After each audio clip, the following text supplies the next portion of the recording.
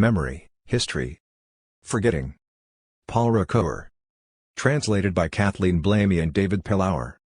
In a special place in the library of the monastery there stands a superb Baroque sculpture.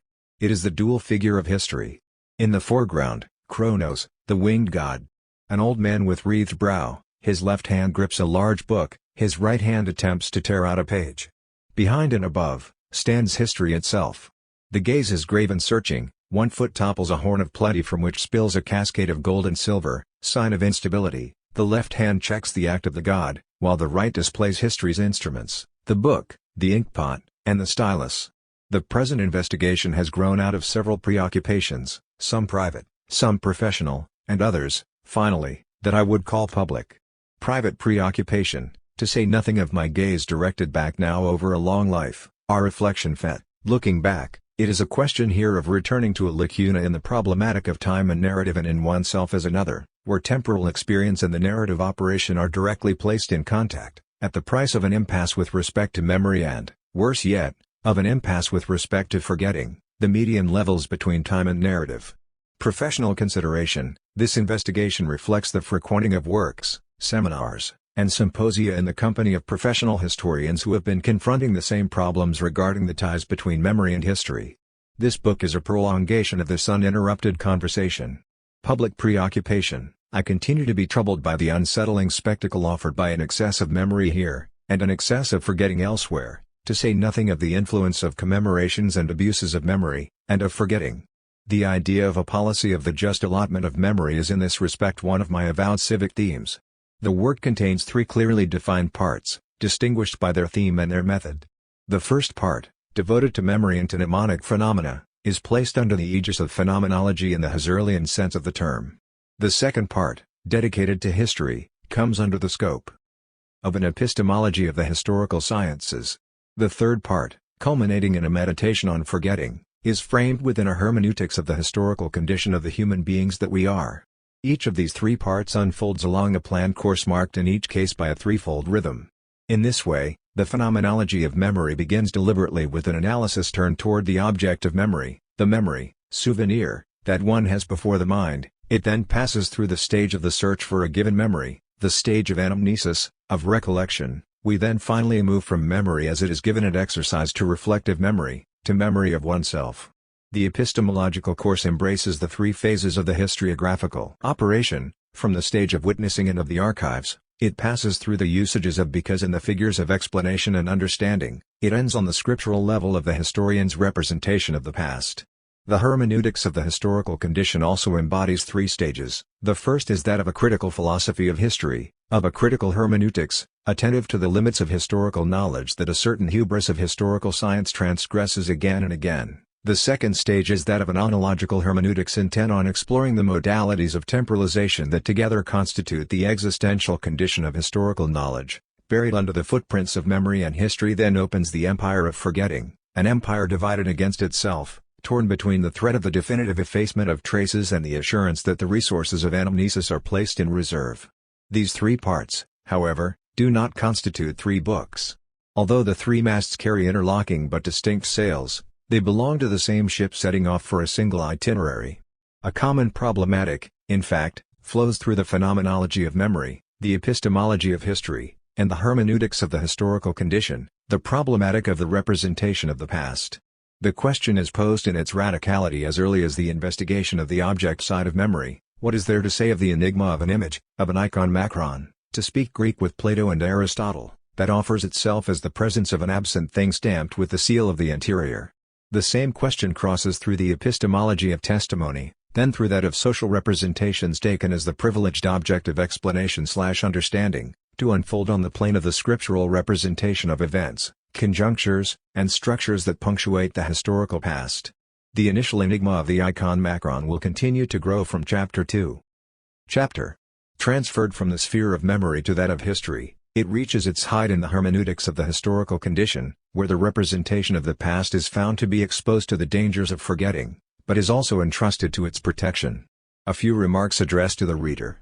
In this book I am trying out a form of presentation I have never used before, in an effort to rid the text of the most burdensome didactic considerations, introducing each theme, Recalling the links with the preceding line of arguments, anticipating subsequent developments, I have placed guidelines to the reader at the main strategic points of the work that will tell the reader at what point I am in the investigation. I hope that this manner of negotiating with the reader's patience will be well received. Another remark: I frequently mention and quote authors belonging to different epochs, but I do not present a history of the problem. I summon this or that author according to the requirements of the argument, without concerning myself with the epoch. This seems to me to be the right of every reader, before whom all the books are open simultaneously. Shall I confess, finally, that I have no fixed rule in the use of I and we, excluding the we of authority and majesty? I prefer to say I when I assume an argument as my own and we when I hope to draw my reader along with me. So let our three-masted ship set sail.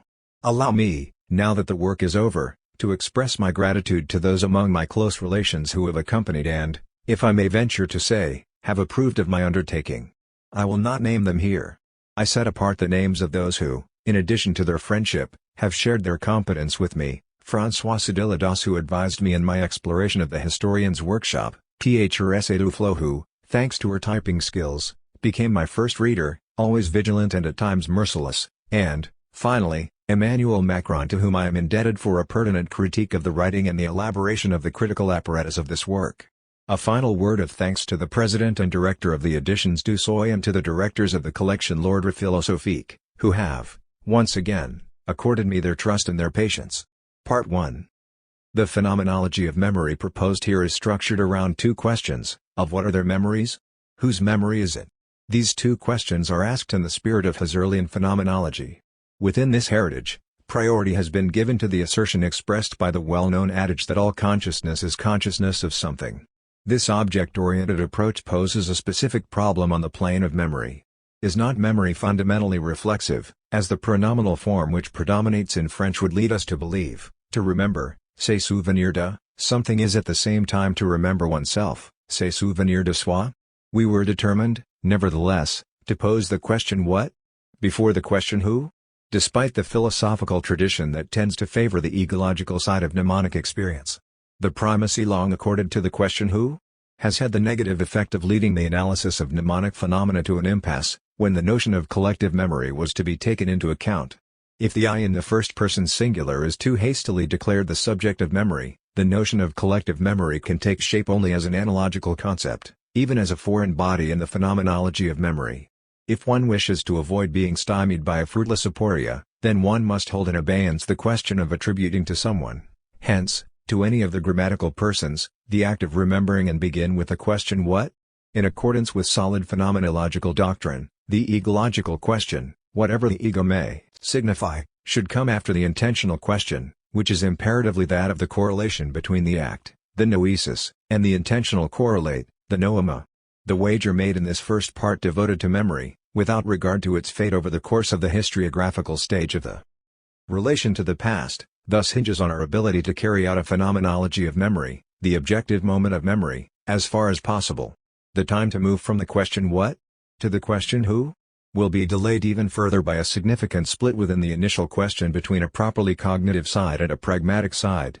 The history of the notions and the words is instructive in this regard. The Greeks had two words mneme macron and anamnesis macron to designate, on the one hand, memory as appearing, ultimately passively, to the point of characterizing as an affection, pathos, the popping into mind of a memory, and, on the other, the memory as an object of a search ordinarily named recall, recollection. Memories, by turns found and sought, are therefore situated at the crossroads of semantics and pragmatics. To remember is to have a memory or to set off in search of a memory. In this sense, the question how? Posed by anamnesis macron tends to separate itself from the question what? More narrowly posed by mneme macron.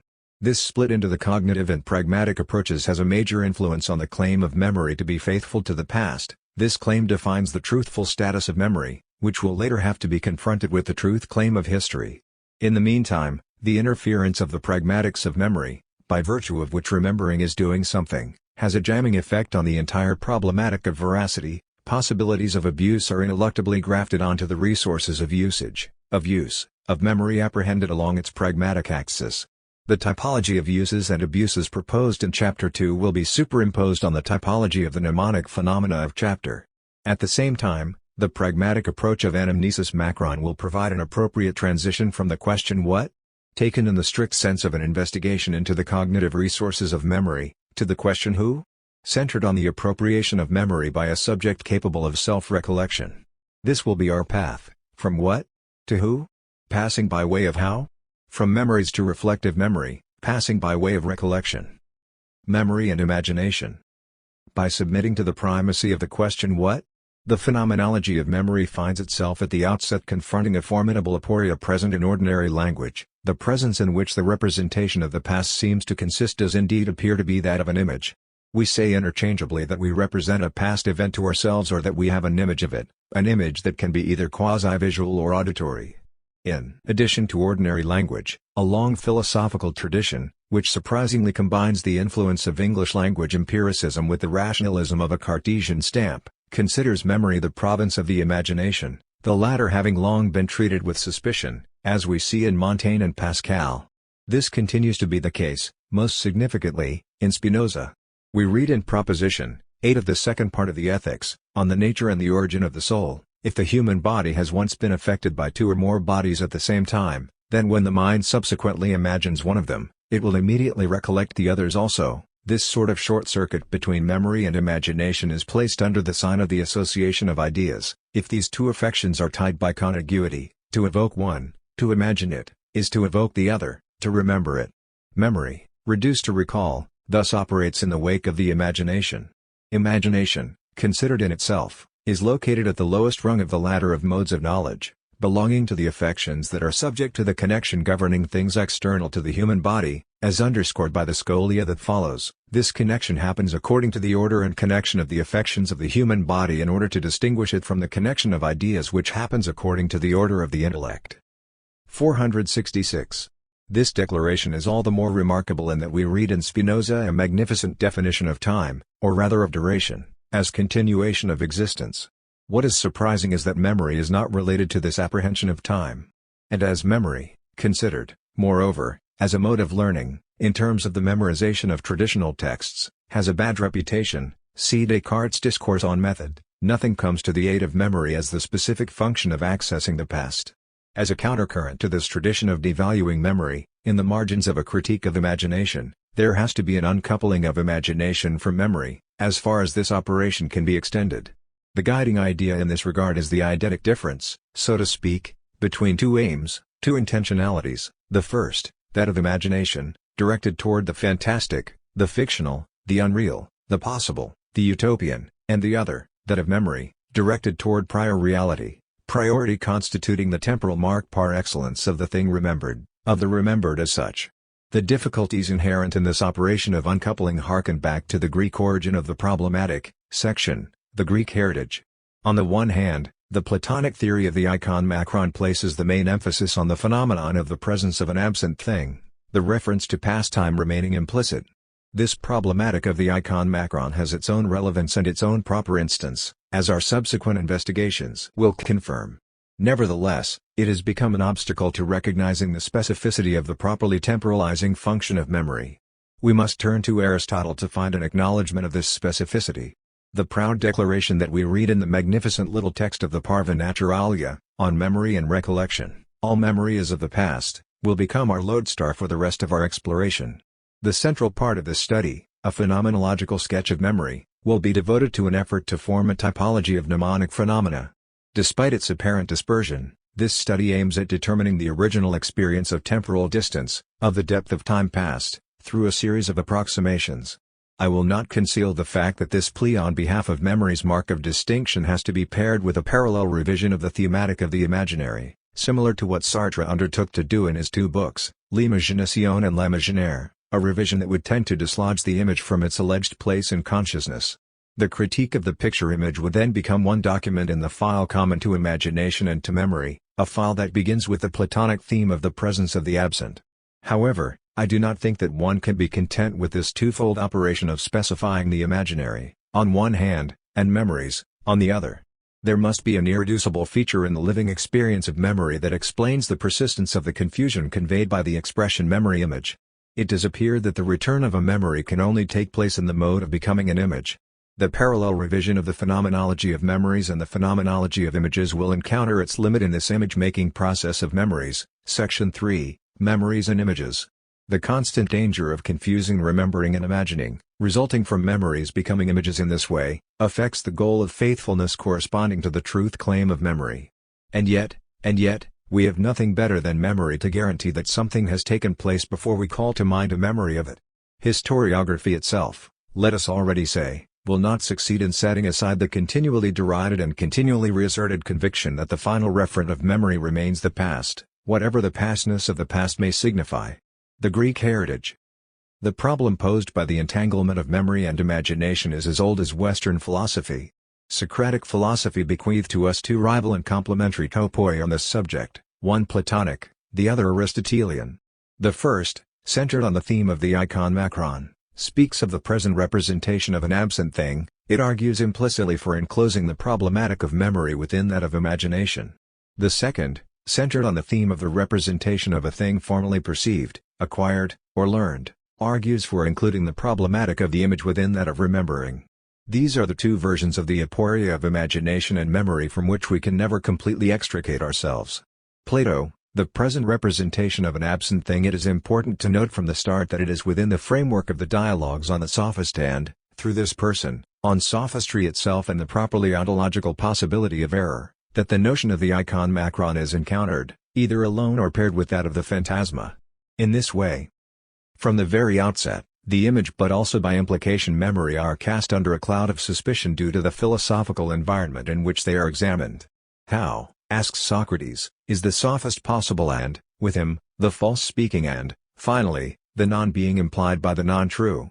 It is within this framework that the two dialogues bearing the titles Theaetetus and Sophist pose the problem. To complicate matters further, the problematic of the icon macron is, in addition, from the outset associated with the imprint, the tupos, through the metaphor of the slab of wax, error being assimilated either to an erasing of marks, semia, or to a mistake akin to that of someone placing his feet in the wrong footprints. We see by this how from the beginning the problem of forgetting is posed, and even twice posed, as the effacement of traces and as a defect in the adjustment of the present image to the imprint left as if by a seal in wax.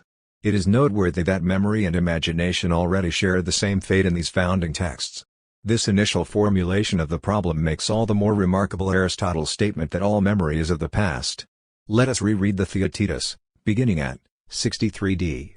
2. We are at the heart of a discussion centered around the possibility of false judgment, which concludes with a reference to the thesis that knowledge is simply perception. 5. 87b. 3. Socrates proposes the following attack. Supposing you were asked, if a man has once come to know a certain thing, and continues to preserve the memory of it, is it possible that, at the moment when he remembers it, he doesn't know this thing that he is remembering? But I am being long-winded, I'm afraid. What I am trying to ask is, can a man who has learned something not know it when he is remembering it? 63d. The strong tie of the entire problematic to heuristic is immediately obvious. Indeed, it is only after having crossed through the lengthy apology of Protagoras, and his open pleading in favor of the measure of man, that a solution begins to dawn. But, before that, an even more pointed question is raised. Now, to begin, do you expect someone to grant you that a man's present memory of something which he has experienced in the past but is no longer experiencing is the same sort of experience as he then had? This is very far from being true. 66b. An insidious question, which leads the entire problematic into what will appear to us to be a trap, namely, resorting to the category of similarity to resolve the enigma of the presence of the absent, an enigma common to imagination and memory. Protagoras tried to enclose the authentic aporia of memories, namely, the presence of the absent, in the heuristic of the present, non-knowledge of past knowledge. Armed with a new confidence in thinking, likened to a dialogue of the soul with itself, Socrates develops a sort of phenomenology of mistakes, where one thing is taken for another. To resolve this paradox he proposes the metaphor of the block of wax. Now I want you to suppose, for the sake of the argument, that we have in our souls a block of wax, larger in one person, smaller in another, and of pure wax in one case, dirtier in another, in some men rather hard, in others rather soft, while in some it is of just the proper consistency. Theaetetus, all right, I'm supposing that. Socrates, we may look upon it, then, as a gift of memory, Mnemosyne, the mother of the Muses. We make impressions upon this of everything we wish to remember, Nemanos I macron. Among the things we have seen or heard or thought of ourselves, we hold the wax under our perceptions and thoughts and take a stamp from them, in the way in which we take the imprints, marks, semia-macron, of signet rings. Whatever is impressed upon the wax we remember and know so long as the image, eidolon macron, remains in the wax. Whatever is obliterated or cannot be impressed, we forget, epilelestai macron, and do not know. 9. D. Let us note that the metaphor of the wax conjoins the problematics of memory and forgetting. There follows a subtle typology of all the possible combinations between the moment of knowledge and the moment of the acquisition of the imprint.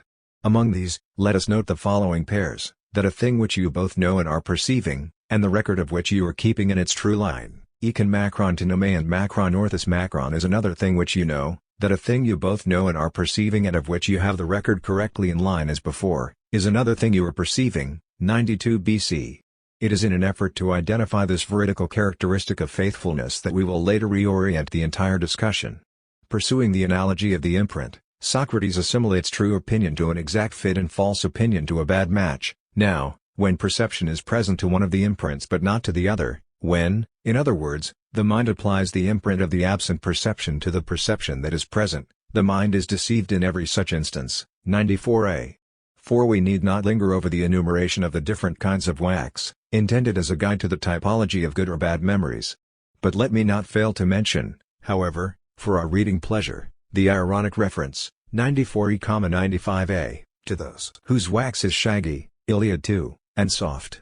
Let us retain the more substantive idea that false opinion resides not in the relations of perceptions to one another, or of thoughts to one another, but in the connecting, synapsis, of perception with thought. 95 CD. The reference to time we might expect from the use of the verb to preserve in memory is not relevant in the framework of an epistemic theory that is concerned with the status of false opinion, hence with judgment and not with memory as such. Its strength is to embrace in full, from the perspective of a phenomenology of mistakes, the aporia of the presence of absence. 5. With regard to its impact on the theory of imagination and of memory, it is the same overarching problematic that is responsible for the shift in metaphor with the allegory of the dovecote. 6. Following this new model, the model of the aviary in the words of Byrne Yeat, we are asked to accept the identification between possessing knowledge and actively using it, in the manner in which holding a bird in the hand differs from keeping it in a cage. In this way, we have moved from the apparently passive metaphor of the imprint left by a seal to a metaphor that stresses power or capacity in the definition of knowledge. The epistemic question is this: does the distinction between a capacity and its exercise make it conceivable that one can judge that something one has learned and whose knowledge one possesses, the birds that someone keeps, is something that one knows, the bird one grabs in the cage? 97 BC? The question touches our discussion inasmuch as a faulty memorization of the rules leads to an error in counting. At first glance, we are far from the instances of errors of fit corresponding to the model of the block of wax. Were these not, nevertheless, comparable to the erroneous use of a capacity and, by this, to a mistake? Had not the imprints to be memorized in order to enter into use in the case of acquired knowledge? In this way the problem of memory is indirectly concerned by what could be considered a phenomenology of mistakes. The failed fit and the faulty grasp are two figures of mistakes.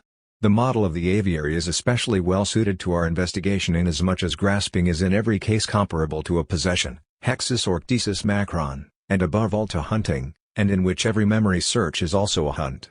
Let us again follow Socrates, when, as a true sophist, he surpasses himself in subtleties, mixing ring doves with doves but also non-doves with real doves. Confusion is rampant not only at the moment of capture but also with respect to the state of possession. 7. By these unexpected divisions and duplications, the analogy of the dovecote, or the model of the aviary, reveals a richness comparable to that of the foot mistakenly placed in the wrong print. To the misfit is added the erroneous grasp, the mistake. However, the fate of the icon macron has been lost from sight. The sophist will lead us back to it. The problematic of the icon macron developed in the sophist comes directly to the aid of the enigma of the presence of absence concentrated in the passage in Theaetetus, 94 related above. 8. What is at stake is the status of the moment of recollection, treated as the recognition of an imprint. The possibility of falsehood is inscribed in this paradox. 9. Let us focus on the key passage in the Sophist in which Plato distinguishes veracity from trickery in the order of imitation. 234 ff. 0. The framework of the discussion resembles that of the Theaetetus. How are sophistry and its art of illusion possible? The stranger and Theaetetus are in agreement in saying that the sophist, Him again!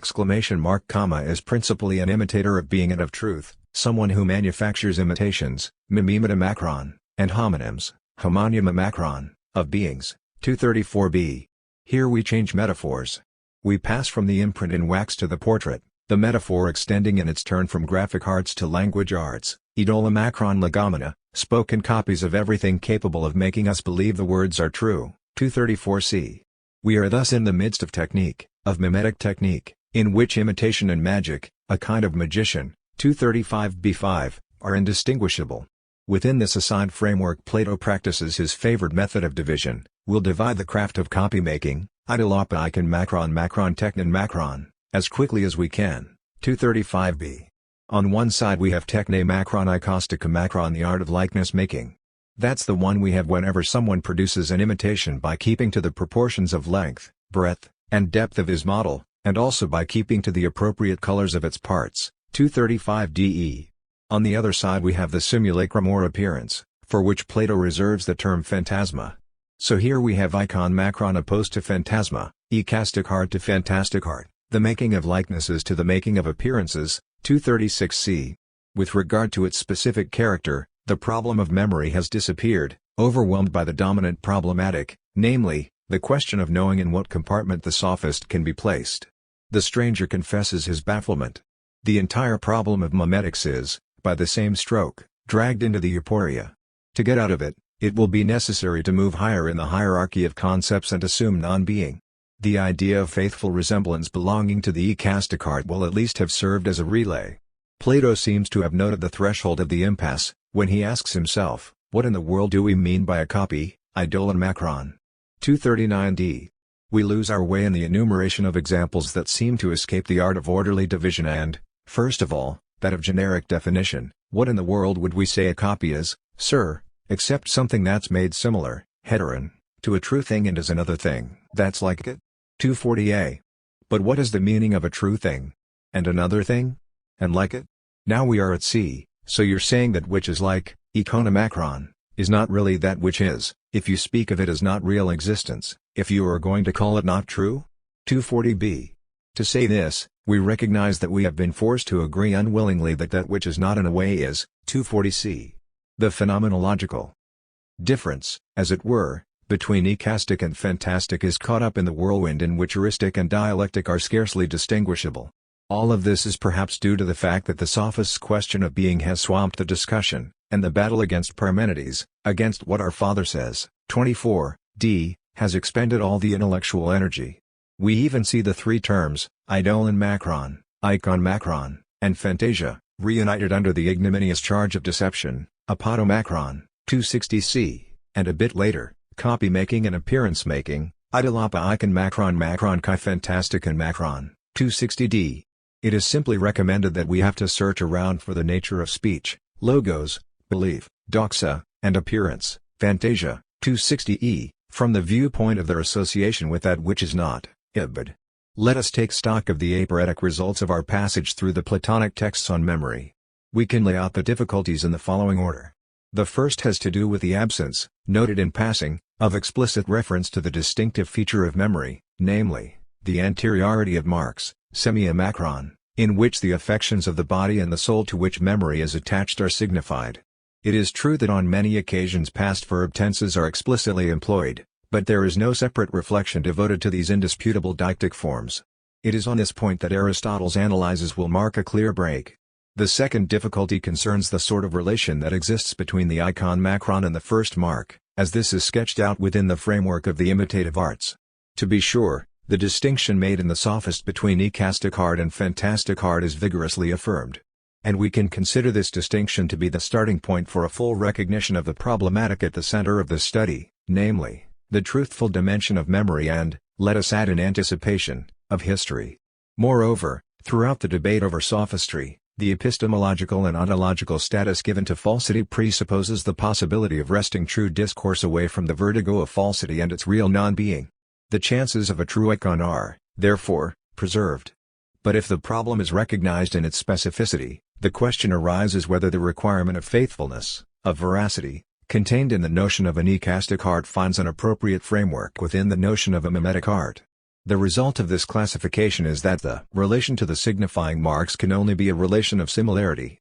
In Time and Narrative, volume, I explored the resources of the concept of mimesis macron and attempted to give it a wider scope at the cost of deepening the split between mimesis macron and imitation as copy. The question nevertheless remains whether the problematic of similarity does not constitute a direct impediment to recognizing the specific features that distinguish memory from imagination. Can the relation to the past be only a variety of mimesis macron? This difficulty will continue to haunt us. If our doubt is well-founded, the idea of faithful resemblance, proper to the ecastic art, will likely turn out to be a mask rather than a waystation in the exploration of the truthful dimension of memory. We have not yet reached the end of the impasse. We saw that Theaetetus linked the study of the icon macron closely to the assumption of a mark comparable to the imprint of a seal upon a block of wax. We recall the terms in which the Theaetetus made the connection between icon macron and tupos. Suppose, for the sake of argument, that we have in our souls a block of wax. 9. C. This assumption is supposed to allow us to solve the puzzle of confusing or mistaking, not to mention the puzzle of the persistence of the marks or, again, that of their effacement in the case of forgetting.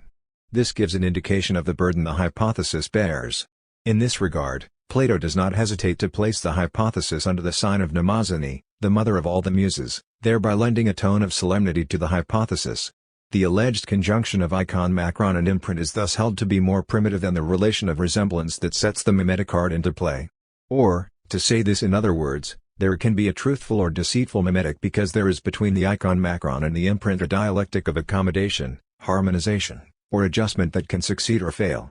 With the problematic of the imprint and that of the relation between icon macron and imprint, we have reached the end point of the entire regressive analysis. This hypothesis, or better, admission, of the imprint has, over the course of the history of ideas, produced a procession of difficulties that have continued to overwhelm not only the theory of memory, but also the theory of history, under another name, the trace. History, according to Mark Bloch, aspires to be a science of traces. It is now possible to lift some of the confusion relative to the use of the word trace in the wake of the term imprint. Applying the Platonic method of division recommended, and practiced, by Plato and the Sophist, I distinguish three major uses of the word trace. I provisionally set aside the traces on which historians work. These are traces that are written and eventually archived. These are the ones Plato has in mind in the myth of the Phaedrus that recounts the invention of writing. We shall return to them in the prelude to Part A. Dividing line will thus be drawn between the external marks of writing properly speaking, of written discourse, and the graphic component inseparable from the ecastic component of the image by virtue of the metaphor of the wax impression. The myth of the Phaedrus will tip the typographical model, upon which David Farrell Krell constructs his interpretation of the Theaetetus, from the intimacy of the soul to the exteriority of the public writing of discourse. The origin of written traces will become for all that more mysterious. Quite another matter is the impression as an affection resulting from the shock of an event that can be said to be striking, marking. This impression is essentially undergone, experienced. It is tacitly presupposed in the very metaphor of the tupos at the moment the seal is pressed into the wax, inasmuch as it is the soul that receives the imprint. Theaetetus, 94c. It is explicitly invoked in the third Platonic text which we will now consider. This text is found in the Philebus 38a 39c. Once again, it is opinion, sometimes true, sometimes false, that is at issue here, in this case in its relation to pleasure and pain, initial candidates in the competition among rival goods presented at the beginning of the dialogue. Socrates proposes, and is it not memory and perception that lead to judgment or the attempt to come to a definite judgment as the case may be? 38b. Protarchus acquiesces. Then comes the example of someone who wants to distinguish, Crinane, what appears to him from afar to be a man. What happens when it is to himself that he addresses his questions? Socrates proposes, that our soul in such a situation is comparable to a book. 38e. How so? Asks Protarchus. The explanation follows: if memory and perceptions concur with other impressions, pathemata at a particular occasion, then they seem to inscribe, graphane, words in our soul, as it were. And if what, the experience, pathema is written is true, then we form a true judgment and a true account of the matter. But if what our scribe, Grammatius, writes is false, then the result will be the opposite of the truth. 39a. 2. And Socrates then proposes another comparison, this time with painting, a variant of graphism. Do you also accept that there is another craftsman, Demiurgos Macron, at work in our soul at the same time? 2. A painter, Zographos Macron, who follows the scribe and provides illustrations, graphai, to his words. 39b. This takes place as a result of a separation between, on the one hand, opinions and discourses accompanied by sensation and, on the other hand, the images he has formed inside himself. 39b. Such is the inscription in the soul to which the Phaedrus will oppose the external marks with which written discourse is constructed. The question posed by this affection impression is therefore twofold. On the one hand, how is it preserved, how does it persist, whether or not it is recalled? On the other, what meaningful relation does it maintain in relation to the marking event, what Plato calls eidolon macron, to avoid confusion with the present icon macron of the absent mark that poses a problem of resemblance with the initial mark. A phenomenology, or hermeneutics, of this sign impression is possible at the limit of what Husserl terms a hyletic discipline. The third use of the mark, the corporeal, cerebral, cortical imprint, as discussed by neuroscience. For the phenomenology of the affection impression, these corporeal imprints are the object of a presupposition concerning external causation, a presupposition whose status is extremely difficult to establish. We shall speak in this instance of a substratum, to indicate the connection of a particular sort between the impressions stemming from the world of experience and the material imprints in the brain belonging to the neurosciences. 3. I shall say nothing more about this here but only point out the differences among these three uses of the indistinct idea of trace written on a material support, affection impression in the soul, corporeal, cerebral, cortical imprint. This is, to my mind, the ineluctable difficulty attached to the status of the imprint in the soul as in a block of wax. It is no longer possible today to avoid the problem of the relations between the cerebral imprint and the experienced impression, between the preservation, storage and the perseverance of the initial affection. I hope to show that this problem, inherited from the old debate over the relations between the soul and the body, and a problem audaciously assumed by Bergson in Matter and Memory, can be posed in terms other than those opposing materialism to spiritualism. Are we not dealing with two different readings of the body, of corporeality, the body as object confronting the body as lived, the parallel now shifting from the analogical plane to the linguistic or semantic plane? Aristotle, Memory is of the past. Aristotle's treatise Perinems Macron Kai and Amnesios Macron, which has come down to us under the Latin title De Memoria et Reminiscentia, part of a collection of 9 small treatises the tradition has named Parva Naturalia, can be placed against the heuristic and dialectic backdrop inherited from Plato. 4. Why a double title? To distinguish, not the persistence of memories in relation to their recall, but their simple presence to mind, which I shall later call simple evocation in my phenomenological sketch, in relation to recollection as a search. Memory, in this particular sense, is directly characterized as affection, pathos, which distinguishes it precisely from recollection. 5. The first question raised is that of the thing remembered. It is here that the key phrase that will accompany my entire investigation is announced. But memory is of the past. 449b. 5. 6. It is the contrast with the future of conjecture and expectation and with the present of sensation, or perception, that imposes this major characterization. And it is under the authority of ordinary language. No one would say, rather he says simply, that the distinction is made. Even more forcefully, it is in one's soul. 7. That one has heard, or perceived, or thought this before. Proteron, 449b 23. This temporal mark raised to the level of language belongs to what below I shall call declarative memory.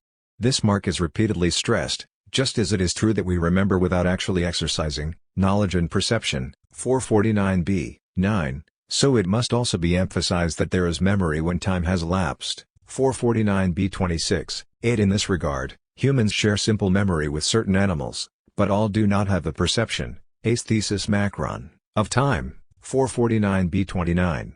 This perception consists in the fact that the mark of anteriority implies the distinction between before and after, earlier and later. Now earlier and later are in time, and chrono, 450a2.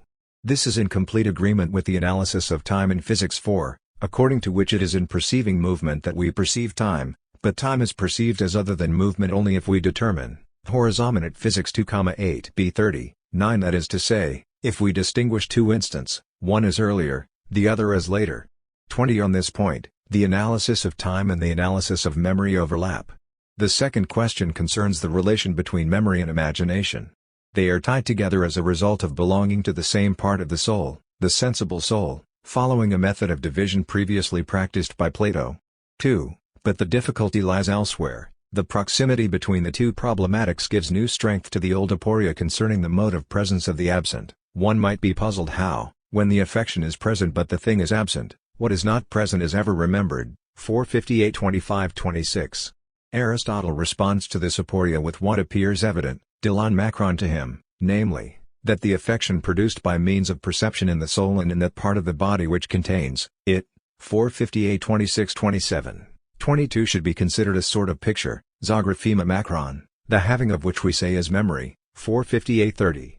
Here, expressed in new terms that will interest us below, we find saddled up again the well-known problematic of the icon Macron and, with it, the imprint, tupos, which is linked to the metaphor of the stamp and the seal. Nevertheless, in contrast to the theaetetus, which places the imprint in the souls, even if it means treating them as impregnable, Aristotle connects the body to the soul and develops on this dual basis a rapid typology of the various effects of imprints, 450b. But our author has not finished with this metaphor. A new aporia arises. If this is the case, he asks, what is it that we remember? Is it the affection or the thing that produced it? If it is the affection, then it is not something absent one remembers. If it is the thing, then how, while perceiving the impression, could we remember the absent thing that we are not at present perceiving? In other words, while perceiving an image, how can we remember something distinct from it? The solution to this aporia resides in the introduction of the category of otherness, inherited from the Platonic dialectic. The addition of the notion of imprint to that of drawing, of inscription, graphi Macron, 23 we would say today, sets us on the path toward a solution. It belongs to the notion of inscription that it contain a reference to the other than affection as such. Absence, as the other of presence. Let us, Aristotle says, consider an example, a drawing of an animal. We can read this drawing in two ways, either we can consider it in itself, as a simple image drawn on a support, or as an icon Macron, a copy, both of our translators right. We can do this because the inscription consists in both things at once, it is itself and the representation of something else, aloof phantasma. Here, Aristotle's vocabulary is precise, he reserves the term phantasma for the inscription itself and that of icon Macron for the reference to the inscription's other. 24 The solution is clever but it has its own difficulties. The metaphor of the imprint, of which that of inscription is held to be a variant, invokes movement, kinesis Macron, from which the imprint results. This movement invokes an external cause, something has made the imprint, while the double reading of the drawing, of the inscription, implies a division within the mental image, today we would say a double intentionally. This new difficulty seems to me to result from the competition between the two models, the impression and the inscription. The theaetetus had paved the way for their confrontation by treating the imprint itself as a signifying mark, a seman Macron. It was then in the seman Macron itself that the external causation of the blow, kinesis Macron, and the actual meaning of the mark, seman Macron, were merged. The secret discordance between the two models emerges in Aristotle's text when the production of the affection is set over against the iconic signification which both translators interpret as copy, hence as resemblance. This conjunction between external stimulation and internal resemblance will remain, for us, the crux of the entire problematic of memory. The contrast between the two chapters of Aristotle's treatise, Mneme Macron and Anamnesis Macron, is more apparent than their belonging to one and the same problematic. The distinction between Mneme Macron and Anamnesis Macron rests on two things. On the one hand, the simple memory arises in the manner of an affection, while recollection 25 consists in an active search. On the other hand, the simple memory is under the dominion of the agent of the imprint, whereas movements and the entire sequence of changes that will be discussed have their principle in us. Nevertheless, the connection between the two chapters is secured by the role played by temporal distance. The act of remembering, mnemon iane Macron, is produced when time has elapsed, princhronisthani Macron, 45, A30. And it is this interval of time, between the initial impression and its return, that recollection traverses. In this sense, time indeed remains the factor common to memory as passion and to recollection as action. This factor, it is true, is almost lost from sight in the details of the analysis of recollection. The reason for this is the emphasis placed from here on the how, on the method of effective recollection. In a general sense, acts of recollection happen because one change, kinesis Macron, is of a nature to occur after another, 45, b. 0. 26 Now this succession can take place by necessity or out of habit, a certain margin of variation, a matter we shall return to below, is thereby preserved, Having said this, the priority given to the methodical side of the search, a term dear to all the Socratics, explains the insistence on the choice of a starting point for the course of the recollection. The initiative of the search thus stems from our capacity for searching. The starting point remains under the command of the explorer of the past, whether the connection that follows is the result of necessity or of habit. What is more, along this course, several paths remain open leading from this same starting point. The metaphor of making one's way is thus induced by that of change. This is why the quest can mistakenly take the wrong track, and luck can always play a role. But the question of time is not lost from sight during these exercises of methodical remembering. The main thing is that one must know the time, 452b7. This knowledge has to do with the measurement of the intervals elapsed, whether precise or indeterminate. In both cases, the estimation of more or less is part and parcel of this knowledge. And this estimation depends on the power to distinguish and compare magnitudes, whether of greater or smaller distances or dimensions. This estimation extends to the notion of proportion. Aristotle's words confirm the thesis that the notion of temporal distance is inherent in the essence of memory and assures the distinction in principle between memory and imagination. Moreover, the role played by the estimation of lapses of time underscores the rational side of recollection. This search constitutes a sort of reasoning, syllogismos, 453a, 3,4. This does not prevent the body's being involved in the sort of affection that is displayed in the hunt for the image, phantasma, 453a, 6. In contrast to a reductive reading, this approach has produced a number of traditions of interpretation. First, the tradition of ars memoriae, which consists, as we shall say in Chapter 2, in a form of memory training in which the operation of memorization prevails over the recollection of individual events of the past. Second, the associationism of modern philosophers, which, as Sorabji's commentary underscores, draws solid support from Aristotle's text. The text, however, also leaves room for a third conception, in which the accent is placed on the dynamism, the invention of connections, as in Bergson's analysis of the effort to recall. At the end of our reading and interpretation of Aristotle's De Memoria et Reminiscentia, we are in a position to attempt an evaluation of the contribution of this treatise to a phenomenology of memory. Its major contribution lies in the distinction between mneme-macron and anamnesis-macron. We will encounter it below in a different vocabulary, with the terms simple evocation and effort to recall. By drawing a line in this way between the simple presence of memories and the act of recollection, Aristotle has preserved for all time a space for discussion worthy of the fundamental aporia brought to light by the Theaetetus, namely, the presence of the absent. The results of his contribution to this discussion are mixed. On the one hand, he sharpened the point of the enigma by making the reference to time the distinctive note of memory in the field of the imagination. With memory, the absent bears the temporal mark of the antecedent. On the other hand, by assuming the category of icon-macron for the framework of the discussion, in connection with the category of tupos, he is in danger of pursuing the aporia to the point of impasse. The impasse is even twofold. On the one hand, throughout our investigation there will remain the troublesome question of determining whether the relation between the memory image and the initial impression is one of resemblance, even of a copy. Plato had approached this difficulty by taking as his target the deceit inherent in this kind of relation, and in the Sophist he had even tried to distinguish between two mimetic arts, the fantastic art, deceitful by nature, and the ecastic art, capable of veracity. Aristotle appears to be unaware of the risks of error or illusion attaching to the conception of icon-macron centered on resemblance. By holding at bay the misfortunes of the imagination and of memory, he may have wanted to shield these phenomena from the quarrels fomented by the Sophists, reserving his reply and his attacks on them for his metaphysics, principally in the framework of the problem of the self-identity of Wisa. However, by not taking into account the degrees of fallibility belonging to memory, he removed the notion of iconic resemblance from the discussion. Another impasse, by taking for granted the tie between icon-macron and tupos, he adds to the difficulties of the image as a copy those belonging to the notion of the imprint. But what of the relation between the external cause, motion, producing the imprint and the initial affection targeted by and in memory? To be sure, Aristotle has made great strides in the discussion by introducing the category of otherness into the very heart of the relation between the icon-macron, reinterpreted as an inscription, and the initial affection. Having done this, he begins to advance the concept of resemblance, which, moreover, had not been challenged. But the paradoxes of the imprint will continue to re-emerge, primarily with the question of the material causes of the anamnesis-macron of memory, prior to its recall.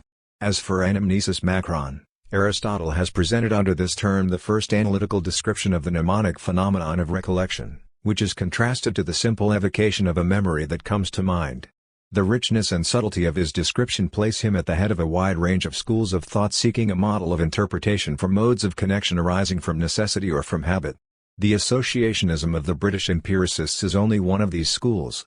The astonishing thing, however, is that Aristotle retained the very term anamnesis makron, one of the key words of Plato's philosophy, from the Meno through the other great dialogues, to describe recollection as it operates under ordinary conditions. How are we to explain this faithful use of terms? Reverence due to his teacher? An appeal to authority suitable for covering an analysis that, nonetheless, naturalizes the grandiose vision of a knowledge lost at birth and recalled by study? Worse, betrayal disguised as faithfulness? Conjectures are endless. But none of those just mentioned goes beyond the level of the psychology of the author. Each draws its plausibility from the presumed thematic tie held to exist between the anamnesis makron of Plato and that of Aristotle. This thematic tie is twofold. It is, first of all, on the plane of the aporia, the heritage of icon makron and of tupos, coming from the Theaetetus and the sophist. For Plato, these categories were held to account for the possibility of sophistry and for the very existence of the sophist, and so to stand in the position of counterpoint to the theory of reminiscence, which accounted only for the happy memory of the young slave of the Meno. With Aristotle, icon makron and tupos are the only categories available to account for the functioning of everyday memory. They no longer designate simply an aporia, but the direction in which this aporia has to be resolved. There is, however, an even stronger connection between Plato and Aristotle than that of the aporia on the path toward resolution. This tie has to do with their faithfulness to Socrates in the use of the two emblematic terms, learning and seeking. One must first have learned and then painfully seek. Because of Socrates, Aristotle was unable to, nor did he want to, forget Plato's anamnesis makron. A phenomenological sketch of memory. Allow me to open the following sketch by making two remarks. The first is in the guise of a warning against the tendency of many authors to approach memory on the basis of its deficiencies, even its dysfunctions, tendencies whose legitimate place we will indicate later. 27. It is important, in my opinion, to approach the description of mnemonic phenomena from the standpoint of the capacities, of which they are the happy realization. 28. In order to do this, I shall present in the least scholarly manner possible the phenomena that, in the ordinary language of everyday life, are placed under the heading of memory. What, in the final analysis, will justify taking this position in favor of good memory is my conviction, which the remainder of this study will seek to establish, that we have no other resource, concerning our reference to the past, except memory itself. To memory is tied an ambition, a claim, that of being faithful to the past. In this respect, the deficiencies stemming from forgetting, which we shall discuss in good time, should not be treated straight away as pathological forms, as dysfunctions, but as the shadowy underside of the bright region of memory, which binds us to what has passed before we remember it. If we can reproach memory with being unreliable, it is precisely because it is our one and only resource for signifying the past character of what we declare we remember.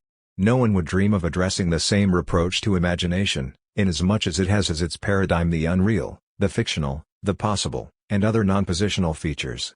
The truthful ambition of memory has its own merits, which deserve to be recognized before any consideration is given to the pathological deficiencies and the non-pathological weaknesses of memory, some of which will be examined in the next section of this study, even before the confrontation with the deficiencies examined in the following study under the heading, Abuses of Memory. To put it bluntly, we have nothing better than memory to signify that something has taken place, has occurred, has happened before we declare that we remember it. False testimonies, which we shall discuss in the second part, can be unmasked only by a critical agency that can do nothing better than to oppose those accounts reputed to be more reliable to the testimony under suspicion. For, as will be shown, testimony constitutes the fundamental transitional structure between memory and history. Second remark. Contrary to the polysemy, which, at first sight, seems sufficient to discourage even the most modest attempt at ordering the semantic field encompassed by the term memory, it is possible to sketch a splintered, but not radically dispersed, phenomenology in which the relation to time remains the ultimate and sole guideline. But this guideline can be held with a firm hand only if we succeed in showing that the relation to time of the various mnemonic modes encountered by our description is itself susceptible to a relatively well-ordered typology that is not exhausted, for example, by the case of the memory of a one-time event that occurred in the past. This second wager of our undertaking builds upon the minimal coherence of the assertion borrowed from Aristotle at the beginning of this study, according to which memory is of the past. But the being of the past can be said in many ways, in keeping with the famous passage from Aristotle's Metaphysics that being is said in many ways. The first expression of the splintered nature of this phenomenology stems from the object-oriented character of memory. We remember something. In this sense a distinction must be made in language between memory, la mémoire, as intention, and memory, le souvenir, as the thing intended. We say memory, la mémoire, and memories, les souvenirs. Fundamentally, what is at issue here is a phenomenology of memories. In this regard, Latin and Greek use the preterite forms, genomenu, praeterita. It is in this sense that I speak of past things. Indeed, once the past has been distinguished from the present in the memory of memories, then it is easy for reflection to distinguish at the heart of remembering the question what? From how? And from who? Following the rhythm of our three phenomenological chapters. In Husserlian terminology, this is the distinction between the noesis of remembering and the noema of memories. The first feature characterizing the domain of memories is their multiplicity and their varying degrees of distinctness. Memory in the singular is a capacity, an effectuation. Memories are in the plural. We have memories. It is even said, unkindly, that the old have more memories than the young but less memory. Later we shall evoke Augustine's brilliant description of memories that spill over the threshold of memory, presenting themselves one by one or in bunches according to the complex relations of their themes or circumstances, or in sequences more or less amenable to being put into narrative form. In this regard, memories can be treated as discrete forms with more or less discernible borders, set off against what could be called a memorial backdrop, which can be a source of pleasant occupation in states of anamnesis macron. The most important feature, however, is the following: it has to do with the privilege spontaneously accorded to events among all the things we remember. In terms of the analysis we shall later borrow from Bergson, the thing remembered is plainly identified with a singular, unrepeatable event, for example a given reading of a memorized text. Is this always the case? To be sure, as we shall say in conclusion, the memory event is in a way paradigmatic, to the extent that it is the phenomenal equivalent of a physical event. The event is simply what happens. It takes place. It passes and occurs, c'est passé. It happens, it comes about. It constitutes what is at stake in the third cosmological antinomy of the Kantian dialectic: either it results from something prior in accord with necessary causation, or else it proceeds from freedom, in accord with spontaneous causation. On the phenomenological level, on which we have situated ourselves here, we say that we remember what we have done, experienced, or learned in a particular instance. But a range of typical cases unfolds between the two extremes of singular events and generalities, which can be termed states of affairs. Still closely resembling a unique event, we find discrete appearances, a certain sunset one particular summer evening, the singular faces of our loved ones, words heard according to their manner of utterance each time new, more or less memorable meetings, which we shall divide up again below following other criteria of variation. Things and people do not simply appear, they reappear as being the same, and it is in accordance with this sameness of reappearing that we remember them. In the same way, we recall names, addresses, and telephone numbers.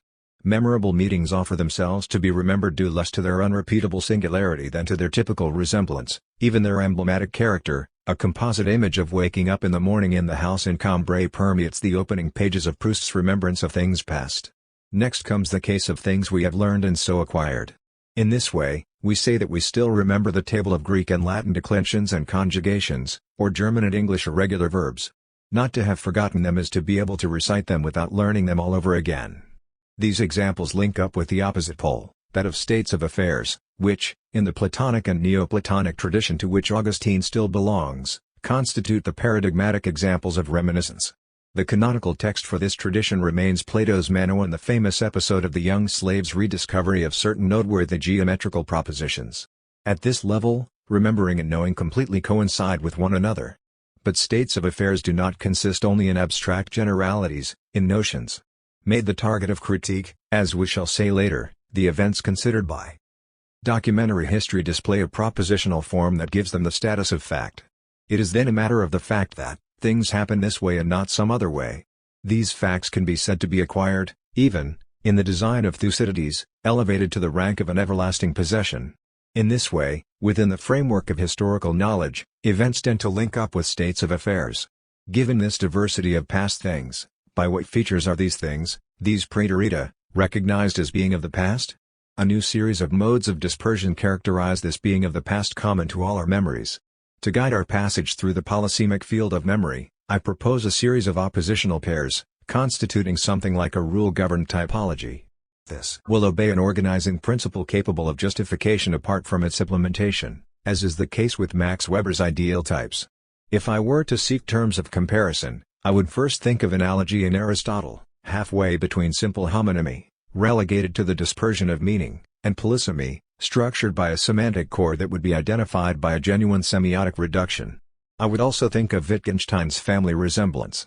The reason for the relative indeterminacy of the epistemological status of the classification proposed has to do with the interconnection between preverbal experience, what I call lived experience, translating the Erlebnis of Husserlian phenomenology, and the work of language that ineluctably places phenomenology on the path of interpretation, hence of hermeneutics. Now the working concepts that prime the interpretation and direct the ordering of the thematic concepts proposed here, escape the mastery of meaning that a total reflection would want to command. More than others, the phenomena of memory, so closely connected to what we are, oppose the most obstinate of resistances to the hubris of total reflection. 29. The first pair of oppositions is formed by habit and memory.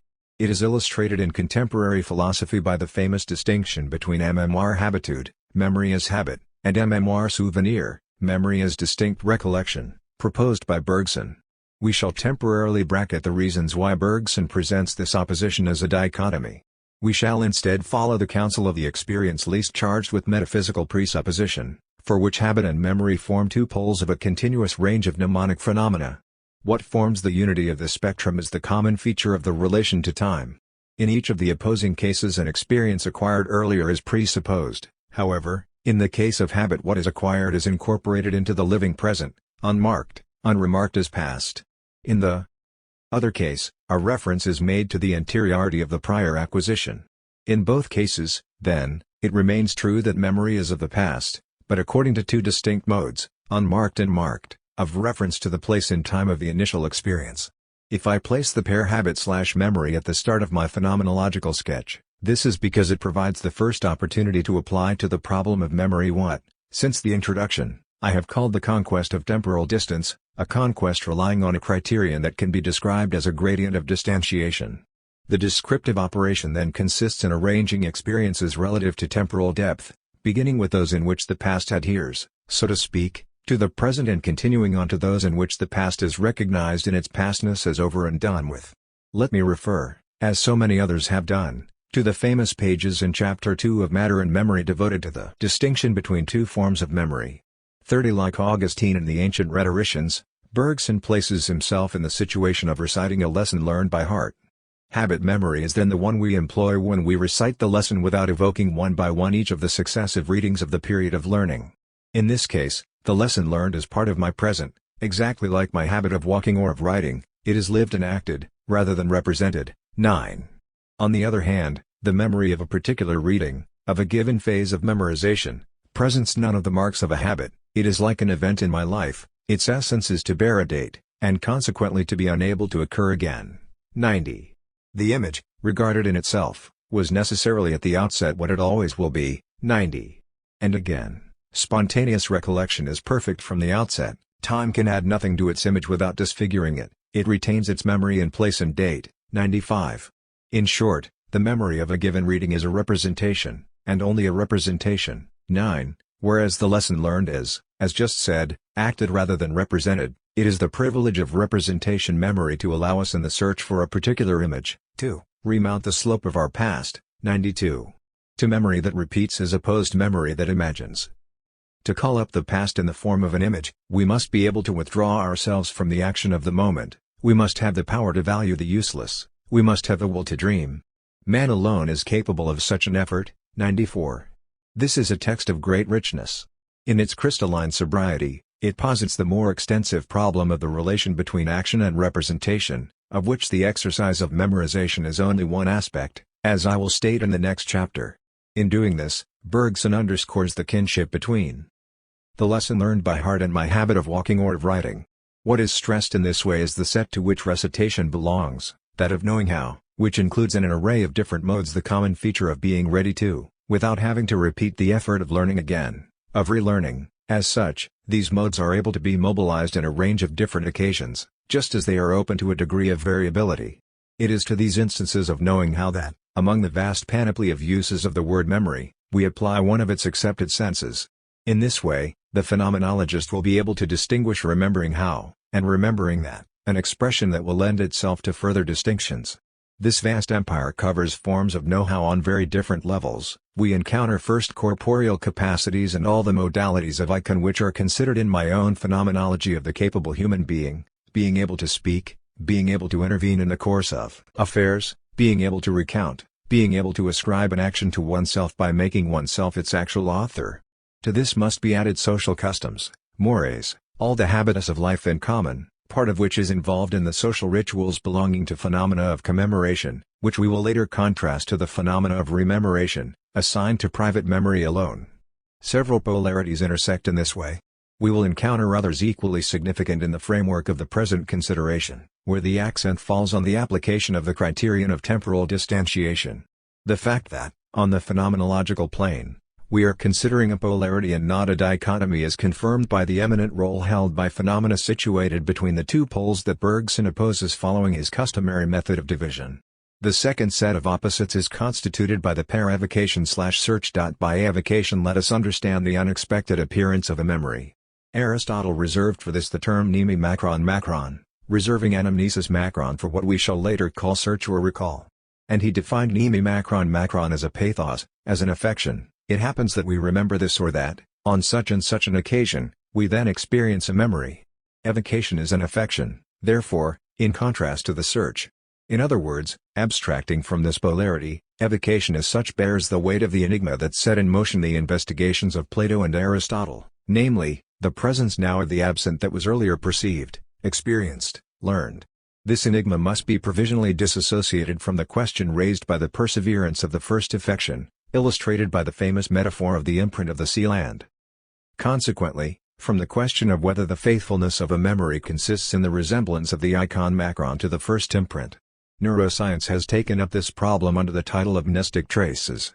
This problem must not monopolize our attention. Phenomenologically speaking, we know nothing of the corporeal, and more precisely cortical, substratum of evocation, nor are we clear about the epistemological status of the correlation between the formation, conservation, and activation of these mnestic traces and the phenomena that fall under the phenomenological gaze.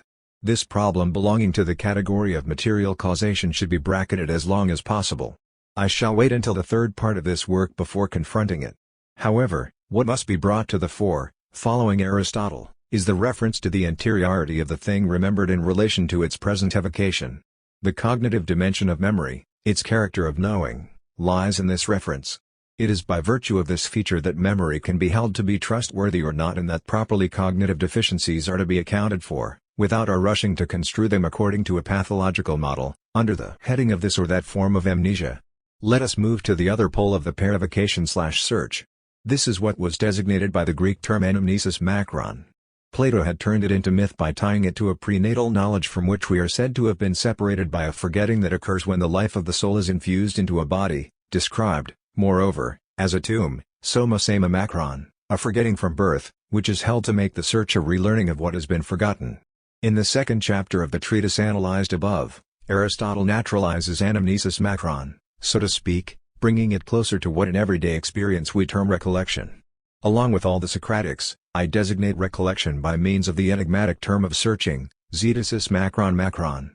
The break with Platonic anamnesis macron is nevertheless not complete, to the extent that the ana of anamnesis macron signifies returning to, retaking, recovering what had earlier been seen, experienced, or learned, hence signifies, in a sense, repetition.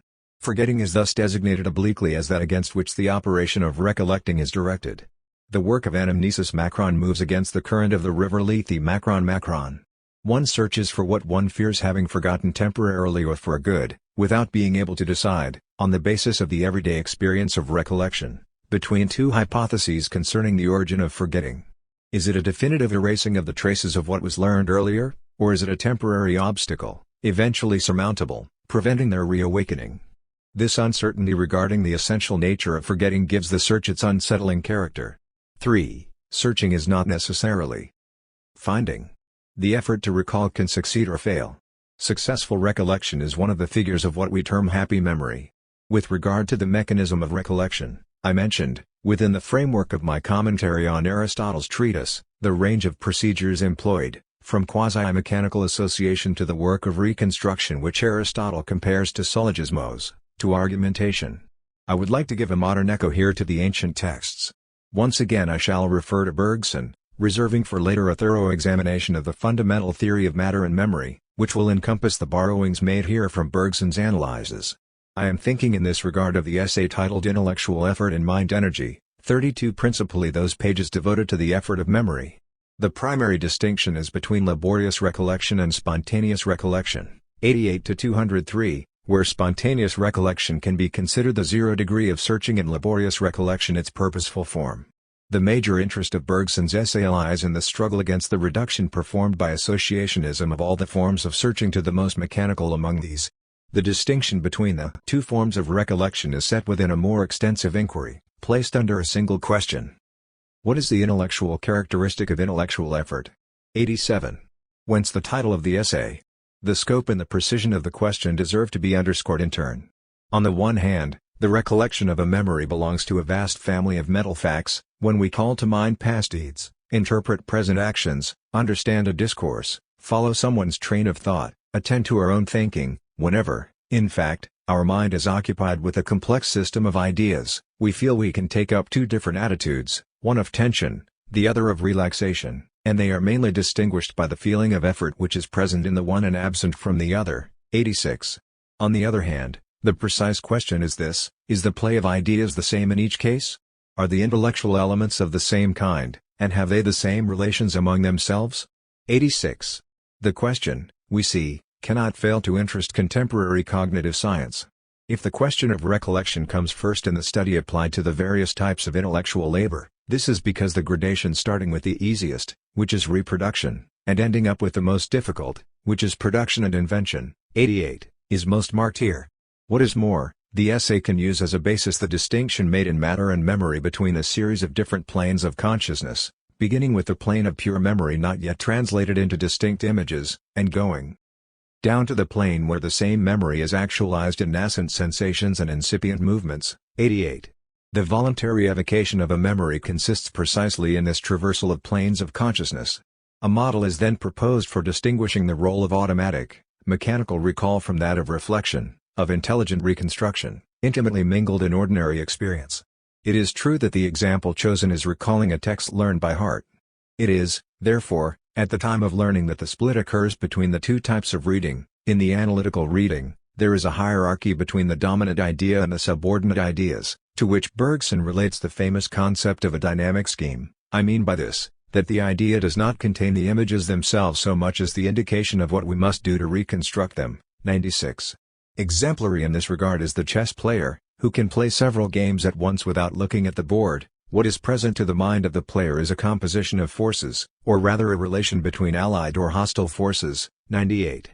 Each game is thus memorized as a whole following its own profile. It is, therefore, in the method of learning that we must seek the key to the phenomenon of recollection, for example, that of the troublesome search for a recalcitrant name, an impression of strangeness, but not of strangeness in general. 99. The dynamic scheme acts as a guide indicating a certain direction of effort. 200.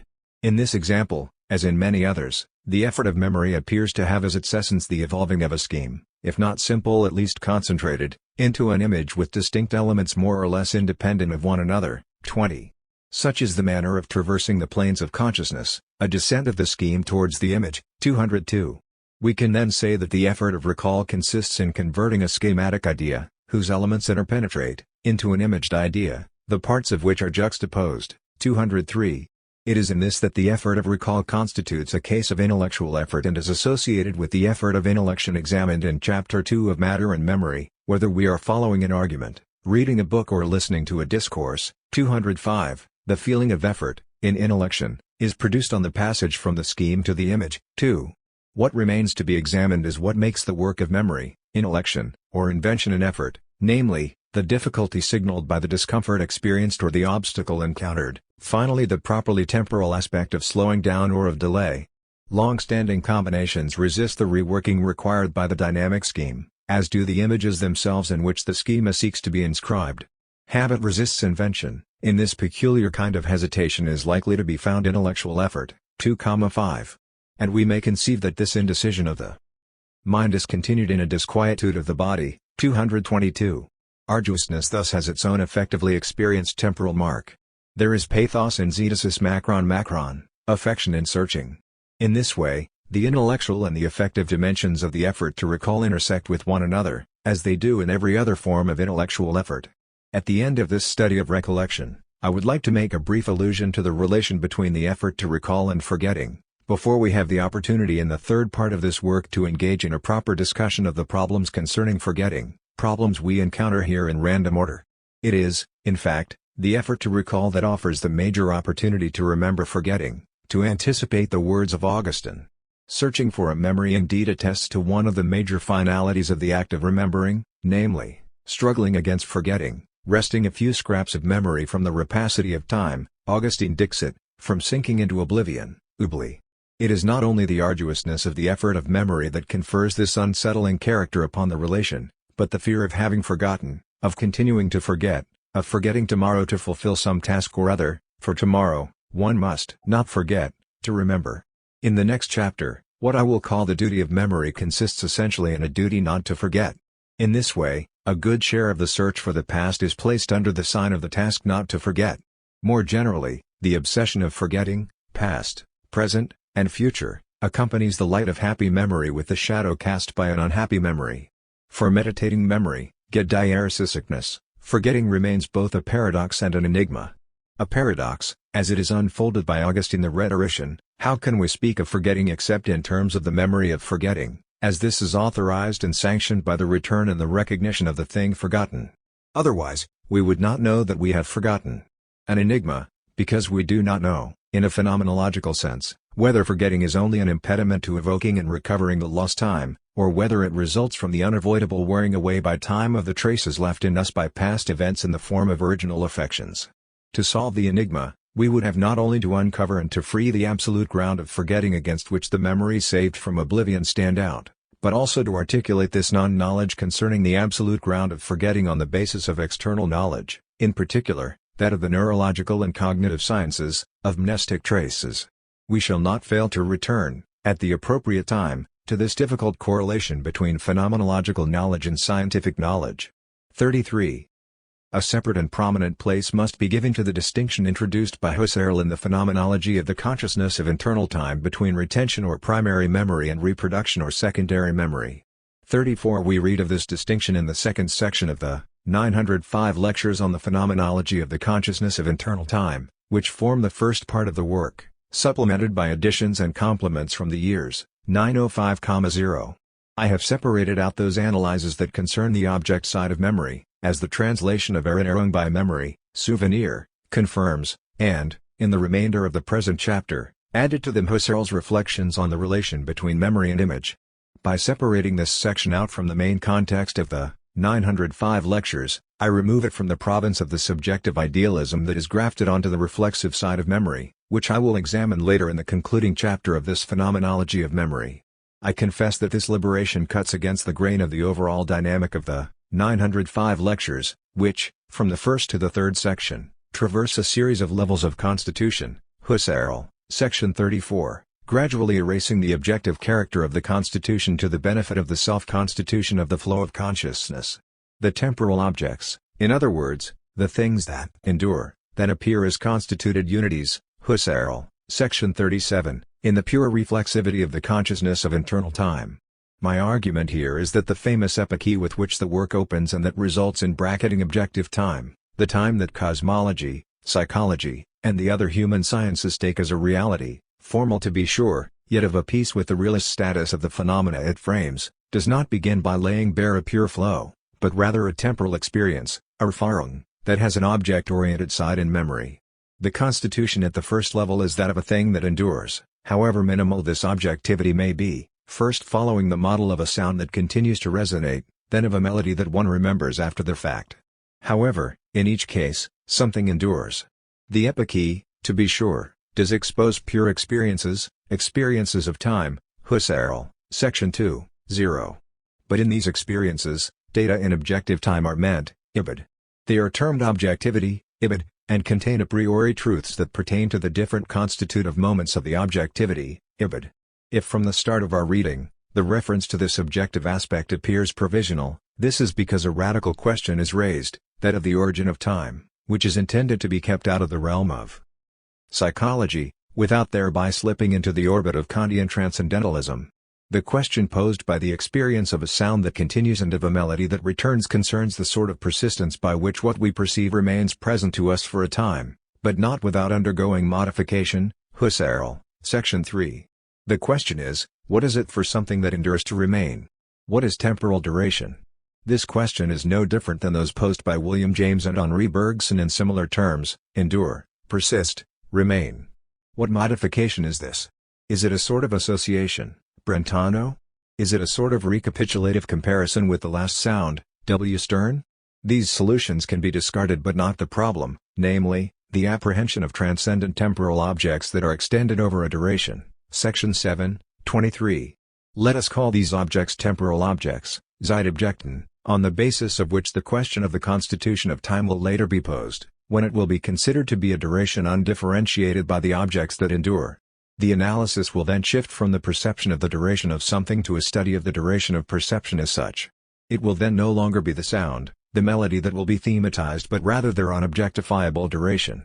Just before this change of emphasis, the noteworthy distinction between immediate memory or retention and secondary memory, recollection, or reproduction will become meaningful. The experience described has a pivotal point, the present of the sound that resonates now. When it begins to sound, I hear it as now, but while it continues to sound it has an ever new now, and the now that immediately precedes it changes into a past. Section 7, 25. It is this modification that constitutes the theme of the description. There is an ever new now. The situation described is in this regard no different from that considered by Augustine in Book of the Confessions. The modification is of the present. Of course, Augustine is unaware of the bracketing of every transcendent thesis and the reduction of the sound to a pure hyletic datum. Section 8, 25. But the idea that something begins and ceases, begins and recedes after it ends into the most distant past, is common. What is then proposed is the idea of retention. In this sinking back, I still hold on to it, have it in a retention. And as long as the retention lasts, the tone has its own temporality. 25. At this stage of the analysis the two propositions coincide, the sound is the same, its duration is the same. Later, the second one will assimilate the first one. We will then pass from the phenomenology of memory to that of the consciousness of internal time. The transition is prepared by the remark that I can direct my attention to the way in which it is given. 25. Then the modes and their continuity, in a continual flow, will move to resonates now. When it begins to sound, I hear it as now, but while it continues to sound it has an ever new now, and the now that immediately precedes it changes into a past. Section 7, 25. It is this modification that constitutes the theme of the description. There is an ever new now. The situation described is in this regard no different from that considered by Augustine in Book of the Confessions. The modification is of the present. Of course, Augustine is unaware of the bracketing of every transcendent thesis and the reduction of the sound to a pure hyletic datum. Section 8, 25. But the idea that something begins and ceases, begins and recedes after it ends into the most distant past, is common. What is then proposed is the idea of retention. In this sinking back, I still hold on to it, have it in a retention. And as long as the retention lasts, the tone has its own temporality. 25. At this stage of the analysis the two propositions coincide, the sound is the same, its duration is the same. Later, the second one will assimilate the first one. We will then pass from the phenomenology of memory to that of the consciousness of internal time. The transition is prepared by the remark that I can direct my attention to the way in which it is given. 25. Then the modes and their continuity, in a continual flow, will move to forefront. This, however, will not eliminate the reference to the now that, at the start of the analysis with which we are concerned here, is the phase of a sound, that phase termed consciousness of the commencing tone ibid. The tone is given, that is, I am conscious of it as now. At a later stage of the analysis, this stubborn reference to the present will attest to the reign of what Heidegger and those influenced by him denounce as a metaphysics of presence. On the level to which I am confining the analysis here, the reference to the present links up with the everyday experience that we have of things that begin, continue, and cease to appear. Beginning constitutes an undeniable experience.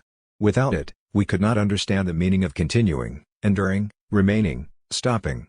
And always, there is something that begins and ceases.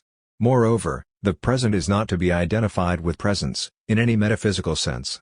The phenomenology of perception does not even have any exclusive right regarding the description of the present. The present is also the present of enjoyment and suffering and, more significantly for an investigation of historical knowledge, the present of initiative. The reproach that can legitimately be made to Husserl, at this preliminary stage of his analysis, is to have enclosed the phenomenology of the present within perceived objectivity at the expense of effective and practical objectivity. Within these limits, his thesis is simply that perception is not instantaneous, that retention is not a form of imagination, but consists in a modification of perception. The perception of something has a duration. The distance from the actually present now point, is still a phenomenon of perception and not of imagination. It is with regard to something that we say it endures. The consciousness, the experience, is related to its object by means of an appearance in which precisely the object in its way of appearing stands before us. The phenomenology of memory is initially that of memories, if by this is understood the object in its way of appearing. What is called present, past, are its running-off characters, eminently immanent phenomena in the sense of a transcendence reduced to its hyletic status. If attention is observable in the analysis, before the appearance of the distinction between retention and remembering, it is between fixing on the actual now and the indivisibility into fragments of the phenomenon of running off. But Husserl should not be reproached for this tension, as though it were the inconsequential result of a metaphysical complacency. It is constitutive of the phenomena described. We can indeed pass without stopping, like time itself, from one phase to the other of the duration of the same object, or stop at one phase. The beginning is simply the most remarkable of these stopping points, but cessation is just as remarkable. In this way, we begin doing something and we stop doing it. Acting, in particular, has its nuts and its swells, its fits and its starts. Acting is muscular. And in the smoother succession of perception, the distinction between beginning, continuing, and stopping is perfectly reasonable.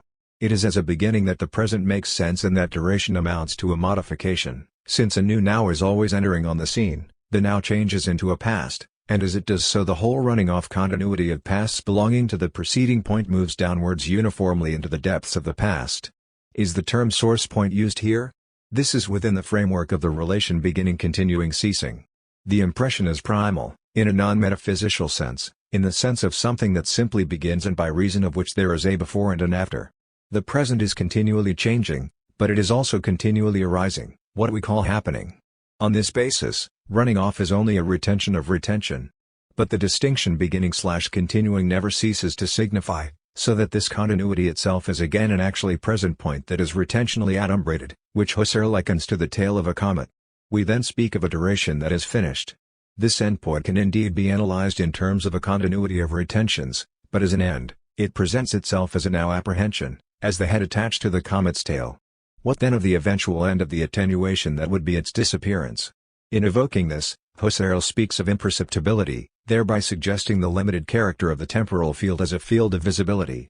This remark is also valid for the diagram in No Ending of Retention is foreseen there. Husserl's note, which, according to certain authors, would allow for both an admission that forgetting is unavoidable and that there is an unconscious persistence of the past. In summary, to term primal the past instant proper to retention is to deny that this is a figuration in terms of images. It is this distinction that we will take up anew on the basis of the unpublished texts and in relation to a different cycle of analyses tied to the positional/non-positional opposition. In the lectures the opposition between impressional and retentional predominates. This distinction suffices to separate the now of consciousness from the just past that gives a temporal extension to perception. An opposition to the imaginary is nevertheless already in place. In truth, it existed as early as the critique of Brentano in the first section. As for the distinction between impression and retention, the focus of our discussion here, it derives, according to Husserl, from an eidetic necessity. This is not given de facto. We teach the a priori necessity that a corresponding perception, or a corresponding primal impression, precede the retention. In other words, for something that endures, continuing presupposes beginning. One might raise certain Bergsonian reservations about the equivalence between the now and the point, but not about the distinction between beginning and continuing. This distinction is constitutive of the phenomenology of memory, of that memory of which it is said, "Givenness of the past is memory." And this givenness necessarily includes a moment of negativity. The retention is not the impression, the continuity is not a beginning. In this sense, Retention is not now, past and now exclude one another. To endure is in a certain way to go beyond this exclusion. To endure is to remain the same. This is what is signified by the word modification. It is in relation to this exclusion, to this primordial not now, of the past nevertheless retained that a new kind of polarity is suggested within the not know of memory itself. This is the polarity of primary memory and secondary memory, of retention and reproduction. Reproduction assumes that the primary memory of a temporal object such as melody has disappeared and that it comes back. Retention still hangs on to the perception of the moment. Secondary memory is no longer presentation at all, it is representation. It is the same melody but heard as it were. The melody heard earlier in person is now remembered, represented. The memory itself can in turn be retained in the mode of having just been remembered, represented, reproduced. All the distinctions suggested elsewhere between spontaneous and laborious evocation as well as those concerning degrees of clarity can be applied to this modality of secondary memory. The essential thing is that the reproduced temporal object has no longer a foot, so to speak, in perception. It has removed itself. It is really past. And yet it links up with, it follows after the present and its comet's tail. The interval is what we name a lapse of time. At the time of the lectures and the supplements, reproduction is classified among the modes of imagination Appendix I. The distinction remains to be made between thematizing and dethematizing imagination, the sole tie between them being absence, a major bifurcation recognized by Plato, in terms of mimetic art, in the distinction between the fantastic and the iconic. Speaking here of the reproduction of duration, Husserl implicitly evokes the differential thetic character of memory. The fact that reproduction is also imagination, is Brentano's limited truth. In negative terms, to reproduce is not to give in person. To be given once again is not to have just been given. The difference is no longer continuous, but discontinuous. The formidable question is then posed, that of knowing under what conditions reproduction is reproduction of the past. The difference between imagination and recollection depends on the answer to this question. It is then the positional dimension of recollection that makes the difference. Recollection, on the other hand, posits what is reproduced and in this positing gives it a position in relation to the actually present now and to the sphere of the original temporal field to which the recollection itself belongs. Husserl refers here to Appendix III. The nexus intentions of perception and memory, the modes of time consciousness. At this price, the reproduced now can be said to coincide with the past now. This double intentionally corresponds to what Bergson and others have called recognition, the conclusion to a happy quest.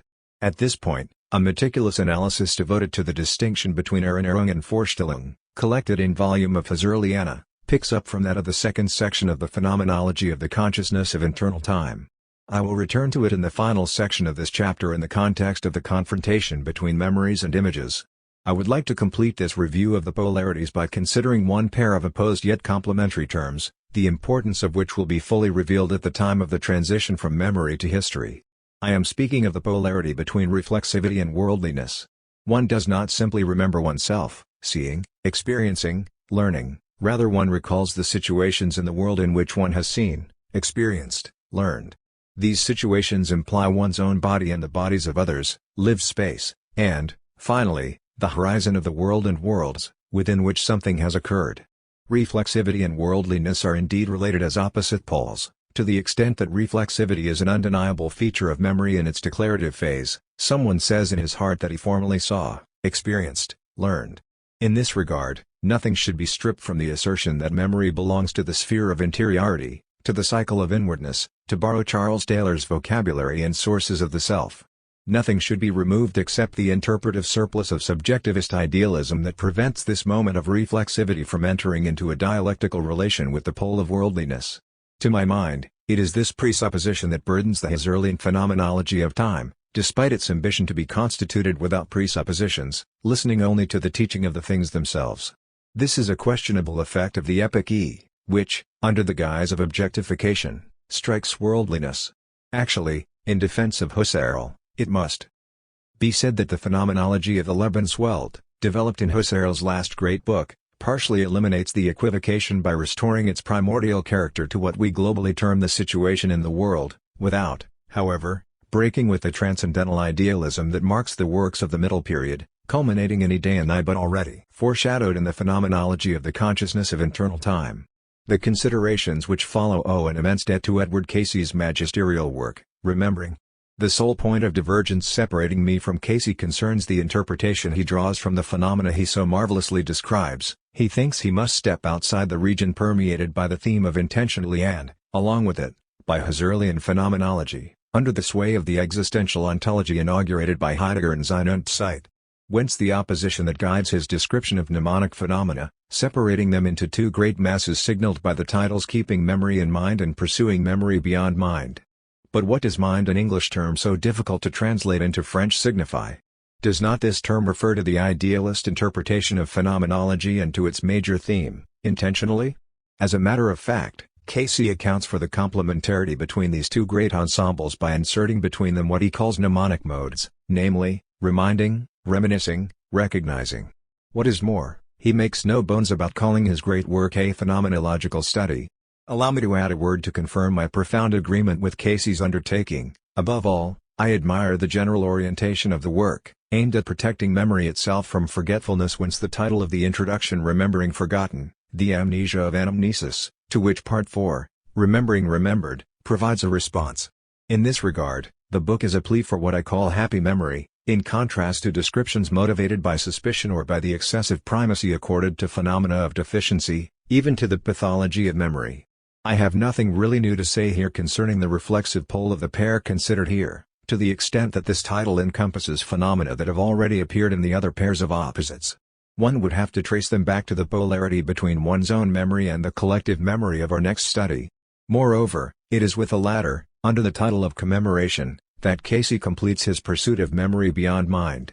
One would then have to collect under the heading of reflexivity the right-hand term of each of the preceding pairs. In this way, in the opposition between habit and memory, the habitual side is less marked with regard to reflexivity. One exercises know-how without noticing it, without paying attention to it, without being mindful of it. When a performance is flubbed, then one is called to attention, mind your step. As for the pair evocation/recollection, reflexivity is at its height in the effort to recall. It is underscored by the feeling of arduousness tied to the effort. Simple evocation can, in this regard, be considered neutral or unmarked, inasmuch as the memory is said to arise as the presence of the absent. It can be said to be marked negatively in the case of spontaneous, involuntary evocation, well known to the readers of Proust's Remembrance of Things Past, and even more so in the case of the obsessional eruptions considered in the next chapter. Evocation is no longer simply experienced pathos but suffered. Repetition in the Freudian sense is then the inverse of remembering, which can perhaps be compared, as the work of memory, to the effort of recollection described above. The three mnemonic modes that Casey interposes between the intentional analysis of memory held captive, as he says, in mind and the pursuit of memory beyond mind constitute, in fact, transitional phenomena in memory, between the pole of reflexivity and the pole of worldliness. What does the word reminding convey? There is no appropriate term in French, if not one of the uses of the word rappeler. This reminds me rappel of that, makes me think of that. Might we say memento, memory aid, pensée piété, or in the experimental sciences, points of reference, reminders? Indeed, it stands for clues that guard against forgetting. They are distributed on either side of the dividing line between the inner and the outer. They are found, first, on the side of recollection, either in the frozen form of the more or less mechanical association by which one thing is recalled by means of another associated with it through a learning process, or as one of the living relays of the work of recollection. They are found a second time in the form of external points of reference for recall, photographs, postcards, diaries, receipts, mementos, the famous knot in the handkerchief. In this way, these signposts guard against forgetting in the future. By reminding us what is to be done, they admonish us not to forget to do it. Feed the cat. As for reminiscing, this is a phenomenon more strongly marked by activity than reminding. It consists in making the past live again by evoking it together with others, each helping the other to remember shared events or knowledge, the memories of one person serving as a reminder for the memories of the other. This memorial process can, of course, be internalized in the form of meditative memory, an expression that best translates the German Gedächtnisses, with the help of a diary, memoirs or anti-memoirs. Autobiographies, in which the support of writing provides materiality to the traces preserved, reanimated, and further enriched with unpublished materials. In this way, provisions of memories are stored up for days to come. For the time devoted to memories, the canonical form of reminiscing, however, is conversation in the province of the spoken word. Say, do you remember, when we The mode of reminiscing thus unfolds along the same line of discursivity as simple evocation in its declarative stage. There remains the third mnemonic mode, which Casey terms one of transition, recognizing. Recognizing appears at first as an important complement to recollection, its sanction one might say. We recognize as being the same the present memory and the first impression intended as other. In this way, we are referred back by the phenomenon of recognition to the enigma of memory as presence of the absent encountered previously. And the thing recognized is doubly other, as absent other than presence and as earlier other than the present. And it is as other, emanating from a past as other that it is recognized as being the same as. This complex otherness itself presents degrees corresponding to the degrees of differentiation and distantiation of the past in relation to the present. The otherness is close to zero in the feeling of familiarity, one finds one's bearings, one feels at ease, at home heimlich in the enjoyment of the past revived. The otherness is, in contrast, at its height in the feeling of strangeness, the famous Unheimlichkeit of Freud's essay, the uncanny. It is maintained at its median degree when the event recalled is, as Casey says, traced back there where it was. This median degree announces, on the plane of the phenomenology of memory, the critical operation by which historical knowledge restores its object to the kingdom of the expired past, making of it what Michel de Certeau called the absent of history.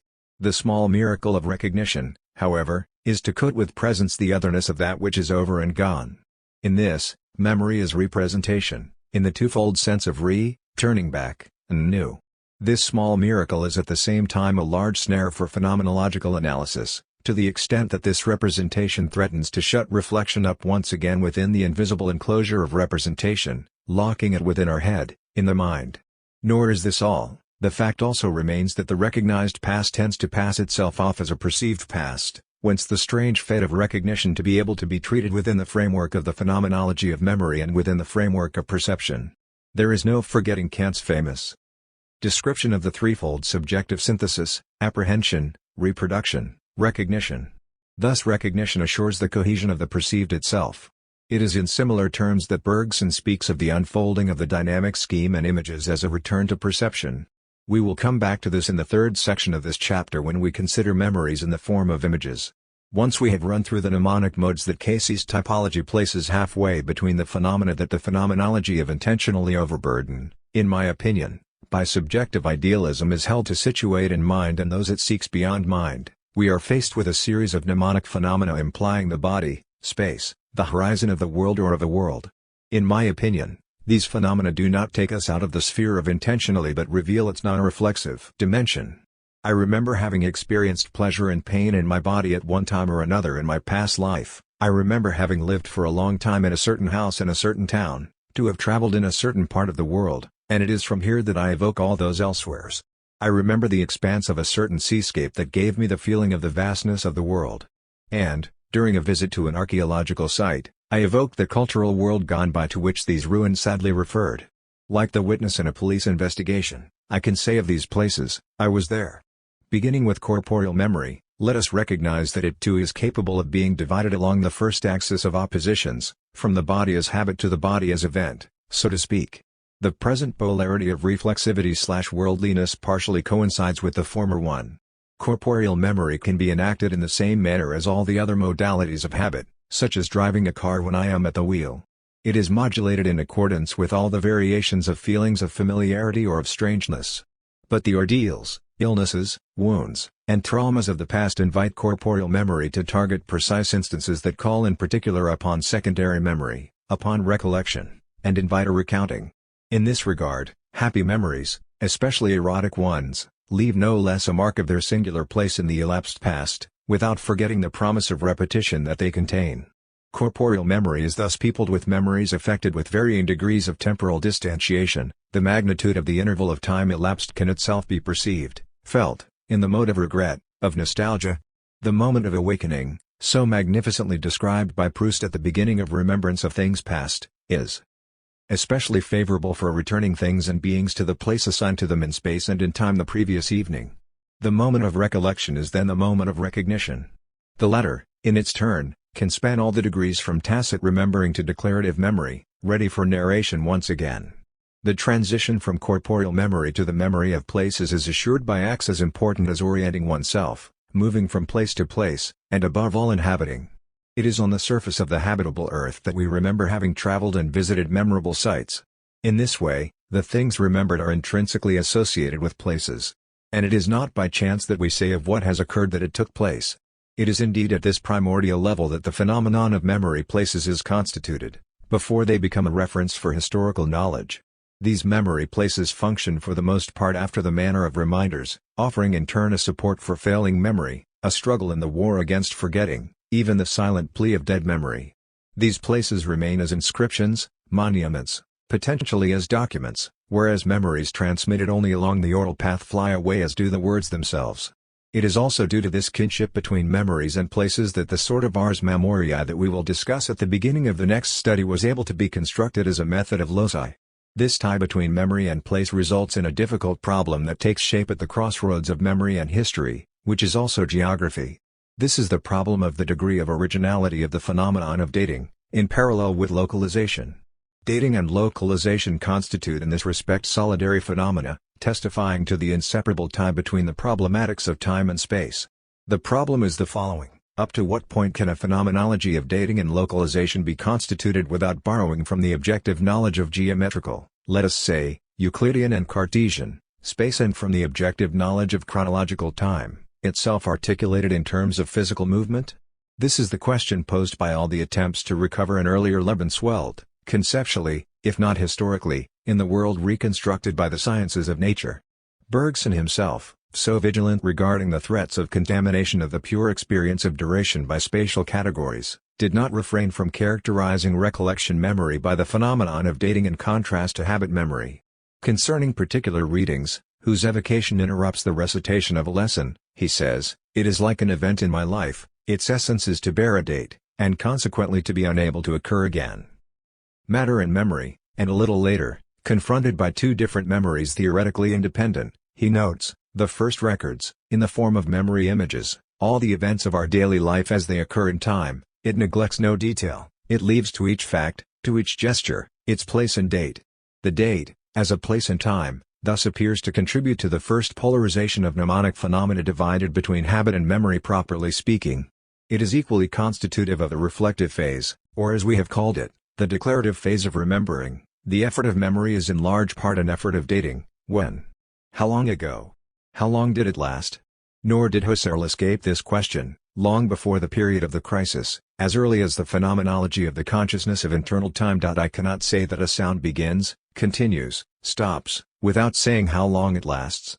What is more, to say that B follows A is to recognize a primordial character in the succession of two distinct phenomena. The consciousness of succession is consciousness that gives its object originally, it is perception of the succession. We are not far from Aristotle, for whom the distinction of before and after is the distinguishing factor of time in relation to movement. The consciousness of internal time as original already possesses, according to Husserl, the a priori that governs its apprehension.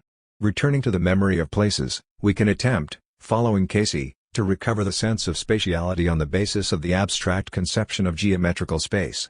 For the latter, he employs the term site and reserves place for lived spatiality.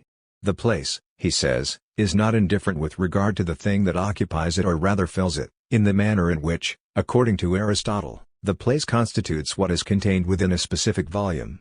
Some of these remarkable places are said to be memorable. The act of inhabiting, mentioned above, constitutes in this respect the strongest human tie between the date and the place. Places inhabited are memorable par excellence. Declarative memory enjoys evoking them and recounting them, so attached to them is memory. As for our movements, the successive places we have passed through serve as reminders of the episodes that have taken place there. They appear to us after the fact as hospitable or inhospitable, in a word, as habitable.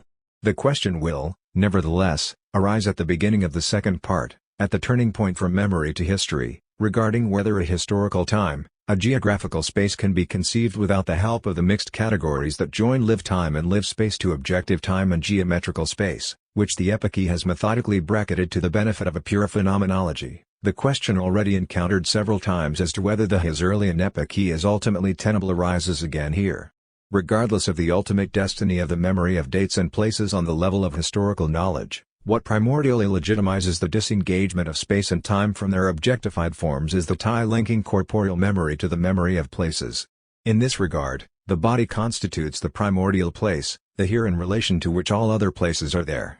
The symmetry is complete in this respect between spatiality and temporality. Here and now occupy the same rank, alongside me, you, he, and she, among the deictic forms that punctuate our language.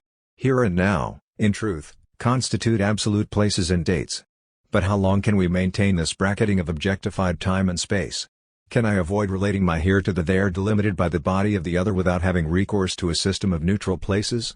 The phenomenology of the memory of places seems to be caught, from the outset, in an insurmountable dialectical movement of disinvolvement of lived space with regard to geometrical space and of re-involvement of each by the other in every process by which what is one's own is related to what is foreign. Could I consider myself as someone's neighbor without a topographical sketch?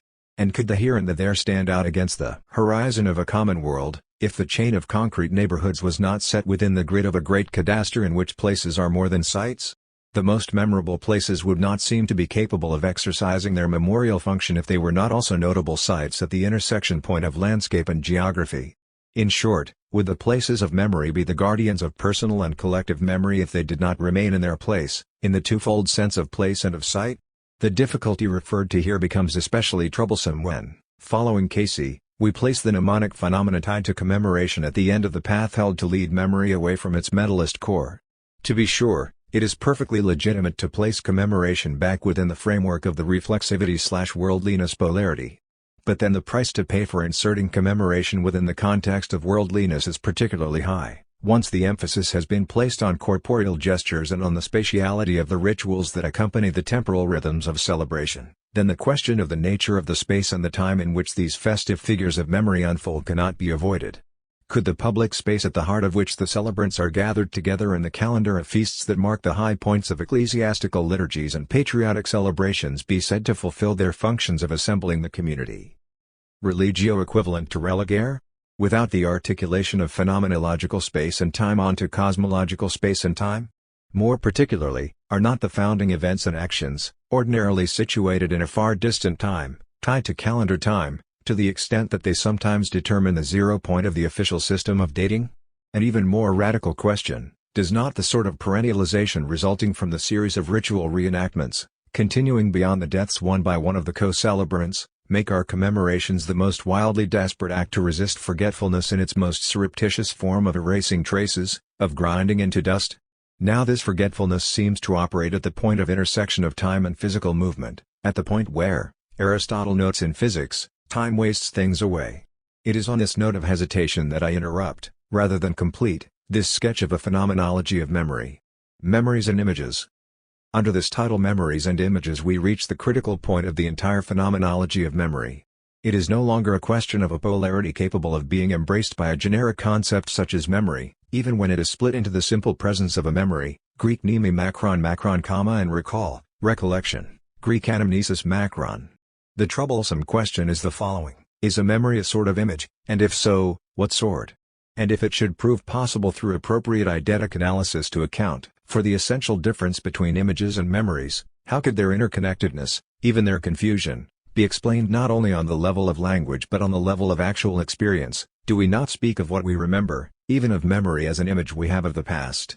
The problem is not new. Western philosophy inherited it from the Greeks and from their variations on the term icon macron.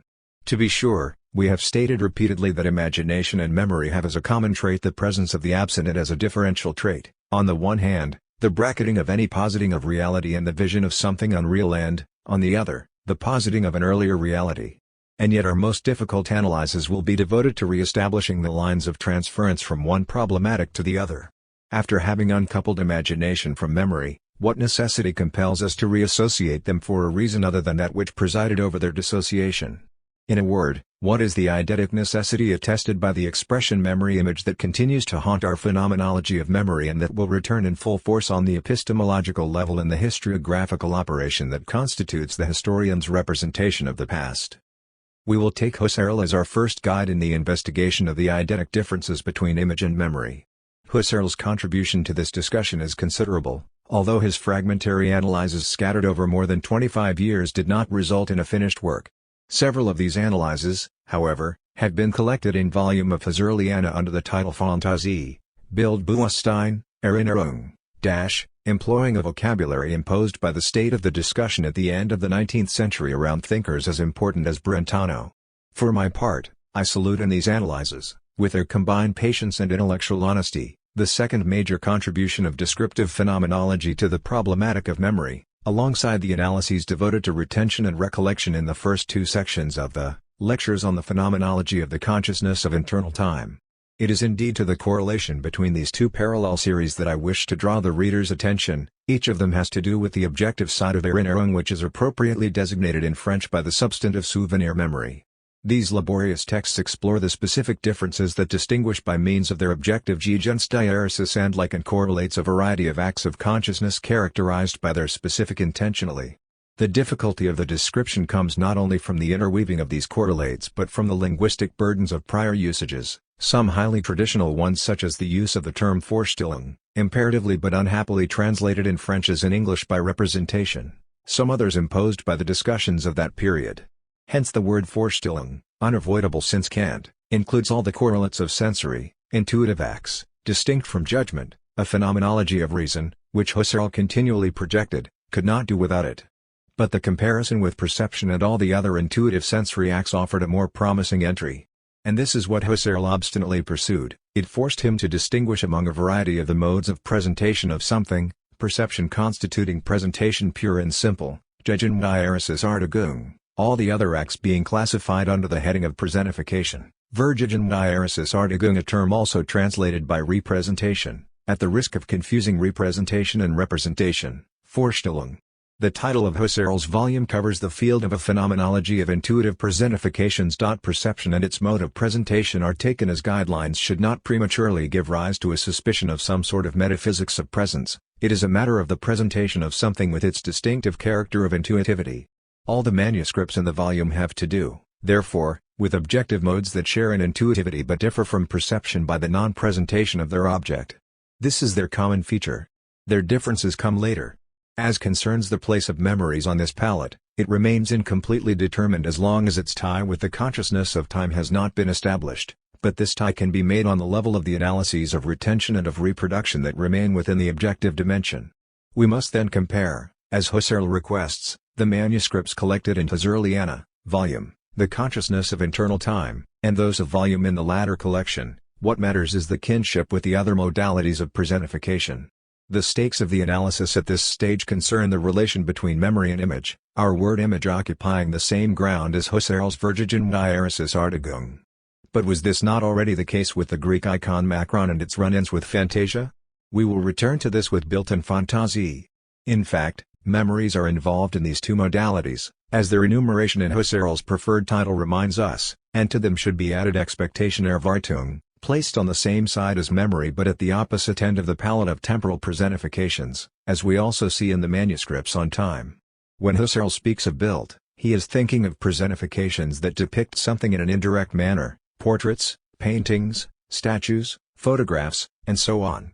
Aristotle had begun this phenomenology by noting that a picture, a painting could be read as a present image or as an image designating something unreal or absent. Everyday language, quite imprecise, speaks in this situation of image as well as representation, but it sometimes specifies by asking what a particular picture represents, of what it is the image. One could then translate Bild as depiction, based on the model of the verb to depict. When Husserl speaks of Fantasie, he is thinking of fairies, angels, and devils in stories. It is indeed a matter of fiction, some texts state fictum. Husserl is, moreover, interested in this by reason of the ties to spontaneity, which is a feature of belief, a term he uses often in accordance with the usage of the English language tradition. The phenomenology of memory is implied in these distinctions and these ramifications. But the examples proposed by no means eliminate the need for an essential, eidetic, analysis. And Husserl's interminable analyses attest to the difficulty of stabilizing meanings that continue to tread one upon another. It is the distinction between Bild and Fantasie that proved troublesome for him from the beginning, hence at the time of the logical investigations, in the context of a theory of judgment and of the new theory of meanings that pushes to the forefront the question of intuition in terms of Erfdierersetzung, of the fulfillment of signifying intentions. Later, during the period of the Idaean, it is the modality of neutrality specific to Fantasie that will move to the fore, confronting the positional character of perception. Intervening as well, though obliquely, will be the question of the individuation of something, performed by the different types of presentations, as if periodically it was intuition that reasserted itself at the top of the scale of knowledge. At other times, it is the extreme distancing of fantasy in relation to presentation in the flesh that intrigues him. Fantasia then tends to occupy the entire place held by the English word idea as it is opposed to impression in the British empiricists. It is no longer simply a matter of devilish intrigues but also of poetic or other fictions. It is non-presenting intuition that delimits the field. Should we venture to speak tranquilly of fantasy, of the fantastic in the manner of the Greeks? The graphism fantasy or fantasy then remains open. What matters to the phenomenology of memory is that the temporal note of retention can be linked up with fantasy considered provisionally as a genus common to all non-presentations. However, the vocabulary of Vorstellung is retained when the emphasis falls on the intuition common to presentation and to presentification in the field of a phenomenological logic of meanings. Is it then on fantasie alone that the temporal marks of retention and reproduction are to be grafted? Yes, if the emphasis falls on non-presentation. No, if it falls, in the case of secondary remembering, on reproduction, then the kinship with built is imposed, which, beyond the examples mentioned above, covers the entire field of the depicted Dasubjabilität, that is to say, of an indirect presentification based on a thing itself presented. And if the emphasis falls on the belief of being attached to the memory seins glob and das Erinnernd, then the opposition between memory and fantasy is complete, the latter lacks the present as it were of the reproduced past. On the other hand, the kinship with the depicted seems more direct, as when one recognizes loved one in a photograph. The remembered then draws upon the depicted. It is with this play of attractions and repulsions that Husserl continues to struggle. The sole fixed point remains the theme of intuitive presentifications, taking into account their own entanglement with the conceptual modalities of representation in general, a theme that covers presentations and non-presentations, hence the totality of objectifying apprehensions, leaving out only practical and effective lived experiences, which, in truth, were presumed to be constructed on the basis of these apprehensions. The field thus continues at times to widen to include all Auffassungen apprehensions, at times to narrow to the innumerable ramifications of presentifications or representations. The interplay between the remembered, the fictive fictum and the depicted Abgebildet is then invoked against the backdrop of the global opposition to perception, whose object presents itself directly selbstgegenwärtig, the depicted advancing over the pretended by its indirect character, a physical image built offering support. The split then passes between the image built and the thing Sache in the sense of res, pragmata, the thing in question, not the thing ding in space. If a memory is an image in this sense, it contains a positional dimension that, from this point of view, brings it closer to perception. In another vocabulary, which I am adopting, one speaks of the having been of the remembered past, the ultimate referent of the memory in action. What will then pass to the forefront, from the phenomenological point of view, will be the split between the unreal and the real, whether it be present, past, or future. While imagination can play with fictional entities, when it does not depict but cuts itself off from the real, memories posit past things, whereas the depicted still has one foot in presentation as indirect presentation. Fiction and the pretend are situated radically outside of presentation. However, considering the diversity of viewpoints under which phenomena are described and the variable scope recognized concerning these phenomenological types, consciousness of built and consciousness of fantasie can, in turn, be distinguished from one another on the same plane, then set in opposition to one another, or made to include one another in one sense or in the other, depending on the place that is given to them in the field of intuitive presentifications, the entire place or part of it. It happens that Husserl reserves the substantive phantasma for these supports. For the operation of depicting, pulling fantasie itself in this way into the field of depicting the built. It is this inclusive problematic of presentification that will be upset in the third section of the Phenomenology of the Consciousness of Internal Time. The opposition between presentation and presentification continues, nonetheless, to function within the objective field of the correlates of intentional consciousness, as does the distinction between primary memory and secondary memory, considered as temporal varieties of presentification, of making present that which does not give itself as present in the sense of presenting. The same analysis made on the basis of memories and no longer concerning built or fantasie add to the complexity. As past, the thing remembered would be a pure fantasie, but, as given once more, it imposes memory as a modification sui generis applied to perception. Under this second aspect, fantasie would place a memory in suspension aufgehoben, which would make the memory simpler than the fiction. We would then have the sequence, perception, memory, fiction. A threshold of inactuality is crossed between memory and fiction. The phenomenology of memory therefore has to free itself from the tutelage of fantasy, of the fantastic, marked with the seal of inactuality, of neutrality.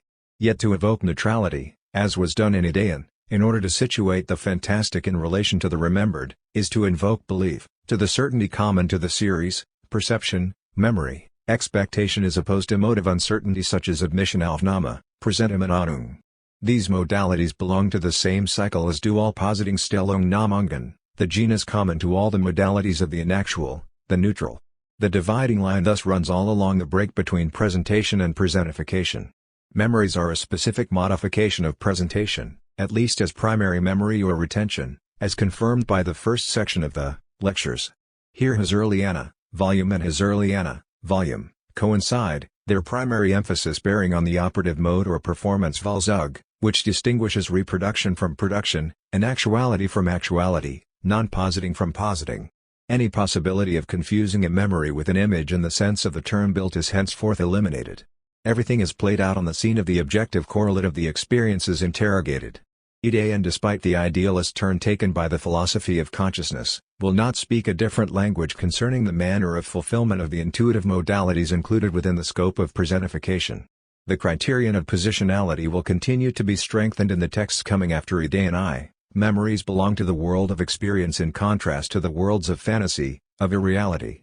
The former is a common world without, as yet, any mention of the manner of intersubjective mediation. The latter are totally free, their horizon completely undetermined. In principle, then, they cannot be confused or mistaken one for the other, whatever may be said regarding the complex relations between fictum and possibility, even their irreducibility to one another. A phenomenology attentive to eidetic differences never finishes making distinctions. If one had to define the difference in approach between the applications in Husserliana, volume, which themselves repeat those of the first section of the lectures on the phenomenology of the consciousness of internal time and the applications concerning the sequence Fantasie, built, Erinnerung, one could say that with regard to the latter the emphasis is placed on the differences between members of the family of presentifications, hence on the modifications affecting the presentations of the objective correlate, while in the lectures, the emphasis falls on the temporal modalities specific to the sort of presentification characterizing memories. In this respect, it is noteworthy that in the analyses in Husserliana, volume the key notion of presentation Gegenwärtigkeitsartigung is still distinguished from the temporal present, just as the theme of the now jetzt is still absent from the objective analysis of memories, without producing any negative effects.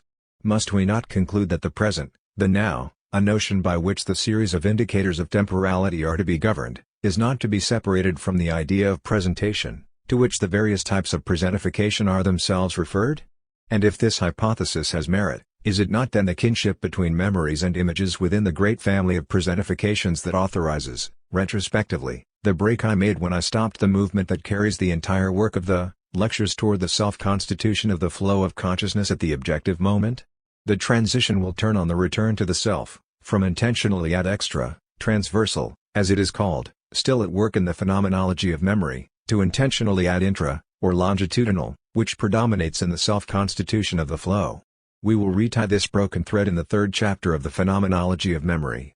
At the end of this voyage in the company of Husserl through the labyrinth of entanglements that make this peregrination a difficult one, I must confess that only half of the route has been covered when we account for the confusion that hampers the comparison between image and memory.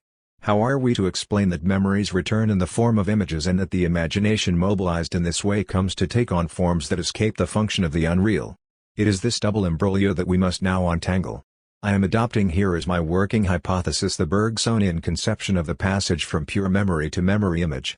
I am speaking of a working hypothesis, not to separate myself from his fine analysis but from the outset to indicate my concern with distinguishing in the text of matter and memory, as far as this is possible, the psychological description from the metaphysical in the strong and noble sense of the word thesis concerning the role assigned to the body and to the brain and, consequently, asserting the immateriality of memory. This bracketing of the metaphysical thesis amounts to dissociating, in the heritage received from the Greeks, the notion of icon-macron from that of tupos, of the imprint, which was associated with it from the start.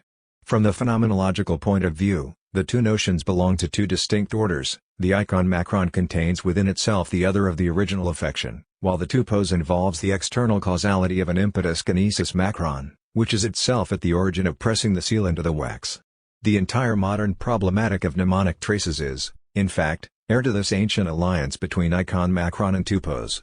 The metaphysics of matter and memory proposes, precisely, to link systematically the relation between the action, the center of which is the brain, and the pure representation which is self-sufficient as a result of the persistence, in principle, of the memory of the initial impressions. It is this presumed relation that I am bracketing in the analysis that follows. The distinction Bergson makes between pure memory and memory image radicalizes the thesis of the two memories with which we began the preceding phenomenological sketch. And it is, therefore, this thesis that is made even more radical in its turn by the metaphysical thesis upon which matter and memory is constructed. It is within this intermediary location, with regard to the strategy of the work as a whole, that we will carry through our description of the passage from pure memory to memory image. Let us start the analysis by accepting that there does exist something like a pure memory that has not yet been put into images.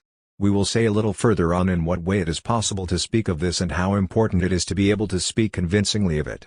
Let us start at the furthest point reached by the theory of the two memories. To call up the past in the form of an image, we must be able to withdraw ourselves from the action of the moment, we must have the power to value the useless, we must have the will to dream. Man alone is capable of such an effort.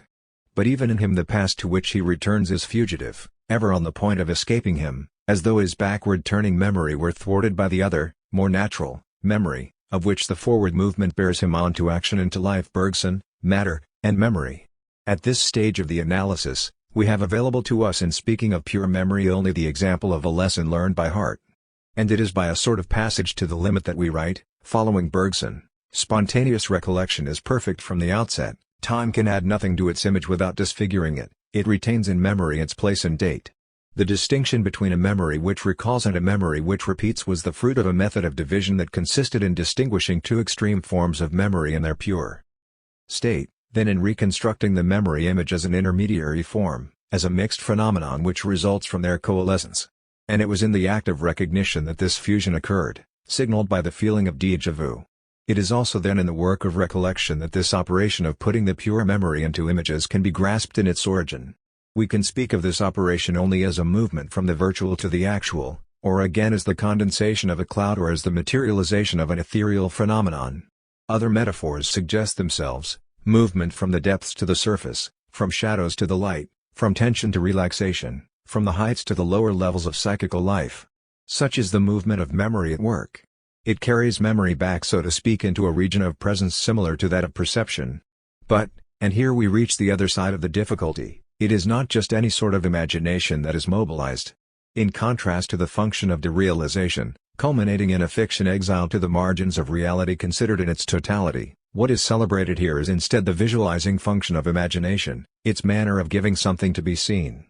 On this point, what unavoidably comes to mind is the final component of the mythos that, according to Aristotle's Poetics, structures the configuration of tragedy and epic, namely, diopsis, held to consist in placing before the eyes, showing, making visible. This is also the case when pure memory is put into images, essentially virtual. It cannot be known as something past unless we follow and adopt the movement by which it expands into a present image, thus emerging from obscurity into the light of day. The strength of Bergson's analysis is to keep the two extremities of the spectrum separate and yet connected. At one end, to imagine is not to remember. No doubt a recollection, as it becomes actual, tends to live in an image, but the converse is not true, and the image, pure and simple, will not be referred to the past unless, indeed, it was in the past that I saw it, thus following the continuous progress which brought it from darkness into light, modified. If we follow this thought to the other extreme, descending from pure memory to memory image, and, as we shall see, far beyond that, we witness a complete reversal of the imaging function, whose shadow also extends from the far pole of fiction to the opposite pole of hallucination. It was the fiction pole of the imagination that I considered in Time and Narrative when I opposed fictional narrative to historical narrative. It is in relation to the other pole, the hallucination pole, that we now have to situate ourselves. Just as Bergson dramatized the problem of memory by his method of division and the shift to opposing poles, it is important to dramatize the thematic of the imagination in the same way by organizing it in relation to the two poles of fiction and hallucination. By moving to the pole of hallucination, we uncover the pitfall of the imaginary for memory. It is, in fact, just this sort of memory that is a common target of the rationalist critiques of memory. In order to account for this trap, I thought it might be appropriate to summon, alongside Bergson, another witness, Jean-Paul Sartre in The Psychology of Imagination. This astonishing book sets off along the path of just such a reversal of the problematic of memory, even though this is not its purpose. I called this book astonishing.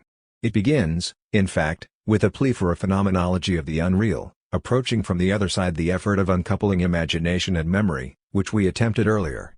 As is firmly asserted in the conclusion, despite the drift we will discuss, the hypothesis of the imaginative consciousness is radically different from the hypothesis of a consciousness of the real. This means that the type of existence of the object of the image, as long as it is imagined, differs in nature from the hypothesis of existence of the object of the real. This essential nothingness of the imagined object is enough to distinguish it from the object of perception. Memory is on the side of perception. As concerns its thesis of reality, there is an essential difference between the theme of a recollection and that of an image. If I recall an incident of my past life, I do not imagine it, I recall it. That is, I do not posit it as given in its absence but as given now in the past. This is exactly the interpretation proposed at the beginning of this study. But now here is the reversal. It takes place on the terrain of the imaginary. It results from what can be called the hallucinatory seduction of the imaginary. The fourth part of the psychology of imagination is devoted to this seduction under the title The Imaginary Life, the act of imagination, magic alone. It is an incantation destined to produce the object of one's thought, the thing one desires, in a manner that one can take possession of it. The incantation is equivalent to the voiding of absence and distance. This is a way of playing at satisfying my desire. The imagined object's not being there is covered over by the quasi-presence induced by the magical operation. Its unreality is warded off by this sort of dance before the unreal. In truth, this voiding was nascent in placing before the eyes considered as putting into images, the putting on stage constitutive of the memory image. In this text, Sartre did not foresee the rebound effect on the theory of memory. But he paves the way for this understanding in his description of what is soon to become a pathology of the imagination. It is centered on the hallucination and its distinctive feature, obsession, namely, that sort of vertigo inspired in particular by flight in the face of that which is forbidden. Every effort not to think about it anymore is spontaneously transformed into obsessive thinking.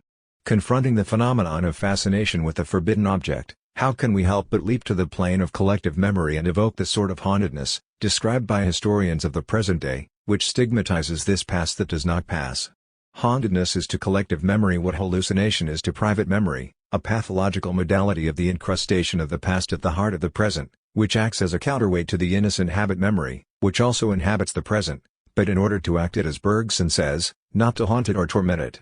From Sartre's description of the reversal of the imagination's function of derealization into a function of hallucination, a curious parallel results between the phenomenology of memory and the phenomenology of imagination. It seems as though the form that Bergson calls intermediary or mixed memory, namely, memory image, halfway between pure memory and memory reinscribed in perception, at the stage where recognition blossoms in the feeling of déjà vu, corresponded to an intermediary form of imagination, halfway between fiction and hallucination, namely, the image component of the memory image. So it is also as a mixed form that we must speak of the function of the imagination consisting in placing before the eyes, a function that can be termed ostensive. This is an imagination that shows, gives to be seen, makes visible. A phenomenology of memory cannot fail to recognize what we have just called the pitfall of the imaginary, inasmuch as this putting into images, bordering on the hallucinatory function of imagination, constitutes a sort of weakness, a discredit, a loss of reliability for memory. We will return to this when we consider a certain way of writing history, after the manner of Michelet, we might say, in which the resurrection of the past also tends to take on quasi-hallucinatory forms.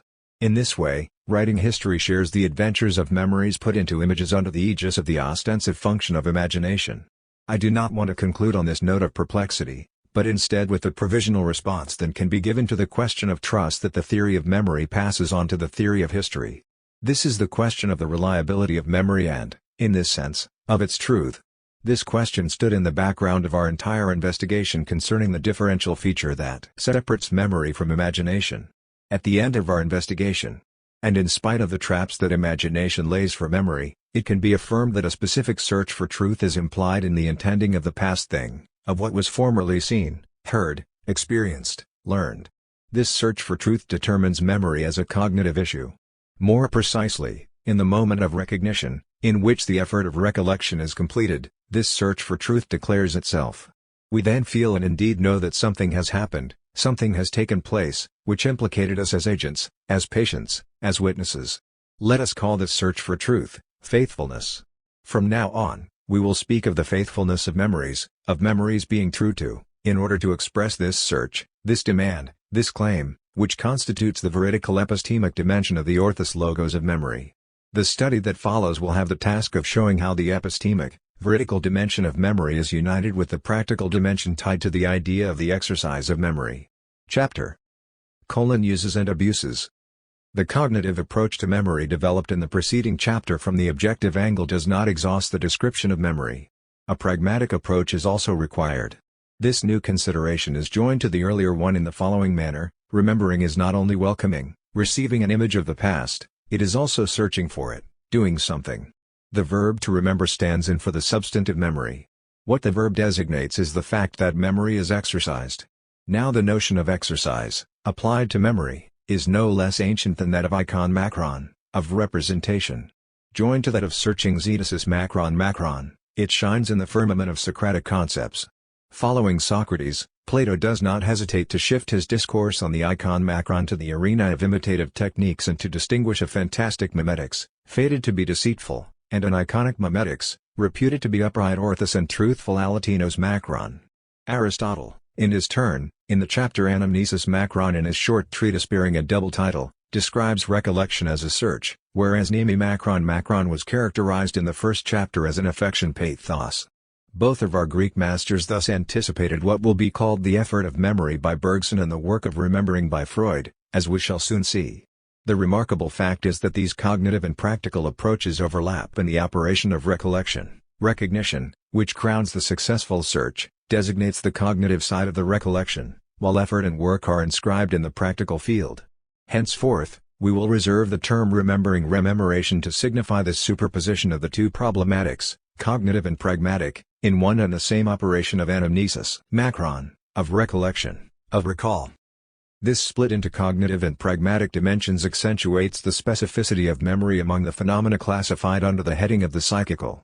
In this regard, the act of exercising memory comes to be inscribed within the list of powers, capacities, belonging to the category I can, to take up the expression dire de merleau-ponty, but it seems that this act of exercising memory itself presents the most complete superimposition in a single act, with respect to its description, of the cognitive aim and the practical operation, the act of remembering, direct heir to the Aristotelian anamnesis macron and indirect heir to Platonic anamnesis macron.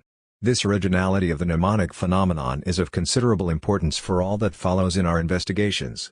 Indeed, it also defines the historiographical operation as a theoretical practice. The historian undertakes to do history faire de l'histoire just as each of us attempts to remember faire mémoire. For the most part, the confrontation between memory and history will play itself out on the level of these two, inseparably cognitive and practical, operations.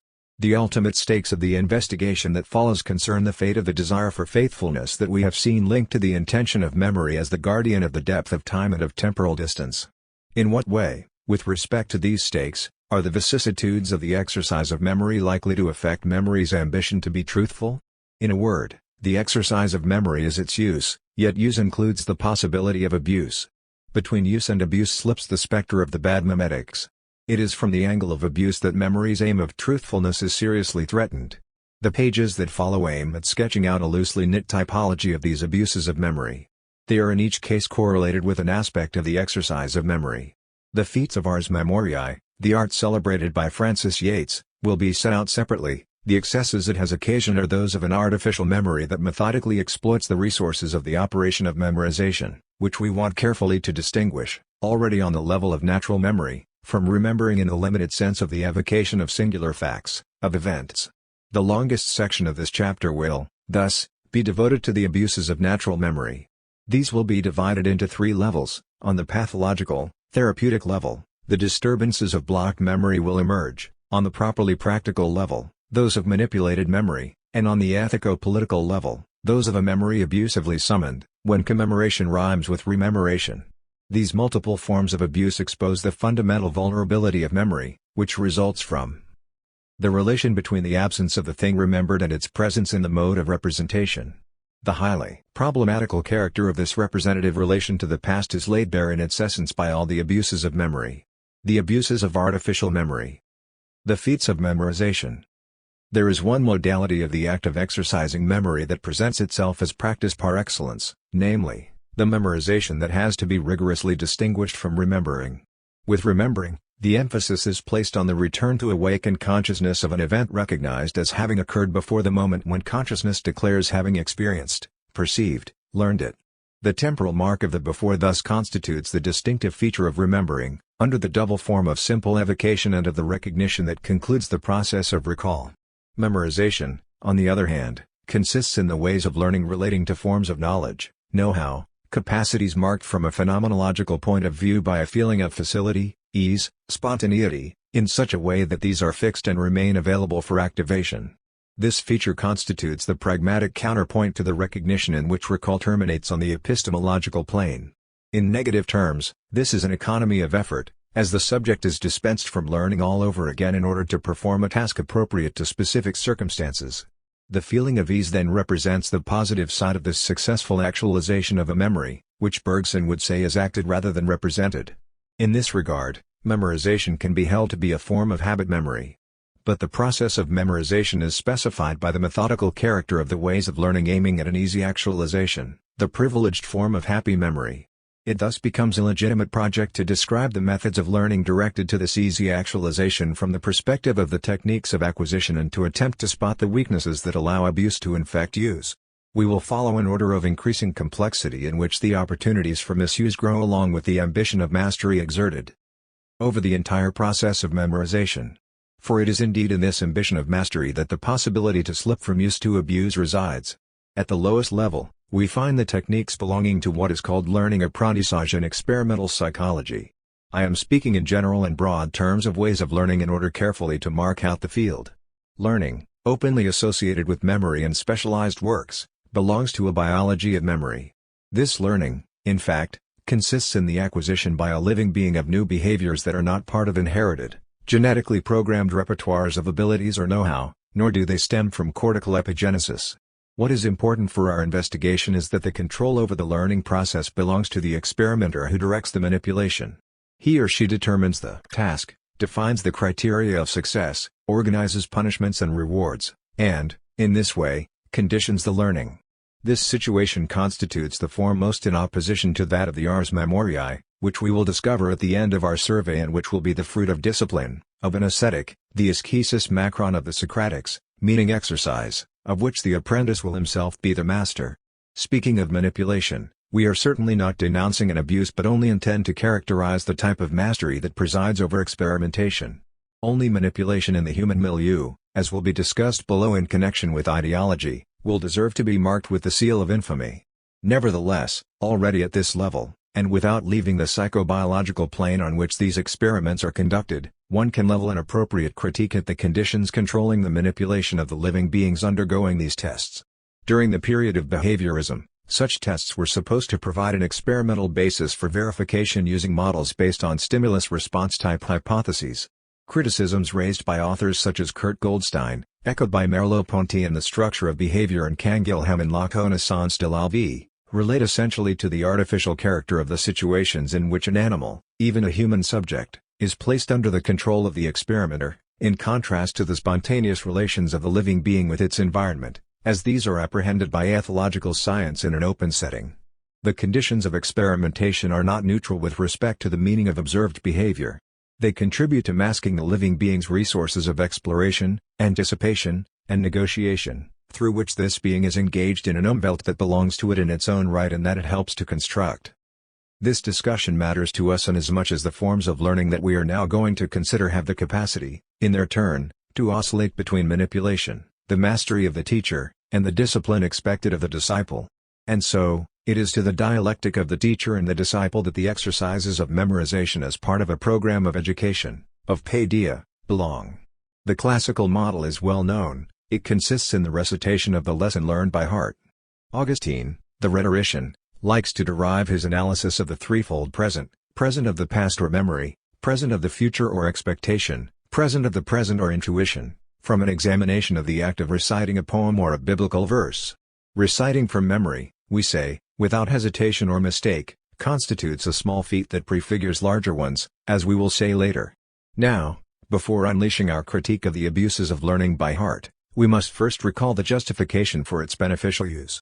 Within the framework of teaching, which, as we will soon see, is only one part of paideia, recitation has long constituted the preferred mode of transmission, under the direction of educators, of texts considered, if not as founding works of the culture of instruction, at least as prestigious, in the sense of texts that are authoritative.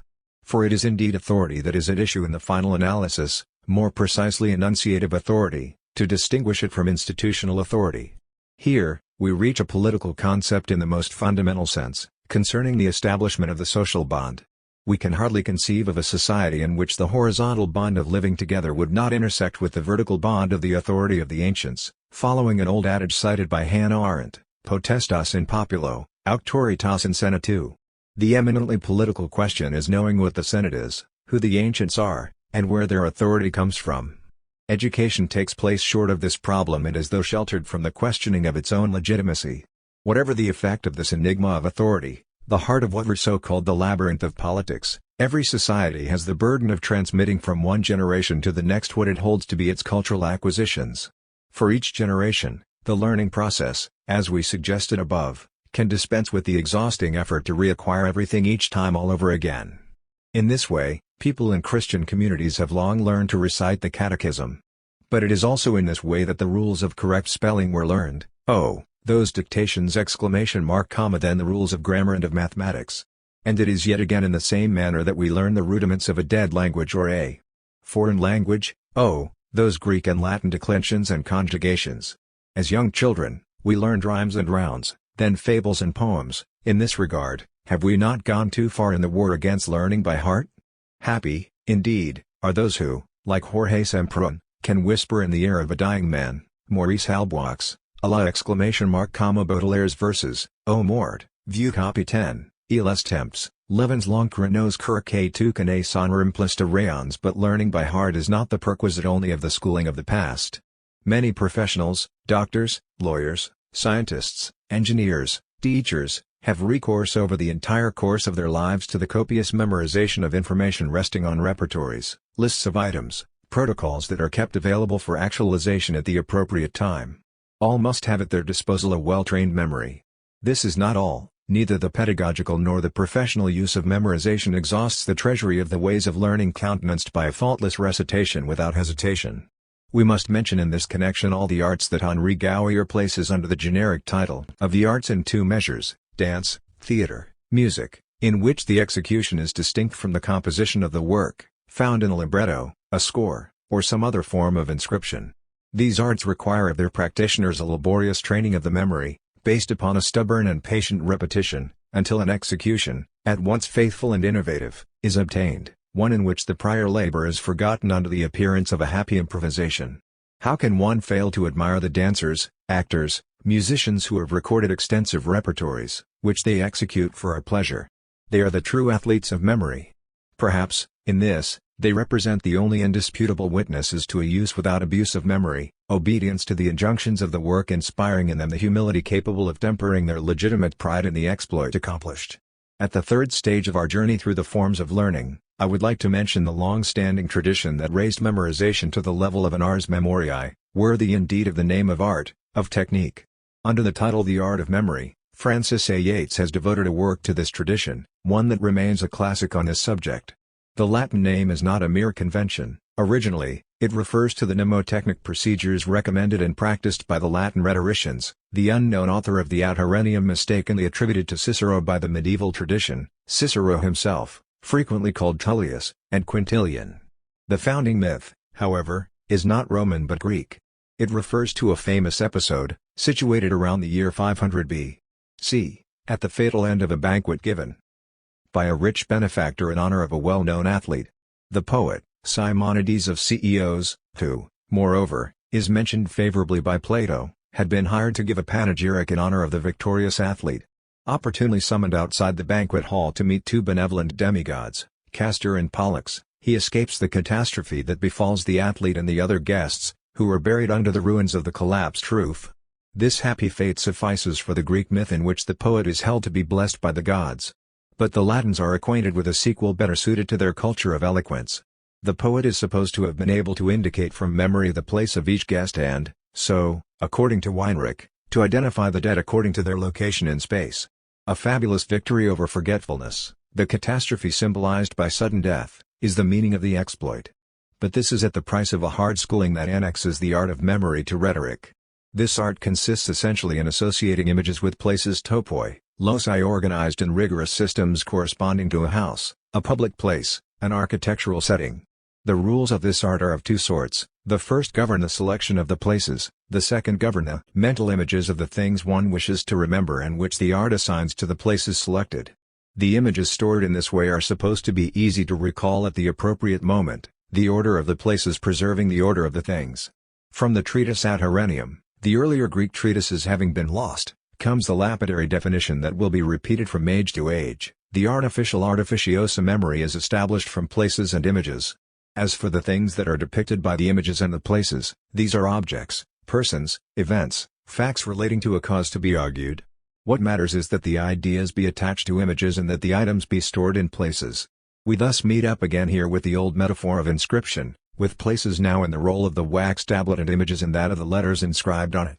And, from beneath this metaphor, re-emerges the genuinely founding metaphor, coming from the theaetetus, of the wax, the seal, and the imprint. But the novelty consists in the fact that the body, eventually, the brain, or the soul joined to the body is no longer the support for this imprint, but rather the imagination considered as a spiritual power. The mnemotechnics applied to it are all to the glory of the imagination, of which memory becomes an annex. In the same stroke, spatialization obliterates temporalization. Not the spatiality of the lived body and its environing world, but that of the mind. The notion of place has chased away the mark of the past which had characterized memory since Aristotle's De Memoria et Reminiscentia. Memory no longer consists in recalling the past but in actualizing what has been learned and stored in a mental space. In Bergsonian terms, we have crossed over to the side of habit memory. But this habit memory is a memory that, according to certain texts, is exercised, cultivated, trained, sculpted. These are genuine exploits performed by the fabulous memory of true athletes of memorization. Cicero calls such performances almost divine. The tradition that stems from this oratorical institution, to borrow the title of Quintilian's treatise, is so rich that our contemporary discussion concerning the places of memory, real places inscribed in geography, can be considered the most recent heir to this art of artificial memory coming from the Greeks and the Latins, for whom the places were the sites of a mental script.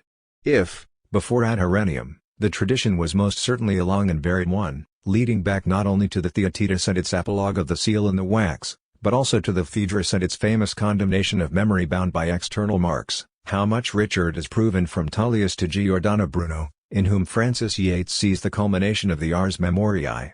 What a journey from one end to the other and what twists and turns. At least 3 turning points have punctuated this strange epoch of memorizing memory.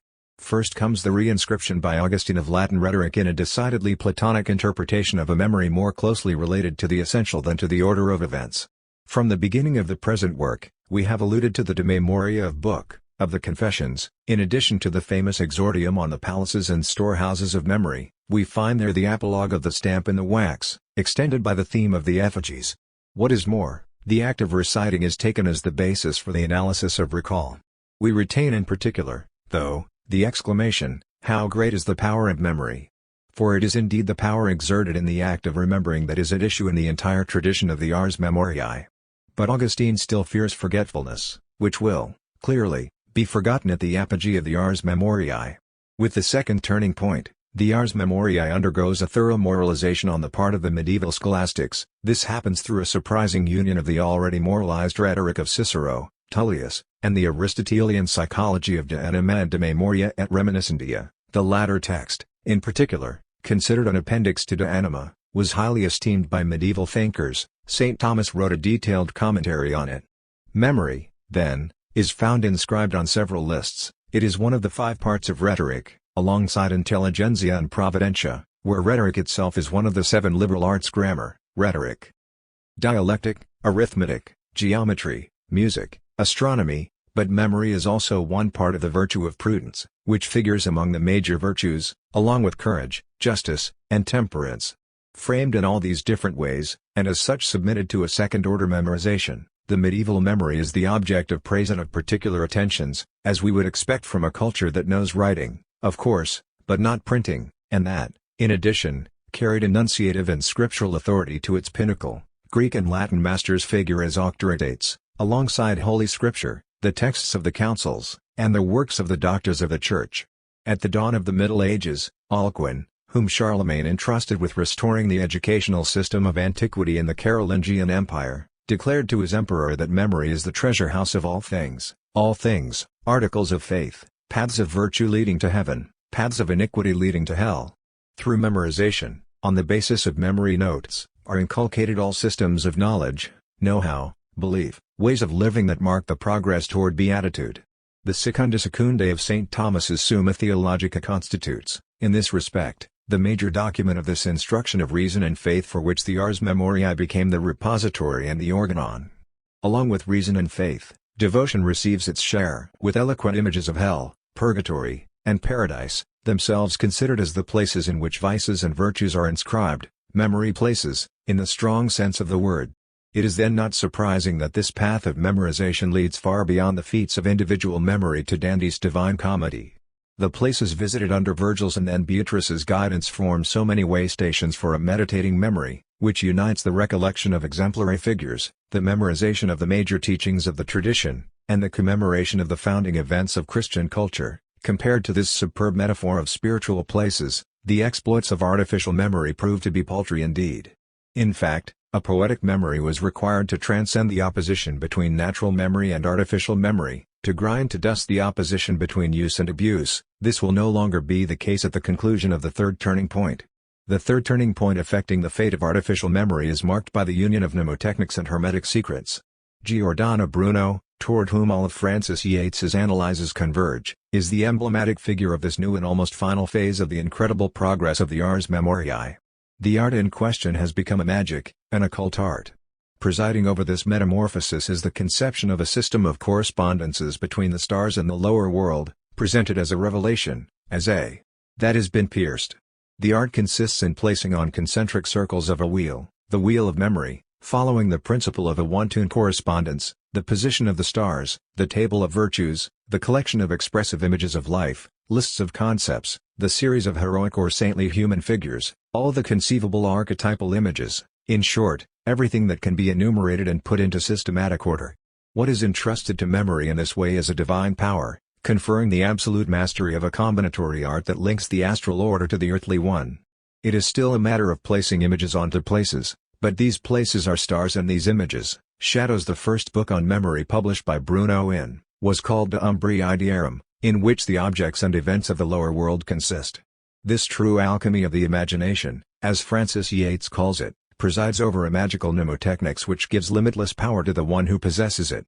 The revenge of Platonic, and especially Neoplatonic, reminiscence over the Aristotelian psychology of memory and recollection is complete, but at the price of the transformation of reasoned speculation into mystagogy. Yes, great is the power of memory, to borrow Augustine's words, but the Christian rhetorician did not know to what eccentricity this praise of happy memory could lead. And Cicero might have called the exploits of trained memory almost divine, but he, too, could not have predicted the excesses produced by the occult memory of a man of the Renaissance, the one whom Yates calls the magus of memory. To conclude this rapid overview of the Ars Memoriae, I would like to refer to the questions posed by Francis Yates at the end of her own study, before she writes the sort of postscriptum that composes her final chapter, titled The Art of Memory and the Growth of Scientific Method. I quote Yates: "The question to which I can give no clear or satisfactory answer is what was the occult memory? Did the change from forming corporeal similitudes of the intelligible world to the effort to grasp the intelligible world through the tremendous imaginative exercises such as those to which Giordano Bruno devoted his life really stimulate the human psyche to a wider range of creative imaginative achievement than ever before? Was this the secret of the Renaissance, and does the occult memory represent that secret? I bequeath this problem to others." How to answer Yates? We cannot be content to simply record the fact that the history of ideas has not produced a sequel to this extravagant cultivation of memory, and that a new chapter was opened with the notion of method, with Francis Bacon's Novum Organon and Descartes' discourse on method. After all, the Ars Memoriae, with its cult of order on the levels of both images and places, was in its own way an exercise of method. It is at the heart of the enterprise that the reason for its eclipse must be sought. Francis Bacon goes straight to the critical point when he denounces the prodigious ostentation that lies at the base of the culture of artificial memory. From the start, this art was vaunted as an exploit, as a marvel. A sort of inebriation. Kant will speak of schw diaresis armore in the sense at once of enthusiasm and drunkenness, insinuated itself at the point of intersection of natural memory and artificial memory.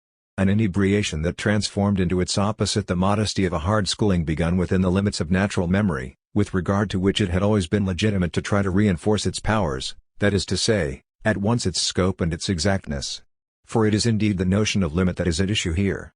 With Giordano Bruno the transgression of limits is carried to its furthest point. But what limits? Basically, this is the limit suggested by the relation of memory to forgetfulness. The ars memoriae is an outrageous denial of forgetfulness and, following this, of the weaknesses inherent in both the preservation of traces and their evocation. Correlatively, the ars memoriae is unaware of the constraints of traces. As was suggested above in the context of our discussion concerning the Platonic metaphor of the tupos, off imprint, the phenomenological notion of trace, distinct from the material, corporeal, cortical condition of the imprint, is constructed on the basis of being affected by an event, becoming its witness after the fact through narration. For the artificial memory, all is action, nothing is passion. The places are sovereignly chosen, their order hides the arbitrariness of their selection, and the images are no less manipulated than are the places to which they are assigned. A twofold denial is then posed of forgetting and of being affected. The seat of the deadly infatuation lies in this original denial. Great indeed is the power of memory, Augustine exclaims. But, as we have noted in the opening pages of this book, he was not unaware of forgetfulness with fright, he took the measure of its danger and its ravages. Moreover, from this denial of forgetting and of being affected results the preeminence accorded to memorization at the expense of remembering rememoration. The overemphasis on images and places by the ars memoriae has as its price the neglect of events that astonish and surprise. By breaking the pact of memory with the past in this way to the benefit of private writing in an imaginary space, the ars memoriae passed from the athletic exploits of a trained memory to what Yeats rightly calls an alchemy of the imagination. The imagination, freed from its service to the past, has taken the place of memory. The past, the absent with respect to the history that recounts it, constitutes the other. Limit of this ambitious mnemotechnics, along with forgetfulness, which we will discuss below in terms of its solidarity with the pastness of the past, there are two ways to follow up on these primary considerations that reintroduce the idea of limit into a project that excludes it.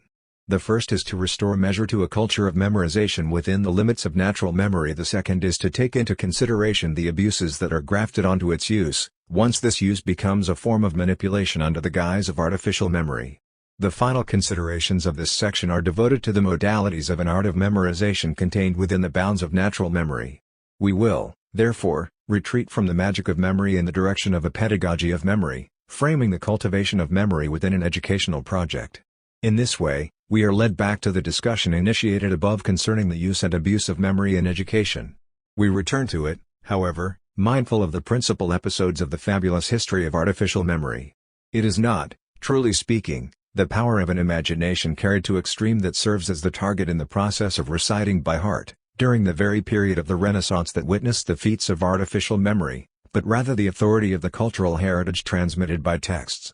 For these critics, the beast of burden is readily labeled the animal emblematic of silly memory plodding under the weight of imposed knowledge. You simply, says Montaigne, produce donkeys laden with books essays. It is noteworthy that the critique of memorizing memory coincided with the praise of ingenium, genius, spirit, in the sense given to this word by Helvetius and de l'Esprit. In this way, there was a fusion between the plea for method, hearkening back to Ramus, and the plea for ingenium, which contained the seed of the cultivation of the creative imagination. This fusion occurs in the notion of judgment, dear to the champions of the Enlightenment. But at the very heart of judgment, the rational understanding does not succeed in restraining ingenium. Witness Rousseau's revolt against the Enlightenment thinkers. It is in the name of an untamed ingenium that Rousseau attacks the cultivation of even natural memory, pounding it with the strongest blows. Emile will never learn anything by heart, not even the fables, not even those of La Fontaine, as innocent, as charming as they are. We might wonder if, at this point, the critique of memorizing memory has not outstripped its goal. To the abuse of excess in Giordano Bruno responds the abuse of deficiency in Jean-Jacques Rousseau. It is true that it is not the same memory celebrated by one and struck down by the other.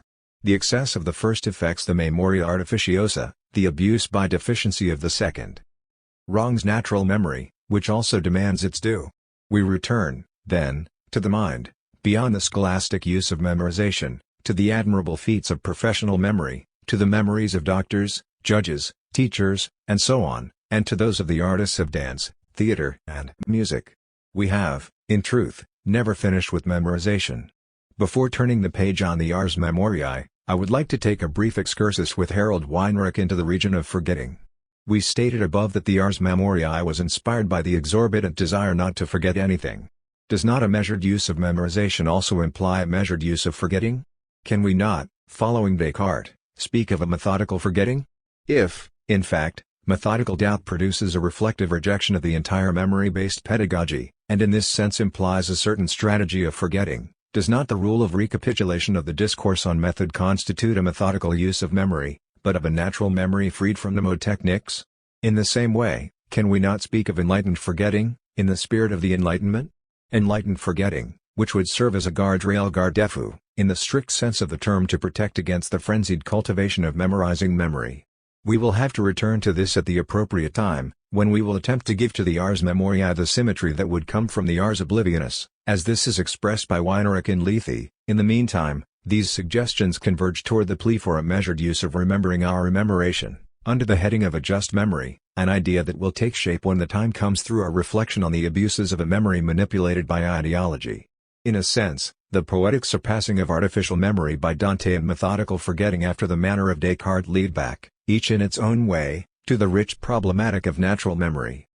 The present study will be devoted to a typology of the uses and abuses of natural memory. The path in this direction has been cleared by Nietzsche in his Unfashionable Observations, the second of which bears the eloquent title, On the Utility and Liability of History for Life. The manner of questioning, inaugurated by this text, unites in a complex semiology the medical treatment of symptoms and the philological treatment of texts. To be sure, the polemic raised here concerns history above all, more precisely, the philosophy of history and its place in culture. But the tone is set for a similar treatment of memory, in particular, collective memory, which, as I will repeat at the beginning of the next study, constitutes the soil in which historiography is rooted. As was stated at the beginning of the present study, it is as exercise that memory falls under this perspective. I propose the following reading grid, in an effort to avoid a broad and indiscriminate use of the notion of the abuse of memory. I will first distinguish a clearly pathological approach, employing clinical, and eventually therapeutic, categories, borrowed principally from psychoanalysis.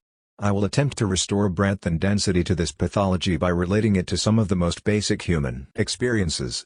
Then I will make room for concerted forms of the manipulation or instrumentalization of memory, within the framework of a critique of ideology. It is at this median level that notions of the abuse are the most relevant. Finally, I would like to reserve for a normative, explicitly ethico-political viewpoint the question of the duty of memory. This normative viewpoint must be carefully distinguished from the preceding viewpoint with which it is too often confused. In this way, the path from one level to the next will become a path from one figure to the next characterizing the uses and abuses of memory, from blocked memory to forced memory, passing through manipulated memory. The pathological therapeutic level blocked memory. It is on this level and from this viewpoint that we can legitimately speak of wounded, even of sick memory. Common expressions such as traumatism, wound, scar, and so forth, attest to this. The use of these words, themselves expressions of pathos, cannot but give rise to certain serious difficulties. Up to what point, we will first ask, are we authorized to apply to collective memory categories forged in the analytical colloquy, hence at the interpersonal level, marked principally by the mediation of transference? This first difficulty will be definitively resolved only at the end of the following chapter. We will acknowledge here, provisionally, the operative value of the concept of collective memory. Moreover, the use it will be put to will later contribute to legitimizing this problematical concept. There is another difficulty to be resolved here. One can wonder to what extent a pathology of memory, and so the treatment of memory as pathos, fits into an inquiry into the exercise of memory, the memorial techne macron. The difficulty is a new one. What is at issue are the individual and collective alterations due to the use, to the practice of memory. To situate us with regard to this twofold difficulty, I thought it appropriate to turn to two remarkable essays by Freud and to compare them to each other, which their author seems not to have done. The first of these texts, dating from, is titled, Remembering, Repeating, and Working Through.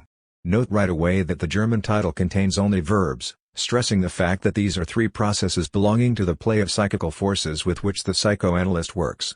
The starting point for Freud's reflection lies in identifying the main obstacle encountered by the work of interpretation du THIRD along the path of recalling traumatic memories. This obstacle, attributed to resistance, is due to repression Verderdierisis is designated by the term compulsion to repeat Wiederholungszwang. It is characterized among other things by a tendency to act out agieren, which Freud says is substituted for the memory. The patient reproduces it not as a memory but as an action. He repeats it, without, of course, knowing that he is repeating it. We are not far from the phenomenon of obsession mentioned above. Let us leave aside the implications of the phenomenon as they concern forgetting. We shall return to them in the chapter on forgetting in part. Then the emphasis is on acting out and on the place this takes, without the knowledge of the patient. What matters to us is the tie between the compulsion to repeat and resistance, as well as the substitution of this twofold phenomenon for the memory itself. This forms the obstacle to continuation of the analysis. Beyond this clinical aspect, Freud offers two therapeutic proposals that will be of the greatest importance for us, when we transpose the clinical analysis to the level of collective memory, as we consider ourselves authorized to do at that stage of the discussion. The first proposal concerns the analyst, the second, the analysand. The analyst is advised to be very patient with regard to the repetitions occurring under the cover of transference. Transference, Freud notes, creates something like an intermediary domain between illness and real life. One can speak of it as a playground, in which the compulsion is authorized to manifest itself in almost total freedom, offering an opportunity for the pathogenic background of the subject to manifest itself openly. But something is also asked of the patient. Ceasing to lament or to hide his true state from himself, he must find the courage to direct his attention to the phenomenon of his illness. His illness itself must no longer seem to him contemptible, but must become an enemy worthy of his mettle, a piece of his personality, which has solid ground for its existence and out of which things of value for his future life have to be derived. Otherwise, there will be no reconciliation Verderdierisis of the patient with the repressed material. Let us hold in reserve this term of reconciliation, which will return to the fore in our subsequent reflections on forgiveness. Let us stop for a moment with the twofold handling of resistances by the patient and the analyst, to which Freud gives the name of Durcharbeiten, working through in the English translation, per elaboration in the French, or, as I prefer to say, remaniement reworking. The important word here is work, or rather, working, which underscores not only the dynamic character of the entire process, but the collaboration of the analysand in this work. It is in relation to this notion of work, stated in the form of a verb, that it becomes possible to speak of memory itself, freed in this way, as a work, the work of remembering Erinnerungsarbeit. Work is thus the word repeated several times and symmetrically opposed to compulsion, the work of remembering against the compulsion to repeat. Thus could be summed up the theme of this precious little essay. Belonging to this work are both the patience of the analyst with respect to the repetition channeled by the transference and the courage required on the part of the analysand to recognize himself as ill, in search of a truthful relation to his past. Before examining the transpositions that might be made between the analytic relation and the public plane of collective memory and of history, and taking into consideration the reservation in principle mentioned above, let us turn to the second essay, titled Mourning and Melancholia Trauer und Melancholie. This essay, no doubt, offers greater resistance than the preceding one to a transposition to the plane of collective memory, insofar as mourning is treated less in its own right, precisely as work, than as a term of comparison in order better to pierce the enigmas of melancholia. It is the pairing with the preceding essay that can help to draw some positive information from the comparison itself concerning the work of mourning. But especially, this essay awakens resounding echoes of a millenary experience, which has had melancholia itself as a theme of meditation and as a source of torment.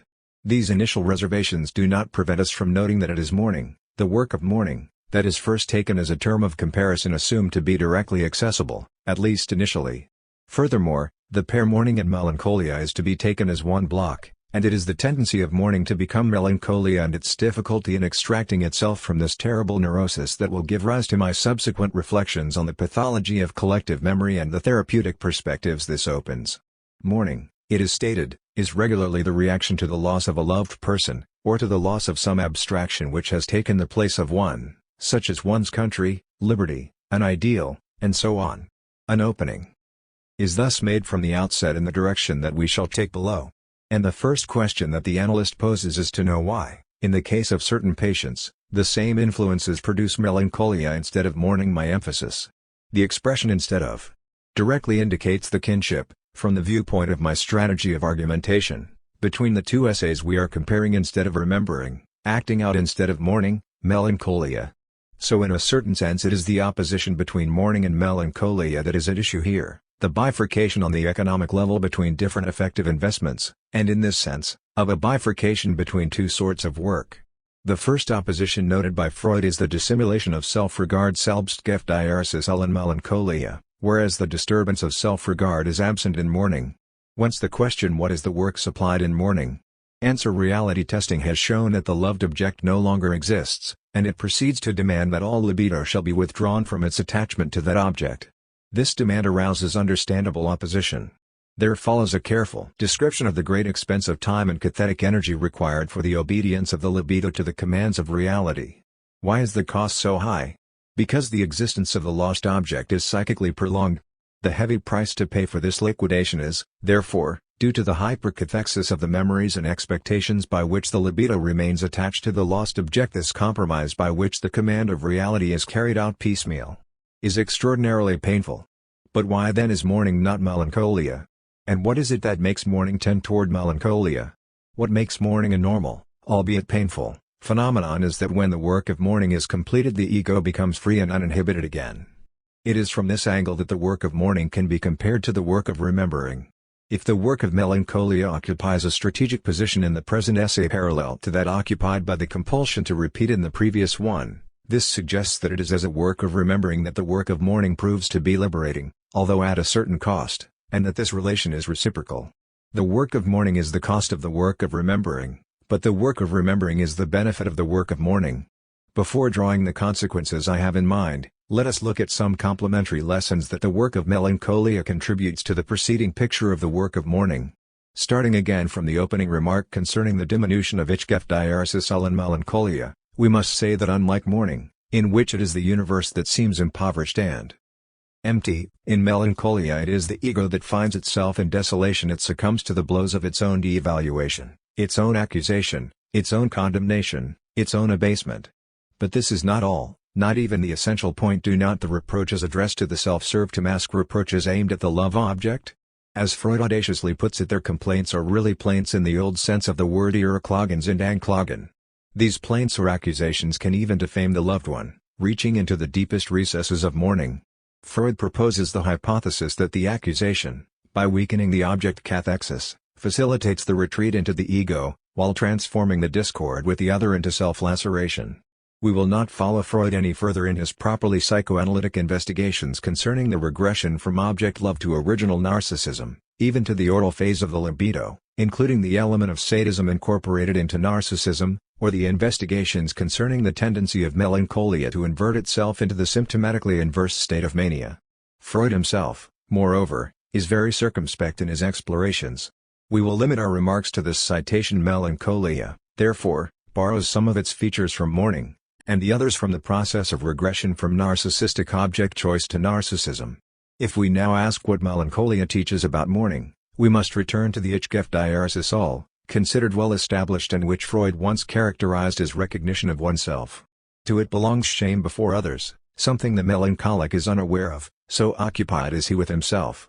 Self-esteem and shame would then seem to be joint components of mourning. Freud remarks on this: the censorship of consciousness, the expression of the agency generally termed conscience, goes together with reality testing, among the major institutions of the ego. This remark links up with what was said in the preceding essay concerning the responsibility of the analysand in foregoing acting out and in pursuing the work of memory.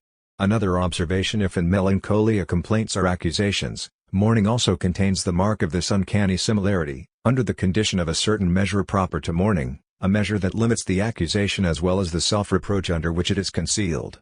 Finally, and this is perhaps the most important thing, does not the proximity between Klage and Anklage, between complaint and reproach, which is exhibited in melancholia, stem from the ambivalence of amorous relations in which love and hate are side by side, even in mourning? However, it is on the positive outcome of mourning, in contrast to the disaster of melancholia, that I would like to conclude this brief incursion into one of Freud's most famous essays. Melancholia confronts us with yet other problems, the answer to which in part eludes us. The fact that it passes off after a certain time has elapsed without leaving traces of any gross changes is a feature it shares with morning. We found by way of explanation that in morning time is needed for the command of reality testing to be carried out in detail, and that when this work has been accomplished the ego will have succeeded in freeing its libido from the lost object. We may imagine that the ego is occupied with analogous work during the course of melancholia. In neither case have we any insight into the economics of the course of events. Let us set aside Freud's admission concerning the explanation and retain only his clinical lesson. The time of mourning is not unrelated to the patience required by analysis in the passage from repetition to memory. Memory does not only bear on time, it also requires time, a time of mourning. I do not want to end this confrontation between mourning and melancholia on Freud's statement of perplexity. In neither case have we any insight into the economics of the course of events. If the last word on mourning and on the work of mourning in psychoanalysis has not been uttered, this is because it has also not been uttered on melancholia. Must melancholia be left to the physicians, psychiatrists, and psychoanalysts? Is it solely a mental illness? 4. Anyone who has read Saturn and Melancholy by Raymond Klobonsky, Erwin Panofsky, and Fritz Saxl, The Nosological Reduction of Melancholia, begun by E. Kraepelin and redirected by Ludwig Binswanger, is unacceptable. How indeed could we fail to mention the place held by melancholia in the ancient system of four humors in Greek medicine, in which the melancholic humor, black bile ultra bielis, takes its place alongside the sanguine, choleric, and phlegmatic humors. Here is one more list to memorize, taking into account the network of correspondences with the cosmic elements, divisions of time, ages of life. Melancholia, state medieval text of the 12th century, imitates the earth, grows in autumn, reigns in maturity. Physiology, psychology, cosmology are thus found to be joined, following a threefold principle: the search for primary elements common to the microcosm and the macrocosm, the establishment of a numerical expression for these complex structures, and the law of harmony or proportionality among the elements. In this, we recognize the spirit of Pythagoras, followed by Empedocles. What is important in the sort of excursus that I am making, beyond, or perhaps, short of, Freud, is that the concept of humor has continued to oscillate between the idea of illness and the idea of character or temperament, the scale showing the degree of harmony or disharmony among the elements. It is precisely in melancholia that the ambivalence culminates, and this becomes the critical point of the entire system. This privilege, so to speak, accorded to melancholia has become more pointed as the theory of the four humors has been transformed into a theory of temperaments and mental types. Depression and anxiety or fear become the characteristic symptoms of melancholia. Melancholia then becomes synonymous with insanity, madness. The intersection between melancholia and humorial theory and the madness of tragic heroes, Ajax, Hercules, Bellerophon, raised by Plato to the level of a philosopheme, is completed with the most famous of the problems attributed to Aristotle, book, Problem, a monograph on black bile, according to our sources. Why, asks the author of Problem, is it that all those who have become eminent in philosophy or politics or poetry or the arts are clearly melancholics? And the text adds the names of Empedocles, Plato, and Socrates to the list of troubled spirits. How, then, can we not call to mind the theory of the multiple figures of mania in Plato himself and the comparison made in so many dialogues between exaltation, ecstasy, inebriation, and other divine states? For all these states are the work of black bile. Here the normal and the pathological rub shoulders, melancholia being passed from the physician to the pedagogue and vice versa. The melancholic is the exceptional individual. The romantic theory of genius is contained in germ in this ambiguous description of fury, to borrow Cicero's translation of the Greek mania. The Stoics alone resist, clearly opting before the fact for the psychoanalytic reading. It is the thinkers of the Renaissance, who, beyond the medieval transmission of the divided heritage received from the Greek physicians and philosophers of nature, redirected the meditation on melancholia toward the modern doctrine of genius. The astral theme, which scholars trace back to Arab astrology, stands ready to emerge in our impassioned Renaissance figures. The Renaissance man, represented by an Erasmus, a Marsilio Ficino, a Pico della Mirandola, a Nicholas of Cusa, a Diderot, is in pursuit less of individual salvation than of the unfettered development of individual spontaneity. It is in this elan, which announces the fire of romantic genius, that the troubling contrast between exaltation and depression is to be found. The negative pole is nothing other than what Lessing will call voluptuous melancholia, heir to medieval acedia, that perfidious temptation hesitating between sin and illness. The Renaissance man, however, also makes the wager that melancholia can be melancholia generosa Klobonsky et al. It is, however, Indeed, Ricoeur's engraving, Melancholia, that all the attempts at rehabilitating Saturn and Melancholia are crystallized. And it is over this engraving that the commentaries of Glabowski, Panofsky, and Saxla linger. Let us read this engraving. A woman is seated, her gaze plunging into empty space, her face indistinct, her chin resting on a clenched fist. At her waist hang some keys, symbols of power, and a purse, symbol of wealth, two forms of vanity. In short, Melancholia remains forever this hunched, pensive figure. Fatigue? Grief? Sorrow? Meditation? The question returns: is this the posture of declining health or of reflective genius? The response is not to be sought in the human figure alone. The environment is also tacitly eloquent. Unused instruments lie scattered across the immobile scene, a three-dimensional geometrical figure depicting geometry, the fifth of the liberal arts. The vanity of knowledge is thus incorporated in the idle figure. This fusion of geometry giving way to melancholia and melancholia lost in a dream-like geometry gives to melancholia its enigmatic power. Might not truth itself be gloomy, following the adage of Ecclesiastes? The question then arises: what shadowy light is cast on Freud's text by this backward turn? It seems to me that to make sense of it we must extend the inquiry into melancholia to one of the sources of the theme buried under medicine, psychology, literature, and iconography behind the lament of an Alain Chartier invoking Dame Mélancolie of Roi Reni celebrating Dame Tristesse is silhouetted acedia, named already above, in which the spiritual leaders of the Middle Ages saw the worst of temptations, beyond even sanguine luxury, choleric discord, namely, complacence toward sadness. Acedia is this sort of laziness, lassitude, disgust, to which the member of a religious order who is not praying or working is in danger of succumbing. Do we not touch here upon the moral ground of melancholia, barely alluded to by Freud in the vocable, Selbstgeftigerungsgefühl? That toward which acedia is complacent, is it not the sadness of meditative memory, the specific mood of finitude rendered conscious of itself? This sadness without a cause, is it not akin to Kierkegaard's sickness and death, that relative of despair, or rather, following Gabriel Marcel's suggestion, of no hope in espoir? By moving back in this way to the acedia of the religious, have we not provided a worthy vis-a-vis for the work of mourning? Someone may object that the work of mourning has no antecedent in the literature of melancholia. In this sense, it would indeed be a creation of Freud. But the work of mourning also has antecedents in the antidotes by which the medical, psychological, moral, literary, and spiritual tradition has attacked melancholia. Among these remedies, we find gaiety, humor, hope, trust, and also work.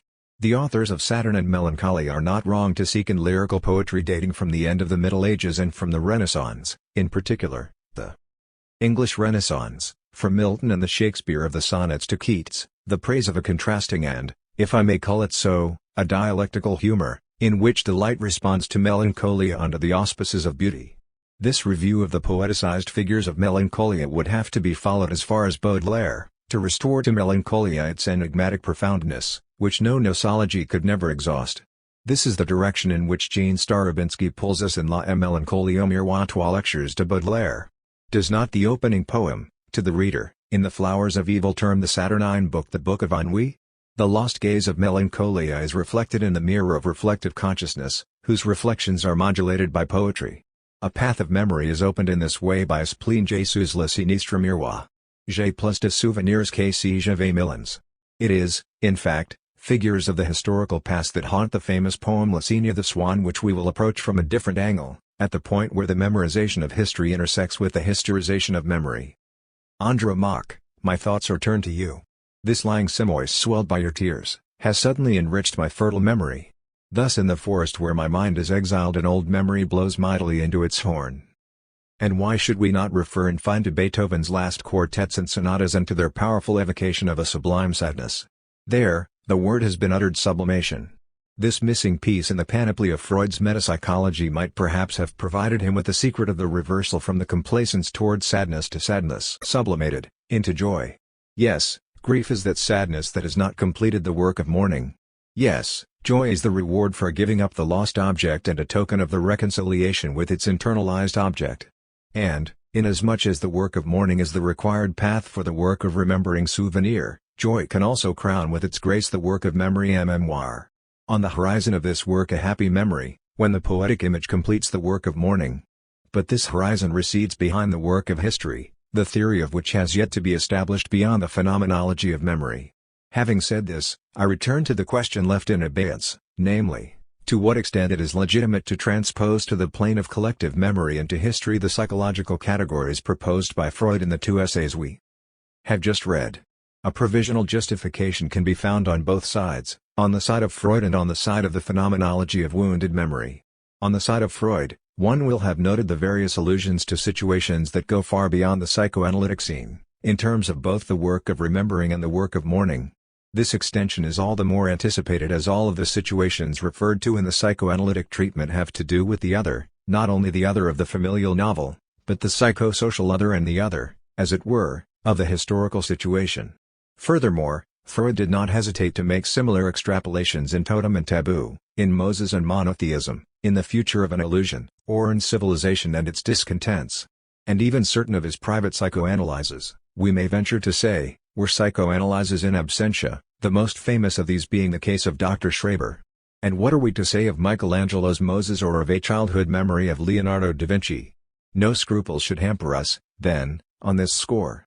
The transposition has been rendered easier by certain reinterpretations of psychoanalysis close to hermeneutics, as we see in some of the earlier works of J. Diercessurgeon Habermas, in which psychoanalysis is reformulated in terms of desymbolization and resymbolization, and in which the emphasis is placed on the role of systematic distortions of communication on the plane of the social sciences. The sole objection that has not been answered in the hermeneutical interpretations of psychoanalysis concerns the absence of recognized therapists in interhuman relations. But could we not say that, in this case, the public space of discussion constitutes the equivalent of what above was called the playground as the intermediary region between the therapist and the analysand? Regardless of this genuinely formidable difficulty, it is more important for our purpose to look to collective memory and to discover there the equivalent of the pathological situations with which psychoanalysis is concerned. It is the bipolar constitution of personal and community identity that, ultimately, justifies extending the Freudian analysis of mourning to the traumatism of collective identity. We can speak not only in an analogical sense but in terms of a direct analysis of collective traumatisms, of wounds to collective memory.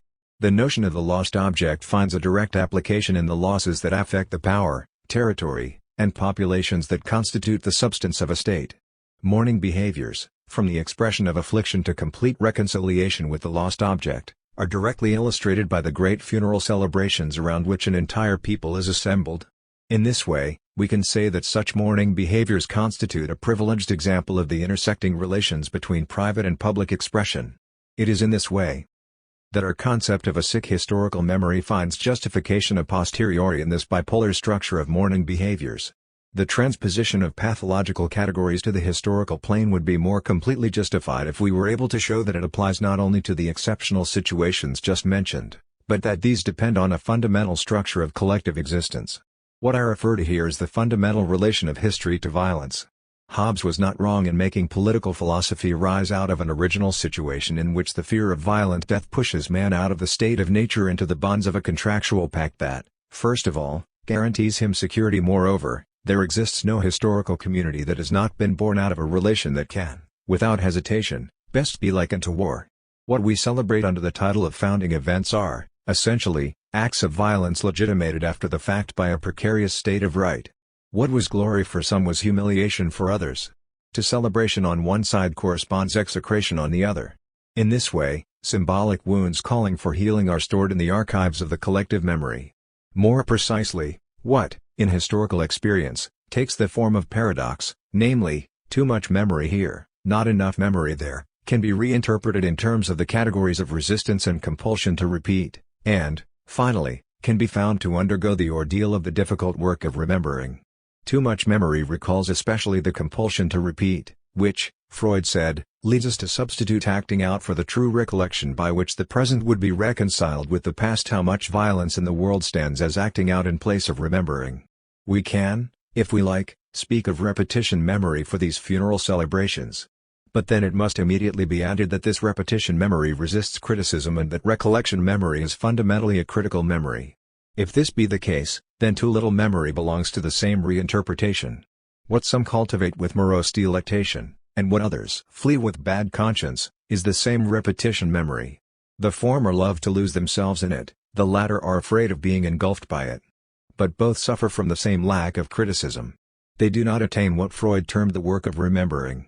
We can take one further step and suggest that it is on the level of collective memory, even more perhaps than on that of individual memory, that the overlapping of the work of mourning and the work of recollection acquires its full meaning. When it is a matter of national self-love, we can properly speak of a lost love object. It is always in terms of its losses that the wounded memory is forced to confront itself.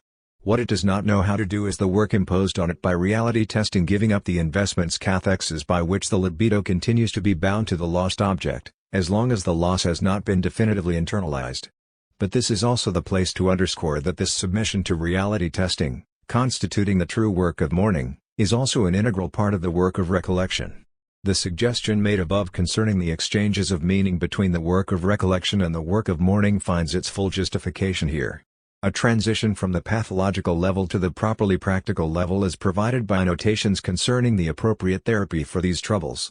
Freud continuously calls upon the cooperation of the analysand, placing the analytical experience, in this way, entirely at the point of intersection between the passive, pathic side of memory and the active side of the exercise of memory. In this respect, the notion of work, the work of remembering, the work of mourning, occupies a strategic position in reflection on the failures of memory. This notion supposes that the difficulties in question are not only undergone, but that we are responsible for them, as witnessed by the therapeutic advice that accompanies the working through. In one sense, the abuses of memory, which we will now discuss, can appear as perverse diversions of this work, in which mourning is joined to remembering. The practical level manipulated memory. Whatever may be the validity of the pathological interpretations of the excesses and deficiencies of collective memory, I would not want them to occupy all of the territory. A distinct place must be set aside, next to the more or less passive modes of these abuses, undergone, suffered, even taking into account the correction made by Freud himself to this unilateral treatment of passivity, for abuses, in the strong sense of the term, resulting from a concerted manipulation of memory and of forgetting by those who hold power. Thus I shall be speaking here less of wounded memory than of instrumentalized memory, the Weberian category of rationality in accordance with an end, Zweckrationalität Diaresis, in opposition to the category of rationality in accordance with a value, Wertrationalität Diaresis, has a place here, as does the category employed by Habermas of strategic reason in opposition to communicational reason. It is on this plane that we can more legitimately speak of the abuses of memory, which are also abuses of forgetting. The specificity of this second approach lies in the intersection of the problematics of memory and of identity, collective as well as personal. We will linger over this problem of intersection in the next chapter, in the context of Locke's theory, in which memory is established as the criterion of identity. The heart of the problem is the mobilization of memory in the service of the quest, the appeal, the demand for identity. In what follows from this, we recognize some disturbing symptoms: too much memory, in a certain region of the world, hence an abuse of memory; not enough memory elsewhere, hence an abuse of forgetting. It is in the problematic of identity that we have to seek the cause of the fragility of memory manipulated in this way. This is in addition to the properly cognitive frailty resulting from the proximity between memory and imagination, which finds in the latter its spur and its helper. What constitutes the fragility of identity? It is identity's purely presumptive, alleged, reputed character. This claim, as one would say in English, this Anspruch in German, is lodged in the responses to the question, who? Who am I? Responses in terms of what? Of the form "this is what we are, we, ourselves. How we are, this way and not otherwise." The fragility of identity consists in the fragility of these responses in terms of what, claiming to give the recipe of the identity proclaimed and reclaimed. The problem is therefore carried back a step, from the fragility of memory to that of identity. As the primary cause of the fragility of identity we must cite its difficult relation to time. This is a primary difficulty that, precisely, justifies the recourse to memory as the temporal component of identity, in conjunction with the evaluation of the present and the projection of the future. This relation to time is a problem by reason of the equivocal nature of the notion of the same, implicit in the notion of the identical. What, in fact, does it mean to remain the same over time? In the past, I took on the challenge of this enigma, with respect to which I suggested distinguishing two senses of identical: the same as idem, gleich, and the same as ipse, self, selbst. It seemed to me that self-constancy over time rests on a complex interplay of sameness and ipseity. If I may venture these barbarisms in this equivocal play, the practical and pathetic aspects are more formidable than the conceptual, epistemic ones. I will say that the temptation of identity, of dire as an identitaire, as Jacques Le Goff calls it, consists in the retreat of ipse identity into idem identity, or, if one prefers, in the slippage, the drift, from the flexibility, proper to self-constancy as manifested in the promise, to the inflexible rigidity of a character, and quasi-typographical sense of the term. The second cause of fragility lies in the confrontation with others, felt to be a threat. It is a fact that the other, because other, comes to be perceived as a danger for one's own identity, our identity as well as my identity. To be sure, we may find this surprising as our identity so fragile that we are unable to bear, unable to endure the fact that others have different ways than our own of leading their lives, of understanding themselves, of inscribing their own identity in the web of living together. This is so. There are indeed humiliations, real or imagined attacks on self-esteem, under the blows of poorly tolerated otherness, that turn a welcome into rejection, into exclusion. This is the relation that the same maintains with the other. Third cause of fragility: the heritage of founding violence. It is a fact that there is no historical community that has not arisen out of what can be termed an original relation to war. What we celebrate under the heading of founding events are, essentially, violent acts legitimated after the fact by a precarious state of right, acts legitimated, at the limit, by their very antiquity, by their age. The same events are thus found to signify glory for some, humiliation for others. To their celebration, on the one hand, corresponds their execration, on the other. It is in this way that real and symbolic wounds are stored in the archives of collective memory. Here, the third cause of the fragility of identity merges with the second. It remains to be shown under what angle the forms of misuse of memory can be grafted onto the demand for identity, whose specific fragility we have just outlined. The manipulations of memory we are going to discuss below result from the intervention of a disturbing and multiform factor that insinuates itself between the demand for identity and the public expressions of memory. This is the phenomenon of ideology, involving a mechanism I have attempted to demonstrate elsewhere. The ideological process is opaque in two ways. First, it remains hidden. Unlike utopia, it is unacknowledged. It masks itself by inverting itself, denouncing its adversaries in the field of competition between ideologies, for it is always the other who stoops to ideology. On the other hand, the process is extremely complex. I have suggested distinguishing three operative levels of the ideological phenomenon, in terms of the effects it exerts on an understanding of the human world of action.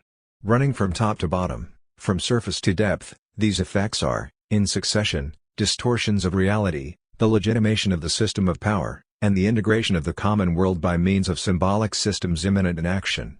At the deepest level, that on which Clifford Geertz works, the ideological phenomenon indeed appears to constitute an unsurpassable structure of action, to the extent that symbolic mediation marks the difference between the motivations of human action and the hereditary structures of genetically programmed behaviors. A remarkable correlation is established at this fundamental level between a symbolic synthesis and a semiotic system, some of this belonging clearly to a system of rhetorical tropes. Considered at this deep level, the analysis of the ideological phenomenon is obviously part of a semiotics of culture. It is in fact in this role that ideology, as a factor of integration, can be established as the guardian of identity, offering a symbolic response to the causes affecting the fragility of this identity. At this level of radicality, that of symbolically mediated action, there is as yet no manipulation, hence no abuse of memory. One can speak only of the silent constraint exerted on the mores of a traditional society. This is what makes the notion of ideology practically ineradicable. But it must be added straight away that this constitutive function of ideology can scarcely operate outside of the connection to its second function, the justification of a system of order or power, nor can it operate even potentially apart from the function of distortion that is grafted onto the preceding one. At the limit, it would only be in societies without a hierarchical political structure, and, in this sense, societies without power, that we might have a chance of encountering the naked phenomenon of ideology as an integrative structure in its, so to speak, innocent form. Ideology, when all is said and done, revolves around power. In fact, what ideology aims to legitimize is the authority of order or power, order, in the sense of an organic relation between the whole and the part, power, in the sense of a hierarchical relation between governing and governed. In this regard, the analyses that Max Weber devotes to the notions of order, Ordnung and domination, Herrschaft, are of considerable interest for our undertaking, even if the author of Economy and Society does not treat ideology and its relation to identity thematically. The entire Weberian analysis of power revolves around the claim to legitimacy raised by every form of power, be it charismatic, traditional, or bureaucratic. Everything then turns on the nature of the knot, the nexus, that binds the legitimacy claims raised by the governors to the belief in that authority on the part of the governed. The paradox of authority resides in this knot. Ideology, we may presume, arises precisely in the breach between the request for legitimacy emanating from a system of authority and our response in terms of belief. Ideology is supposed to add a sort of surplus value to our spontaneous belief, thanks to which the latter might satisfy the demands of the authority. At this stage, the function of ideology would be to fill the gap of credibility opened by all systems of authority, not only the charismatic system, because the chief is sent from above, and the system based on tradition, because things have always been done this way, but also the bureaucratic system, because the experts are supposed to know. Max Weber provides support for the present hypothesis by defining the types of legitimacy, their imperatives, and their requirements on the basis of the types of belief by virtue of which the order is legitimized, and power justified. These types of belief constitute, each in its own way, a reason for obeying. Moreover, it is in this way that authority is defined as the legitimate power to make others obey. Herrschaft, according to Weber, consists essentially in a hierarchical relation between commanding and obeying. It is expressly defined by the expectation of obedience and the probability, the likelihood, that this will be fulfilled. It is at this critical point that the symbolic systems in their rhetorical expressions discussed elsewhere by Clifford Geertz are seen to be mobilized. They supply the selling points that elevate ideology to the level of a surplus value added to the belief in the legitimacy of power. This relation between ideology and the legitimation process of systems of authority seems to me to constitute the central axis in relation to which are organized, on the one hand, the more radical phenomenon of community integration on the basis of the symbolic, even rhetorical, mediations of action, and on the other hand, the more visible phenomenon, easier to deplore and to denounce, of the distortion effect on which Marx focused his best analyses in the German ideology. We are familiar with the debatable metaphors of the inverted image or of man standing on his head. The mechanism of distortion, itself cast into images in this way, would be plausible only if it were joined to the phenomenon of legitimation, which I placed at the center of the ideological apparatus, and if this mechanism were, in the final analysis, to effect the unavoidable symbolic mediations of action. Brushing aside these mediations, the detractor of ideology assumes he is capable of giving a true, unwarped description of fundamental human reality, namely, praxis, transforming activity, hence a description free from any interpretation in terms of meaning, value, or norm. This realism, even ontology, of praxis and, more precisely, of living labor are at once the strength and the weakness of the Marxian theory of ideology. If, in fact, praxis does not, primordially, incorporate an ideological layer, in the primary sense of the word ideology, then I cannot see what in this praxis could provide the material for distortion. Separated from this original symbolic context, the denunciation of ideology is reduced to a pamphlet against propaganda. This enterprise of purification is not vain. It can possess circumstantial necessity, if it is conducted from the perspective of the reconstruction of a public space of discussion and not from the viewpoint of a merciless struggle, whose horizon would be circumscribed by civil war. If this analysis is plausible, or even accurate, we easily see which springs are working the various efforts to manipulate memory. It is easy to trace them back to the respective operative levels of ideology. On the deepest level, that of the symbolic mediation of action, it is through the narrative function that memory is incorporated into the formation of identity. Memory can be ideologized through the resources of the variations offered by the work of narrative configuration. And, as the characters of the narrative are imploded at the same time the story is told, the narrative configuration contributes to modeling the identity of the protagonists of the action as it molds the contours of the action itself. The narrative, Hannah Arendt reminds us, recounts the who of action. It is, more precisely, the selective function of the narrative that opens to manipulation the opportunity and the means of a clever strategy, consisting from the outset in a strategy of forgetting as much as in a strategy of remembering. We will account for this in the thematic study reserved for forgetting. However, it is on a level where ideology operates as a discourse justifying power, domination, that the resources of manipulation provided by narrative are mobilized. Domination, we have understood, is not limited to physical constraint. Even the tyrant needs a rhetorician, a sophist, to broadcast his enterprise of seduction and intimidation in the form of words. The narrative imposed in this way then becomes the privileged instrument of this twofold operation. Even the surplus value that ideology adds to the belief offered by the governed in responding to the claim of legitimacy made by the governing body presents a narrative texture. Stories of founding events, of glory and humiliation, feed the discourse of flattery or of fear. It thus becomes possible to account for the express abuses of memory on the level of the effective distortion belonging to the phenomenal level of ideology. At this level of appearance, imposed memory is armed with a history that is itself authorized, the official history, the history publicly learned and celebrated. A trained memory is, in fact, on the institutional plane, an instructed memory. Forced memorization is thus enlisted in the service of the remembrance of those events belonging to the common history that are held to be remarkable, even founding, with respect to the common identity. The circumscription of the narrative is thus placed in the service of the circumscription of the identity defining the community. A history taught, a history learned, but also a history celebrated. To this forced memorization are added the customary commemorations. A formidable pact is concluded in this way between remembrance, memorization, and commemoration.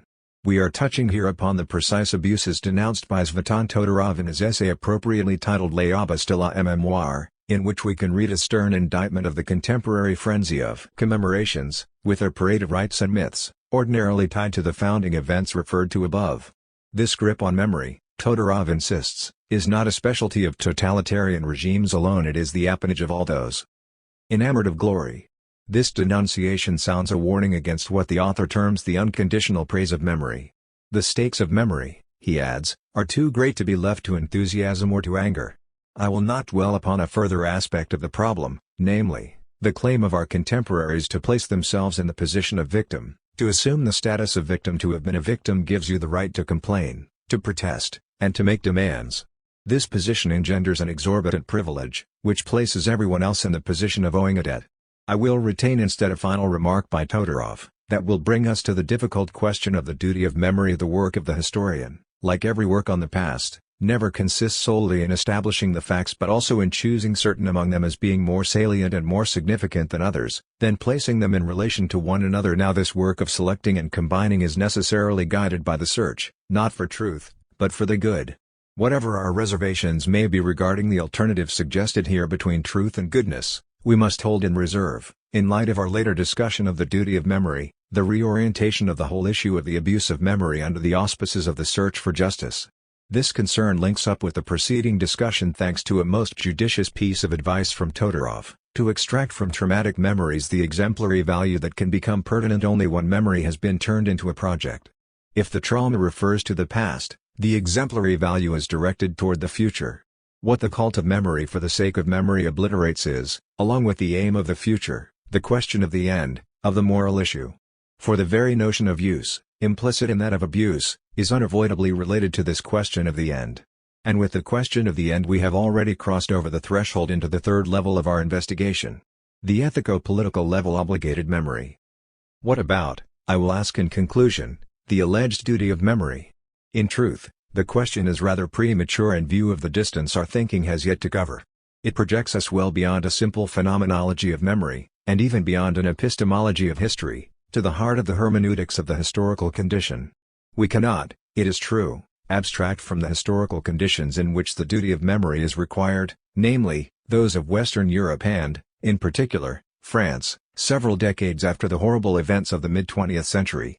The injunction is meaningful only in relation to the difficulty experienced by the national community or by the wounded parts of the body politic to remember faire mémoire to these events calmly.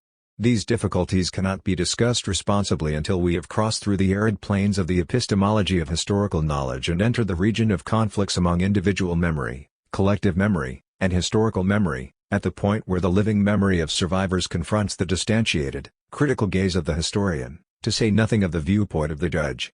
It is at this point of friction that the duty of memory proves to be particularly equivocal.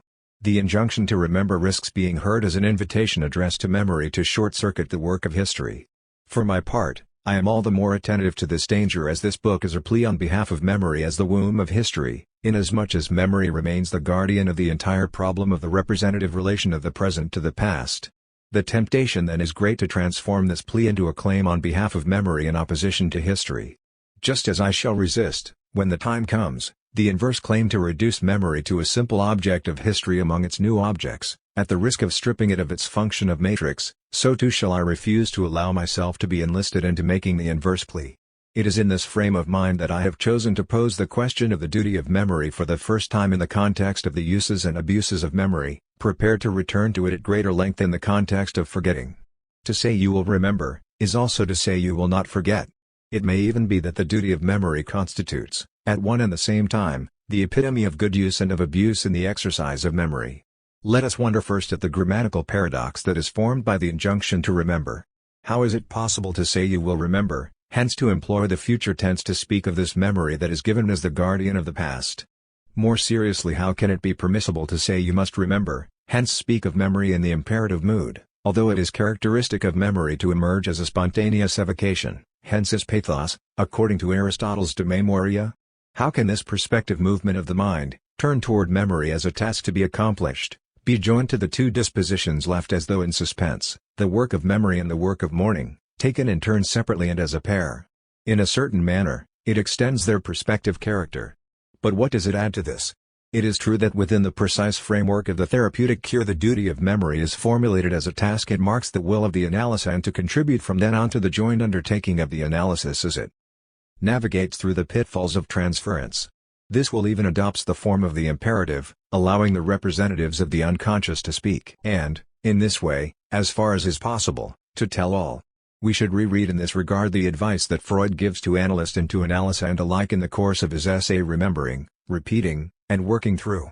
For its part, the work of mourning, since it requires time, projects the artisan of this work ahead of himself. He will have to continue, one by one, to cut the ties that hold him in the grip of the lost objects of his love and his hate as for reconciliation with the loss itself. This will forever remain an unfinished task. This patience toward oneself even possesses the features of a virtue, if it is contrasted, as we have tried to do, to the vice of giving in to sadness, to the acedia of spiritual teachers, that hidden passion that drags melancholia ever downward. Having said this, what is missing from the work of memory and from the work of mourning that would make them equivalent to the duty of memory? What is missing is the imperative element that is not expressly present in the notion of work of memory, work of mourning. More precisely, what is still absent is the twofold aspect of duty, as imposing itself on desire from outside and as exerting a constraint experienced subjectively as obligation. Where are these two features found together, in a form least subject to dispute, if not in the idea of justice, which we have already mentioned above in reply to the abuses of memory on the level of manipulation? Extracting the exemplary value from traumatic memories, it is justice that turns memory into a project, and it is this same project of justice that gives the form of the future and of the imperative to the duty of memory. We can then suggest that the duty of memory considered as the imperative of justice is projected as a third term on to the point of intersection of the work of mourning and the work of memory. In return, the imperative receives from the work of memory and the work of mourning the impetus that integrates it into an economy of drives. This united force of the duty of justice can then extend beyond the memory and mourning pair to the pair formed by the truthful and the pragmatic dimensions of memory. Indeed, our own discourse on memory has been conducted up to now along two parallel lines: the line of memory's concern for truth, under the aegis of the epistemic fidelity of memories with respect to what actually took place, and the line of memory use, considered as practice, even as the technique of memorization. This marks the return, therefore, of the past and the exercise of the past, this bipartition repeating the division of the two chapters of Aristotle's treatise. It is as though the duty of memory were projected ahead of consciousness as a point of convergence between the truth perspective and the pragmatic perspective on memory. The question then arises as to what gives the idea of justice its federating force with regard to the truthful and pragmatic aims of memory as well as to the work of memory and the work of mourning. It is thus the relation of the duty of memory to the idea of justice that must be interrogated. First element of a response, it must be recalled, first, that among all the virtues, the virtue of justice is the one that, par excellence and by its very constitution, is turned toward others. We can even say that justice is the component of otherness inherent in all the virtues, that it rests from the closed circuit of the self with itself. The duty of memory is the duty to do justice, through memories, to another than the self.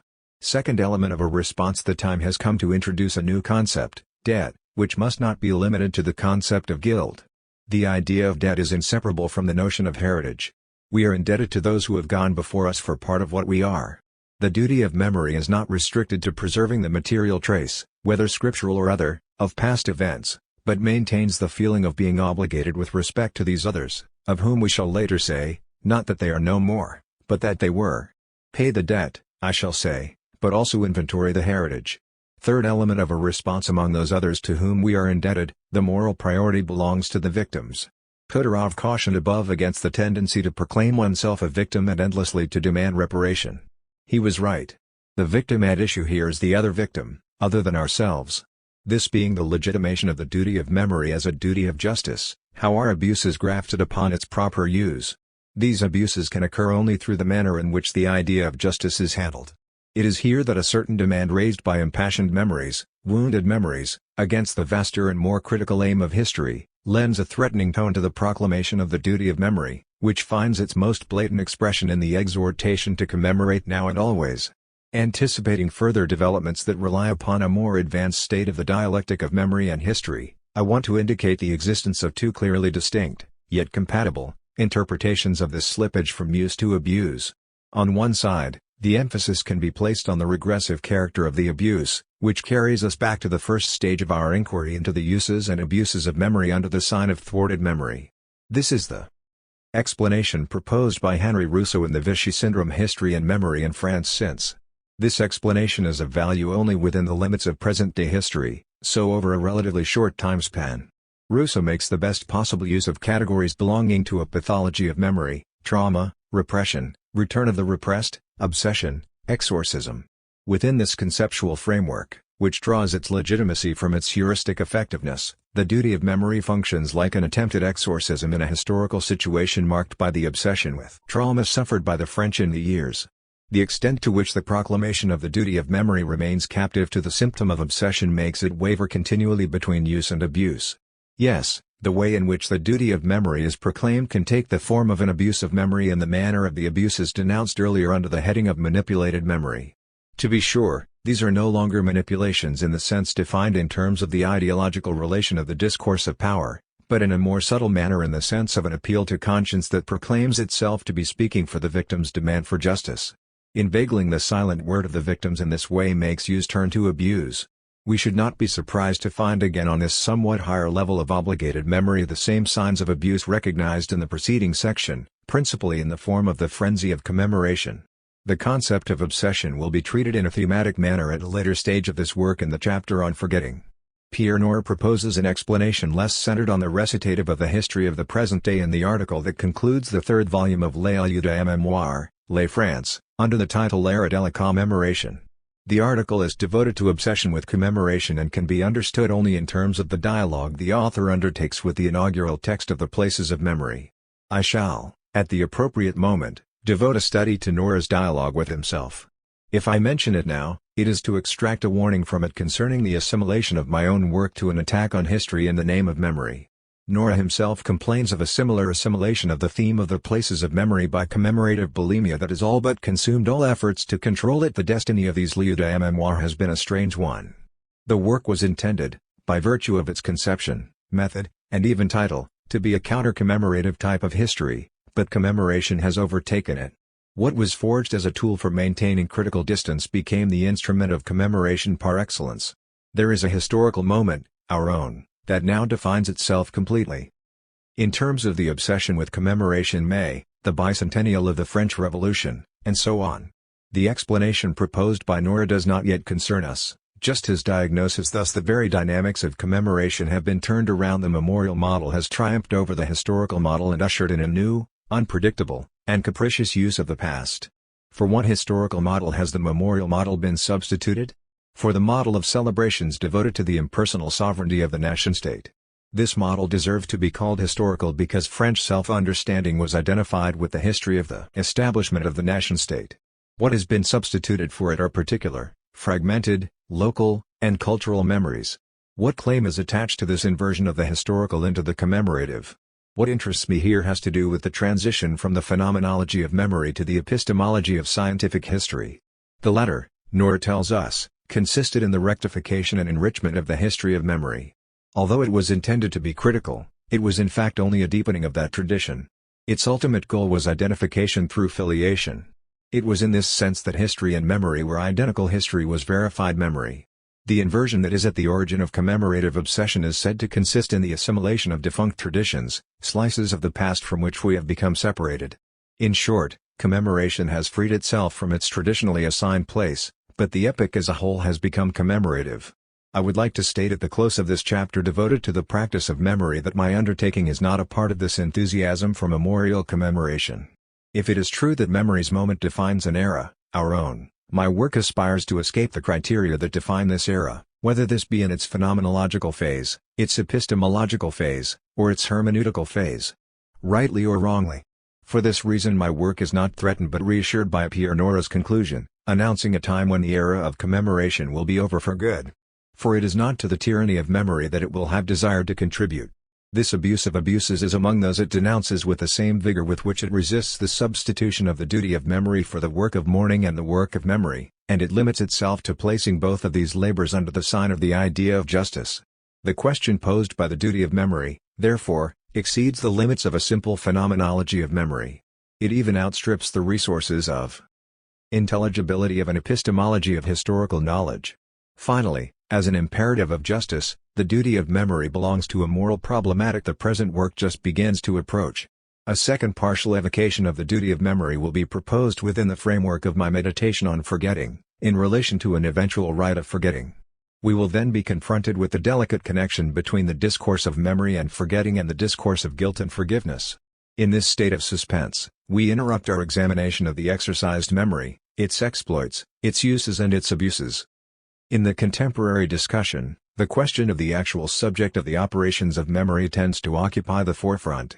This precipitation is encouraged by a preoccupation peculiar to our field of investigation. It matters to historians to know the nature of their vis avis, whether it is the memory of the protagonists of an action taken one by one or that of the collectivities taken as a body.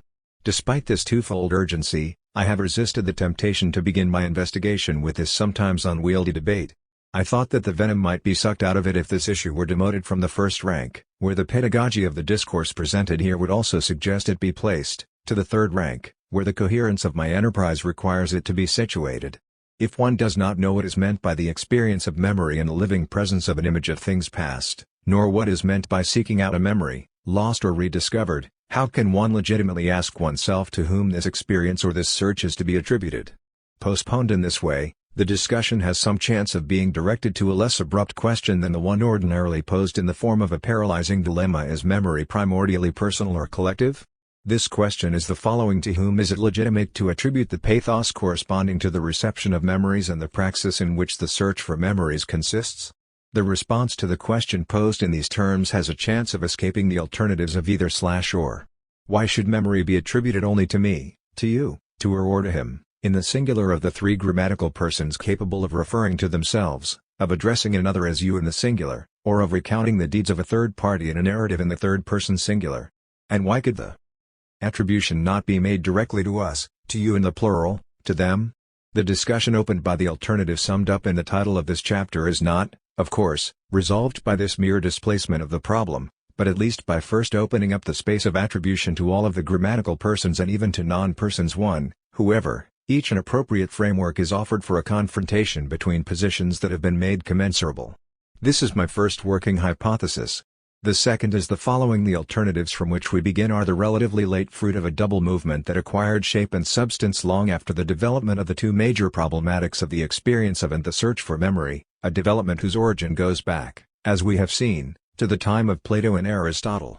On one side, it is the emergence of a problematic of a frankly egological mode of subjectivity. On the other, the eruption of sociology in the field of the social sciences and, with it, the appearance of an unprecedented concept of collective consciousness. Neither Plato nor Aristotle, nor any of the ancients, had held the question to be prior of knowing who remembered. They asked themselves what it meant to have or to search for a memory. The attribution to someone capable of saying I or we remained implicit in conjugating the verbs of memory and forgetting in the grammatical persons and in the different verbal tenses. They did not ask themselves this question because they were asking another concerning the practical relation between the individual and the city.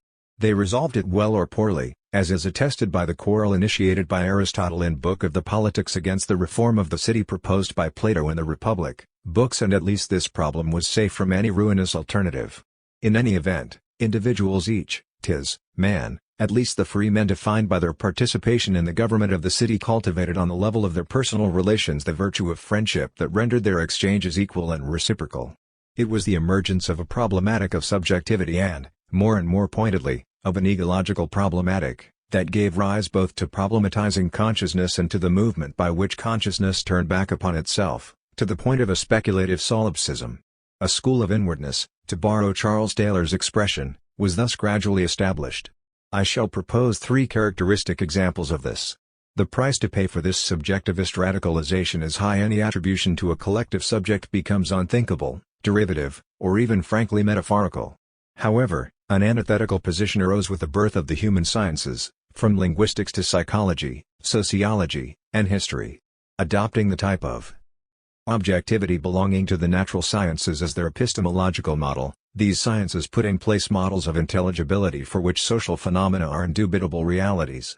More precisely, to methodological individualism, the Durkheimian school opposed a methodological holism, to which Maurice Halbwachs would adhere.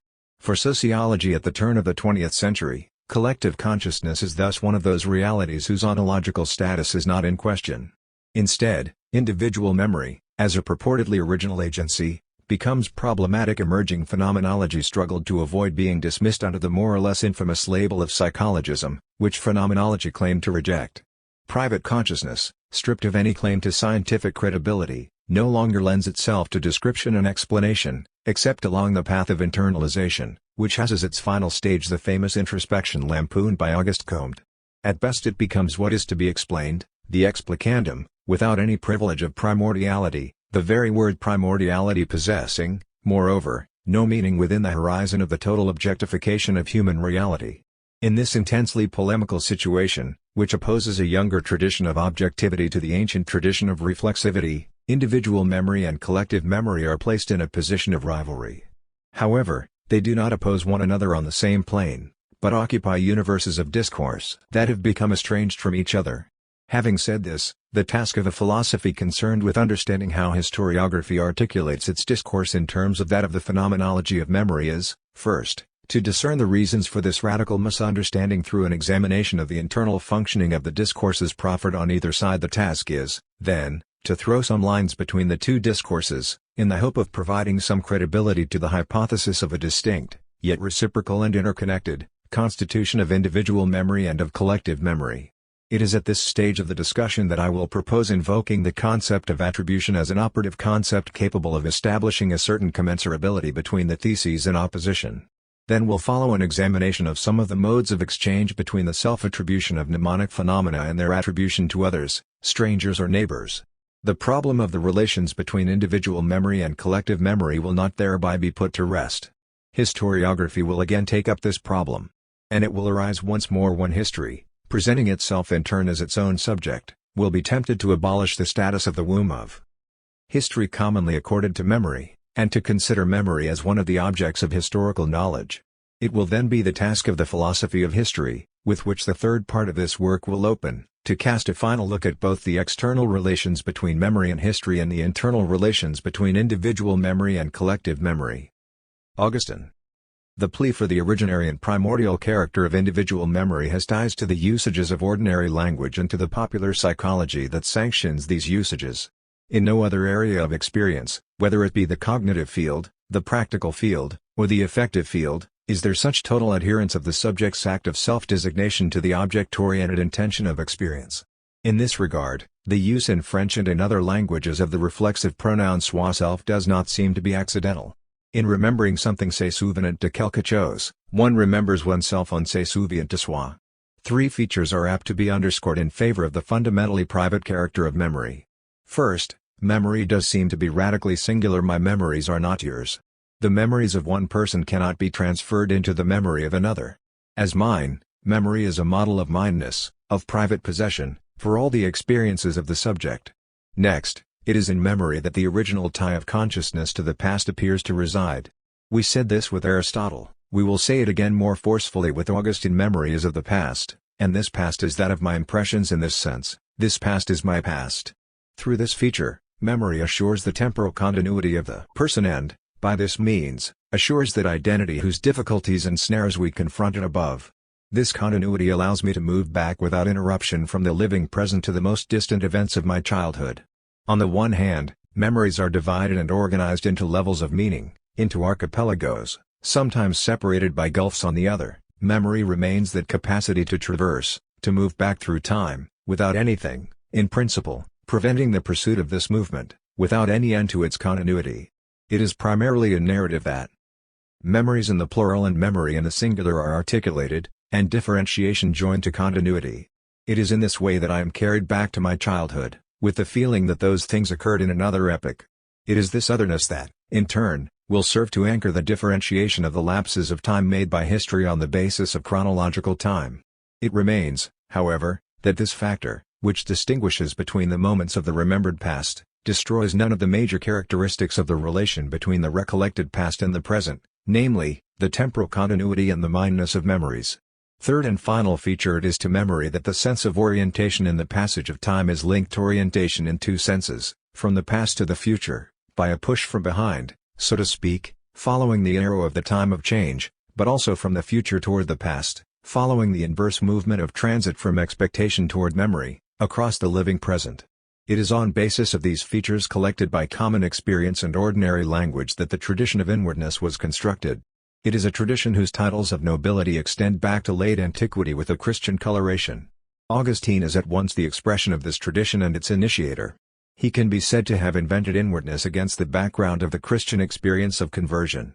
The novelty of this discovery creation is heightened by the contrast with the Greek, then Latin, problematic of the individual and the polis that initially occupied the space that will be gradually divided between political philosophy and the dialectic of split memory considered here. But if Augustine knows the inner man, he does not know the equating of identity, self, and memory. This is the invention of John Locke at the beginning of the 18th century. He is also unaware of the transcendental sense of the word subject, inaugurated by Kant and bestowed to his post-Kantian and neo-Kantian successors, up to Husserl's transcendental philosophy, which will attempt to distinguish itself from neo-Kantianism and from the psychologizing of the transcendental subject. It is not, however, with Kant that I will linger, inasmuch as the problematic of the internal sense presents an extremely arduous reading, taking into account the shattering of the problematic of the subject into the transcendental, the noumenal, and the empirical. What is more, neither his theory nor his practice leaves room for a meaningful examination of memory. It is, therefore, directly toward Husserl that we will turn. In his extensive unpublished work, the problematic of memory links up with that of the subject who remembers, with interiority and reflexivity. With Husserl, the school of inwardness reaches its apex. At the same time, the entire tradition of inwardness is constructed as an impasse in the direction of collective problematic of the subject into the transcendental, the noumenal, and the empirical. What is more, neither his theory nor his practice leaves room for a meaningful examination of memory. It is, therefore, directly toward Husserl that we will turn. In his extensive unpublished work, the problematic of memory links up with that of the subject who remembers, with interiority and reflexivity. With Husserl, the school of inwardness reaches its apex. At the same time, the entire tradition of inwardness is constructed as an impasse in the direction of collective. It is not yet consciousness and the self, nor even the subject, that Augustine describes and honors, but rather already the inner man remembering himself. Augustine's strength is to have tied the analysis of memory to that of time in books, and of the Confessions. This double analysis is, in fact, inseparable from an absolutely singular context. To begin with, the literary genre of confession is strongly associated with the moment of penitence, which earlier dominated the common usage of the term, and even more so with the initial avowal of the submission of the self to the creative word that has always preceded private language, a properly reflexive moment that directly ties memory and self-presence in the pain of the aporia.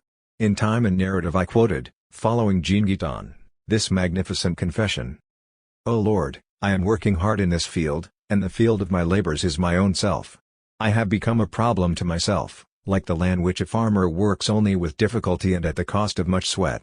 For I am not now investigating the tracks of heaven, or measuring the distance of the stars, or trying to discover how the earth hangs in space. I am investigating myself, my memory, my mind ego sum qui memini, ego animus. So, no phenomenology of memory apart from the painful quest of interiority. Let us recall a few stages in this quest. First, to Book of the Confessions. To be sure, the privilege of interiority is not everything here, inasmuch as the search for God immediately provides a dimension of loftiness, of verticalness, to the meditation on memory. But it is in memory that God is first sought. The heights and the depths, these are the same things, are hollowed out within interiority. The fame this book has enjoyed stems from the well-known metaphor of the spacious palace of memory. It provides interiority with a specific kind of spatiality, creating an intimate place. This pivotal metaphor is reinforced by a host of other related figures, the storehouse where the variety of memories to be enumerated are stored away, entrusted for safekeeping. All these sensations are retained in the great storehouse of the memory, which in some indescribable way secretes them in its folds. They can be brought out and called back again when they are needed. The study focuses on the marvel of recollection. Calling up as I please all the things brought into my memory bears witness to the fact that all this goes on inside into me, in the vast cloisters of my memory. Augustine celebrates a happy memory. The power of the memory is prodigious, my God. It is a vast immeasurable sanctuary. Who can plumb its depths? And yet it is a faculty of my soul. Although it is part of my nature, I cannot understand all that. I am doubly admirable as memory. First, by virtue of its scope. Indeed, the things collected in memory are not limited to images of sensible impressions that memory saves from dispersion by gathering them together, but also include intellectual notions, which can be said to be learned and, from then on, known.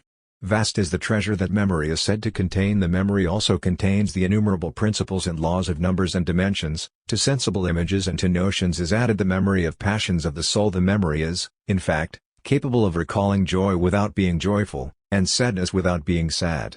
Second marvelous operation concerning notions, it is not simply the images of things that return to the mind but the intelligible ideas themselves.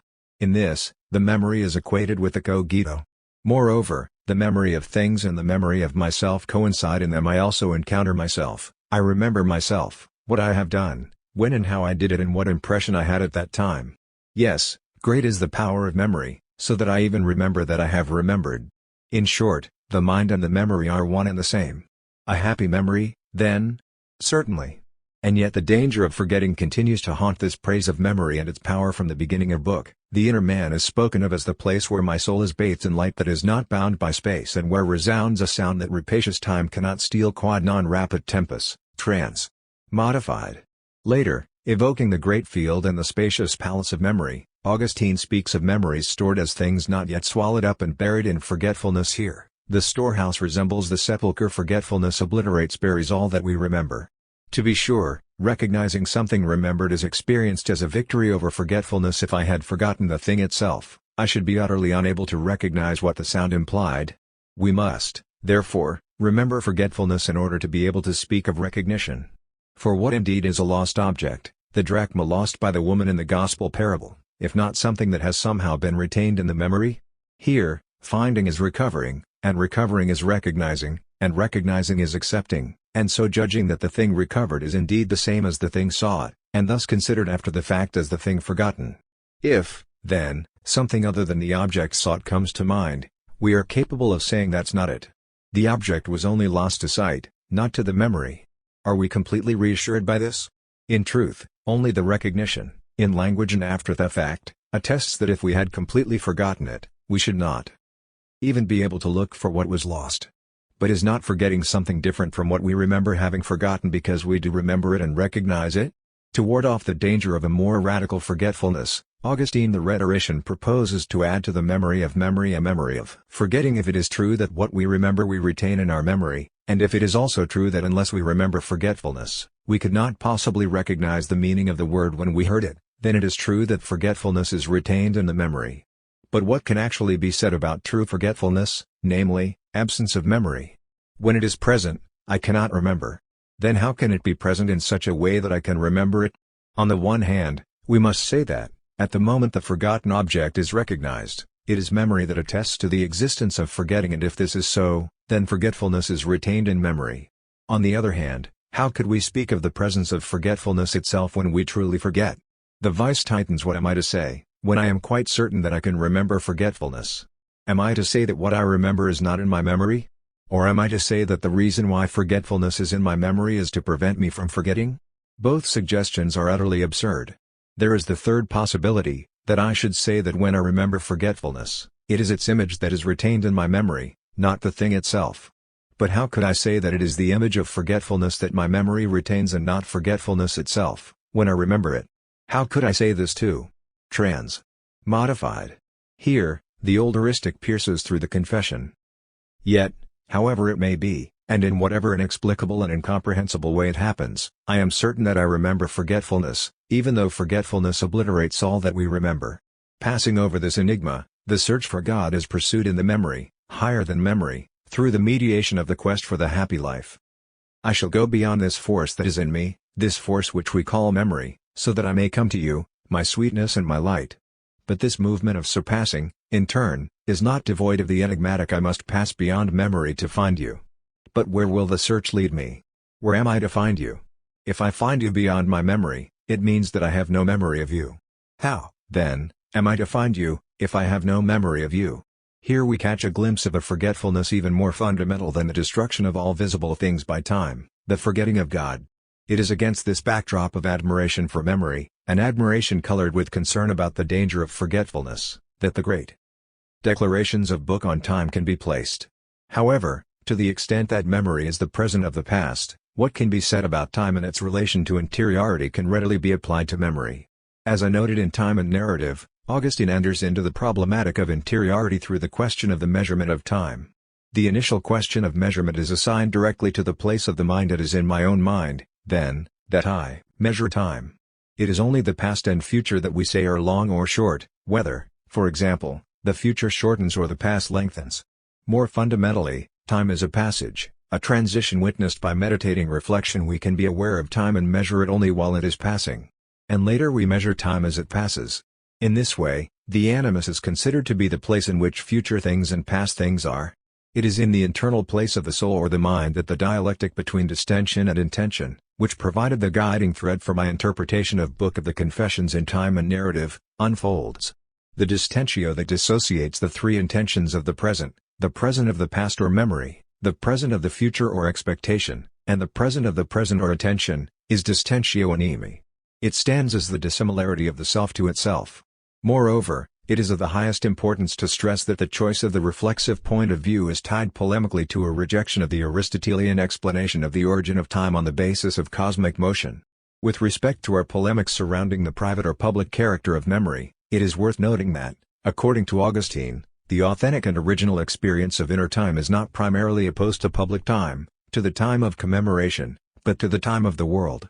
In Time and Narrative I raise the question whether historical time could be interpreted in terms of a similar antinomy, or whether it was not constructed instead as a third time, at the point of articulation of lived time, of phenomenological time so to speak, and of cosmological time. A more radical question arises here, namely, whether inserting individual memory into the operations of collective memory does not require a similar conciliation between the time of the soul and the time of the world. For the moment, it is enough to have anchored the question who? In that of the animus, the authentic subject of the ego memini. I do not want to abandon these brief remarks concerning the Augustinian phenomenology of time without mentioning a problem that will accompany us up to the final chapter of this work. It is the problem of knowing whether the theory of the threefold present does not accord a preeminence to the living experience of the present such that the otherness of the past is affected and compromised by it. And this despite the notion of distentio. The question is posed more directly by the role played by the notion of passing in the description of distentio animi while we are measuring it. Where is it coming from unde, what is it passing through quae, and where is it going quo?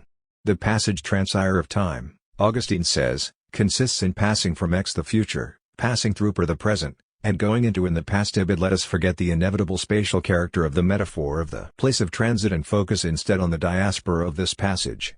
Does this passage, from the future toward the past through the present, signify an irreducible diachrony or a subtle synchronic reduction, to evoke Levinas's terminology in otherwise than being? This question anticipates, within phenomenology, the question of the pastness of the past, inseparable from the notion of temporal distance. It is to this question that our final reflections will be devoted. Locke. The situation of John Locke within the philosophical current of inwardness is utterly singular. The echo of Platonism and Neoplatonism is no longer perceptible, as it was in Augustine and as it continues to resonate forcefully with Cudworth and the Cambridge Platonists, whom Locke knew well and upon whose views he had reflected. Moreover, the kinship with the Christian problem of conversion to inwardness has ceased to be discernible. It is with Descartes that we believe him, wrongly, we shall see, most closely associated, precisely on the question of the cogito. However, the critique of innate ideas already served to distance Locke definitively from him, at least on the level of the ideas of perception. It remains that John Locke is the inventor of the following three notions and the sequence that they form together: identity, consciousness, self. Chapter of Book of an Essay Concerning Human Understanding, titled Of Identity and Diversity, occupies a strategic position in the work beginning with the second edition, of the work first published in.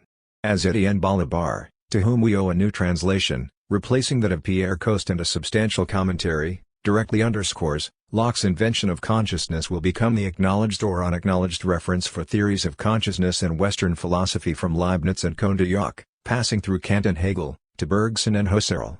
For it is truly an invention with respect to the terms consciousness and self, an invention that has an impact on the notion of identity that serves to frame them. This assertion may seem surprising if one considers the prestige of the Cartesian cogito and the occurrences, if not of the word consciousness, at least of the adjective conscious in the Latin versions of the Meditations and Responses. A significant detail: conscious is commonly rendered in French by other expressions and être connaissance, being aware of, knowing en avoir une actuelle connaissance, having genuine knowledge of experimenter, experience, but the grammatical subject of the Cartesian cogito is not a self, but an exemplary ego whose gesture the reader is invited to repeat. In Descartes, there is no consciousness in the sense of self. What is more, if the cogito includes diversity by virtue of the multiple operations of thought enumerated in the second meditation, this is not the diversity of the places and moments by means of which the Lockean self maintains its personal identity. It is a diversity of functions. The cogito is not a person defined by his or her memory and the capacity to give an accounting to himself or herself. It bursts forth in the lightning flash of an instant. Always thinking does not imply remembering having thought. Continual creation alone confers duration upon it. The cogito does not possess duration in its own right. The way is opened by a series of prior operations of reduction. Whereas the philosophy of the Meditations is a philosophy of certainty, in which certainty is a victory over doubt, Locke's essay is a victory over diversity, over difference. In addition, whereas in the Meditations the certainty of existence is inscribed within a new philosophy of substances, for Locke, the person is identified by consciousness alone, which is the self, to the exclusion of a metaphysics of substance, which, without being radically excluded, is methodologically suspended. This consciousness is also purified in another way, in terms of language and the use of words. This reduction lays bare the mental, the mind, the English version of the Latin mens. Signifying without words, tacitly in this sense, is characteristic of mind, capable of reflecting directly on what passes within itself. Book, chap. Of power. The final purification. It is not innate ideas that consciousness finds within itself. What it perceives are the operations of our own minds. Book, chap. Sometimes passive, as regards the ideas of perception, sometimes active, as regards the powers of the mind, to which chapter, of book, of power, is devoted. Having said this, what about the triad identity consciousness self? As we question the egological character of a philosophy of consciousness and memory, which does not appear to offer a possible transition in the direction of any sort of being in common, any dialogical or communal situation, the first remarkable feature we note is the purely reflexive definition of identity with which the discussion book, chap. Of identity and diversity begins. It is true that identity is opposed to diversity, to difference, by an act of comparison by the mind, as it forms the ideas of identity and difference. The places and the moments in which something exists are different. But it is indeed this thing, and not some other, which is in these different places and moments. Identity is, to be sure, a relation, but the reference to that other thing is also erased. A thing is the same with itself, and no other chap. This surprising expression, the same with itself, poses the equation identity equals sameness with self. The movement of folding back upon itself, in which reflection initially consists, takes shape in this self-referential relation. Identity is the fold of this folding back. Difference is named only to be suspended, reduced. The expression and no other is the mark of this reduction. Proposing to define in new terms the principle of individuation, principium individuationis, so much inquired after, Locke takes as his first example an atom, a continued body under one immutable superficies, and reiterates his formula of self-identity for being at that instant what it is, and nothing else. It is the same, and so must continue as long as its existence is continued, for so long it will be the same, and no other. Difference, excluded as soon as it is posited, returns under the kinds of differentiation belonging to the types of identity. After the identity of particles, which we have just mentioned, comes the identity of plants. The same oak retains the same organization. The identity of animals, a single life continues. The identity of man, nothing but a participation of the same continued life. And, finally, personal identity. The important break thus passes between man and self. It is consciousness that constitutes the difference between the idea of the same man and that of a self, also termed person, which, I think, is a thinking intelligent being, that has reason and reflection, and can consider itself as itself, the same thinking thing, in different times and places. The difference is no longer marked by the repudiated outside of another thing but by the displayed inside of times and places. The knowledge of this self-identity, of this thinking thing with a nod to Descartes, is consciousness. The sole negation admitted it being impossible for anyone to perceive without perceiving that he does perceive. This eliminates the classic reduction to substance, whether material or immaterial, one or many, to the source of that consciousness, the same as itself and knowing itself to be such. Has the difference with respect to something other been warded off? Not for a minute, for consciousness always accompanies thinking, and it is that makes everyone to be what he calls self, and thereby distinguishes himself from all other thinking things. This identity of the self in consciousness suffices to pose the equation that interests us here between consciousness, self, and memory. In fact, as far as this consciousness can be extended backwards to any past action or thought, so far reaches the identity of that person. It is the same self now it was then, and it is by the same self with this present one that now reflects on it, that action was done. Personal identity is a temporal identity. It is here that the objection drawn from forgetting and from sleep, considered as interruptions of consciousness, suggests the invigorated return of the idea of substance is not the continuity of a substance required to overcome the intermittence of consciousness. Locke replies bravely that, whatever may be the status of the substantial ground, consciousness alone makes personal identity. Identity and consciousness form a circle. As Balabar observes, this circle is not a logical fallacy of the theory, it is Locke's own invention. Supported by the reduction of substance, the same consciousness unites those distant actions into the same person, whatever substances contributed to their production. And Locke goes to battle on the front of other apparent counterexamples. The little finger cut off and separated from the body is missed not by some corporeal substance but by corporeal consciousness. As for multiple personalities, they are without any assignable link to the same thinking substance, assuming that the same immaterial substance remains unchanged. These are indeed multiple, split consciousnesses, two distinct persons. Locke has the courage to maintain his chosen option. The reply to the objection drawn from the alleged pre-existence of souls is of the same nature, the question being what makes the same person and not whether it be the same identical substance which always thinks in the same person, which, in this case, matters not. And, further, no one becomes Socrates who has no consciousness of any of Socrates' actions or thoughts. The same reasoning applies in the case of the resurrection of a person in a body different from that of the world here below, the same consciousness going along with the soul that inhabits it. It is not the soul that makes the man but the same consciousness. With regard to our inquiry, the matter has been decided. Consciousness and memory are one and the same thing, irrespective of any substantial basis. In short, in the matter of personal identity, sameness equals memory. Having said this, what otherness could then slip into the folds of this sameness to self? On what is still a formal level, we can observe that identity continues to be a relation of comparison that is opposite of diversity. Difference, the idea of something other, continues to haunt the self-reference of the same. The expression, the same with itself, and no other, contains the antonym that is stated only to be crossed out. More precisely, with respect to the principle of individuation, reinterpreted by Locke, others are excluded as soon as they are cited. The stated incommunicability of two things of the same kind implies that, under the heading of no other, it is other consciousnesses that are obliquely intended. To designate this consciousness, must one not hold in reserve an any, and everyone, a secretly distributive term? The identity of this is not that of that person. In the hypothesis of two distinct incommunicable consciousnesses acting in the same body, the one constantly by day, the other by night, one can legitimately wonder whether the day and the night man would not be two as distinct persons as Socrates and Plato. To form the hypothesis, we must be able to distinguish between two consciousnesses, hence establish the difference between the consciousnesses. More gravely, what is at issue is the logico-grammatical status of the word self, at times taken generically the self, at times in the singular myself, as permitted by the flexibility of English grammar. There is no discussion concerning the status of the nominalized pronoun, which shifts in this way between the deictic and the common noun. Locke had decided to disconnect ideas from names. Yet, person, as I take it, is the name for this self. And the final word of this discussion is left to the name for whatever be the composition whereof the complex idea is made. Whenever existence makes it one particular thing under any denomination, the same existence continued, preserves it the same individual under the same denomination. On a more material plane, difference brings back the two extremes of the palette of meanings attaching to the idea of the identical self. Diversity, formally excluded by the expression, a thing the same with itself, and no other, offers itself to memory as the diversity, traversed and retained, of places and moments that memory links together. This diversity touches on an aspect of life underlying memory that is nothing other than the very passing of time. Consciousness is consciousness of what is passing, occurring within it.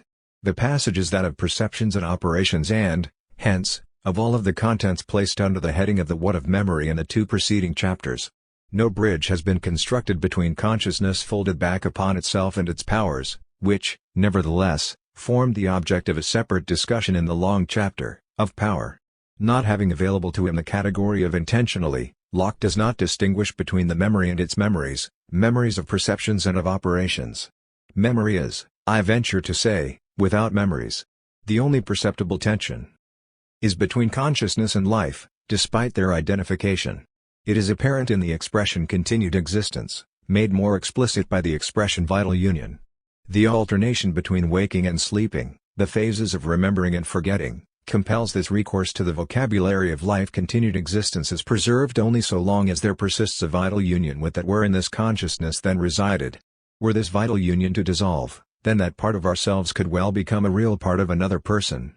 Along with the vocabulary of life is thus suggested that of a part of that same self.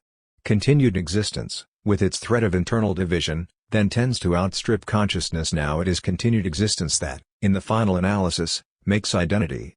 A philosophy of life is sketched out beneath the philosophy of consciousness at the point of articulation of the identity of the man with the identity of the self. If we add to the relation to the past the relation to the future, the tension between anticipation and remembering gives rise to the uneasiness that affects the use of the powers of the mind. Consciousness and uneasiness then risk being dissociated from one another. At the other end of the range of synonyms of the self, the ethical vocabulary suggests significant reworking of the sameness of the self to itself. We noted above the forensic character of judicial language to which the word person belongs, even though it is the name for this self. Concern, ascription, appropriation belong to the same ethico-juridical field, followed by punishment and reward. The key concept is that of an account of self. It responds to the admission of intimate diversity just mentioned. This idea of an account leads even further. First of all, in the direction of the future, it is in the future also that the same self is continued on. And this continued existence moving forward as well as retrospectively gathered together, makes consciousness responsible. Those who can account for their actions to themselves are accountable. They can impute these actions to themselves. Other expressions follow suit. Being accountable is also being concerned. We recognize in this term the Latin cura. The concern for happiness is the unavoidable concomitant of consciousness. The shift to a judicial vocabulary is not far off. The transitional concept is that of person, the other name for this self. What makes it a synonym for the self, despite its forensic character? The fact that it signifies that the self reconciles and appropriates, that is to say, assigns, allocates to consciousness the ownership of its acts. The vocabulary is extremely dense here. The verb to appropriate plays on the possessive and on the verbs signifying to own and to impute to oneself. We touch here on a domain that is open to a double reading, depending on whether we start with the self or with others. For who assigns?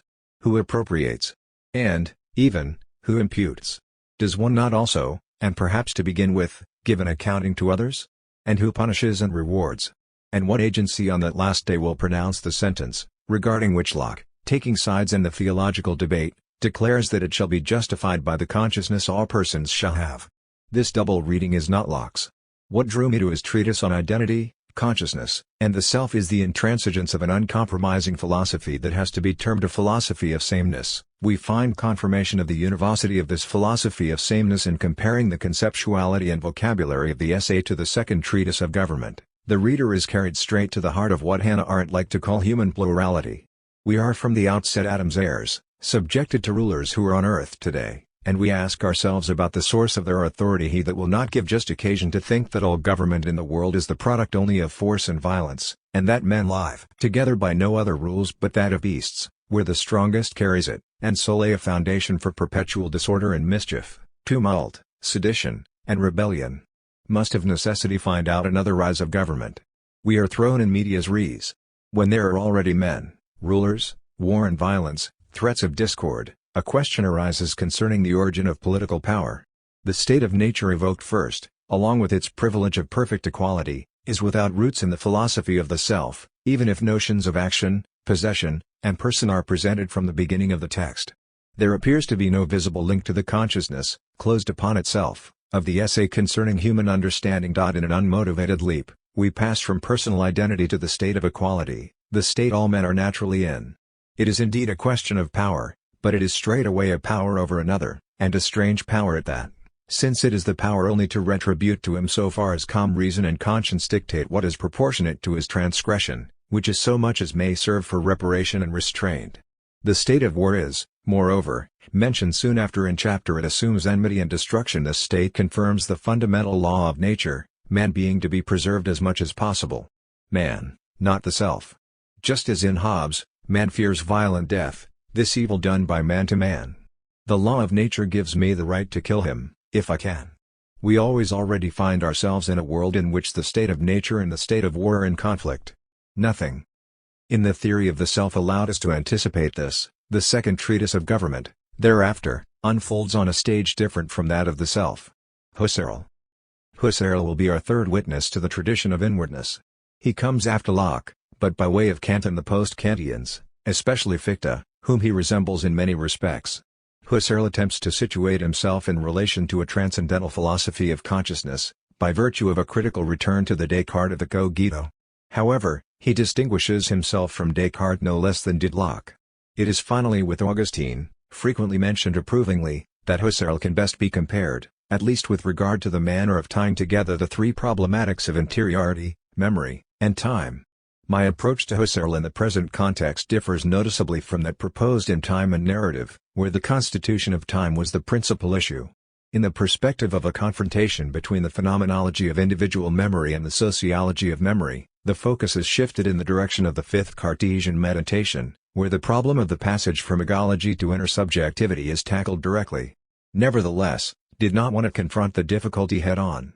I have preferred the patient path, worthy of the rigor of the eternal beginner that Husserl was, passing by way of the problem of memory. It is, in fact, at the center of this problem, as it is treated in the phenomenology of the consciousness of internal time, that there is a change in direction by reason of which the inner gaze shifts from the constitution of memory in its subjective relation to an object spread out in time, an object that endures, to the constitution of the temporal flow itself, excluding any object-oriented intention. This shift of gaze seemed to me so fundamental, so radical, that I have taken the risk of treating the question of memory in two different chapters. In the first chapter, I considered what belonged specifically to a phenomenology of memories, on the one hand, from the viewpoint of its relation to a thing that continues, the examples of the sound that continues to resonate and of the melody that one represents to oneself anew, and, on the other hand, from the viewpoint of its difference with respect to the image built, Vorstellung, Fantasie. I ended the analysis of retention and pretension at the point where the reference to an object that endures, the reference constitutive of the memory properly speaking, gives way to a constitution without reference to any given object, that of pure temporal flow. The dividing line between a phenomenology of memories and a phenomenology of temporal flow is relatively easy to draw as long as the memory, in opposition to the image, preserves its distinctive mark as a positional act. It becomes indiscernible when the notions of impression, retention, pretension no longer refer to the constitution of a temporal object but to that of pure temporal flow. The three notions just mentioned thus occupy a strategic position, to the point that they can either be assigned to an analysis of objects, or can be mobilized by a reflection that excludes any objective reference. It is this shift, equivalent to a veritable reversal, that is now taken into account. The question that drives me is this: to what extent does this retreat outside of the objective sphere, where Erinnerung means memory souvenir rather than memory mémoire, pave the way for the ecological thesis of the Cartesian meditations, which blocks the path in the direction of the foreign before it determines the means of access? The choice of this guiding question explains why I connect in a kind of short circuit the phenomenology of the consciousness of internal time in the fifth Cartesian meditation. In the first collection, the reign of egology is prepared. In the second text, a heroic exit is attempted in the direction of higher intersubjective communities. The phenomenology of the consciousness of internal time shows its colors in its very title. The consciousness of time is declared to be internal. Moreover, consciousness is not taken here in the sense of consciousness of, following the model of ad extra intentionally. Better put, it is a question, to speak as Gerard Grinnell does, of time consciousness, of the immanent time of the flow of consciousness, as we read in the opening pages of Husserl's text. No gap, therefore, between consciousness and time. It is noteworthy that this perfect immanence is obtained in a single stroke by bracketing, by reducing objective time, world time, which common sense considers to be outside of consciousness. This inaugural gesture recalls the one made by Augustine, who separated the time of the soul from the physical time that Aristotle had tied to change, thereby placing it within the domain of physics. We shall have to recall this when we develop the notion of historical time as the time of the calendar, grafted onto the cosmic order. From the outset, a major obstacle is placed across the path of the transition from this consciousness of internal time to historical time. The consciousness of internal time is closed up upon itself from the start.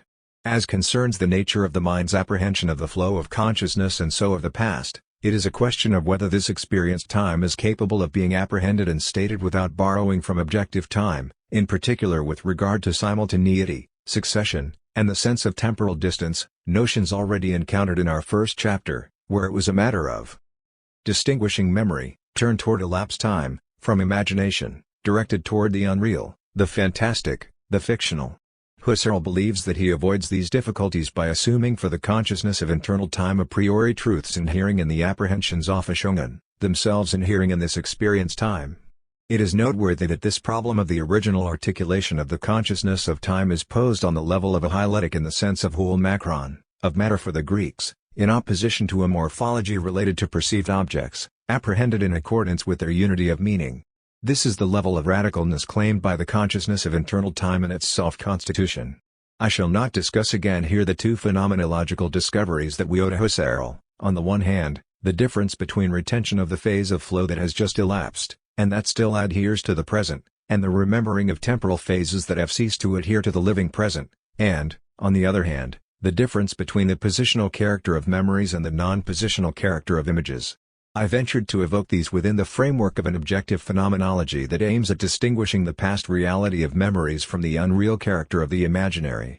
I will concentrate here on the presuppositions of an investigation that claims to be part of a phenomenology of consciousness and, more precisely, of internal consciousness, from the perspective we are adopting in this chapter, namely, the confrontation between private remembering and public commemoration. The third section of the lecture links up in the following way with the preceding section, in which the analysis of temporality was still based on an individual object, on something that endures a sound or a melody. The identity of this something was constituted in its very duration. From then on, it is the continuity of the flow that takes the place of the temporally constituted identity. Thus carries the title "The Time Constituting Flow as Absolute Subjectivity."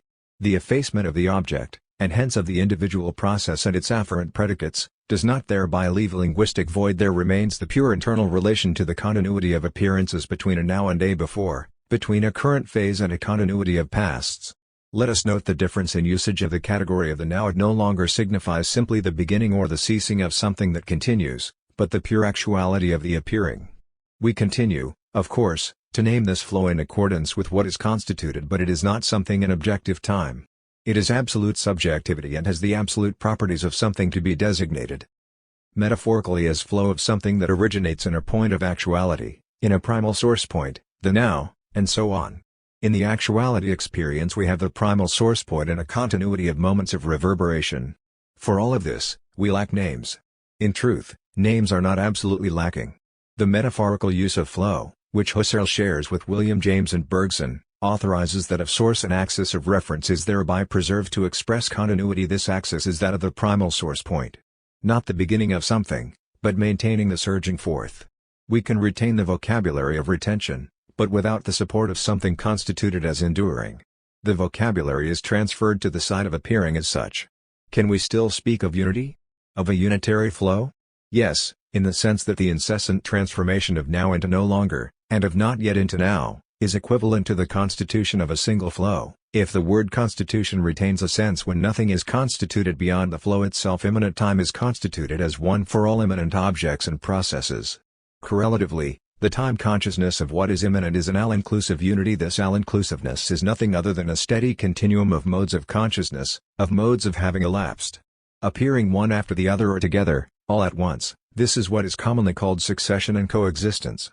The necessity, and at the same time the impossibility, of foregoing the reference to things that endure did not leave Husserl unconcerned. But what does that mean? One can say nothing further. Here then look. Look at what? At the continuous transformation of the immanent now atone now into the modes of consciousness of the immediate past. Which produces a new now that Husserl terms a form now. Let us note this recourse to the notion of form underpinning the language of flow. The consciousness, in its form as primal sensation consciousness, is identical. However, unlike Kant, for whom the language of form is that of presupposition, of the a priori and, in this sense, of invisibility, a certain intuitive character is attached to these forms now, before, at once, one after the other, constantly static. This intuitive character is related to the situation of the phase. It is conveyed by the persistence of the vocabulary of intentionally, but divided between two uses of the term retention, on the one hand to express the duration of something, on the other to express the persistence of the current phase in the unity of the flow. There is one, unique flow of consciousness in which both the unity of the tone in immanent time and the unity of the flow of consciousness itself become constituted at once. On this point, Husserl declares his puzzlement as shocking when not initially. Even absurd as it may seem to say that the flow of consciousness constitutes its own unity, it is nonetheless the case that it does. And this can be made intelligible on the basis of the flow's essential constitution. The solution to this apparent paradox is the following: on the one hand, the unity of what endures is constituted across its phases. On the other hand, the gaze is directed to the flow.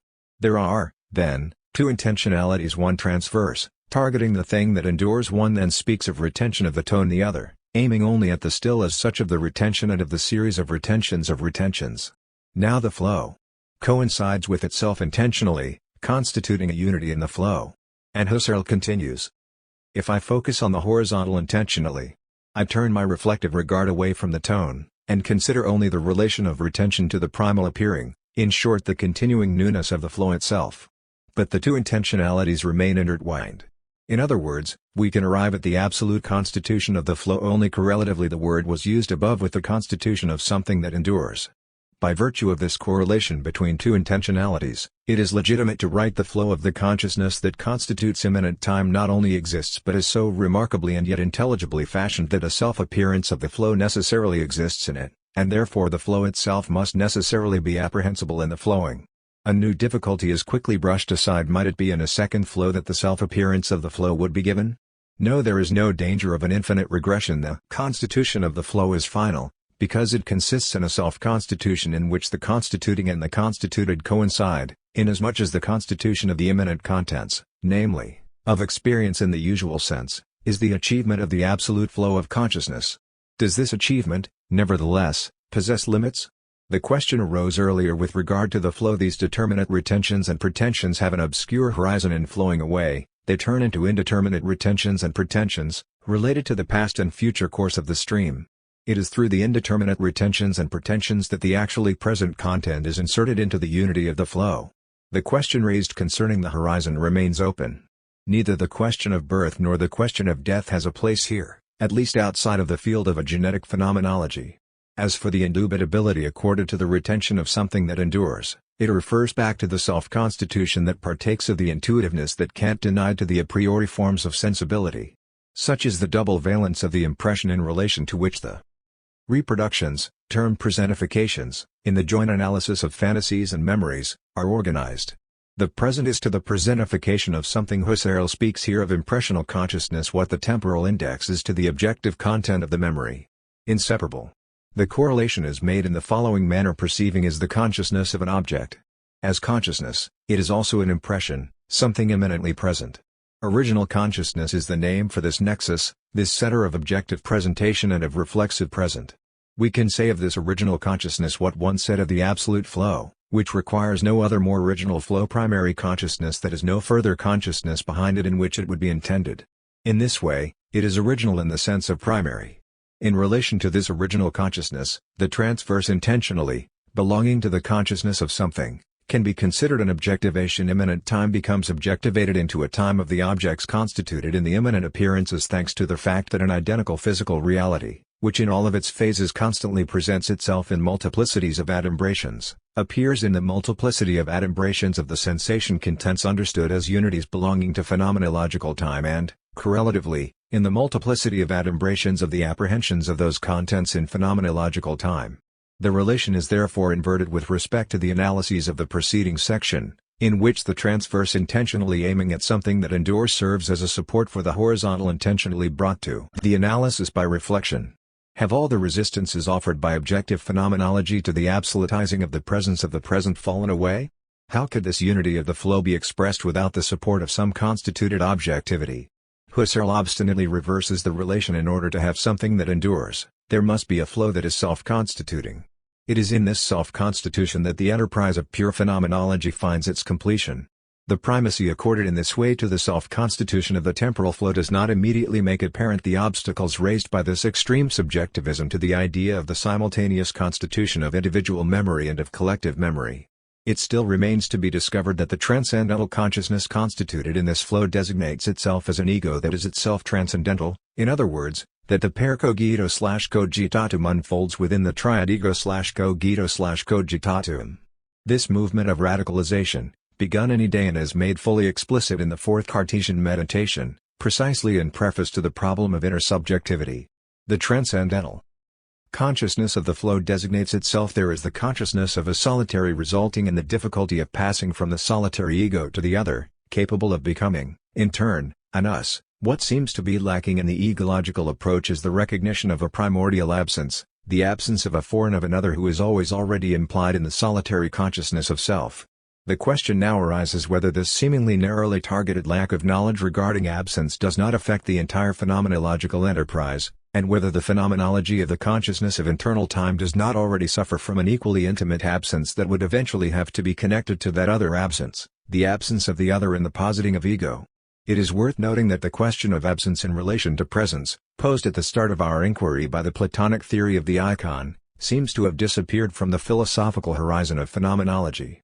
This relation of the present image to an absent thing constituted, as early as the period of the Theaetetus, the enigma par excellence of the representation of the past, the mark of anteriority compounding that of absence. We can thus wonder whether the dynamism that leads from one level of constitution to another, going beyond the constitution of the duration of something by means of the self-constitution of the temporal flow, is not equivalent to the progressive reduction of negativity in the very concept of time. A reduction that would find its counterpart in the reduction of the foreign in the constitution of the sphere of ownness.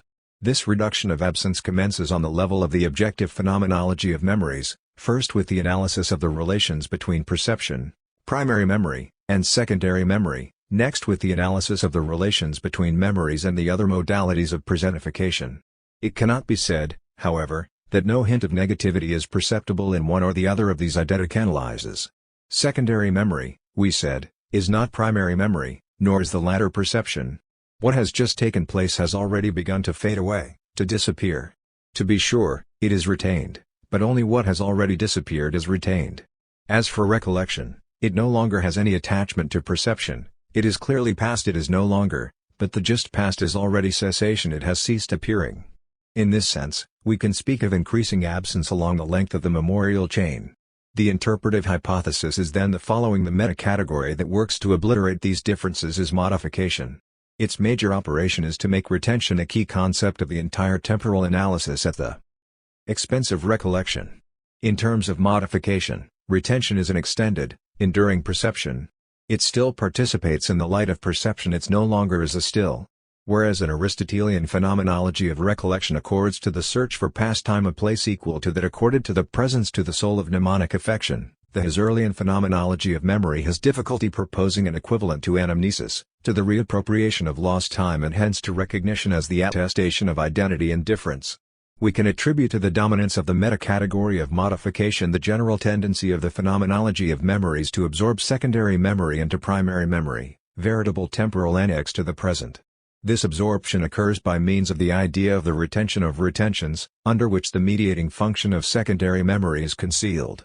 Secondary memory is finally true memory, if, as I believe, the fundamental temporal experience is that of distance and temporal depth.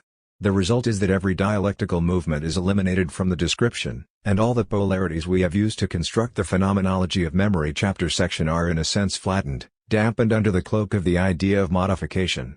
The second series of phenomenological analyses, concerning the place of memories in the family of presentification, offers greater resistance to the effort to reduce otherness. The entire series built, Fantasie, Erinnerung, is situated on the side of presentification, hence of non-presence, or, more precisely, of non-presentation. I am stressing once again here the nuance that protects the analysis of representations from being prematurely swallowed up by a hegemonic theory of the present, in the sense of now. In this instance, the opposition between actuality and inactuality appears primitive, irreducible. We can, with Husserl, we've built, Fantasie, Erinnerung in a number of different ways. The interplay continues between the members of the great family of presentifications or representations. The negative is present from the very start, with the fantastic, the fictional, and the remembered. Husserlian phenomenology offers all the descriptive means to take account of this feature, but its dynamism pushes it to minimize its own discovery, even to cancel it. This is the case, it seems, with the third section of the phenomenology of the consciousness of internal time. By virtue of the shift from the objective analysis of memories to the reflexive analysis of memories, negativity is definitively lost from sight, reduced to the character of receptiveness or recipiscence. There is one unmistakable sign of this: the undisputed primacy of the problematic of retention that, by means of reduplication, of iteration, absorbs to its own benefit the problematic of memory, to the point that only the retention of retentions will ever be in question. Even more seriously, the problematic of double, transverse and horizontal, intentionally will be tied to retention alone. The problematic of unity can, therefore, be preserved on the level of the flow, despite the dependence of this problematic on the constitution of temporal objects, a tone, one and the same tone. The flow thus benefits from the privilege of self-identity. The residual differences are then relegated to the idea of multiple phases and a continuity of adumbrations. The concluding idea of a continuity of appearance, thus crowns the initial idea of modification. The points of resistance to the triumph of presence are to be sought in several places. First, on the ultimate plane of constitution, with the imperious correlation between the horizontal intentionally of the flow in the course of constitution and the transverse intentionally of temporal objects, reflection never ceases to require the support of the objective structure of memories.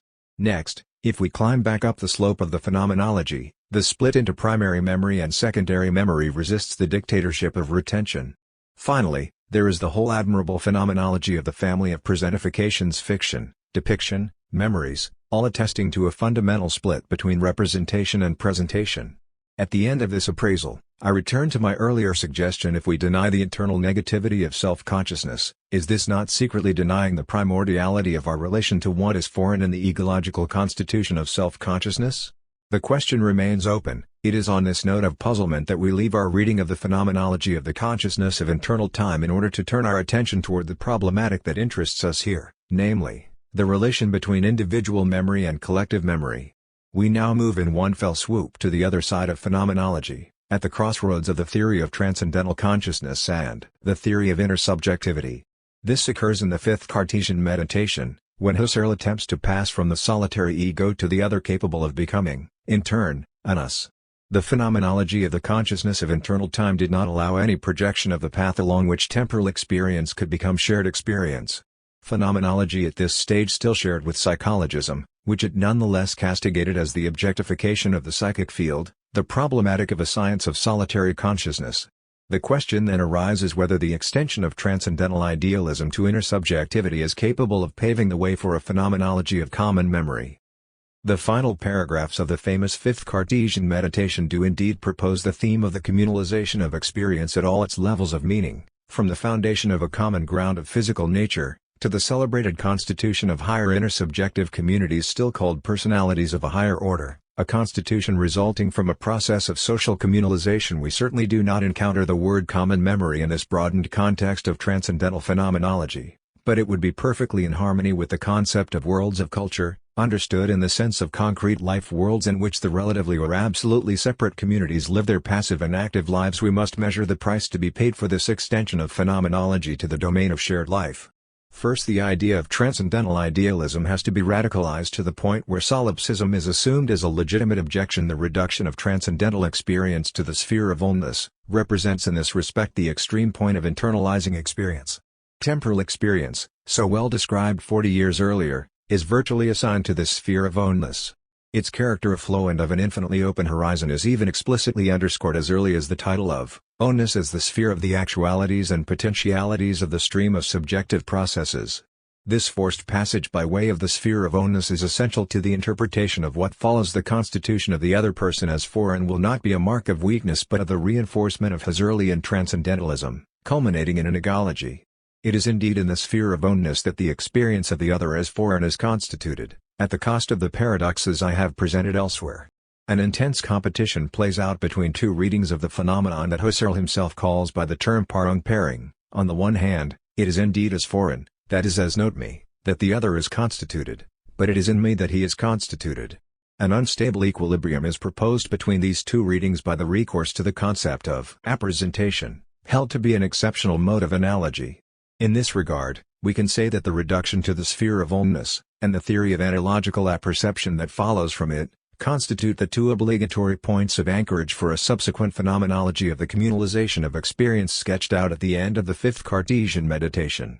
Sphere of oneness, pairing, and communalization thus form an unbroken conceptual chain, leading to the threshold of what could be called a phenomenological sociology, which I have ventured to link up with the key concepts that Max Weber placed at the start of his great work, Economy and Society, in the form of an interpretive sociology. I will spend no more time dwelling on the difficulties of principle that are related to pairing transcendental idealism with the theory of intersubjectivity.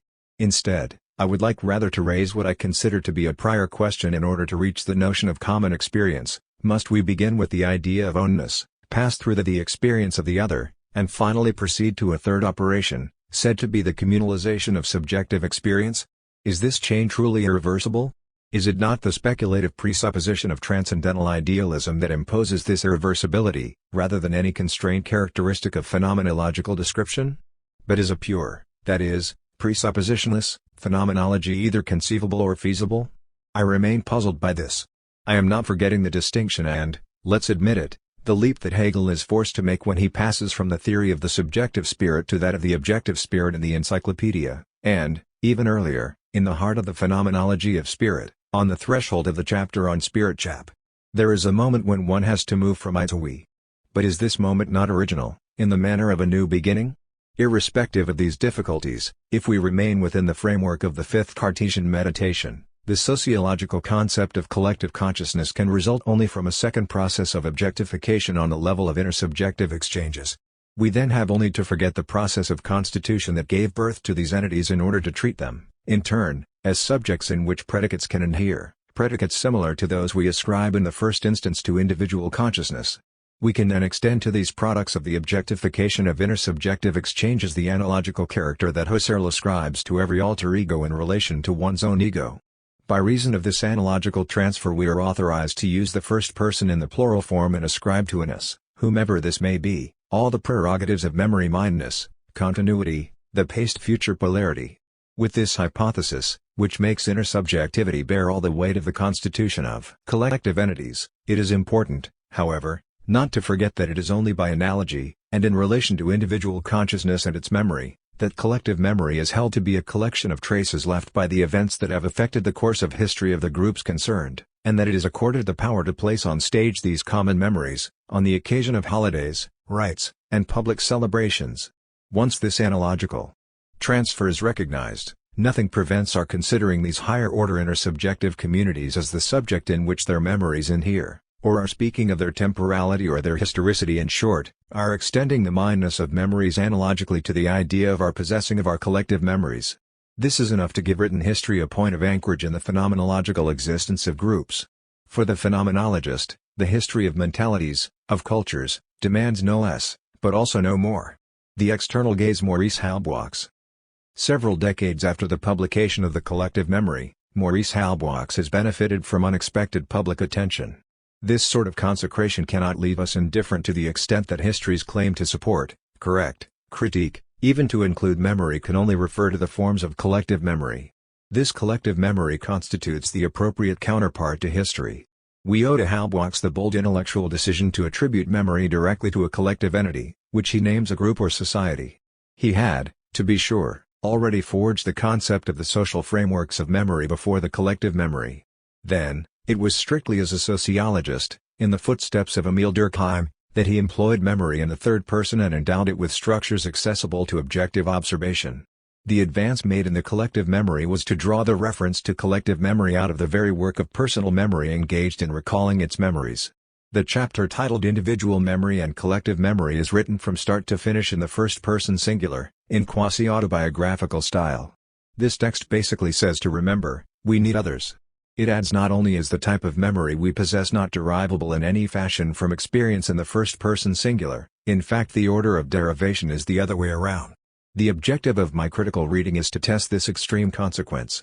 But it must first be said that it is on the basis of a subtle analysis of the individual experience of belonging to a group, and through the instruction received from others, that individual memory takes possession of itself.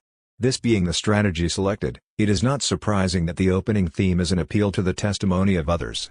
It is essentially along the path of recollection and recognition, the two principal mnemonic phenomena of our typology of memories, that we encounter the memory of others. In this context, such testimony is not considered as it is uttered by someone in order to be collected by someone else, but as it is received by me from someone else as information about the past. In this regard, the earliest memories encountered along this path are shared memories, common memories, what Edward Casey places under the title reminiscing. They allow us to affirm that in reality, we are never alone, and in this way the thesis of solipsism is set aside, even as a tentative hypothesis. The most remarkable among these memories are those of places visited together with others. They offer the special opportunity of setting oneself mentally back in this or that group. Starting with the role of the testimony of others in recalling memories, we then move step by step to memories that we have as members of a group. They require a shift in our viewpoint, which we are well able to perform. In this way, we gain access to events reconstructed for us by others. It is then by their place in an ensemble that others are defined. A school class is, in this respect, a privileged place for this shift in viewpoint and memory. Generally speaking, every group assigns places, and these are retained or formed in memory. Already, earlier in our discussion, memories of trips served as examples of this change of place. The essay enters its critical phase by attacking what could be called the psychologizing thesis, represented at that time by Charles Blondel, according to which individual memory is held to be the necessary and sufficient condition for the recollection and recognition of memories. In the background the shadow of Bergson is cast and, close by, sounds the clash of competition with historians for preeminence in the field of the human sciences, then in a period of full expansion. The battle is therefore engaged on the very terrain of the central mnemonic phenomenon. Negative argument: when we no longer belong to the group in the memory of which a given recollection is preserved, our own memory is weakened for lack of external supports. Positive argument: a person remembers only by situating himself within the viewpoint of one or several groups in one or several currents of collective thought, the collective memory. In other words, one does not remember alone. Here, Halbwachs directly attacks the sensualist thesis that the origin of a memory lies in a sensible intuition preserved as such and recalled as identical. A memory such as this is not only impossible to find, it is inconceivable. Childhood memories are an excellent reference in this regard. They take place in socially marked places: the garden, the house, the basement, and so on, all places that Bachelard will cherish. The image is still situated within the framework of the family, because it was initially enacted there and has never left it. And again, for the child the world is never empty of human beings, of good and evil influences. By this, we understand that the social framework ceases to be simply an objective notion and becomes a dimension inherent in the work of recollection. In this regard, adult memories do not differ from childhood memories. They make us travel from group to group, from framework to framework, in both a spatial and a temporal sense. Recognizing a friend from a portrait sends us back to the milieu where we have seen him. What proves to be impossible to find and inconceivable is the idea of a unified internal series in which some internal, or subjective, connection law mémoire collective, would alone intervene in explaining the reappearance of a memory. In short, it is the connectedness of memory, dear to Dilthey, whom Halbwachs seems not to have known, that has to be abandoned, and so too the idea that what is held to found the coherence of memories is the internal unity of consciousness. The fact that we think we observe something like this in ourselves is certain, but we are the victims here of a rather natural illusion. It is explained by the fact that the influence of the social setting has become imperceptible to us. In the chapter on forgetting, we shall have the opportunity to discuss this amnesia characteristic of social action.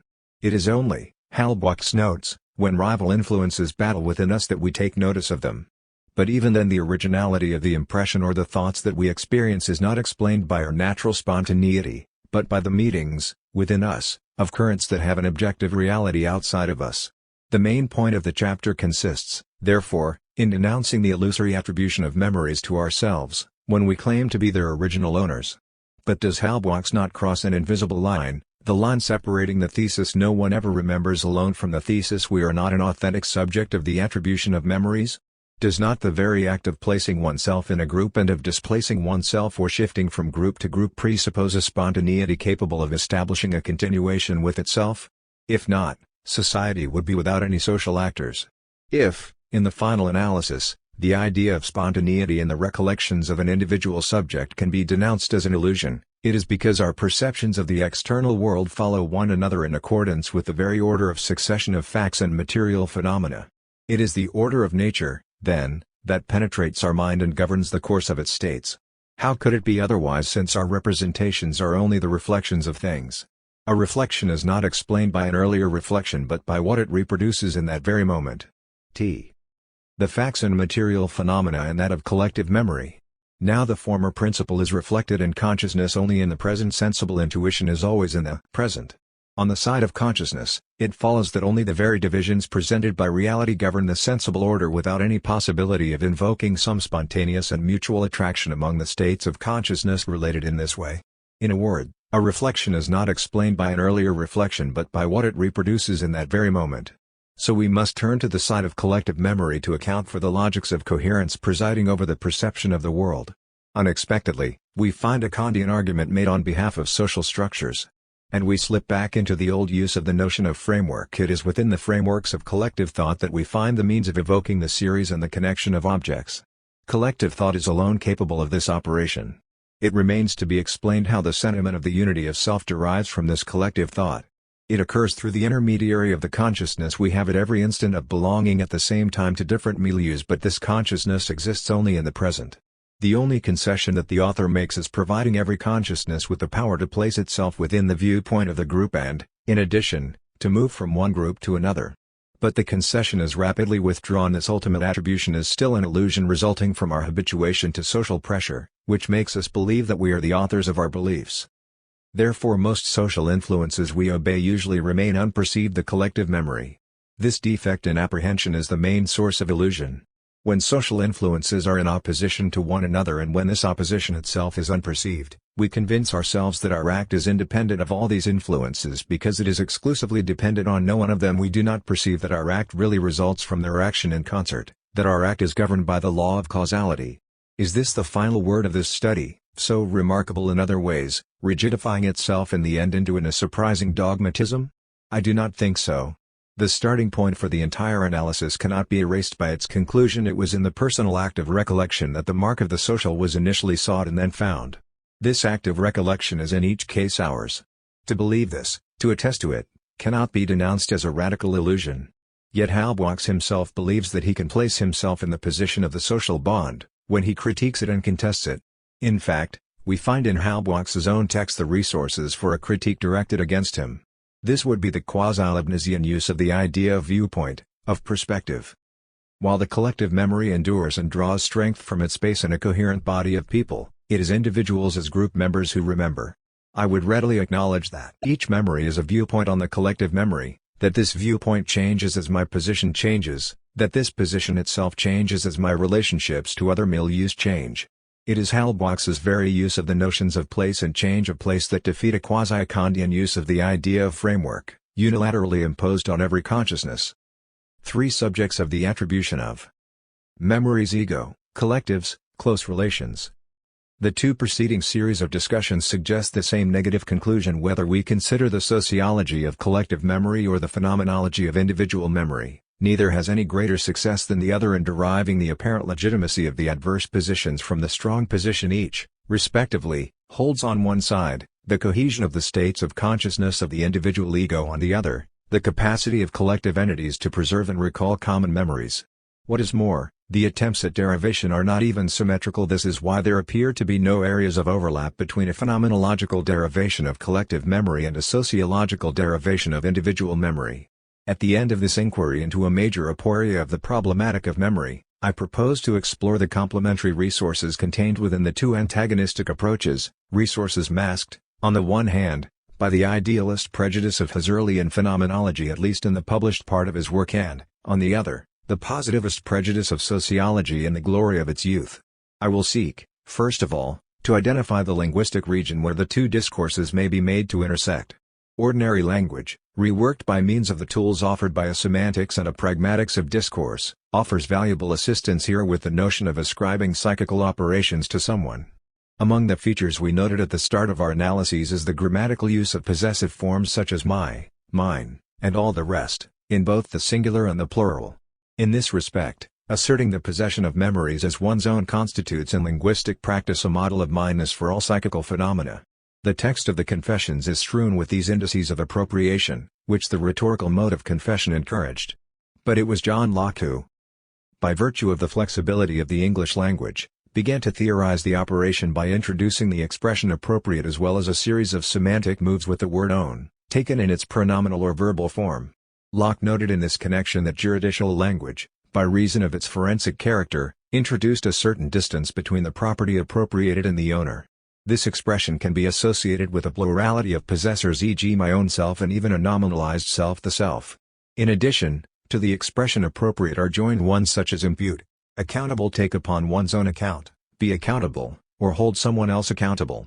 In fact, a juridical theory of ascription has been constructed on this basis, which contributes to elucidating the concepts of imputation and responsibility. However, the use of the term appropriation in a juridical context must not limit its semantic scope. In oneself as another, I tried to restore part of this range to appropriation in the context of the relation between action and its agent. Here, I propose to pursue this opening further by extending it to memories, both in the passive form of the presence to mind of a memory and in the active form of the search for memories.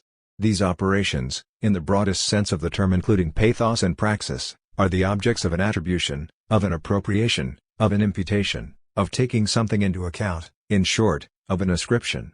This extension of the idea of appropriation from a theory of action to a theory of memory is made possible by a general thesis relating to the totality of the psychical field, a thesis inspired by P.F. Strawson's work, Individuals. Among the positions developed by Strawson concerning the general relations between practical predicates in particular and mental predicates in general, there is one that directly interests us. It is a characteristic of these predicates that, whenever they are attributable to oneself, they can be attributed to someone other than oneself.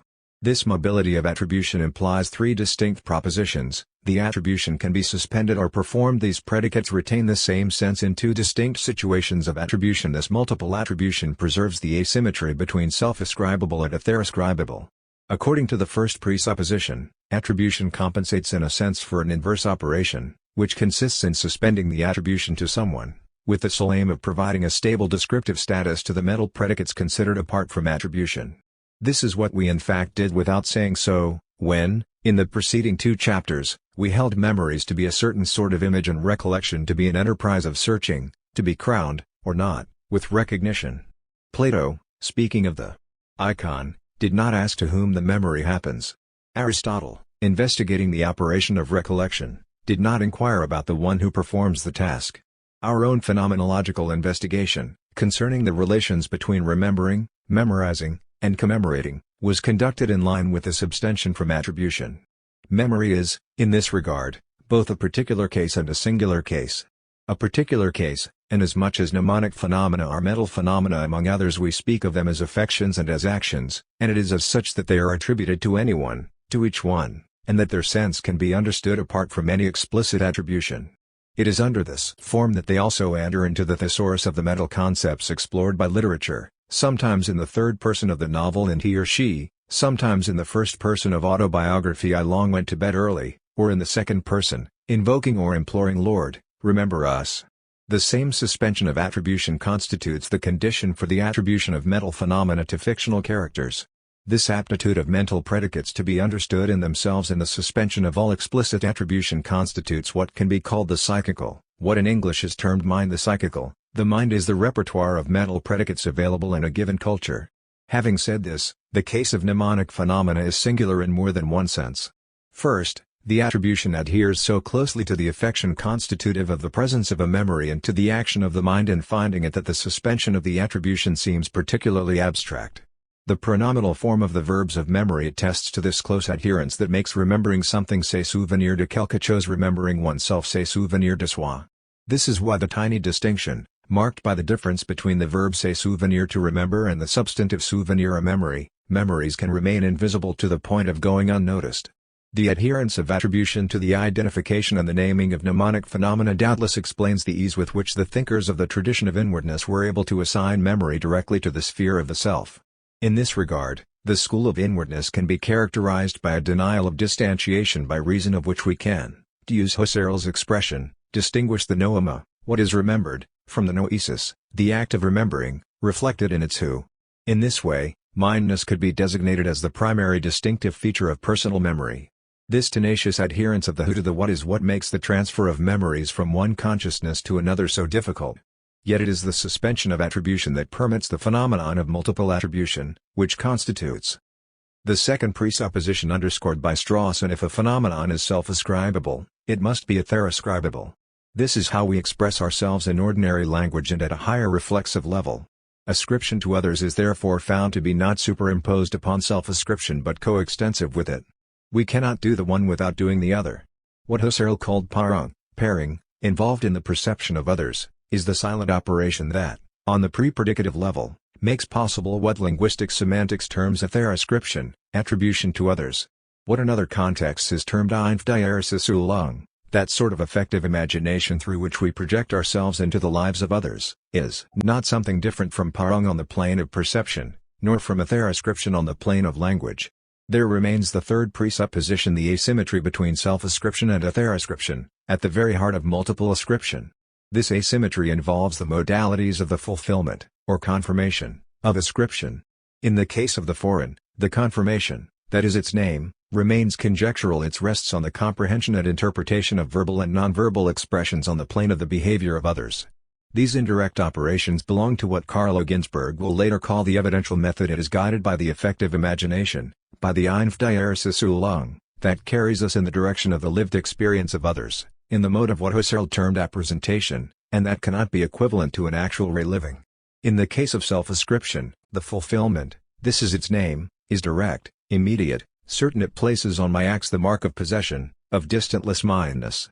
A pre-thematic, pre-discursive, anti-predicative adherence underlies the judgment of attribution, to the point that it renders imperceptible the distance between the self and its memories, and lends legitimacy to the theses of the school of inwardness. The judgment of attribution becomes explicit only when it replies, on the plane of reflection, to the suspension of the spontaneous self-ascription of mnemonic phenomena.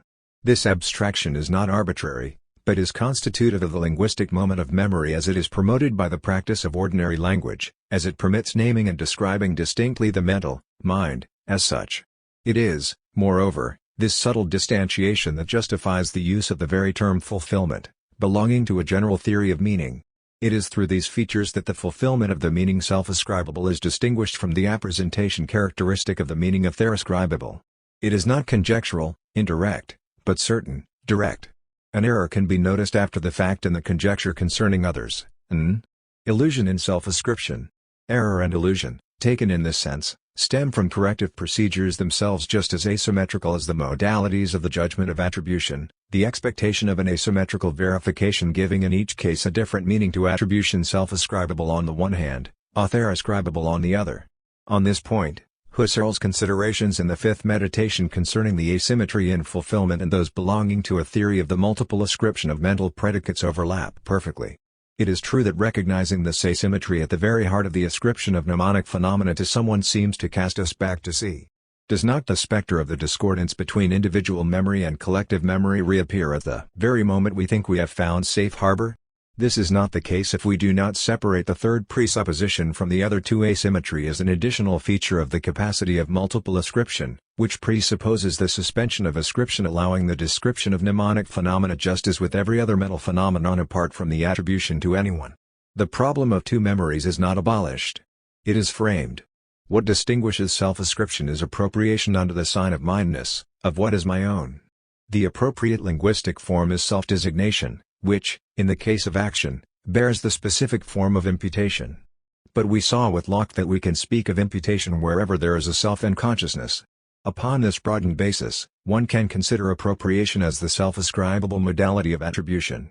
And it is this capacity to designate oneself as the possessor of one's own memories that leads to attributing to others the same mnemonic phenomena as to oneself, whether by the path of other ascription, or something. It is against the backdrop of these linked presuppositions concerning the notion of attributing mental phenomena in general, and mnemonic phenomena in particular, to someone that we can attempt a rapprochement between the phenomenological thesis and the sociological thesis. A phenomenology of memory, one less subject to what I venture to term an idealist prejudice, can draw from the competition presented to it by the sociology of memory an incitement to develop in the direction of a direct phenomenology applied to social reality, which includes the participation of subjects capable of designating themselves as being, to different degrees of reflective consciousness, the authors of their acts. These developments are encouraged by the existence of features characterizing the exercise of memory that contain the mark of the other. In its declarative phase, memory enters into the region of language. Memories spoken of, pronounced are already a kind of discourse that the subject engages in with herself. What is pronounced in this discourse occurs in the common language, most often in the mother tongue, which, it must be said, is the language of others. But this elevation of memory to language is not without difficulties. This is the place to recall the traumatic experiences mentioned above in connection with thwarted memory. Overcoming obstacles through remembering, which makes memory itself a work, can be aided by the intervention of a third party, the psychoanalyst among others.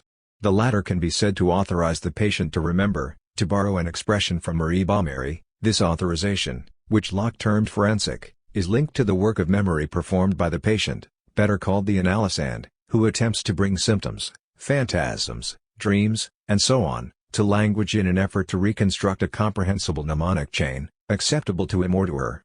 Set on the path of orality in this way, remembering is also set on the path of the narrative, whose public structure is obvious. It is along this line of development that we shall encounter, at the start of the second part, the procedures of testimony presented before a third party, received by this party, and eventually deposited in an archive. The entry of memory into the public sphere is no less remarkable in the phenomena of identification that we have encountered in an arena close to that of thwarted memory, namely, manipulated memory. The comparison with others then appeared to us as a major source of personal insecurity. Even before taking into account the grounds for fragility related to the confrontation with others, we would have to pay the attention it merits to the gesture consisting in giving a name to one who comes into the world. Each of us bears a name that we have not given to ourselves, but have received from another in our culture. This is a patronym that situates me along a line of filiation, and a given name that distinguishes me from my siblings.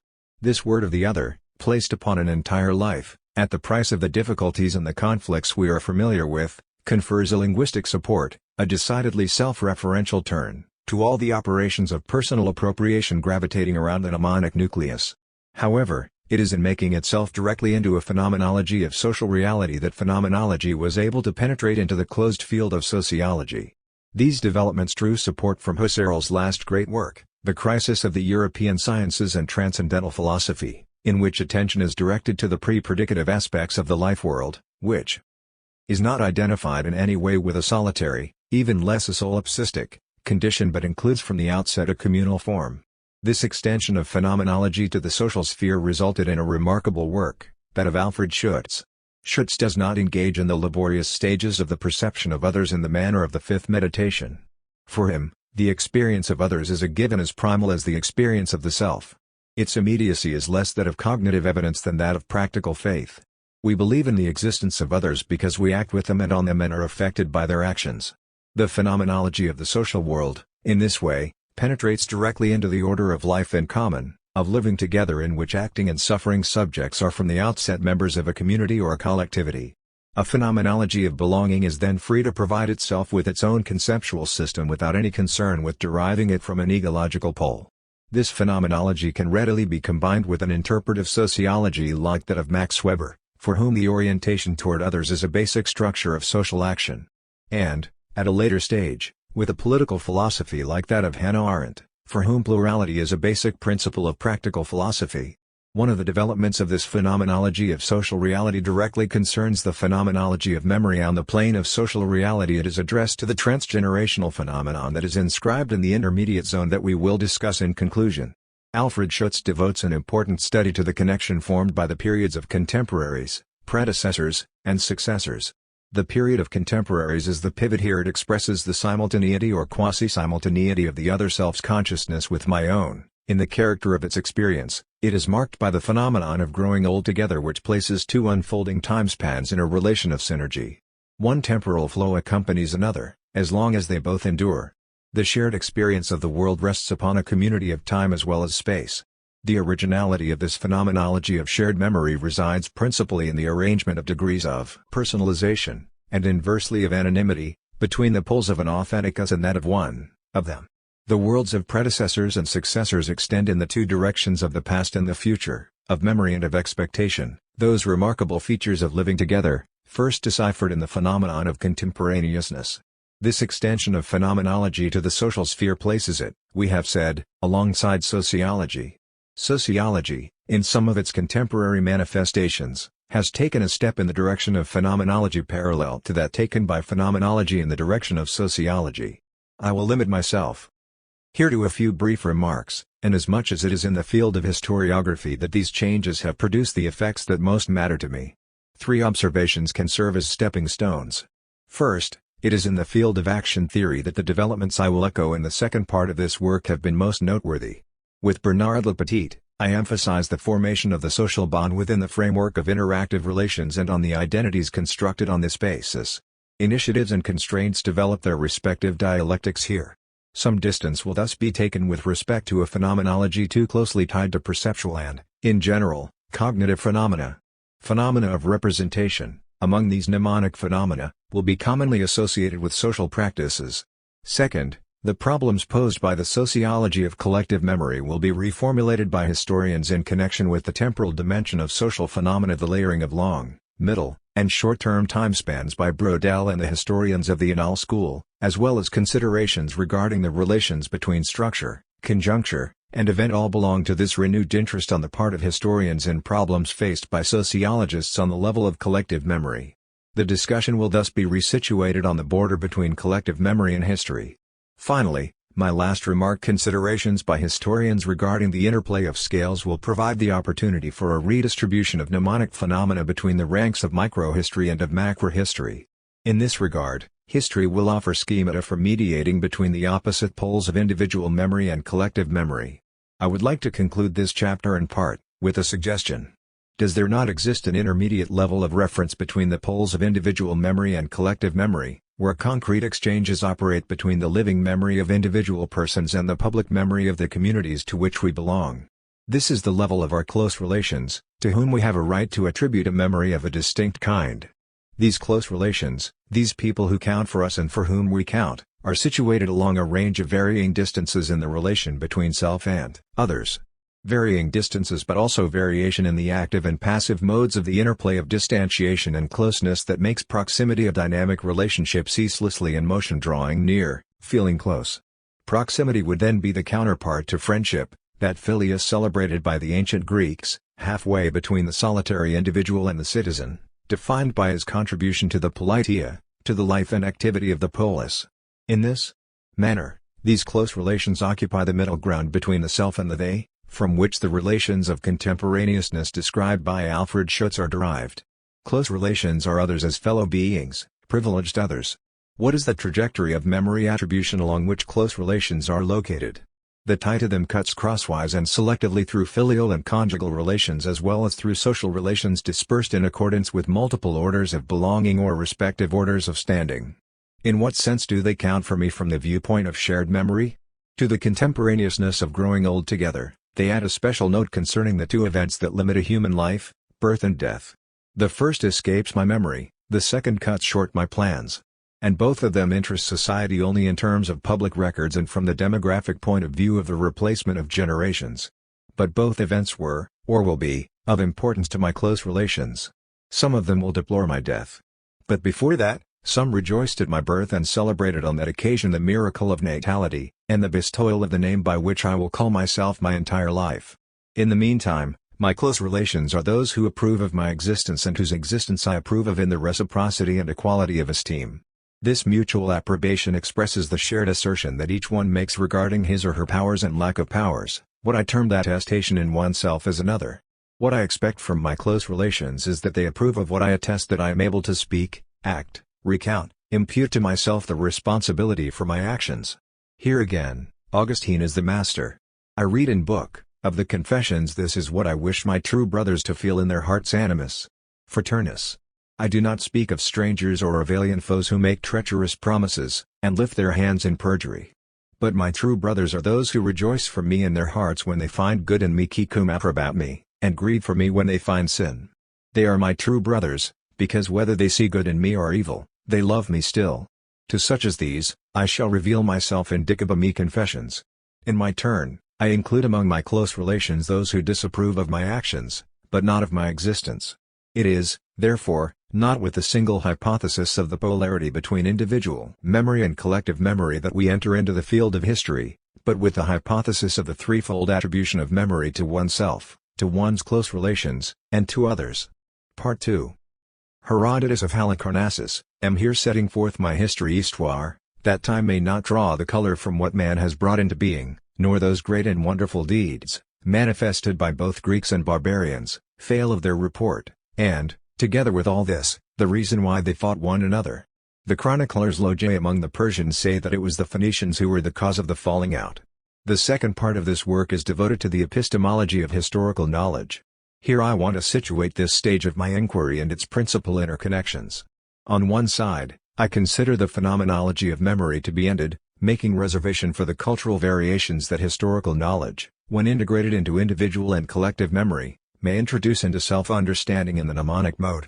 A subtle combination of those features of memory we can call transhistorical and its variable expressions over the course of history will have to be taken into account when the time comes.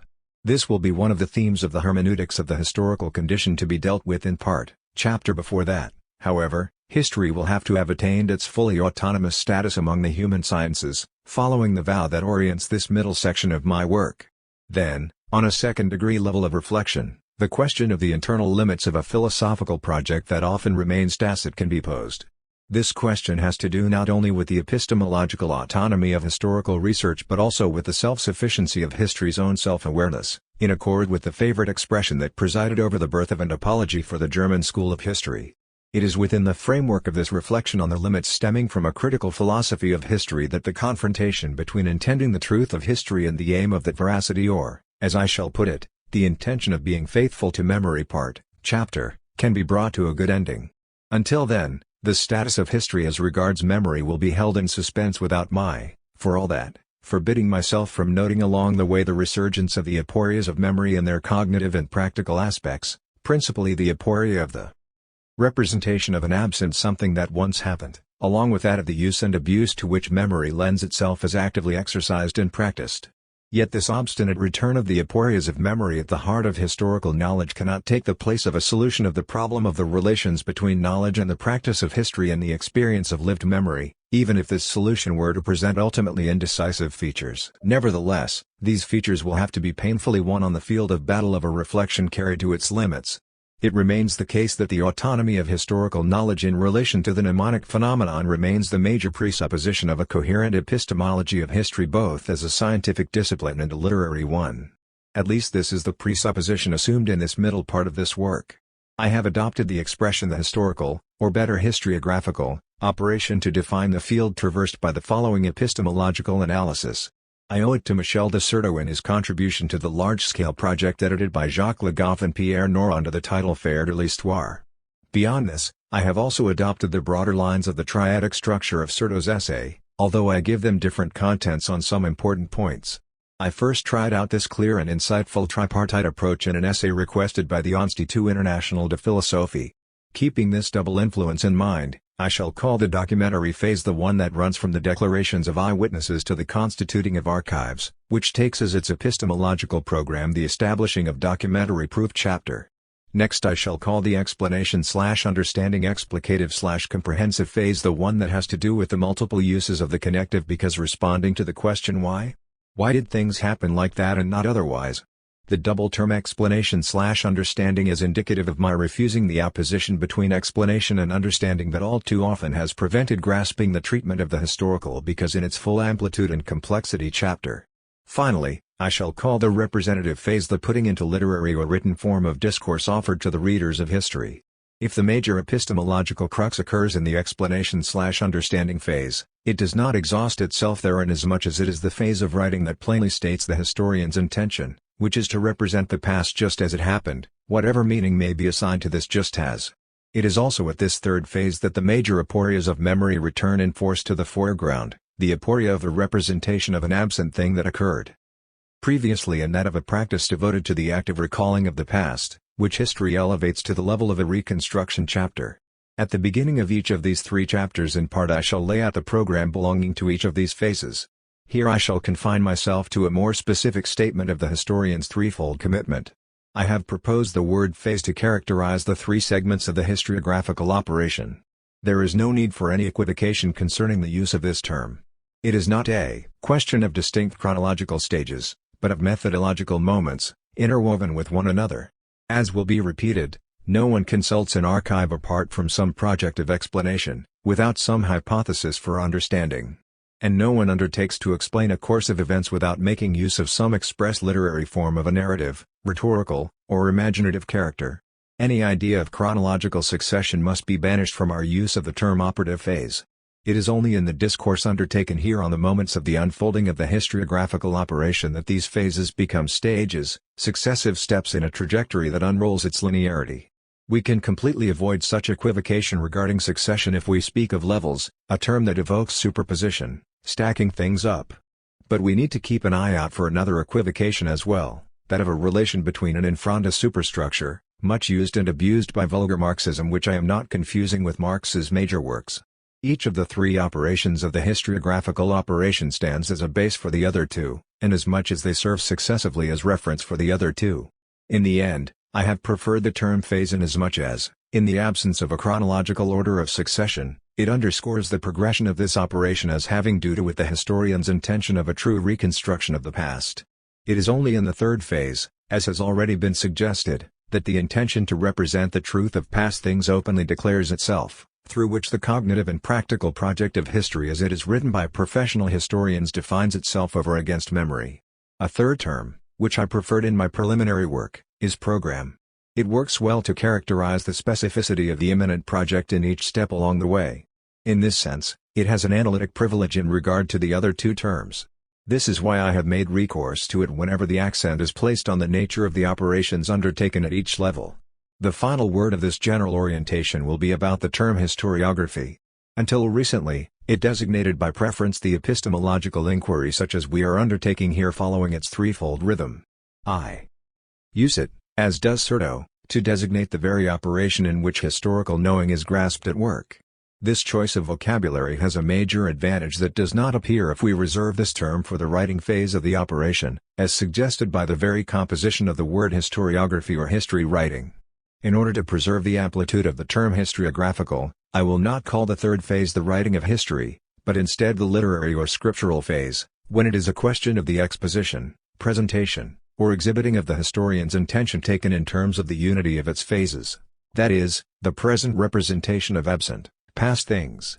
Writing, in effect, is the threshold of language that historical knowing has already crossed, in distancing itself from memory to undertake the threefold adventure of archival research, explanation, and representation.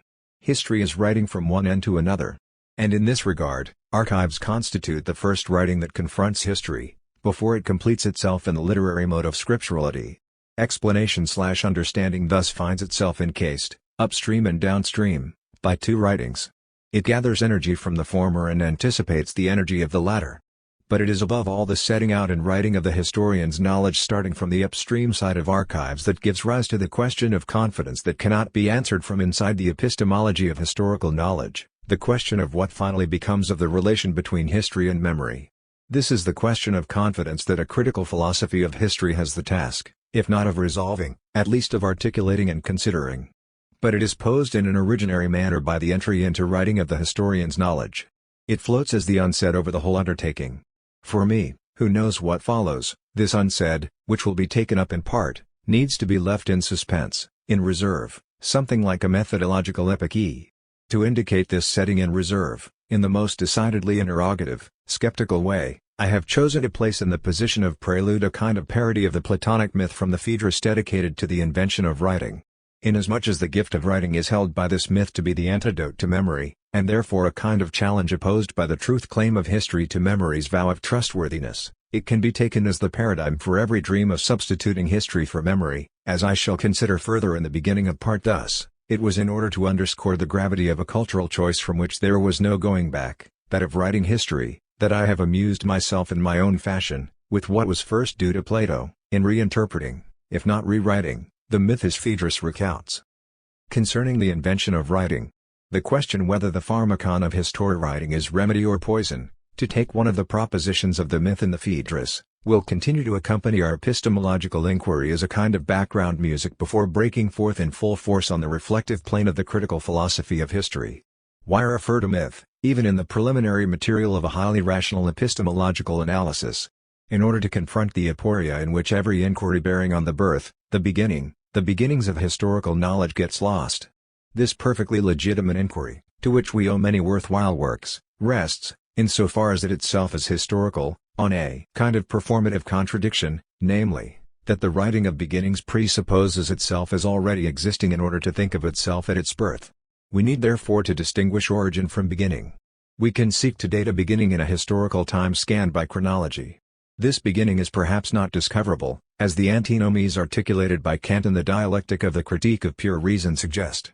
We can, of course, indicate something as a start in a critical treatment of testimonies, but this is not a beginning of the mode of historical thinking, if we mean by this a temporalization of common experience in a way irreducible to that of memory, even collective memory.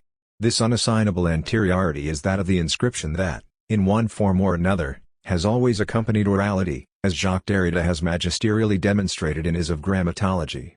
Human beings have spaced their signs, at the same time, if this has a meaning, that they have woven them together in terms of the temporal continuity of the verbal flow. This is why the beginning of the historian's scripturality is undiscoverable. The circular character of assigning a historical beginning to historical knowledge invites us to distinguish, at the heart of the amphibolous concept of birth, between beginning and origin. The beginning consists in a constellation of dated events, set by the historian at the head of the historical process that will be the history of history. It is toward this beginning or these beginnings that the historian of the birth of history advances by a retrospective movement that produces itself within the already constituted setting of historical knowledge. The origin is something else again. It designates the upsurge of the act of taking a distance that makes possible the whole enterprise and therefore also its beginning in time. This upsurge is always current and always already there. History continues to be born from this taking of a distance which consists in the recourse to the exteriority of the archival trace. This why we find its mark in the innumerable modes of graphism, of inscription that precede the beginnings of historical knowledge in the historian's profession. The origin, therefore, is not the beginning.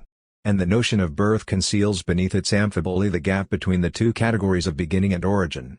It is this aporia of birth that justifies the Platonic use of myth. The beginning is historic, the origin is mythic. It is a question, of course, of a reuse of a form of discourse appropriate to any history of beginnings presupposing themselves, such as the creation of a work, the birth of an institution, or the vocation of a prophet. Reused by the philosopher, myth presents itself as myth, in the guise of an initiation and supplement to dialectic. Prelude. History, remedy or poison?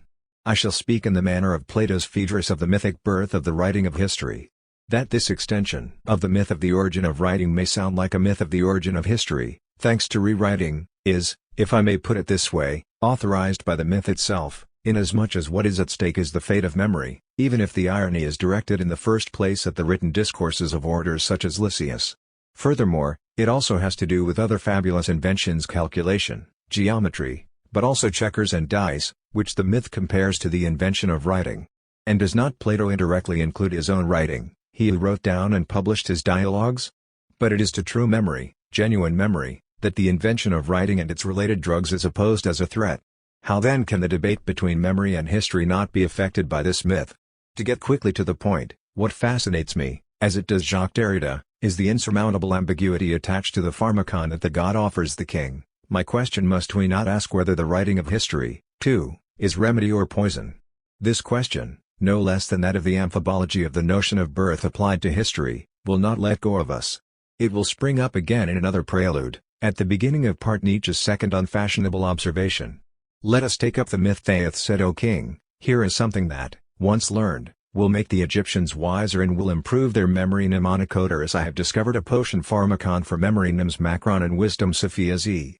It is the grammata that come to the fore among the potions offered by the one whom Theath calls the father of writing, the father of grammata.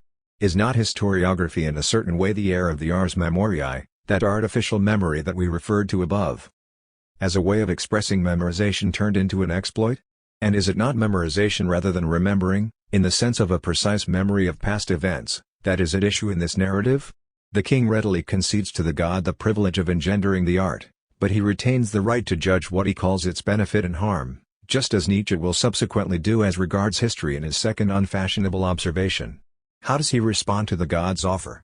In fact, it will introduce forgetfulness into the soul of those who learn it. They will not practice using their memory Nims Macron because they will put their trust in writing Graphes Macron, which is external and depends on signs that belong to others tupon, instead of trying to remember animimnes communis from the inside, completely on their own. You have not discovered a potion pharmacon for remembering, but for reminding hypomnasios macron you provide your students with the appearance of wisdom, not with its reality.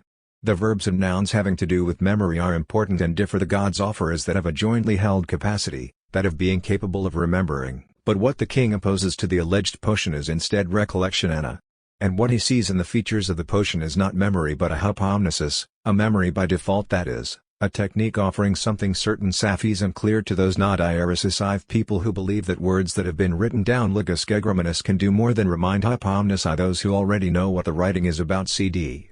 Again, it is memory by default which I am proposing to call memorization that is at issue here. The narrative continues. Writing is compared with painting zographia, whose works present themselves as if they are alive hos zonta. We ought not to be surprised by this comparison. It imposed itself during our discussion about the imprint on the wax. In effect, we have passed from the metaphor of imprinting to that of writing, another variety of inscription. Therefore it is really inscription in the generality of its signification that is at issue.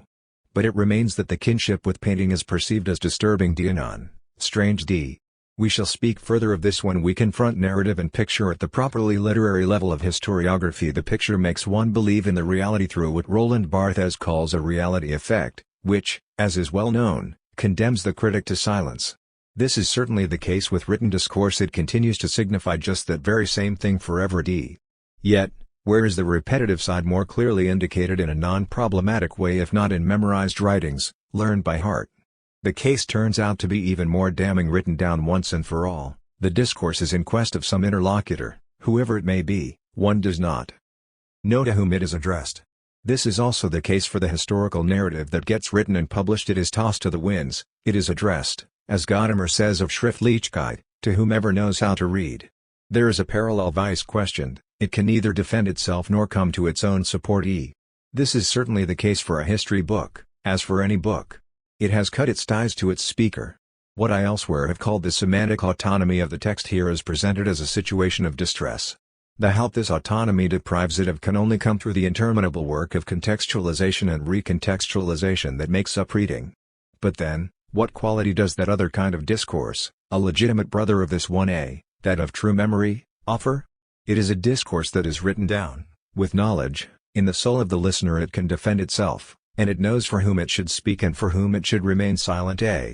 This discourse that can defend itself before the one to whom it is well fitted is the discourse of true, happy memory, assured of being timely and of being capable of being shared. However, the opposition to writing is not total. The two modes of discourse remain akin, like brothers, in spite of their differences regards legitimacy. Above all, both are written down, inscribed. But it is in the soul that the true discourse is written. It is this underlying kinship that allows us to say that the written one can be fairly called an image eidolone of what is living, breathing in memory. The metaphor of life introduced above, with the painting of living beings, can thus be shifted to the fields of the sensible farmer who knows how to plant, grow, and harvest. For true memory, inscription is a kind of sowing, its true words are seeds spermata. Thus we are authorized to speak of living writing, for this writing in the soul and for these gardens of letters. Here, despite the kinship among these logoi, lies the gap between a living memory and a dead deposit. This remnant of writing at the very heart of memory authorizes our envisaging writing as a risk to run. When he the farmer writes, it's likely he will sow gardens of letters for the sake of amusing himself, storing up reminders for himself when he reaches forgetful old age and for everyone who wants to follow in his footsteps, and will enjoy seeing them sweetly blooming. Forgetfulness is named for a second time. Above it was entailed by the alleged gift of writing. Now it is something undergone as a consequence of old age. But it does not lack the promise of amusement. Do we not have then a struggle against forgetfulness that preserves the kinship between the abusive and the legitimate brother? And, faced with forgetfulness, playfulness? Playfulness that will be welcomed by those old graybeards Nietzsche will condemn in his second unfashionable observation. But how serious is the game that animates those discourses that have as their object justice and as their method, dialectic? A game in which one takes pleasure, but equally a game where one is as happy as a human being can be. The just person, in effect, finds himself crowned with beauty. The transition in terms of forgetting and games is so essential that the dialogue can elevate itself to another level, that of dialectic, where the opposition between living memory and dead deposit becomes secondary. We have moved beyond the violence of the myth that led to overstatement and entered into philosophy. Discourses, to be sure, are written in the soul, but they bring aid to the writings that vouch for this memory, which is a memory on crutches hypomnesis. The case of Lysias, Socrates' target from the beginning of this dialogue, can serve as a touchstone. The case against him is not that he writes down his discourses, but rather that these preach against art, where the art that he lacks is that of definitions, divisions, and the organization of a discourse as colorful as a multicolored soul.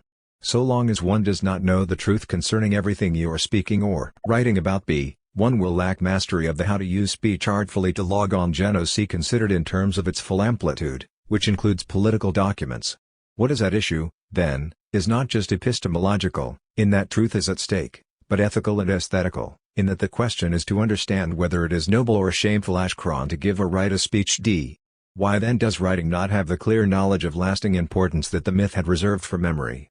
Is this not the case with laws? The blame does not fall on writing as such but on the relation of the discourse to the just and the unjust, the bad and the good. It is with regard to this criterion that discourses written in the soul win out over all others, and why one must bid farewell to all these others. Is this farewell also addressed to the pharmacon of the myth? We are not told. We do not learn whether philosophical discourse is capable of conjuring up the equivalent of a potion concerning which we never know whether it is healing or poisonous. What would be the equivalent of this indecisive situation for our attempt to transpose the myth from the Phaedrus to the plane of the relations between living memory and written history? To the outcome of a prudent rehabilitation of writing and the outline of a family reunion between the bastard and the legitimate brother at the end of the Phaedrus will correspond, on our side, a stage where, on the one hand, uneducated memory, illuminated by historiography, perfectly overlaps, on the other, a scholarly history capable of reanimating a fading memory and thereby, in Collingwood's terms, in reactualizating, reliving the past. But is not this wish condemned to remain unsatisfied?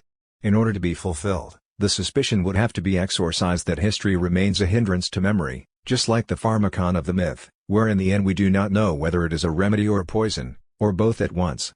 We shall have to allow this unavoidable suspicion to express itself again more than one time. Chapter: The Documentary Phase, Archived Memory. Reading Guidelines. The initial chapter in this second part is devoted to the documentary phase of the historiographical operation, on the basis of the tripartite division of the tasks proposed above.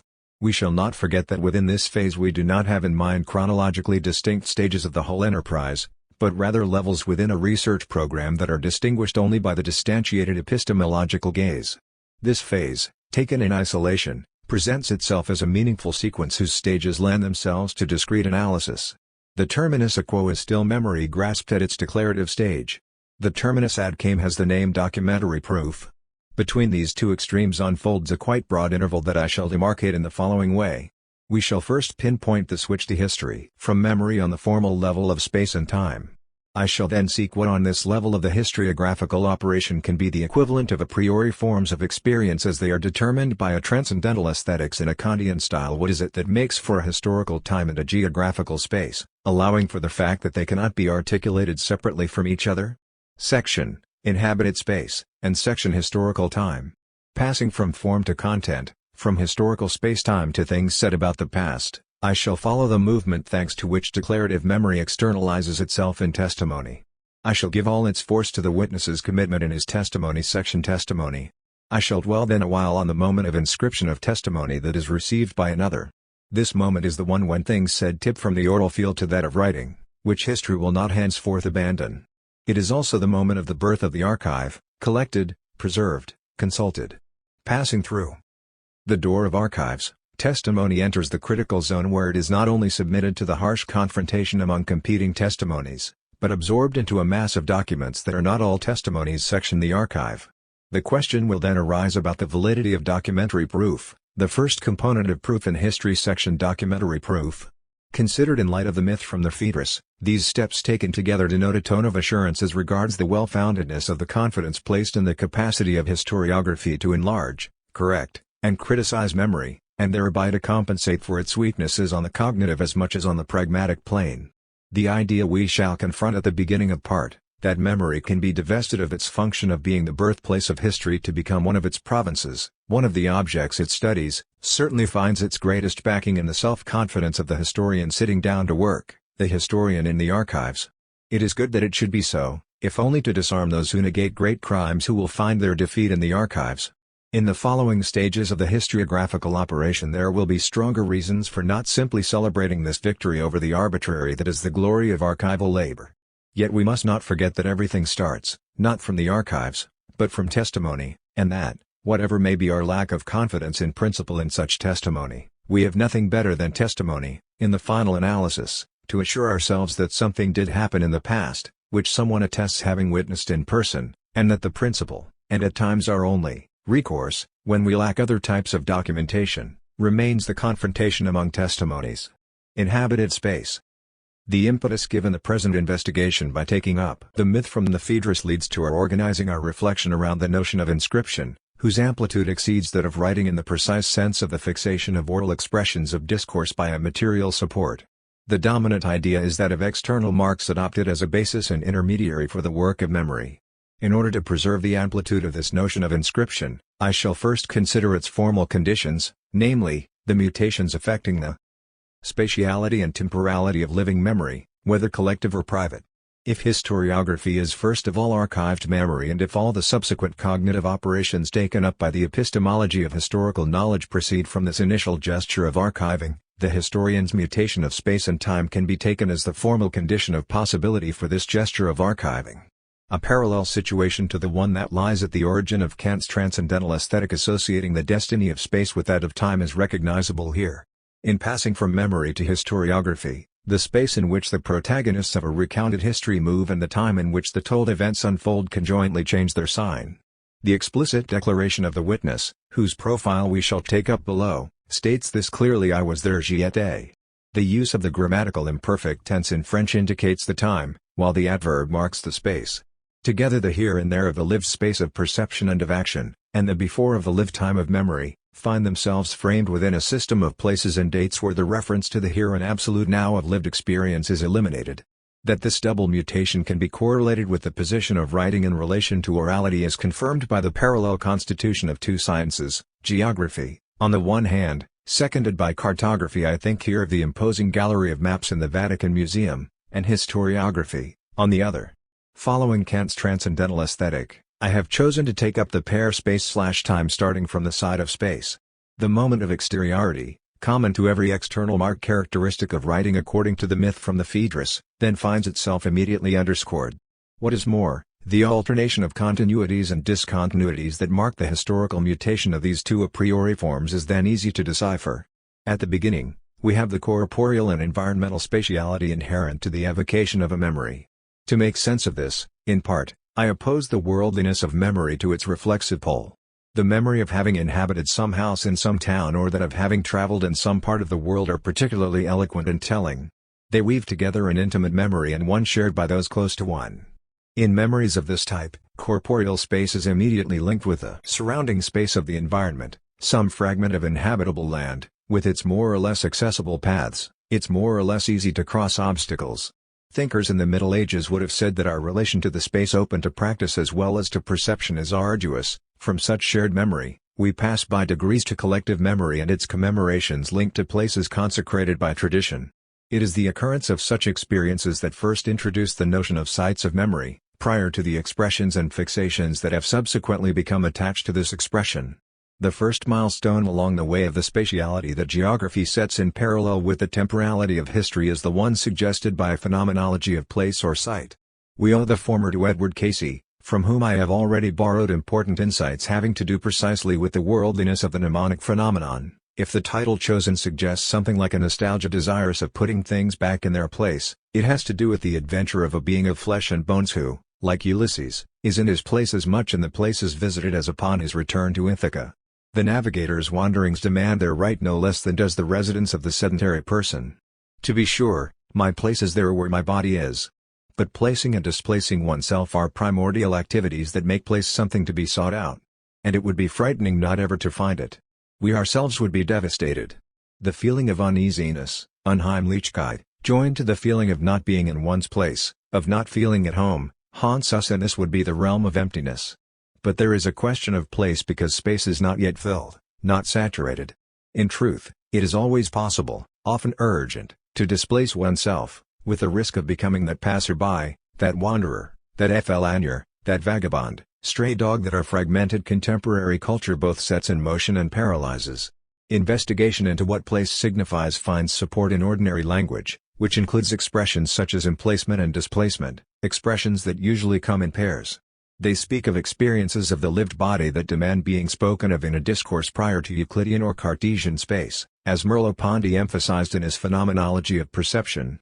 The body, the absolute here, is the landmark for any there, be it near or far, included or excluded, above or below, right or left, in front or behind, as well as those asymmetric dimensions that articulate a corporeal typology that is not without at least implicit ethical overtones, for example, height or the right side. To these corporeal dimensions are added some privileged postures, upright, lying down, weightiness, heavy, light, orientations to front or rear, the side, all determinations capable of opposed values: active man, standing upright, someone sick, and also the lover lying down, joy that awakens and arises, sadness and melancholy that lower the spirits, and so on. To these alternatives of rest and movement is grafted the act of inhabiting, which has its own polarities: reside and displace, take shelter under a roof, cross a threshold and go out. One might think here of the exploration of a house, from basement to attic, in Gaston Bachelard's Poetics of Space. In truth, displacements of the body and even its remaining in place cannot be spoken of, nor even thought, nor even at the limit experienced without some, at least elusive, reference to points, lines, surfaces, volumes, distances inscribed on a space detached from the reference to the here and there inherent to the lived body. Between the lived space of the lived body and the environment and public space is intercalated geometric space. In relation to it, there is no longer any privileged place but only different localities. The act of inhabiting is situated at the boundaries of lived space and geometric space. And this act of inhabiting is put in place only by an act of construction. Hence, it is architecture that brings to light the noteworthy composition that brings together geometric space and that space unfolded by our corporeal condition. The correlation between inhabiting and constructing thus takes place in a third space, if we want to adopt a concept parallel to that of the third time that I proposed for the time of history, spatial localities corresponding to dates on the calendar. This third space can also be interpreted as a geometrical checkering of lived space, one of places, like a superimposition of places on the grid of localities. As for the act of constructing, considered as a distinct operation, it brings about a type of intelligibility at the same level as the one that characterizes the configuration of time by emplotment. Between narrated time and constructed space there are many analogies and overlappings. Neither reduces to the fragments of the universal time and space of geometers. But neither do they oppose a clear alternative to them. The act of configuration takes place at the point of rupture and suture of two levels of apprehension. Constructed space is also geometrical, measurable, and calculable space. Its qualification as a lived place superimposes itself upon and is interwoven with its geometrical properties in the same way that narrated time weaves together cosmic and phenomenological time. Whether it be fixed space or space for dwelling, or space to be traversed, constructed space consists in a system of sites for the major interactions of life. Narrative and construction bring about a similar kind of inscription, the one in the endurance of time, the other in the enduringness of materials. Each new building is inscribed in urban space like a narrative within a setting of intertextuality. And narrativity impregnates the architectural act even more directly insofar as it is determined by a relationship to an established tradition wherein it takes the risk of alternating innovation and repetition. It is on the scale of urbanism that we best catch sight of the work of time in space. A city brings together in the same space different ages, offering to our gaze a sedimented history of tastes and cultural forms. The city gives itself as both to be seen and to be read. In it, narrated time and inhabited space are more closely associated than they are in an isolated building. The city also gives rise to more complex passions than does the house, inasmuch as it offers a space for displacement, gathering, and taking a distance. There we may feel astray, rootless, lost, while its public spaces, its named spaces invite commemorations and ritualized gatherings. It is at this point that Casey's final reflections take on strength. The attraction of wild nature emerges reinforced by the opposition between the constructed and the non-constructed, between architecture and nature. This latter does not allow itself to be marginalized. The best of civilization cannot abolish the primacy of the wilderness. The experience of the first American colonists, handed over to the two traumatic experiences of uprooting and desolation, which become legendary, returns in force with the dark moods of uprooted city dwellers that the countryside and its landscapes no longer comfort. Only those who, Like Casey, aspire to the calmness and stability of house and home, can aspire to going wild in the land, leaving an escape from the Unheimlichkeit of the wilderness, even of such a friendly setting as that envisaged by Thoreau and Walden. Even in France we have our Dubélé and his Petit Léry. These incidental notes must not cover over the permanent lesson of the Odyssey, a narrative that weaves together events and places, an epic that celebrates episodes and stops along the way as much as it does the indefinitely delayed return, the return to Ithaca that is supposed to return things to their place. Joyce, Casey recalls, wrote in his preparatory drafts to his Ulysses. Topical history places remember events. But, to give the time of history a spatial analog worthy of a human science, we must elevate it higher on the scale of the rationalization of places. We have to move from the constructed space of architecture to the inhabited land of geography. That geography, within the order of the human sciences, constitutes the exact guarantor of history, is still not to say much. In France, geography began by anticipating certain methodological conversions in history that will concern us below. Vidal de L'Oblachet was the first, before Martin, to react against the positivism of historicizing history and to give meaning to the notions of setting, lifestyle, and everydayness. His science was a geography in the sense that its object was above all one of places, countrysides. Of visible effects on the Earth's surface that were both natural and human. The geometrical side of the experience of space was visualized by the cartography whose mark we shall rediscover when we consider the interplay of scales below. The human side is marked by the concepts of biological origin, cell, tissue, organism.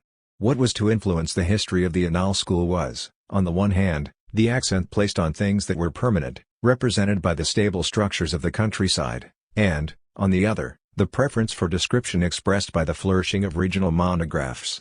This attachment to territory, principally rural landscapes, will find more than an echo in the Annales school with the promotion of a veritable geopolitics where the stability of landscapes and the quasi-immobility of the long time span are conjoined. Space, Brodel liked to say, was the best means of slowing down history.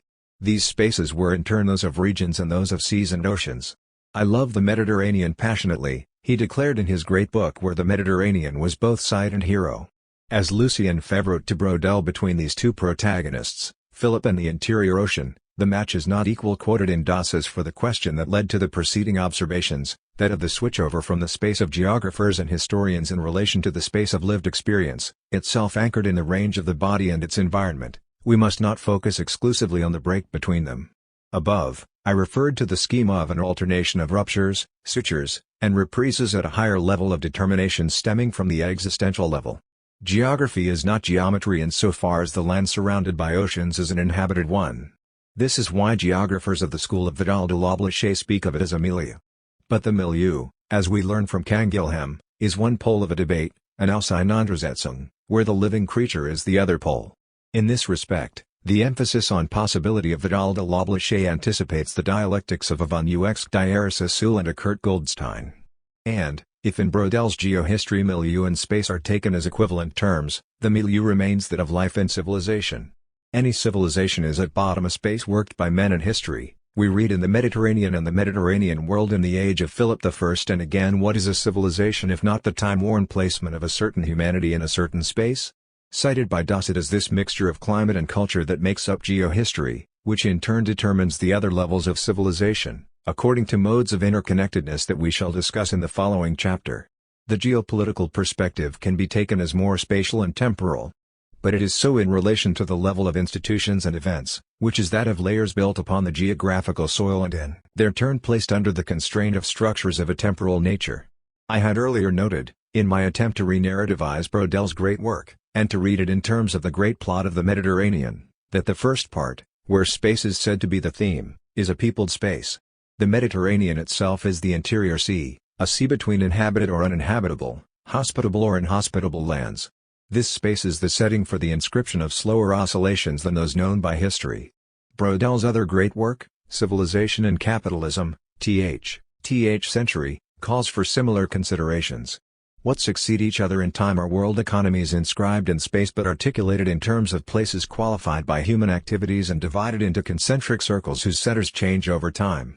This differential geography does never leaves space without the interaction of exchange that binds an economy to a geography and distinguishes this latter from simple geometry. In conclusion, from the phenomenology of places that beings of flesh and blood occupy, leave, lose, rediscover, in passing through the intelligibility belonging to architecture, up to the geography that describes an inhabited space. The discourse of space too has traced out an itinerary thanks to which lived space is turn by turn abolished by geometrical space and reconstructed at the hypergeometrical level of the ecumeni macron. Historical time. To the dialectic of lived space, geometrical space, and inhabited space corresponds a similar dialectic of lived time, cosmic time, and historical time. To the critical moment of localization within the order of space corresponds that of dating within the order of time. I shall not repeat my analysis of calendar time from time and narrative. My focus is different today inasmuch as it is not so much the reconciliation of the phenomenological and cosmological perspectives on time that is at issue as the transition from living memory to the extrinsic positing of historical knowledge. Thus it is as one of the formal conditions of possibility of the historiographical operation that the notion of a third-order time reappears. I will limit myself to the definition that Benveniste gives of chronicle time, which I am calling third order for the sake of my argument. The reference of every event to a founding event that defines the axis of time, the possibility of traversing the intervals of time in terms of the two opposed directions of anteriority and posteriority in relation to the zero date, and the constitution of a repertory of units serving to name recurring intervals day, month, year, and so on. It is this constitution that we need now to place in relation to the historian's mutation of the time of memory. In one sense, dating, as a phenomenon of inscription, is not without some connections to a capacity for dating, in an originary datability, inherent to lived experience, and singularly to a feeling of being distanced from the past and of having a sense of temporal depth. Aristotle in De Memoria et Reminiscentia takes for granted that simultaneity and succession characterize in a primitive manner the relations between remembered events. Otherwise, there would be no question, in the work of recalling, of choosing a starting point in order to reconstruct the interconnectedness of such events. This primitive character of a sense of intervals results from the relationship time maintains with movement. If time has something to do with movement, a soul is required, in order to distinguish two instants, to relate them to each other as before and after, and to evaluate their difference heteron and to measure the intervals to metaxu, operations thanks to which time can be defined as the number of motion in respect of before and after physics b. As for Augustine, who is hostile to any subordination of time to physical movement, he admires in the rhetorician the power of the soul to measure within itself lengths of time, and thereby to compare long and short syllables on the level of diction. For Kant, the notion of temporal extension makes for no difficulty. It does not result from a possibly unwarranted second-order comparison with spatial extension, but rather precedes it and makes it possible. Husserl takes the relations of time relative to its passage as inseparable a priori from apprehensions immanent to the inner experience of time. Finally, even Bergson, the philosopher of the Durée, does not doubt that in pure memory the evoked event comes with its state. For all of them, extension appears as a primitive fact, as attested in language by questions such as when, since how long ago, for how long, which belong to the same semantic plane as do declarative memory and testimony. To the declaration I was there is added the affirmation this happened before, during, after, since, during so much time. Having said this, what calendar time adds consists in a properly temporal mode of inscription, namely, a system of dates extrinsic to the events to which they apply. Just as in geographical space the places referred to the absolute here of the lived body and its environment become particular locations that can be inscribed among the sites that cartography maps, so, too, the present moment with its absolute now becomes a particular date among all the ones whose exact calculation is allowed for by the calendar in terms of the framework of some calendar system accepted by a more or less extended part of humanity. As concerns the time of memory in particular, the another time of the remembered past is henceforth inscribed within the before that or the dated past. Symmetrically, the later of expectation becomes the when that, marking the coincidence of an anticipated event with the grid of dates to come. Every noteworthy coincidence refers in the final analysis to those events, in chronological time, between some social event and an astrally based cosmic configuration. In the pages devoted above to the Ars Memoriae, we had plenty of time to take the measure of the incredible exploitation that subtle minds have given to calculations in service of an insane dream of mastery over human destiny. Those times of such exploits of memorization are no longer our own, but in many ways our lives in common remain governed by such calculation of dated conjunctions. The distinctions familiar to economists, sociologists, and political scientists, to say nothing of historians, between short-term, mid-term, long-term, cycle, period, and so on, distinctions to which we shall return below, are all inscribed on the same calendar time where the intervals between dated events allow themselves to be measured. The brevity of human life stands out against the immensity of indefinite chronological time. In turn, calendar time stands out against a rising series of representations of time that cannot be reduced to what phenomenology knows as lived time.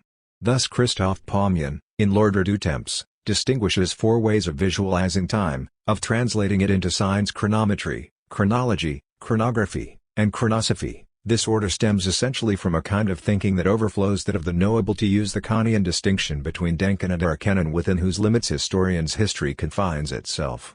As thinkable, these articulations ignore the distinction between myth and reason, between philosophy and theology, between speculation and symbolic imagination.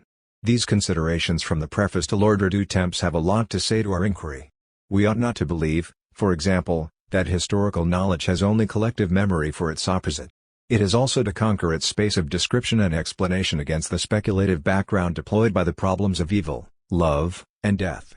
This is why the categories closest to the historian's practice that Paumian considers over the course of his book, events, repetitions, ages, structures, stand out against the fourfold frame of the order of time. We can again recognize calendar or chronological time in the times of chronometry and chronology. The first of these designates the short or long cycles of time that recur, that return in cycles: day, week, month, year. The second designates the linear time of long periods: century, millennium, and so forth, whose scansion is punctuated in diverse ways by founding events and founders' cycles that take place over a number of years, such as, for example, the Greek Olympiads. These are the two kinds of time measured by clocks and calendars, with the reservation that the intervals of chronology, such as eras, have a signification that is as much qualitative as quantitative. Chronology, which is closer to the historian's intention, knows how to order events as a function of a series of dates and names, and to order the sequence of eras in their subdivisions. But it ignores the separation between nature and history. It allows us to speak of cosmic history, of the history of the earth, the history of life, where human history is just one segment. With chronography, we come to systems of notation that can go beyond the calendar. The noted episodes are defined by their relations to other episodes, a succession of unique, good or bad, joyful or sorrowful events. This time is neither cyclic nor linear, but amorphous. It is what relates the presented chronicle to the narrator's position, before narrative detaches the told tale from its author. As for chronosophy, which will take more of our time, it exceeds the project of a critical history that has become our project. It has been cultivated by numerous families of thought that arrange times in terms of rich typologies opposing stationary time to reversible time, which may be cyclical or linear. The history we may construct of these great schemes is equivalent to a history of history, from which professional historians may never completely free themselves. Once it is a question of assigning a significance to facts: continuity versus discontinuity, cycle versus linearity, the distinction of periods or eras. Once again, it is not principally the phenomenology of lived times or the exercises of popular or scholarly narratives that history confronts here, but an order of thought that ignores the sense of limits. And the categories that come from it have not ceased to construct the temporal architecture of our civilization. 13. In this regard, the time of history proceeds as much by limiting this immense order of what is thinkable as by surpassing the order of lived experience. It is principally on the basis of such great chronosophies of speculation on time that historical time was conquered at the price of a drastic self-limitation. I will retain from Paumian's, which analyzes only what has to do with the persistence of chronosophy on the horizon of the large categories that shape historical discourse in the phase of explanation/understanding, and in that of the representation of the past, whether it be a question of events, repetitions, ages, or structures. The titles of the first 4 chapters of his book. These are the same categories that we have come upon more than once in our epistemological inquiry. It is good to know what excess of the thinkable they have conquered before being able to face up to the demand for truth with which history is supposed to confront the trustworthiness of memory. By chronosophy, Paumian means those large-scale periodizations of history such as those of Islam and Christianity and Daniel and St. Augustine, and their attempts to make them correspond with chronology. Religious and political chronosophies clash in this field.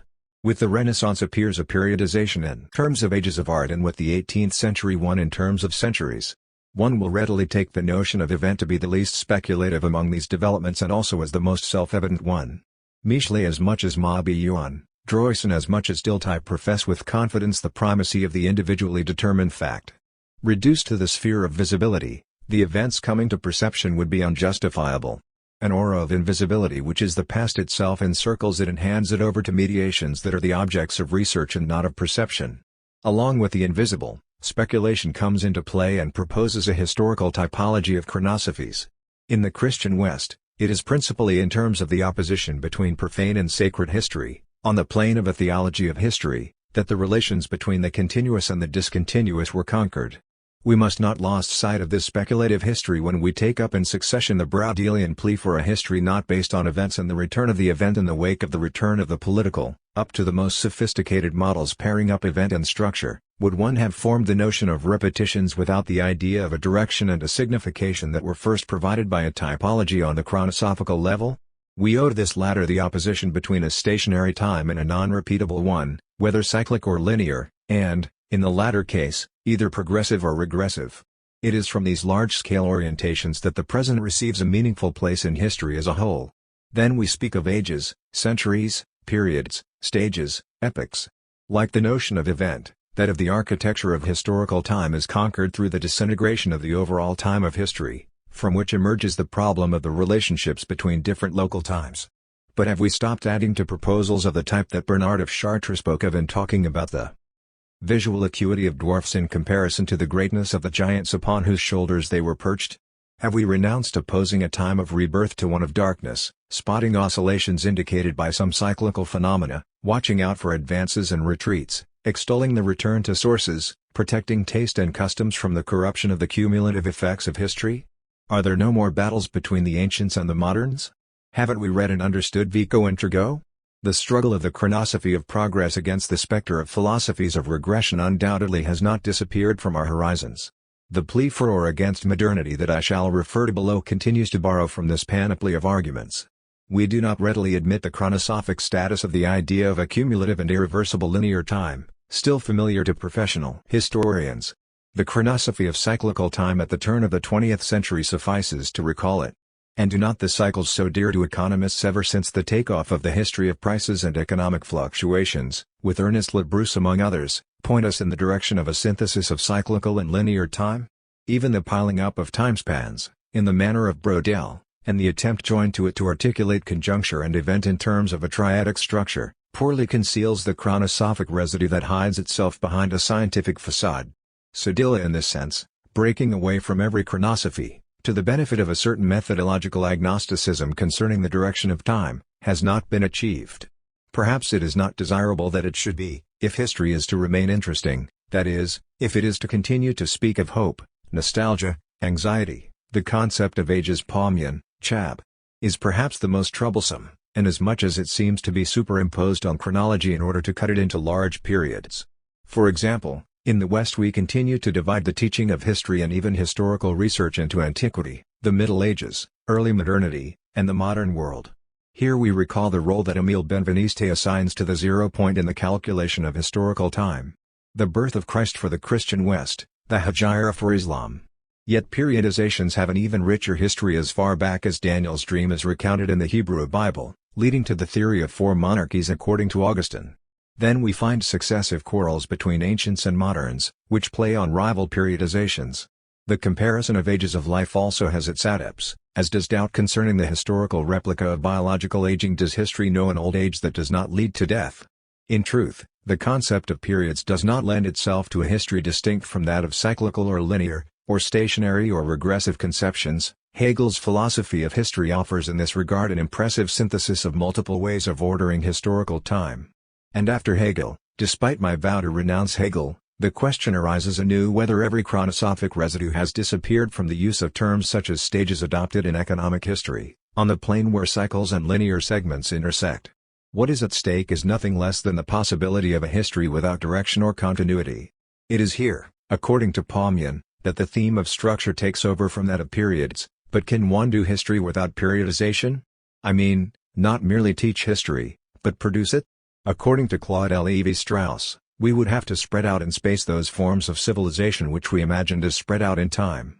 Were we to succeed, would this not be to remove from history any horizon of expectation, to us a concept often referred to in this work that I owe to Reinhard Koselleck? Even for Lévi-Strauss, history cannot withdraw into an idea of an extended space without any horizon of expectation, inasmuch as it is only from time to time that history is cumulative, in other words, that the numbers can be added up to form a favorable combination. The mark of the great chronosophies of the past is less easy to discern at the level of structures, in which Paumian sees the fourth articulation of time. I want to show its role as one phase of the historiographical operation, where the notion of structure enters into variable compositions along with those of conjuncture and event. But it is worth recalling its birth from large-scale speculations on the movement of global history. The human and social sciences have certainly given it an operative dimension. Yet the mark of its origin in speculation can still be recognized in the split within each of these disciplines, setting aside a few rare exceptions, into theory and history.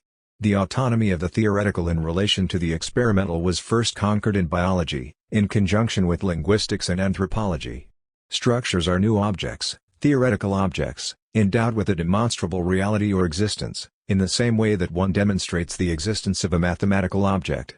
Within the human sciences, this split between theory and history is due to Saussurian linguistics and the simultaneous entry of theory and the object structure into the field of the human and the social sciences. Theory must deal only with the temporal entities, leaving to history the question of beginnings, developments, and genealogical trees. Here the object structure is long, language is a system, distinguished from parole, language is actually used, as speech. More will be said below about the happy and unhappy effects of this transposition from the linguistic domain as it has affected the historiographical incorporation of this linguistic model by those who followed Saussure, in particular, that the notions of diachrony and synchrony lose their phenomenological basis when they enter into a structural system.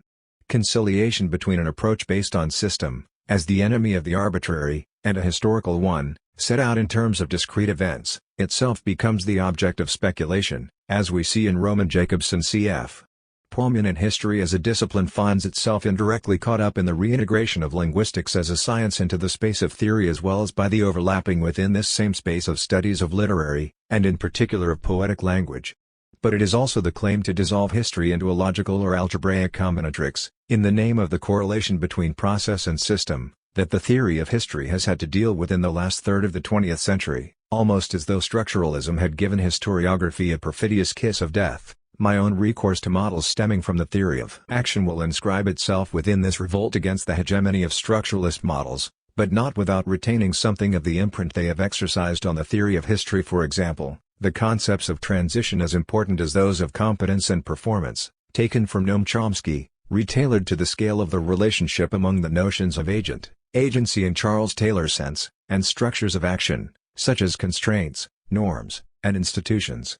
Equally to be rediscovered and rehabilitated are pre-structuralist philosophies of language, such as that of Humboldt, which give to the spiritual dynamism of humanity and its productive activity the power to engender gradual changes of configuration. For spirit, proclaimed Humboldt, to be is to act. History was recognized in this generative dimension. Yet professional historians, who might take interest in Humboldt, cannot overlook the highly theoretical dimension of his reflections, such as those cited by Paumian taken in its essential reality. Language is continually changing and at each instant in the midst of some anticipatory transition. In itself, language is not a work done ergon but an activity in the process of happening energia. Thus its true definition can only be genetic-cited.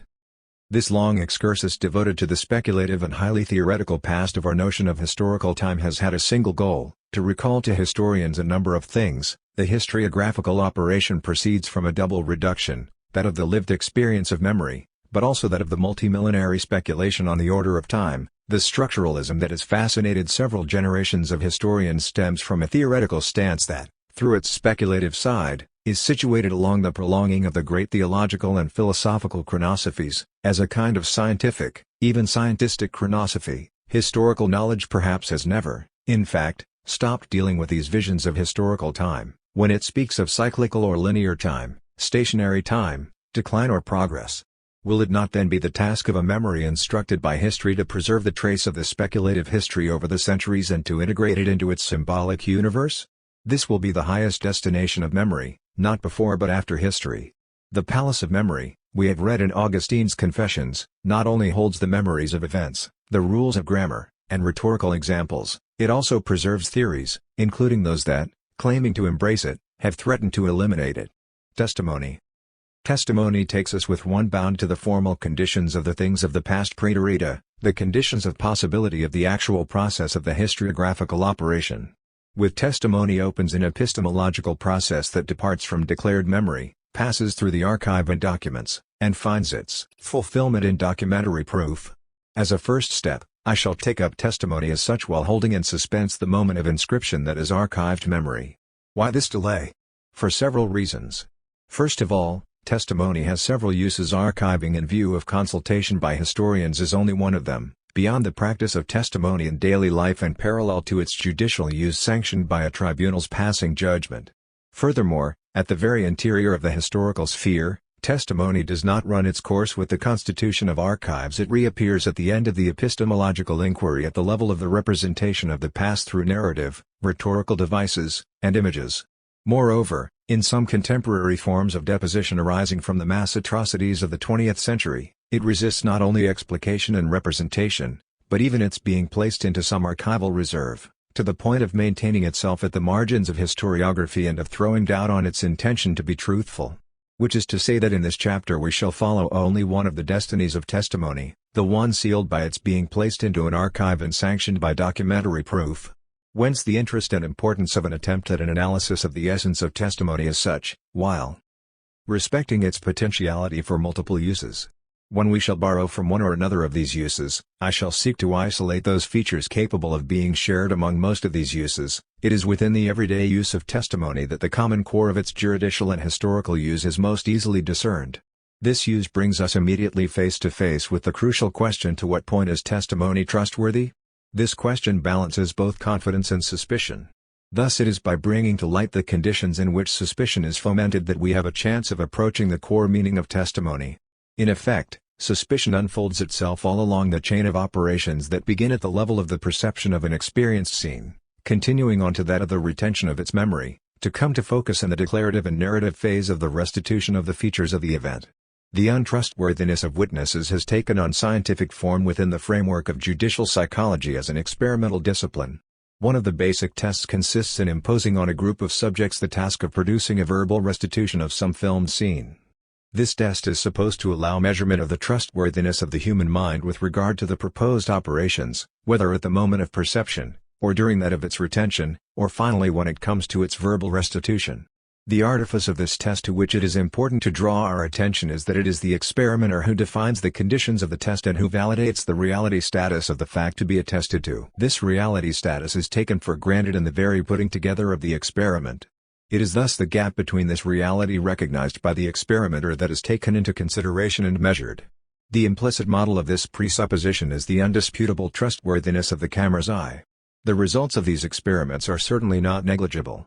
They have to do with the flagrant presence of distortions between the reality known in this way and the depositions made by the laboratory subjects.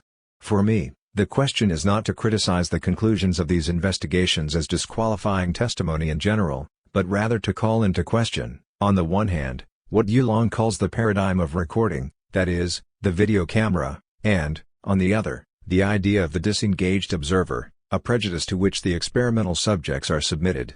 This criticism of the regulative model of judicial psychology leads us back to the everyday practice of testimony in ordinary conversation.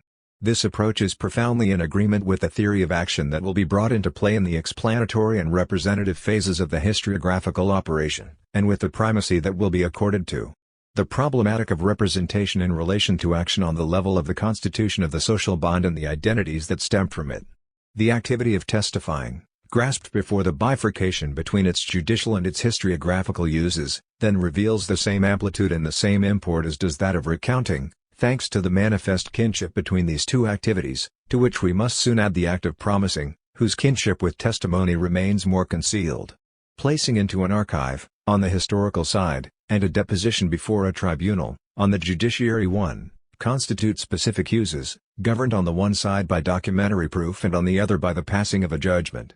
The use of testimony in ordinary conversation best preserves those essential features of the fact of testifying that Yulong sums up in the following manner: an autobiographically certified narrative of a past event, whether this narrative be made in informal or formal circumstances. Let us unpack the essential components of this operation. Two sides are initially distinguished and articulated in terms of one another on the one side, the assertion of the factual reality of the reported event on the other, the certification or authentication of the declaration on the basis of its author's experience, what we can call his presumed trustworthiness. The first side finds its verbal expression in the description of the experience seen in a narration that, If it does not explicitly mention the implication of the narrator, confines itself to conveying information the scene, so to speak, recounts itself following the distinction proposed by Emile Benveniste between narrative and discourse. There is an important nuance: this information must be taken to be important, the attested to fact must be significant, something that renders problematic too sharp a distinction between discourse and narrative. Yet it remains the case that the factuality attested to is supposed to trace a clear boundary between reality and fiction. The phenomenology of memory early on confronted us with the always problematic character of this boundary. And the relation between reality and fiction will continue to torment us, right up to the stage of the historian's representation of the past. Which is to say that this first component of testimony is a weighty one. It is over against this articulation that a whole battery of suspicions will take their place. The specificity of testimony consists in the fact that the assertion of reality is inseparable from its being paired with the self-designation of the testifying subject. The typical formulation of testimony proceeds from this pairing: I was there. What is attested to is indivisibly the reality of the past thing and the presence of the narrator at the place of its occurrence. It is the witness who first declares himself to be a witness. He names himself. A triple deictic marks this self-designation: the first person singular, the past tense of the verb, and the mention of there in relation to here. This self-referential character is sometimes underscored by certain introductory remarks that serve as a preface. These kinds of assertions link point-like testimony to the whole history of a life. At the same time, the self-designation brings to the surface the inextricable opacity of a personal history that itself has been enmeshed in stories. Which is why the effective imprint of an event capable of striking the witness like a blow does not necessarily coincide with the importance his audience may attach to his testimony. Self-designation gets inscribed in an exchange that sets up a dialogical situation. It is before someone that the witness testifies to the reality of some scene of which he was part of the audience, perhaps as actor or victim, yet, in the moment of testifying, he is in the position of a third-person observer with regard to all the protagonists of the action. This dialogical structure immediately makes clear the dimension of trust involved. The witness asks to be believed. He does not limit himself to saying I was there, he adds believe me. Certification of the testimony then is not complete except through the echo response of the one who receives the testimony and accepts it. Then the testimony is not just certified, it is accredited. It is this accreditation, as an ongoing process, that opens the alternative I began with between confidence and suspicion. A questioning argument can be undertaken, which the judicial psychology mentioned above supplies with well-established forms of reasons. This argument may bear on the most common conditions of bad perception, bad memory, or bad restitution. And among these must be taken into account the interval of time so favorable to what Freud in the interpretation of dreams calls secondary elaboration. It may bear in a more disturbing way on the personal qualities of the testifying subject to be habitually believed, as indicated by similar earlier occasions and the witness's reputation. In this case, the accreditation comes down to authenticating the witness on personal terms. The result is what we call his trustworthiness, whose evaluation can be assimilated to comparative orders of magnitude. The possibility of suspicion in turn opens a space of controversy within which several testimonies and several witnesses find themselves confronted with one another. In certain general conditions of communication, this space may be qualified as a public space. It is against this background that a critique of testimony is grafted to its practice. The witness anticipates these circumstances in a way by adding a third clause to his declaration I was there. He says, believe me, to which he adds, if you don't believe me, ask someone else, said almost like a challenge. The witness is thus the one who accepts being questioned and expected to answer what may turn out to be a criticism of what he says. In this way, a supplementary dimension gets grafted to the moral order meant to reinforce the credibility and trustworthiness of testimony, namely, the availability of the witness to repeat his testimony. The trustworthy witness is the one who can stay steadfast about this testimony over time. This steadfastness makes testimony akin to promise-making, more precisely to the promise that precedes any promise-making, that of keeping one's promise, of keeping one's word.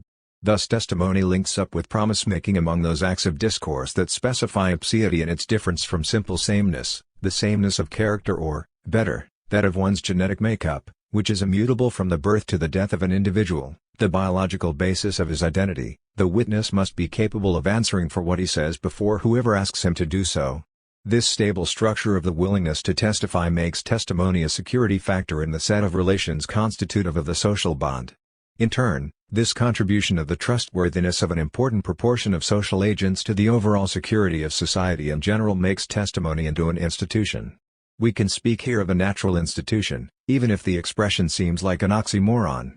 It is useful for distinguishing this common certification of an account in ordinary conversation from technical, artificial uses, consisting, in part, in the placing of things in an archive within the framework of specific institutions, and, in part, in the rule-governed taking of testimony as part of the trial process within a courtroom. I have drawn upon a parallel expression to distinguish the ordinary exercise of remembering from the memory tricks cultivated by the ars memoriae. In this way, we can oppose natural to artificial memory. What makes it an institution is, first of all, the stability of testimony ready to be reiterated, and next the contribution of the trustworthiness of each testimony to the security of the social bond inasmuch as this rests on confidence in what other people say. More and more, this bond of trustworthiness extends to include every exchange, contract, and agreement, and constitutes assent to others' word, the principle of the social bond, to the point that it becomes a habitus of any community considered, even a prudential rule. First, trust the word of others, then doubt if there are good reasons for doing so. In my vocabulary, it is a question of a competence of the capable human being. The credit granted to the word of others makes the social world a shared intersubjective world. This sharing is the major component of what we can call the sensus communis. It is what is strongly affected when corrupt political institutions lead to a climate of mutual surveillance, of mistrust, where deceitful practices undercut the basis of confidence in language. We rediscover here, amplified to the scale of the communication structures of a society as a whole, the problematic of manipulated memory referred to above.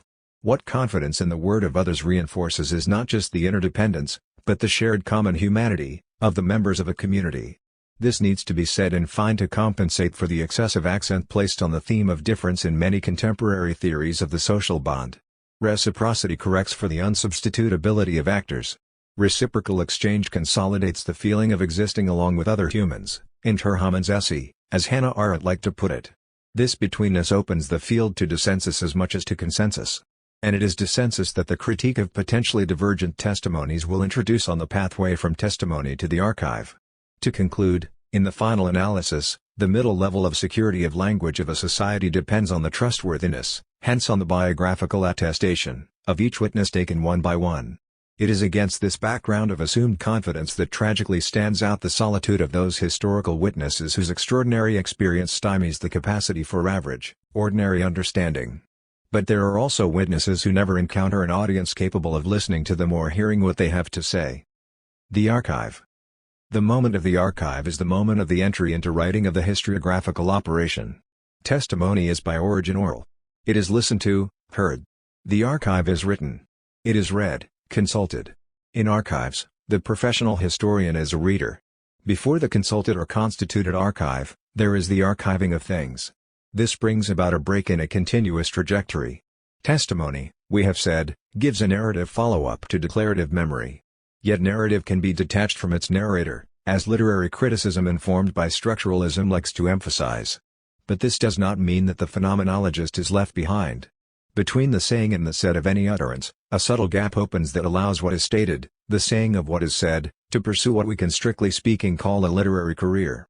The emplotment of a told story, moreover, reinforces the semantic autonomy of a text, whose composition in the form of a work gives it the visibility of something written. To these scriptural features that it shares with narrative, testimony adds specific ones having to do with the exchange structure between the one who gives and the one who receives. Thanks to a reiterable character that confers upon it the status of an institution, testimony can be taken down in writing, deposited. This deposition, in turn, is the condition of possibility of specific institutions devoted to the collecting, conserving, and classifying of documentation, with an eye to its subsequently being consulted by qualified personnel. The archive thus presents itself as a physical place that shelters the destiny of the kind of trace I have so carefully distinguished from the cerebral trace and the affective trace, namely, the documentary trace. But the archive is not just a physical or spatial place, it is also a social one. It is in terms of this second angle that Michel de Certeau deals with it in the first of three snapshots of what before me he called the historiographical operation. To relate a product to a place constitutes, he says, the first task of an epistemology of historical knowledge. Envisaging history as an operation would be equivalent to understanding it as the relation between a place of recruitment, a milieu, a profession or business, etc., analytical procedures, a discipline, and the construction of a text, a literature. This idea of a social setting at production includes a critical intention aimed against positivism, a critique that Certeau shares with Raymond Aron from the period when he wrote his Introduction to the Philosophy of History. But, unlike Aron, who emphasizes the dissolution of the object, it is not so much the subjectivity of authors or personal decisions that Certeau accentuates as the onset of the social status of history as an institution of knowledge. In this way he distinguishes himself as well from Max Weber who, in Politics as a Vocation, he asserts, exempted the power of scholars from the constraints of political society. In confronting this repression of the relation to the society that engenders the unspoken of place from which the historian speaks, Certeau, like Habermas, at the time when he was arguing for a repolitizing of the human sciences, denounces the appropriation of language by a subject supposed to control history's discourse. In this way historical discourse takes priority over every particular historical work, and so does the relation of this discourse to a social institution. However, it does not suffice to set historians back into society if we are to give an account of the process that constitutes a distinct object for epistemology, that is, in Certeau's own terms, the process leading from collecting documents to writing books. The multi-leveled architecture of the social units that constitute archives calls for an analysis of the act of placing materials in such archives, their archiving, capable of being situated in a chain of verifying operations, whose provisory end is the establishing of documentary proof. Before explanation, in the precise sense of establishing answers in terms of because, there is the establishing of sources, which consists, as Certeau puts it so well, in redistributing space that had already been marked out by the collectors of rarities, to speak like Foucault. Certeau calls place, what permits, what prohibits this or that kind of discourse within which cognitive operations properly speaking are enframed. This gesture of setting things aside, of putting together, of collecting is the object of a distinct discipline, that of the archivist, to which the epistemology of the historiographical operation is indebted for the description of those features by which the archive breaks with the hearsay of oral testimony. To be sure, if writings constitute the principal materials deposited in archives, and if among such writings testimony by past peoples constitutes the core material, all sorts of traces can be archived.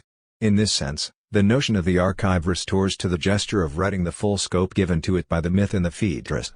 At the same time, every plea in favor of the archive will remain in suspense, to the degree that we do not know, and perhaps never will know, whether the passage from oral to written testimony, to the document in the archive, is, as regards its utility or its inconvenience for living memory, a remedy or a poison, a pharmacon. I propose to set within the framework of this dialectic between memory and history what I said about the notion of an archive in time and narrative. The accent will be on those features by which the archive breaks from the hearsay of oral testimony. What first stands out is the initiative of a person or legal entity intending to preserve the traces of his or its activity. This initiative inaugurates the act of doing history. Next comes the more or less systematic organization of the material thus set aside. It consists in physical measures of preservation and in logical operations of classification stemming from the needs of a highly developed technique at the level of the archivist. All these procedures are in service of a third moment, that of consulting the materials within the limits of the rules governing access to them. If we consider, with all the reservations I shall speak of below, that the essential core of archival materials consists in texts, and if we want to concentrate on those of these texts that are testimonies left by contemporaries having access to this material, the change in status from spoken testimony to being archived constitutes the first historical mutation in living memory that falls under our examination. We can then speak of those written testimonies that the Phaedrus calls written words when it has once been written down. Every discourse rolls everything about everywhere, reaching indiscriminately those with understanding no less than those who have no business with it, and it doesn't know to whom it should speak and to whom it should not. And when it is faulted and attacked unfairly, it always needs its father's support alone. It can neither defend itself nor come to its own support. In one sense, this is a good thing. Like all writing, a document in an archive is open to whomever knows how to read. Therefore it has no designated addressee, unlike oral testimony addressed to a specific interlocutor. What is more, the document sleeping in the archives is not just silent, it is an orphan. The testimonies it contains are detached from the authors who gave birth to them. They are handed over to the care of those who are competent to question them and hence to defend them, by giving them aid and assistance. In our historical culture, the archive has assumed authority over those who consult it. We can speak, as I shall discuss further below, of a documentary revolution. In a period now taken to be outdated in historical research, work in the archives had the reputation of assuring the objectivity of historical knowledge, protected thereby from the historian's subjectivity. For a less passive conception of consulting archives, the change in sign that turns an orphan text into one having authority is tied to the pairing of testimony with the heuristics of evidentiary proof. This pairing is common to testimony before a court and testimony gathered by the professional historian. The testimony is asked to prove itself. Thus it is testimony that brings aid and assistance to the order or the historian who invokes it. As for what more specifically concerns history, the elevation of testimony to the rank of documentary proof will mark the high point of the reversal in the relationship of assistance that writing exercises in regard to memory on crutches, that hypomneme macron, or artificial memory par excellence, to which myth grants only second place. Whatever may be the shifts in documentary history, positivism or not, the documentary frenzy took hold once and for all. Allow me to mention here from a more advanced phase of contemporary discourse to be considered below, Yerel Shalmi's dread confronted with the archival swamp, and Pierre Noir's exclamation archive as much as you like something will always be left out. Once freed of its disgrace and allowed arrogance, has the pharmacon of the archived document become more a poison than a remedy? Let us follow the historian into the archives. We shall do so in the company of Marc Bloch, who was the historian who best delineated the place of testimony in the construction of the historical fact, that history should have recourse to testimony is not fortuitous. It is grounded in the very definition of the object of history. This is not the past, nor is it time, it is men in time. Why not time? First of all, because time is the setting, the very plasma in which events are immersed, and the field within which they become intelligible. In other words, as was indicated above, time as such constitutes one of the formal conditions of historical reality. Next, because it returns as a variable among things with regard to its rhythms, as the Braudelian problematic of social times will verify. Moreover, physical nature develops in time, and in this broad sense has a history. Finally, the fascination for origins, that idol of origins, has to do with the direct and exclusive thematization of time. This is why the reference to human beings has to figure in the definition. But history is a matter of men in time, which implies a fundamental relationship between the present and the past. It is thanks to this dialectic, understanding the present by the past and correlatively understanding the past by the present, that the category of testimony comes on the scene as the trace of the past in the present. The trace is thus the higher concept under whose aegis Bloch places testimony. It constitutes the operator par excellence of an indirect knowledge. Bloch carries out his examination of the relationship of history to testimony in 2 chapters. The first is entitled Historical Observation, the second Historical Criticism. If we can speak of observation in history, it is because the traces to historical knowledge what direct or instrumental observation is to the natural sciences. Here testimony figures as the first subcategory. It immediately bears the mark that distinguishes its use in history from its use in ordinary exchanges where orality predominates. It is a written trace, the one a historian encounters in the documents in an archive. Whereas in ordinary exchanges testimony and its reception are contemporary with each other, in history testimony is inscribed in the relation between past and present, in the movement of understanding the one by the other.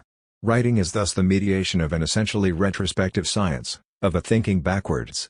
However, there exist traces that are not written testimonies and that are equally open to historical observation, namely, vestiges of the past, which are the favorite target of archaeology: urns, tools, coins, painted or sculpted images, funerary objects, the remains of buildings, and so forth.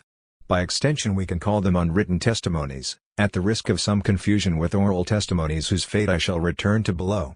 We shall also see testimonies divide into voluntary testimonies, meant for posterity, and those witnesses in spite of themselves, the target of indiscretion and the historian's appetite. This sequence of definitions, science of men in time, knowledge by traces, written and unwritten testimonies, voluntary and involuntary testimonies, assures the status of history as a discipline and of the historian as artisan. Finally, in the course of its development, historical research has gradually been led to place more and more confidence in the second category of evidence, in the evidence of witnesses in spite of themselves. Indeed, apart from confessions, autobiographies, and other diaries, maps, secret documents, and some confidential reports by military leaders, the documents in archives for the most part come from witnesses in spite of themselves. The variety of different materials to be found in archives is in fact immense. Mastering them calls for an acquired technique, even the practice of specialized auxiliary disciplines and the consultation of different guides in order to assemble the documents necessary to research. The professional historian is someone who keeps in mind the question, how can I know what I am about to say? This mental disposition defines history as research, following the Greek etymology of the word. At the heart of observation, this relation to contemporary testimony, what others have said preserved in archives, suffices to draw two dividing lines. The one runs between history and sociology, and the other crosses history itself, which it divides between two opposed methodological attitudes. Sociology, in Durkheim's sense, as indifferent to time, tends to see and change a residue that it condescendingly leaves to historians. A defense of history in this regard will necessarily be a defense of the event, that privileged object of testimony, as I shall say below. Pierre Nora's plea in favor of a return of the event will stand in line with the thought of Marc Bloch. The battle between sociology and history will be harsh and often merciless, even if Bloch can admit having learned from sociologists to think less shoddily. The second dividing line is the one that opposes a self-professed reconstructive method, owing to its active relation to traces, to one that Bloch condemns as positivism, the method of his own teachers, Seniabus and Langlois, whose intellectual laziness he condemns. The second section, continuing the examination of the relationships of history to written and unwritten testimonies, is that of criticism. This term specifies history as a science. To be sure, challenges and confrontations between human beings occur outside juridical procedures and those of historical criticism.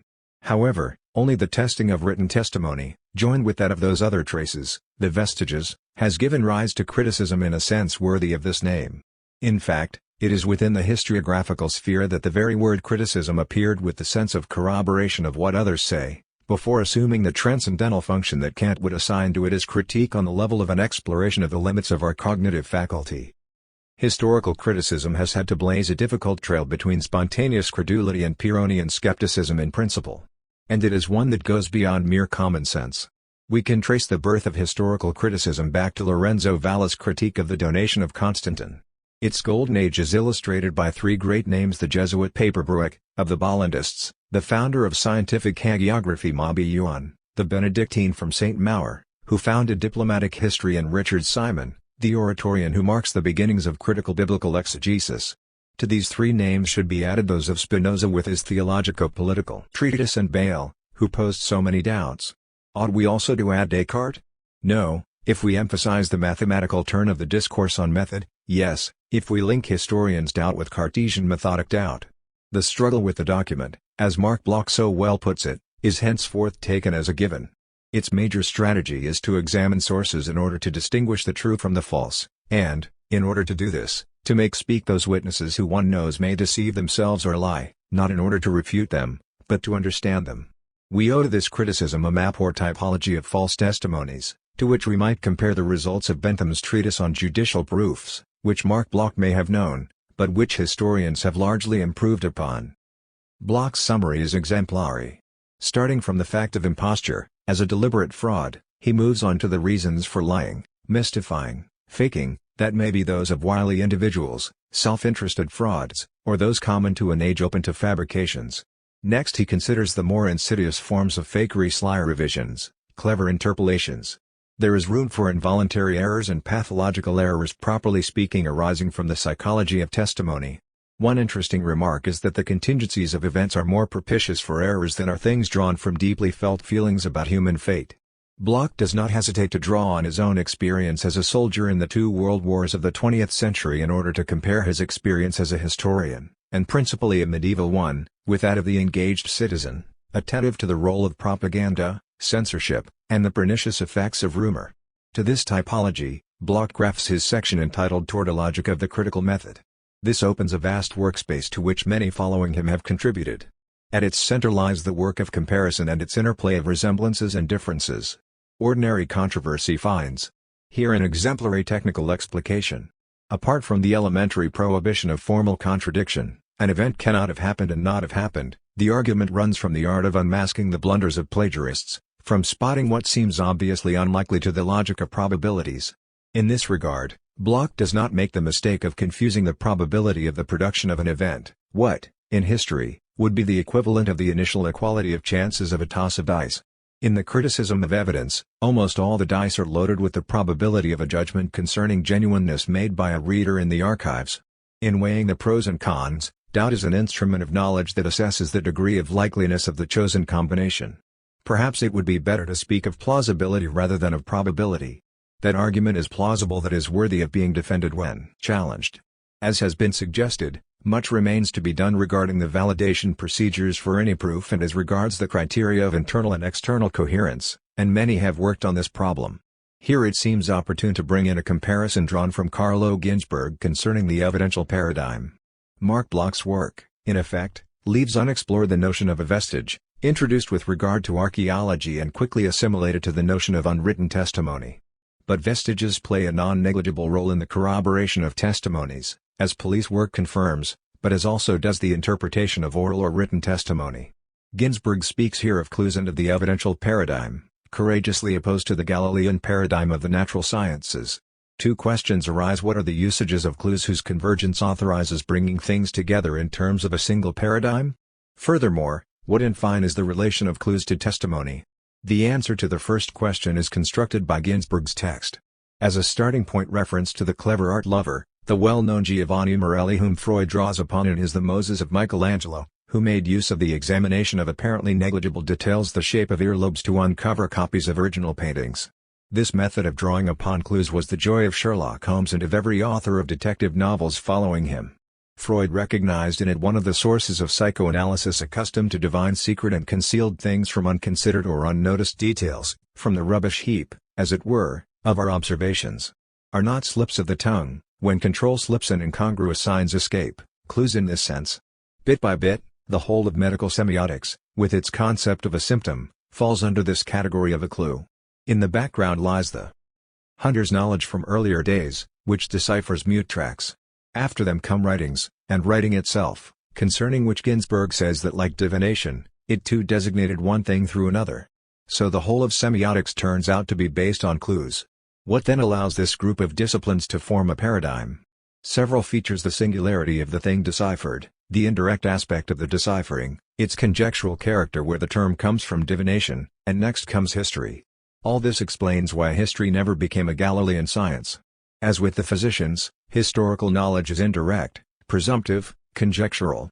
Writing, textuality, which dematerializes orality, changes nothing, for it is once again and always individuals that the historian deals with. Ginzburg links the probabilistic character of historical knowledge to this relation to singularity. The field opened by the evidential paradigm is immense. Though reality may seem to be opaque, there are privileged zones, signs, clues, which allow us to penetrate it. This idea, which is the crux of the conjectural or semiotic paradigm, has made progress in the most varied cognitive circles and has deeply influenced the humane sciences. Now comes the second question, that of the place of Ginzburg's evidential paradigm in relation to the criticism of testimony of Mark Bloch and his successors. I do not think there is room to choose between these two analyses. By encompassing historical knowledge within the evidential paradigm, Ginzburg weakens his concept of a clue, which gains in being opposed to that of written testimony. Conversely, Bloch's treatment of vestiges as unwritten testimonies does harm to the specificity of testimony as the intermediary of memory in its declarative phase and narrative expression. The clue is noticed and decrypted testimony is deposed and criticized. To be sure, it is the same sagacity that presides over both series of operations.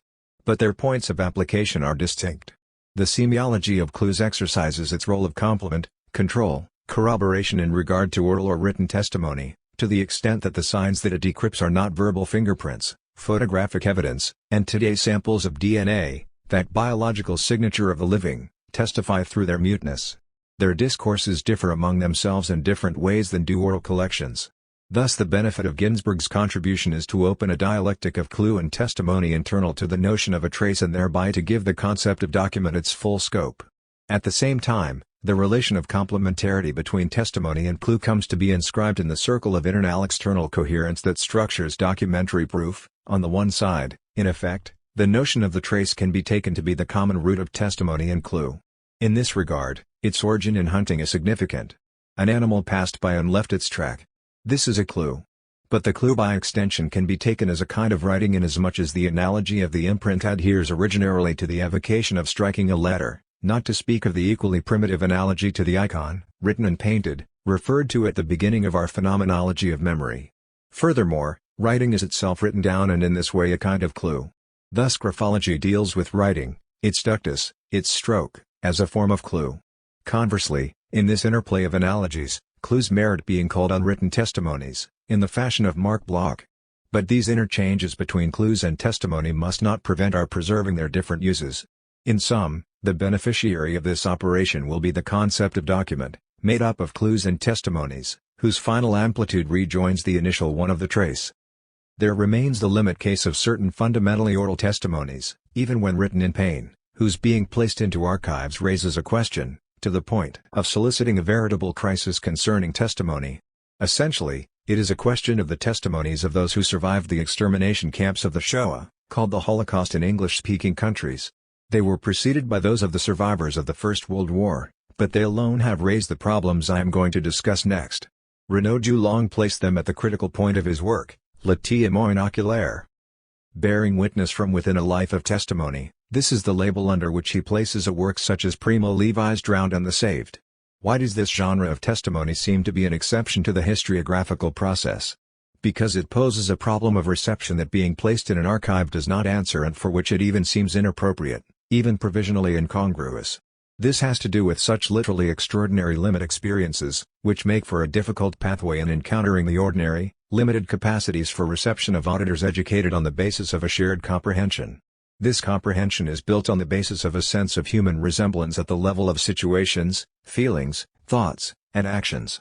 But the experience to be transmitted is that of an inhumanity with no common measure with the experience of the average person.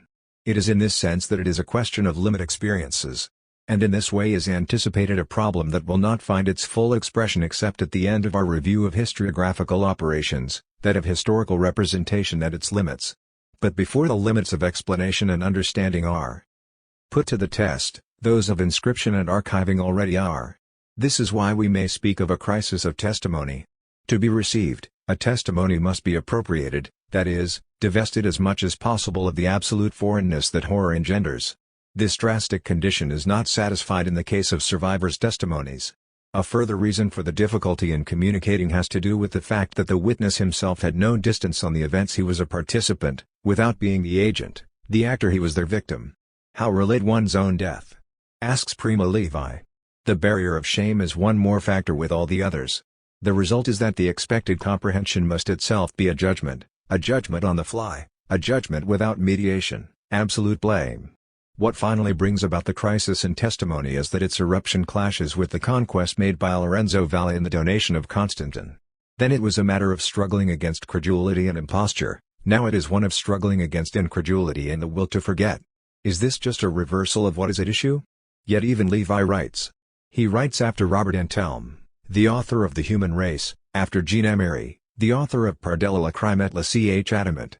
Their writings have even been written about, and I am writing here about stating the impossibility of communicating and about the unbearable imperative to testify, to which, however, they do testify. What is more, these direct testimonies find themselves progressively framed, but not absorbed, by the works of historians of the present time and by the publicity of the great criminal trials whose sentences trail slowly through the collective memory at the price of a harsh dissensus.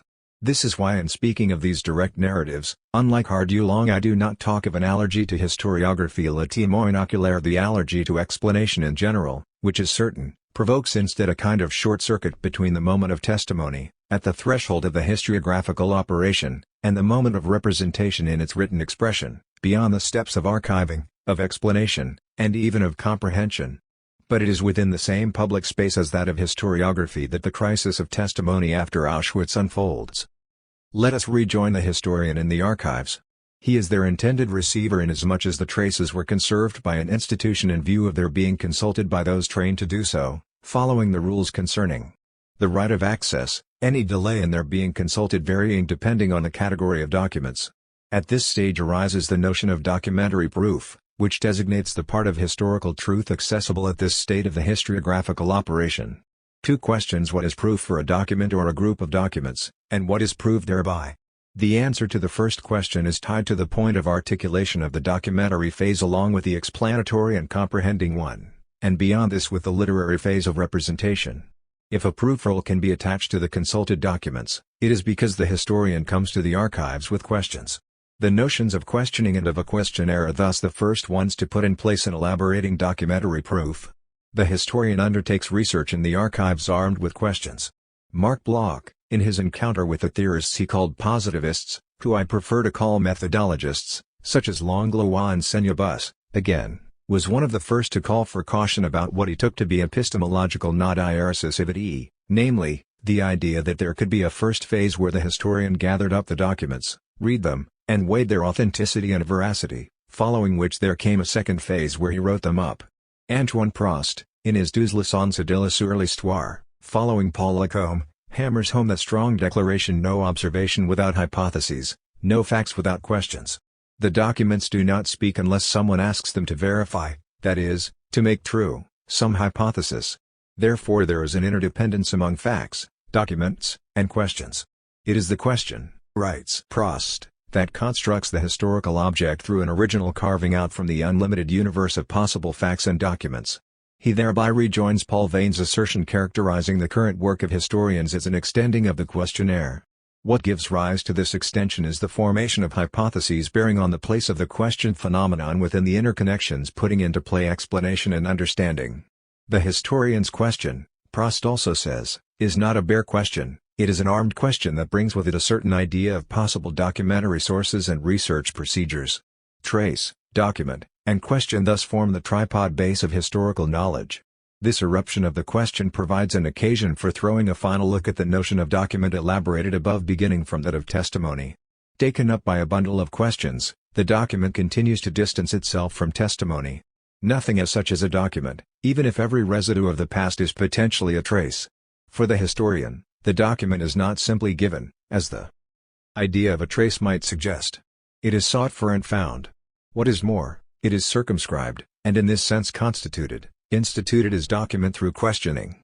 For a historian, everything can become a document, including the debris coming from archaeological excavations and other such vestiges, but in a more striking way kinds of information as diverse and mercurial as price curves, parish registers, wills, databases of statistics, and so on.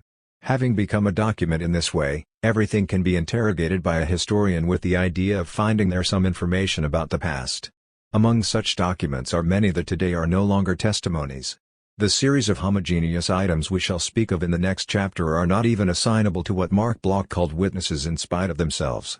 The same characterization of the document through interrogation that applies to them holds for a category of unwritten testimonies, those recorded oral testimonies, which microhistory and the history of present times make so much use of. Their role is considerable in the conflict between the memory of survivors and already written history. These oral testimonies do not constitute documents until they are recorded. Then they leave behind the oral sphere to enter into that of writing and distance themselves in this way from the role of testimony in ordinary conversation. We can then say that memory is archived, documented. Its object ceases being a memory, in the literal sense of the word, that is, retained within a relation of continuity and appropriation in regard to some present conscious awareness. Second question: what at this stage of the historiographical operation can be held to have been proved?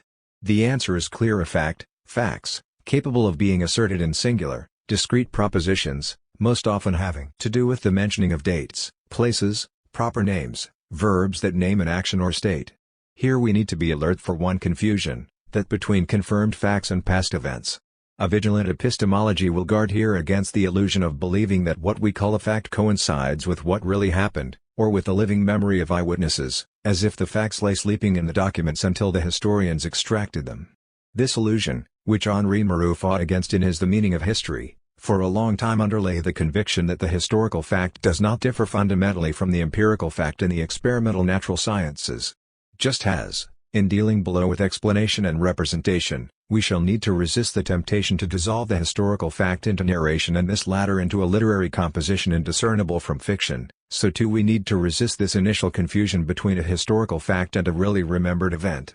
The fact is not the event itself given to the conscious life of the witness, but the contents of a statement meant to represent it. In this sense, we should always write the fact that this occurred.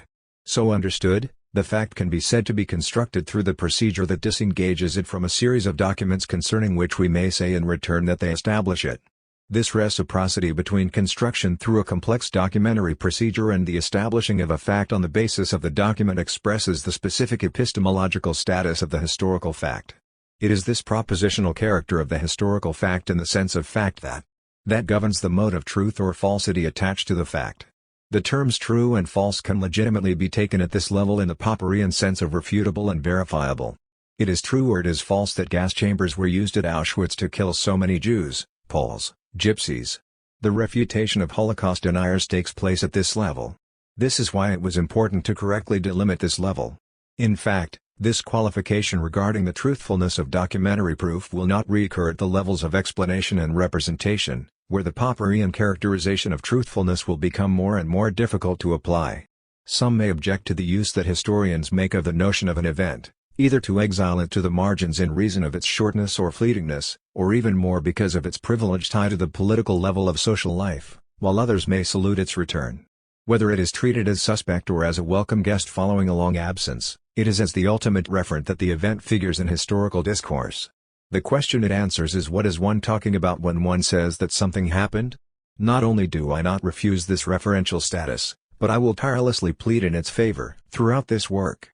And it is to preserve this status of the reference of historical discourse that I distinguish the fact as something said, the what of historical discourse, from the event as what one talks about, the subject of. That makes up historical discourse.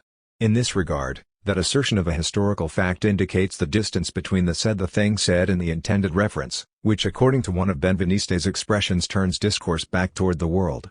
The world, in history, is past human life as it happened. This is what it is all about. And the first thing that one says is that something took place. As stated? That is the whole question. And it will accompany us to the end of the stage of representation, where it will find at least its exact formulation under the heading of standing for representance, if not its resolution. To get there, we need to leave undetermined the question of the actual relation between fact and event, and tolerate a certain indiscrimination in the employment by the best historians of these terms as standing for each other. For my part, I mean to honor the event by taking it as the actual referent of testimony taken as the first category of the archived memory.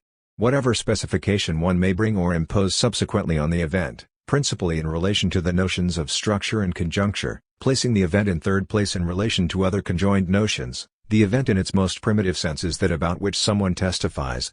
It is the emblem of all past things praeterita. But what is said in spoken testimony is a fact, the fact that. Let me be more precise. That affixed to the assertion of a fact holds in reserve the intentional object that will be thematized at the end of our epistemological review under the sign standing for. Only a semiotics inappropriate to historical discourse undertakes to deny this referent to the profit of the exclusive pair constituted by the signifier narrative, rhetorical, imaginative, and the signified the statement of a fact. To the binary conception of the sign inherited from Saussurean linguistics, and perhaps already mutilated, I oppose the threefold conception of signifier, signified, and referent. Elsewhere I proposed a formula borrowed from Benveniste whereby discourse consists in someone saying something to someone about something following rules. In this schema, the referent is symmetrical to the speaker, that is the historian, and before him, to the witness present to his testimony. I would like to take one last look at the relation between the starting point of this chapter, testimony, and its end, documentary proof, in terms of the mixture of light and shade projected over the whole enterprise by the myth from the Phaedrus speaking of the invention of writing. If the continuity of the passage from memory to history is assured by the notions of trace and testimony, the discontinuity tied to the effects of distantiation that we have put in place ends up at a general crisis situation within which the crisis specifically linked to the untimely testimony of the survivors of the death camps takes its place. This general crisis gives to the question of the pharmacon a precise coloration that haunts this study. What historical criticism puts in question, at the level of documentary proof, is the trustworthiness of spontaneous testimony, that is, the natural movement of having confidence in the heard word, the word of another. A true crisis is thereby opened. A crisis of belief, which authorizes taking historical knowledge for a school of suspicion. It is not just credulity that is here put in the stocks, but the initial trustworthiness of testimony. A crisis of testimony. This is the harsh way documentary history contributes to the healing of memory, of linking the work of remembering to that of mourning. But can we doubt everything? Is it not to the extent that we have confidence in some testimony that we can doubt some other testimony? Is a general crisis of testimony bearable or even thinkable? Can history cut all its lines with declarative memory? The historian no doubt will reply that history, overall, reinforces spontaneous testimony through the criticism of all testimony, that is, through the confrontation between discordant testimonies, in view of establishing a probable, plausible narrative. To be sure, but the question remains, is documentary proof more remedy than poison for the constitutive weaknesses of testimony? It will be up to explanation and representation to bring some relief to this disarray, through a measured exercise of questioning and a reinforcing of attestation. It is at the level of explanation/understanding that the autonomy of history in relation to memory is affirmed most forcefully on the epistemological plane. In truth, this new phase of the historiographical operation was already implied in the preceding one insofar as there is no document without some question, nor some question without an explanatory project. It is in relation to explanation that the document is proof. Nevertheless, what explanation/understanding adds that is new in relation to the documentary treatment of the historical fact has to do with the modes of interconnectedness of the documented facts. To explain, generally speaking, is to answer the question why? Through a variety of uses of the connector because, in this respect, to the degree that we need to hold open the range of such uses, to the same degree we must keep the historiographical operation in the neighborhood of approaches common to every scientific discipline, characterized by recourse in different forms to modeling procedures subject to verification tests. In this way, model and documentary proof go hand in hand.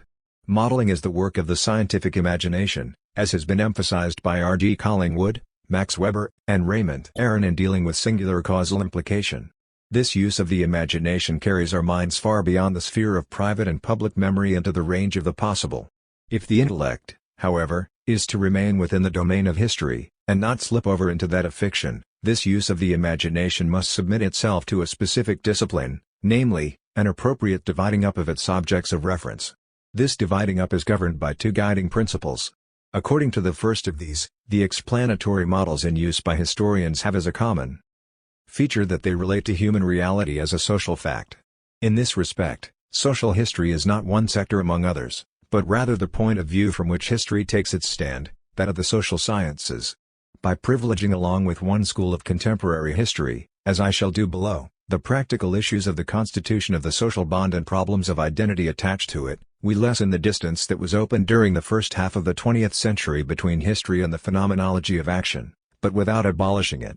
The human interactions, and in general the kinds of interval, of interesse as Hannah Arendt liked to put it, that occur between agents and recipients of human action only lend themselves to the modeling processes by which history inscribes itself among the social sciences at the price of a methodological objectification that has the value of an epistemological break in relation to memory and ordinary narration. In this regard, it is helpful to keep history and the phenomenology of action distinct for the greater benefit of their ongoing dialogue. The second guiding principle concerns history's place within the field of the social sciences.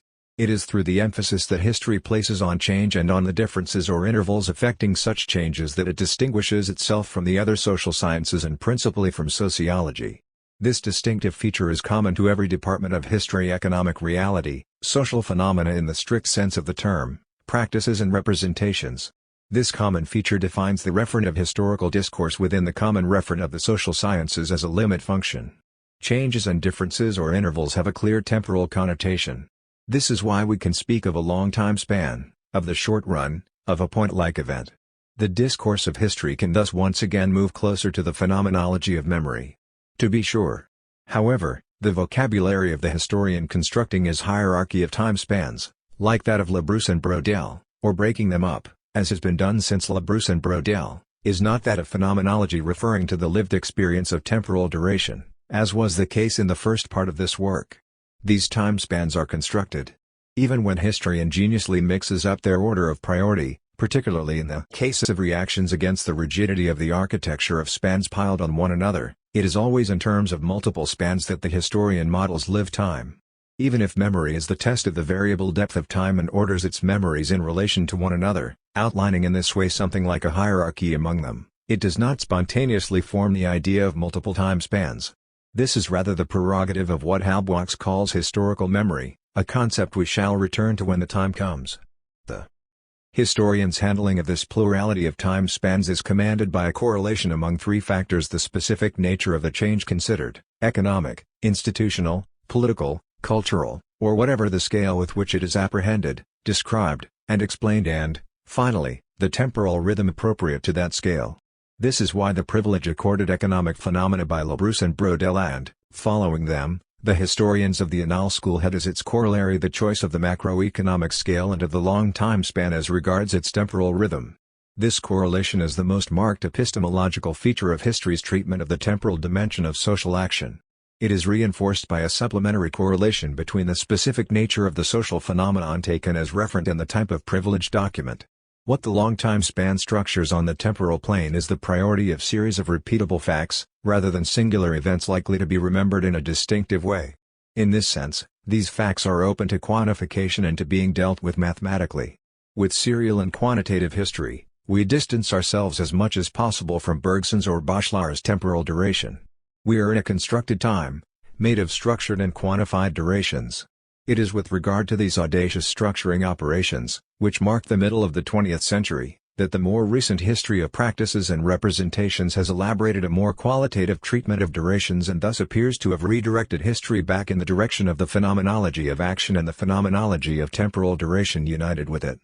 But for all that, this history does not deny the objectifying stance that it continues to share with the more notable efforts of the Annales school. Having said this, as regards the reference of historical explanation, it remains to characterize in a more precise way the nature of the operations related to explanation.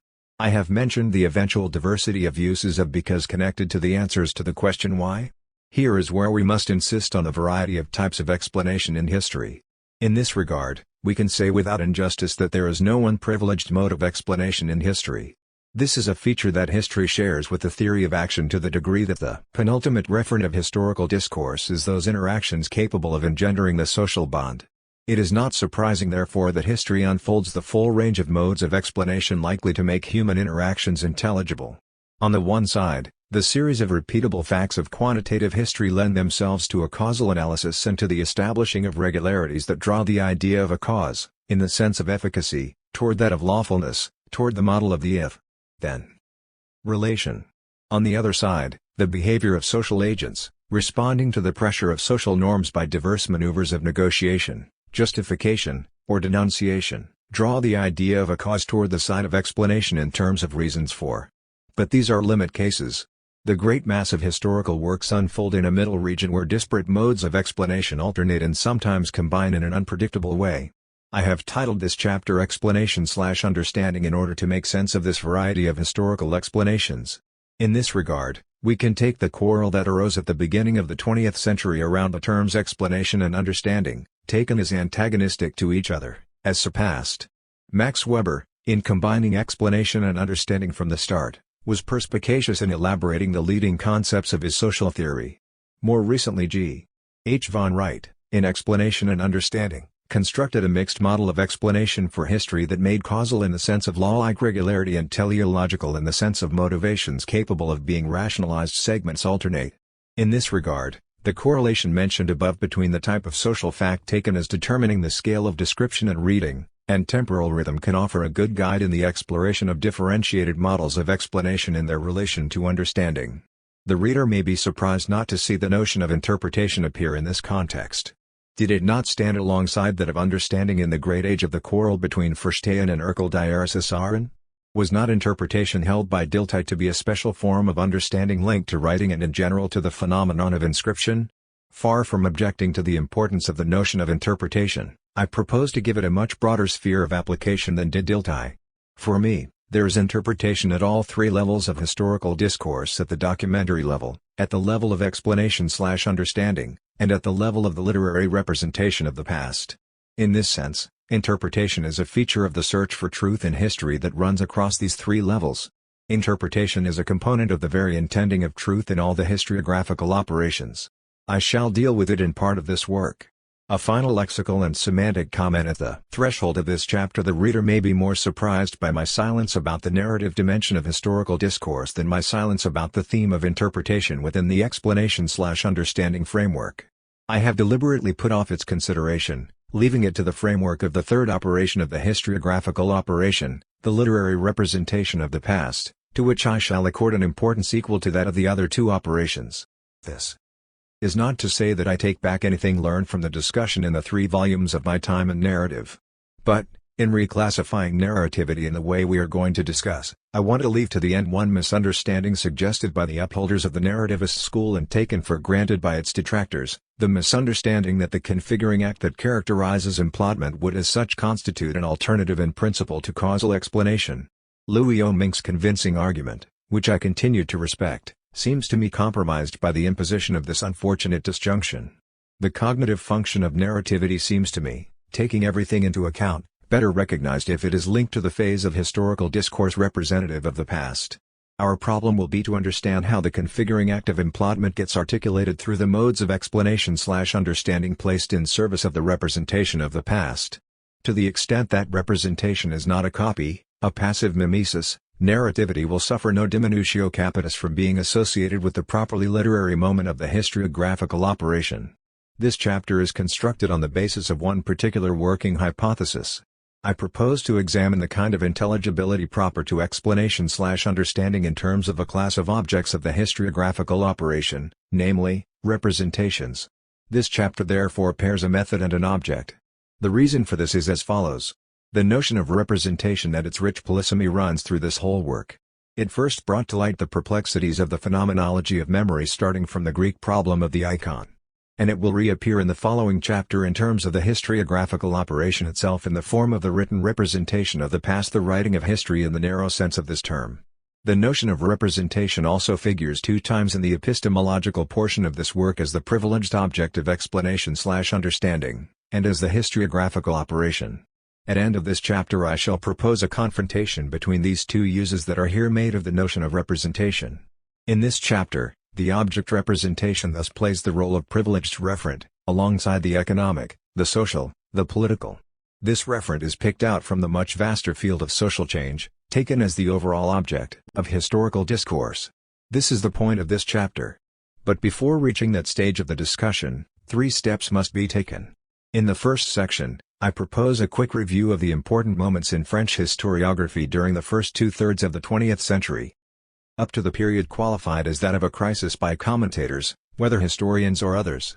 Within this chronological framework, which is essentially structured by the great adventure of the French Annales school and dominated by the overarching figure of Fernand Braudel, I shall bring to the fore the questions of method and of the promotion of a privileged object, for a long time now known by the name mentalités, the term having first been introduced in sociology by Lucien Lévy-Bruhl with the phrase primitive mentality, section, promoting the history of mentalities. We shall follow this double inquiry to the point where the crisis in method is matched by a crisis in the history of mentalities, which has continued to suffer from its debatable origin in the sociology of primitive mentality. I shall interrupt this double inquiry to consider 3 authors, Foucault, Certeau, Elias, whom I shall present as advocates of rigor, from whom I shall seek help in characterizing in anew the way the history of mentalities is a new approach to the total phenomenon and at the same time to a new object of historiography.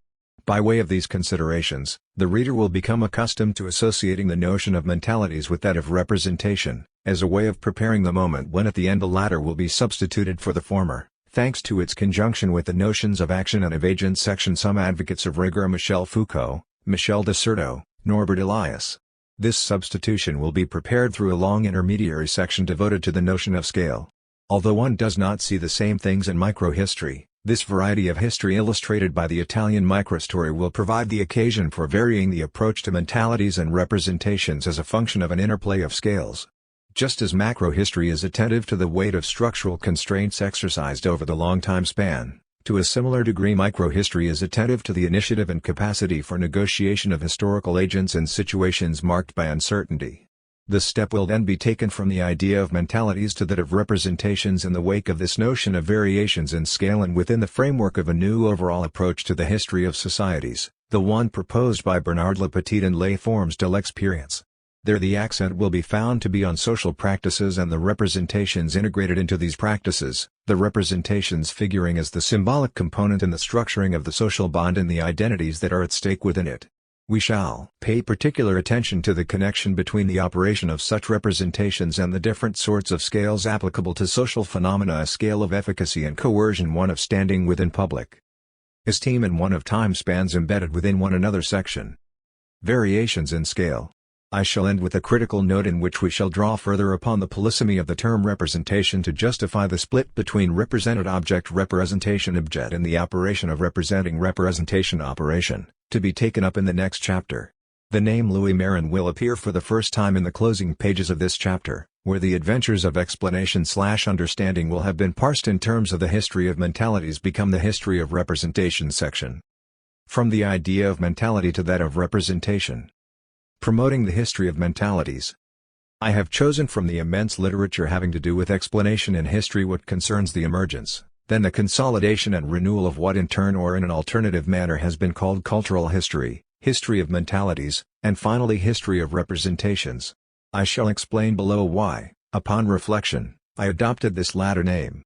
In the present section, I propose to comment upon the choice of this trajectory, not being already able to justify it.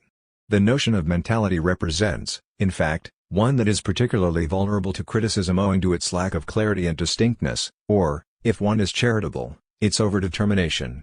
The reasons why it imposed itself on historians are thus all the more worthy of interest. As for what concerns me, these reasons run as follows. First, staying as close as possible to professional historians, what interested me was the progressive promotion of one of those new objects that recent history has made a fuss about, to the point of becoming what I shall call a pertinent object, in other words, an object of immediate reference for all the discourse that relates to it.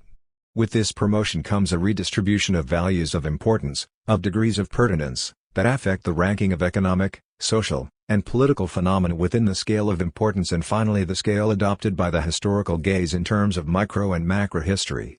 This displacement on the plane of objects of reference, of immediate pertinence, goes with a displacement on the plane of methods and of modes of explanation. The concepts of singularity, of individuals or events, repeatability, serial ordering, are particularly affected. Even more so are those of a collective constraint and correlatively of reception, passive or otherwise, on the part of social agents. This is why we shall see such new notions as appropriation and negotiation appear at the end of our comments. Taking a step back in relation to the historian's work, I wanted to verify the thesis that history, as one of the social sciences, does not disregard its discipline of distantiation in relation to lived experience, to collective memory, once it declares itself to have moved away from what is called, most often wrongly, positivism, or more equitably historicizing history to characterize the age of Senubus and Langlois at the beginning of the 20th century. We might think that with this new object history moves closer, whether it knows it or not, to phenomenology, in particular to the phenomenology of action or, as I like to put it, to that of the acting and suffering human being.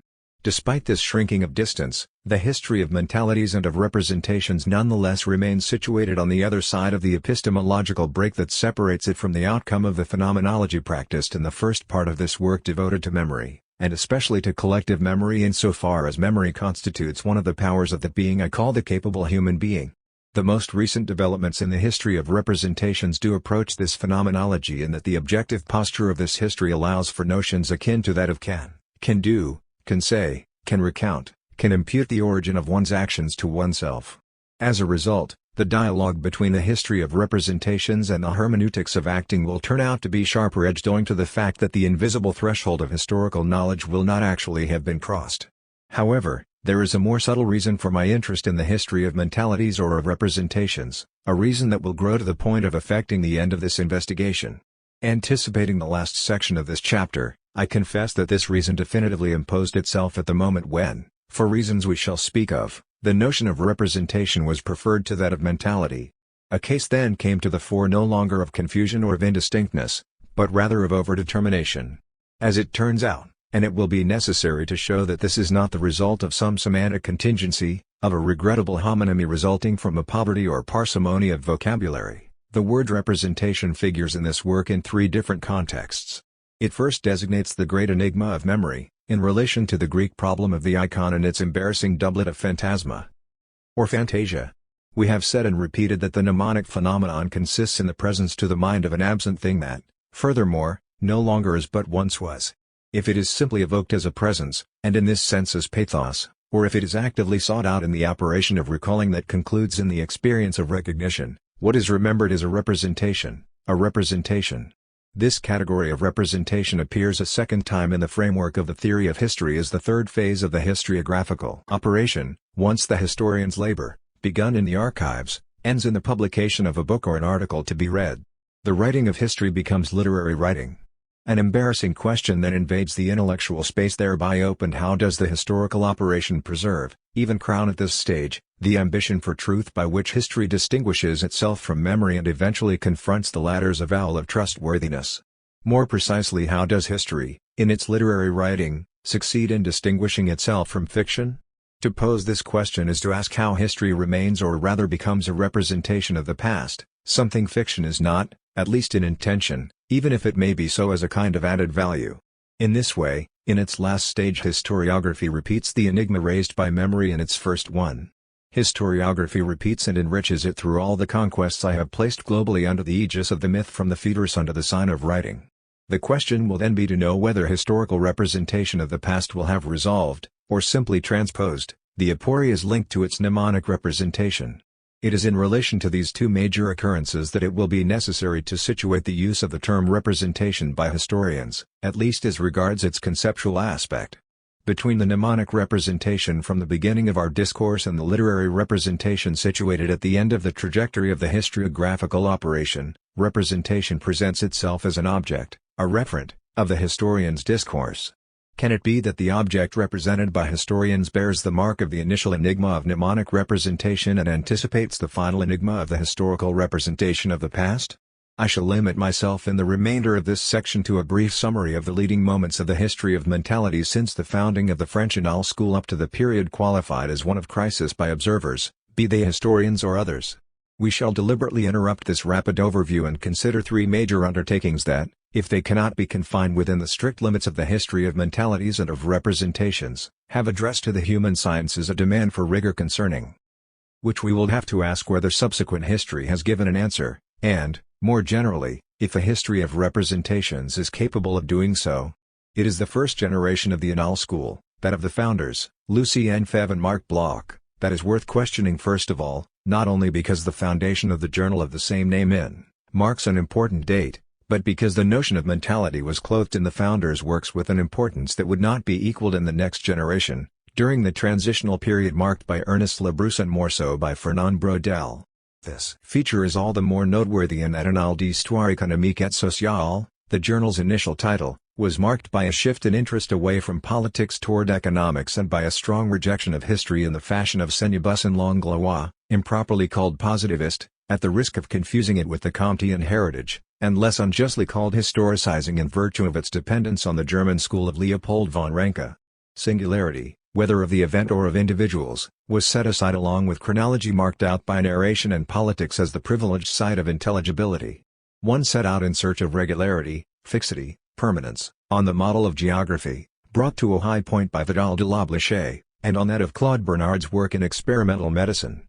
To the supposed passivity of the historian confronted with a collection of facts, one opposed the active intervention of the historian facing the document in an archive. When Lucien Febvre borrowed from Elie Vibrol the concept of mentality, it was to give a particular history, having to do with historical biography, the background of what he called mental tools. In so generalizing the concept of mentality beyond what was still called primitive mentality, he killed two birds with one stone.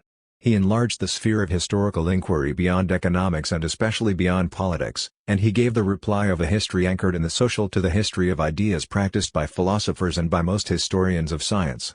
In this sense, the history of mentalities for a long time plowed a furrow between economic history and the dehistoricized history of ideas. Febvre had already published his Luther, to which he would add his Rabelais and his Amour sacré, Amour profane autour del Heptameron beneath their biographical appearance. These three books pose a problem that will spring up again in another form when history comes to question its capacity to represent the past, that is, the problem of the limits of representation. Confronted with the problem of unbelief in the 16th century, Febvre established in a convincing manner that the believable available to the period, not Febvre's phrasing, its mental tools, did not permit professing or even forming an openly atheistic vision of the world. What the history of mentalities proposed to demonstrate, leaving indeterminate the question what one was meant to think of by means of mental tools, was what a person of the time could and could not think about the world. Was the collective so undifferentiated as the notion of mental tools seems to imply? Here the historian gave credit to the psychology of a C. Blondel and to Elie Vibrol's and Durkheim's sociology. In the royal touch sacred monarchy and scrofula in England and France, and feudal society, Marc Bloch ran into a comparable problem. How could rumor, the false news of the capacity of kings to cure scrofula, spread and impose itself unless with the help of a quasi-religious devotion as regards royalty? What had to be presumed, even while guarding against anachronism, was the force of a specific mental structure, the feudal mentality. In contrast to the history of ideas, not rooted in any social ground, history had to make a place for a deliberately historical treatment of ways of feeling and thinking. What was important were the collective, symbolic practices, the unperceived mental representations, of different social groups, to the point that Fev could worry about the effacing of the individual in Bloch's approach to the problem. Between society and the individual, the interplay that Norbert Elias calls civilization was not measured by the same yardstick by the two founders of this school. The imprint of Durkheim was deeper on Bloch, while attention to the aspirations toward individuality among Renaissance figures influenced Fev, but what united them was, on the one hand, the assurance that the facts of civilization stand out against the background of social history, and, on the other, the attention paid to the relations of interdependence among the spheres of activity of a society, attention that freed them from getting caught up in the impasse of the relations between an infrastructure and a superstructure, as in Marxist approaches. Above all, there was the confidence in the federative power of history in regard to the neighboring social sciences: sociology, ethnology, psychology, literary studies, linguistics. The average man, according to the Annales, as François Sadillas names him, a social human being, is not eternal man, but rather a historically dated, anthropocentric, humanistic figure inherited from the Enlightenment, the same one Michel Foucault will lambaste. But whatever objections one may oppose to this worldview, which stems from the inseparable interpretation of truth in history, we can legitimately inquire, at this stage of our own discourse, what are the internal articulations of these evolving mental structures, and above all, how the social pressure they exercise on social agents is received or undergone. The sociological or psychological determinism of the Annales school during the period of its dominance will only really be called into question when history reflecting upon itself will have made problematic the dialectic between the top and bottom of societies at the point of the exercising of power. Following World War, the Annales school and its journal, now subtitled Economies, Sociétés, Civilizations, was best known for its preference for taking the economy as its privileged referent. The use of quantification applied to repeatable facts, to series, treated statistically with the help of the computer, went along with this initial preference. The humanism of the first generation almost seemed repressed by the reverence for social and economic forces. And Claude Lévi-Strauss's structuralism operated both as an encouragement and a competitor. It was then necessary to oppose to the invariants of the dominant sociology those structures that remained historical, that is, changing. This was exemplified by the long time span, placed by Brodel at the base of a pyramid of time spans following a schema that recalled Ernest Labrousse's triad structure: conjuncture, event. The time thereby given the place of honor was conjoined with the space of the geographers, whose own permanence helped to slow down the flows of time. The horror Brodel felt for the event is too well known to require emphasis here. What remains problematic is the relationship between these temporalities, which accumulate and stack up more than they are dialectically related to one another, following an empirical pluralism deliberately removed from any abstract speculation, unlike George Gervich's careful reconstruction of the multiplicity of social times.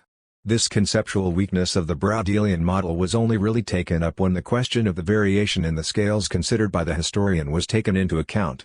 In this regard, the reference to total history, inherited from the founders and forcefully reiterated by their successors, only allows for a prudent recommendation, that of professing interdependence there where others, the Marxists at their head, thought to discern linear, horizontal or vertical dependencies among the components of the social bond. These relations of interdependence could be problematized for themselves only once the preference for the long time span was clearly assigned to a choice, which up to then had remained unmotivated, for macrohistory, on the model of economic relations. This coalition between the long time span and macrohistory governed the contribution of the second generation of the Annales school to the history of mentalities. Here another triad than that of hierarchical time spans has to be taken into account, that of the economic, the social, and the cultural.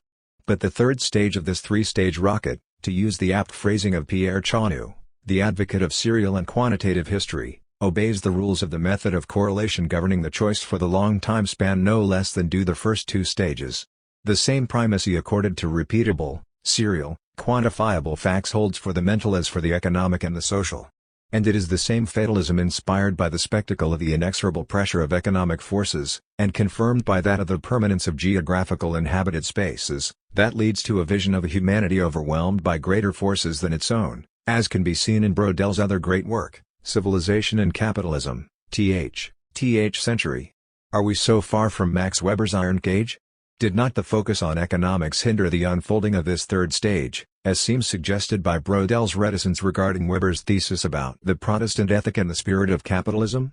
Was not the dream of federating history with regard to the neighboring social sciences realized solely thanks to an anthropology intimidated by structuralism, despite its vow to historicize it? At the very least, up to his retirement and to the time of his death, Braudel continued forcefully to oppose the demand for a total history to its threatened dispersion. In the review the journal Annales made of its first 50 years the editors recall that the community gathered around it had wanted to propose more a program than a theory, but recognized that the multiplicity of objects submitted to a never more specialized, more technical research risked making reappear the temptation of a cumulative history, where the acquired results count more than the questions posed.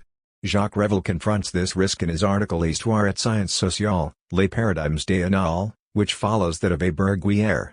What, he asks, is the unity of an intellectual movement that has endured for a half-century?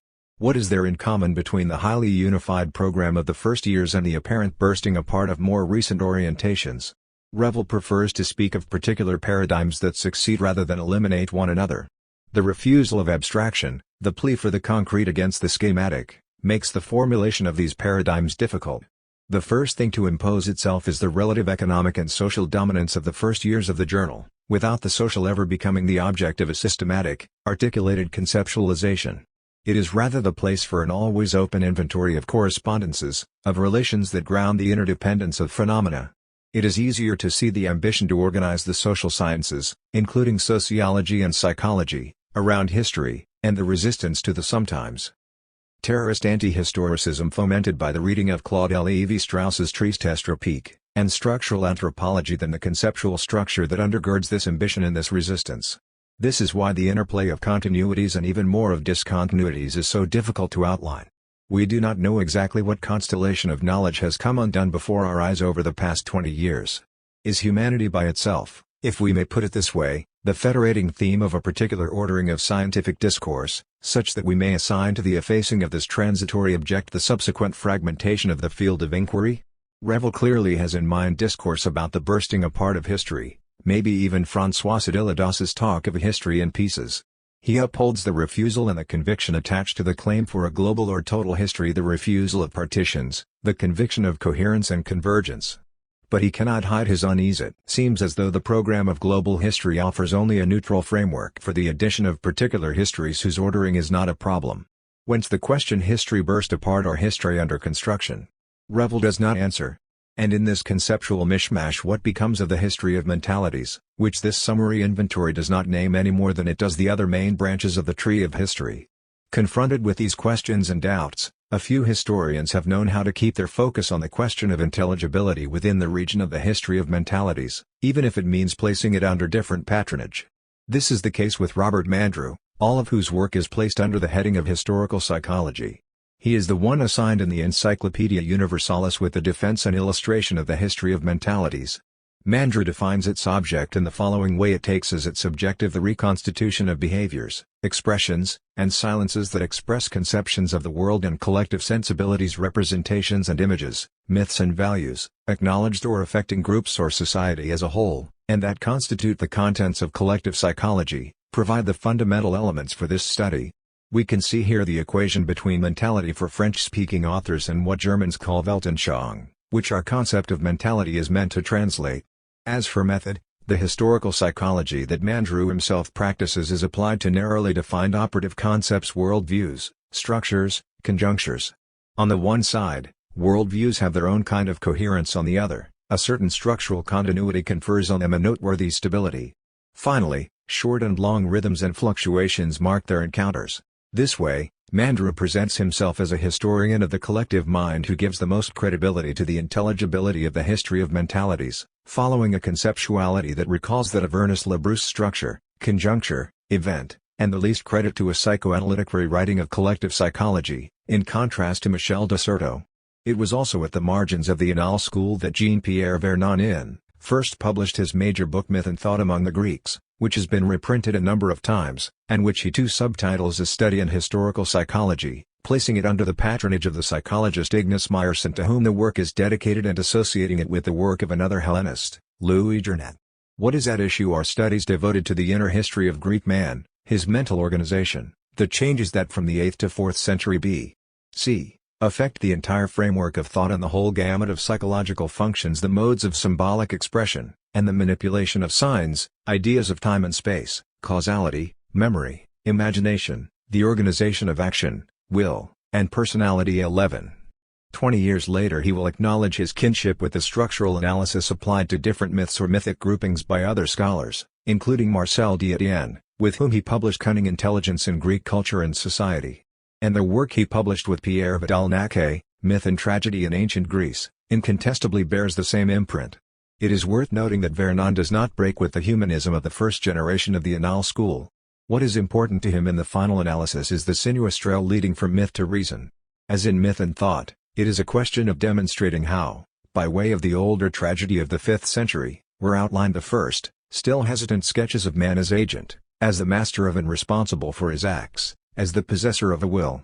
Vernon emphasizes from myth to reason these were the two poles between which, in a panoramic view, the destiny of Greek thought seemed to play itself out by the end of this book, without the foreignness of this form of thinking being overlooked, as the study on the avatars of that particular, typically Greek form, crafty thinking, which is made up of cunning, cleverness, craftiness, deceit, and resourcefulness of all kinds, the Greeks' maetes, which stems exclusively neither from myth, nor from reason. However, the main tendency of the history of mentalities for the Annales school was to turn toward a less certain defense of its right to existence, beginning with the second generation, that of Labrousse and Brodel, and even more so at the time of the so-called New History. On the one hand, we have the spectacle of a loss of focus, which led to the talk of a burst-apart history, even of a history in little pieces. On the other, thanks to this same dispersion, there was a certain upturn. It was in this sense that the history of mentalities figured as a whole among the new objects of the New History, in Volume 3 of the collection edited by Jacques Le Goff and Pierre Nora, Faire de l'Histoire. Alongside New Problems Volume, and New Approaches Volume, the history of mentalities freed itself at the very moment when the project of total history was fading. For some, a passion for the long time span and quantitative studies coming from the older commitment to economic history remained, at the price of effacing the figure of the human being of the humanism that was still celebrated by Bloch and Febvre. In particular, the history of climate provided its measures and strategies to this history without men. This tenacious attachment to serial history by contrast makes the conceptual fuzziness of the notion of mentality reappear among those who accept the patronage of this special kind of history. In this regard, Jacques Le Goff's presentation of this new object is more discouraging for the rigorous-minded than were the earlier summaries by Duby and Mandrew. The increasing importance of this topos, announcing its eventual disappearance, is greeted by a disturbing phrase from Marcel Proust: "I like mentality." There are a lot of new words like that which people suddenly start using, but they never last. That the expression refers to a scientific reality, that it contains a conceptual coherence, remains problematic. The critic would like to believe so. Nevertheless, its very imprecision recommends it for speaking of what is beyond history, by which we can understand is meant economic and social history. The history of mentalities thus offers a change of scenery. To those intoxicated by economic and social history, and above all a vulgar Marxism by transporting them to this elsewhere, to what were mentalities. And in this way one satisfies Michelet's expectation of rendering a face to the resuscitated living deed. At the same time, one links up again with Bloch and Febvre. One modulates things in terms of epochs, settings, in the manner of ethnologists and sociologists. If one speaks of archaeology, it is not in the sense of Foucault, but in terms of the ordinary sense of stratigraphy. As for their operating, mentalities function automatically, without their bearers being aware of them. They are less well-formed, professed thoughts than commonplaces, more or less worn-out heritages, worldviews inscribed in what one can risk calling the collective unconscious. If the history of mentalities could for a period of time merit its place among the new objects, it was owing to an enlarging of the documentary sphere whereby, on the one hand, every trace became the collective witness of an age, and, on the other, every document concerning behavior marked a gap in relation to the common mentality. This oscillation between the common and the marginal, thanks to the discordances denouncing the absence of the contemporaneousness of contemporaries, could seem to justify recourse to the category of mentalities despite its semantic fuzziness. But then it was not the history of mentalities, as such, that was to have been treated as a new object, but the themes thrown together in the third volume of Faire de l'Histoire, from climate to festivals in passing through the book and the body, and those that are not named, the large-scale effects of private life, without forgetting young women and death. This inscribing of the notion of mentality among the new objects of history at the price of the expansion I have just spoken of was not tenable.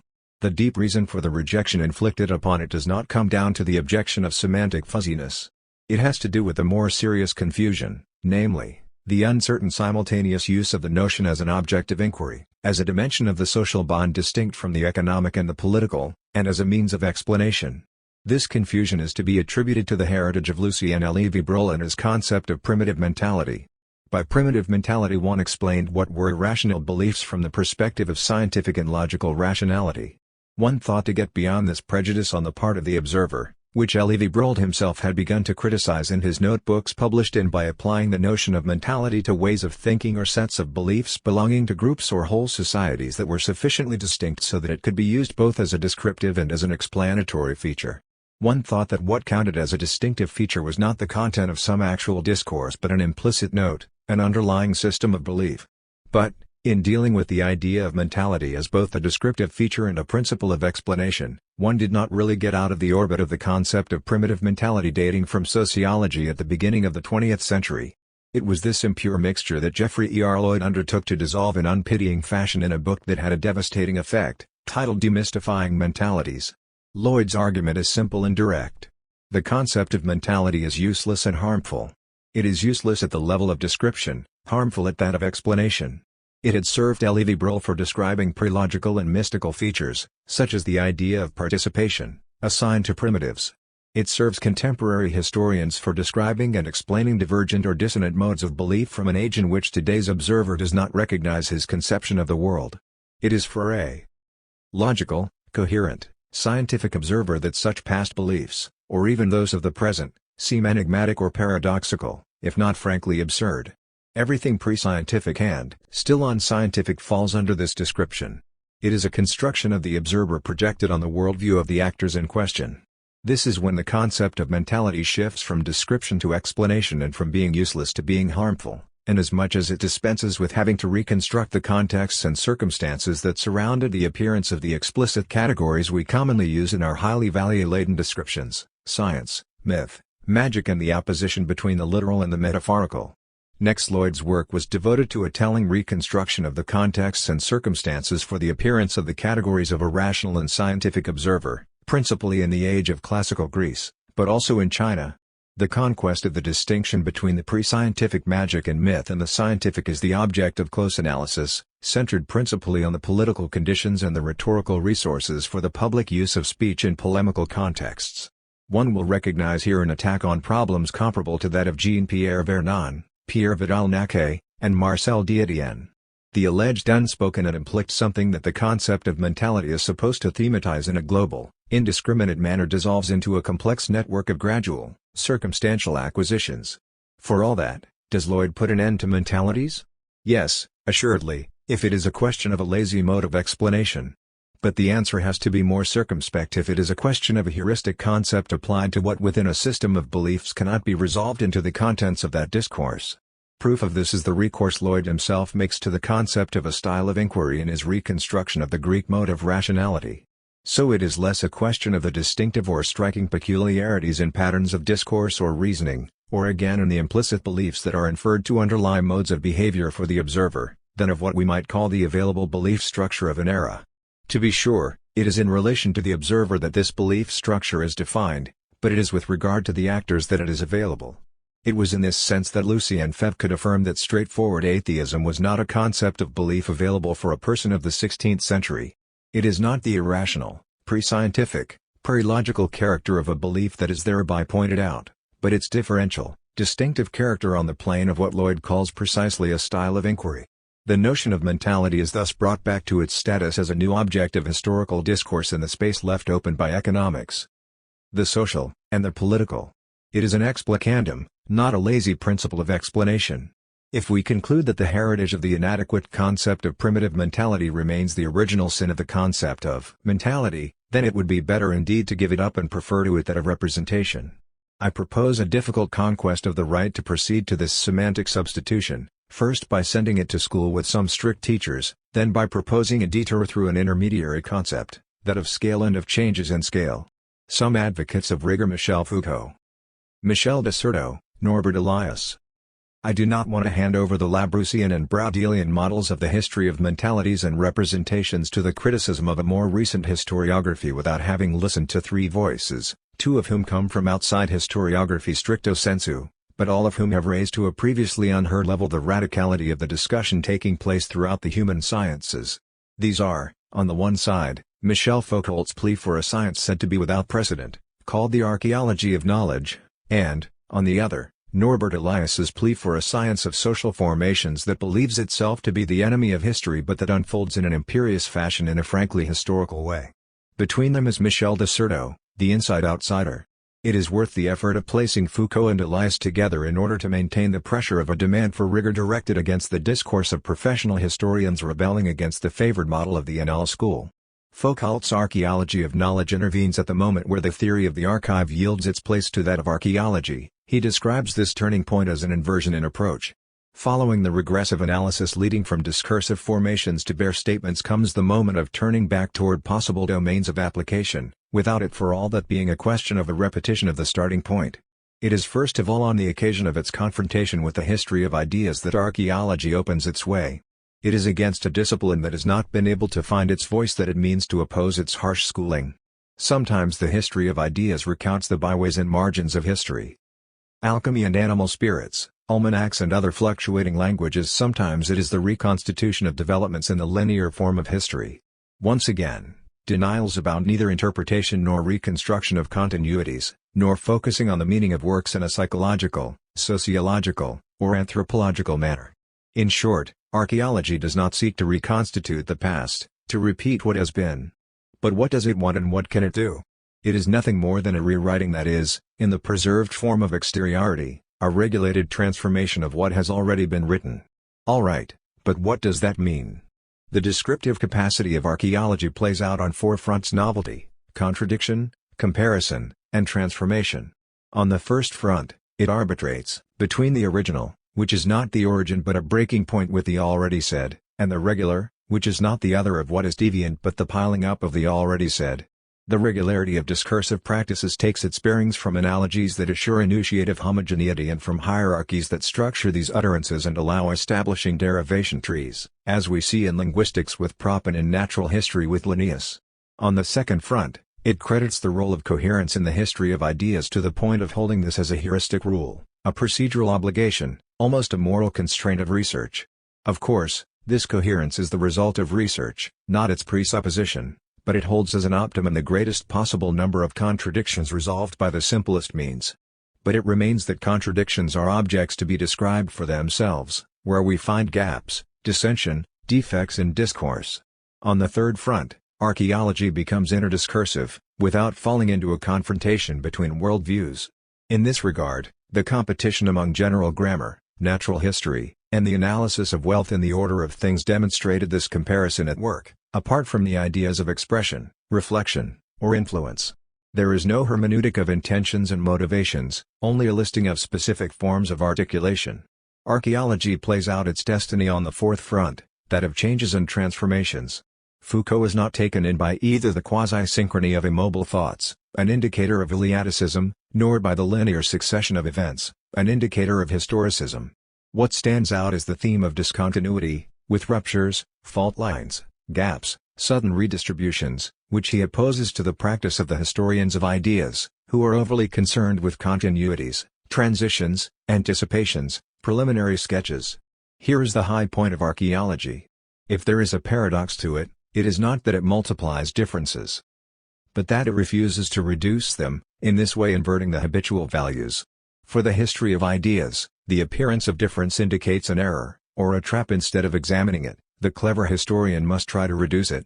Archaeology, on the other hand, takes as the object of its description what is usually regarded as an obstacle. Its aim is not to overcome differences but to analyze them, to say what exactly they consist of, to differentiate them. In truth, it is the very idea of change, too marked by that of an active force, that must be renounced to the benefit of the idea of transformation, perfectly neutral in relation to the great metaphorics of flow.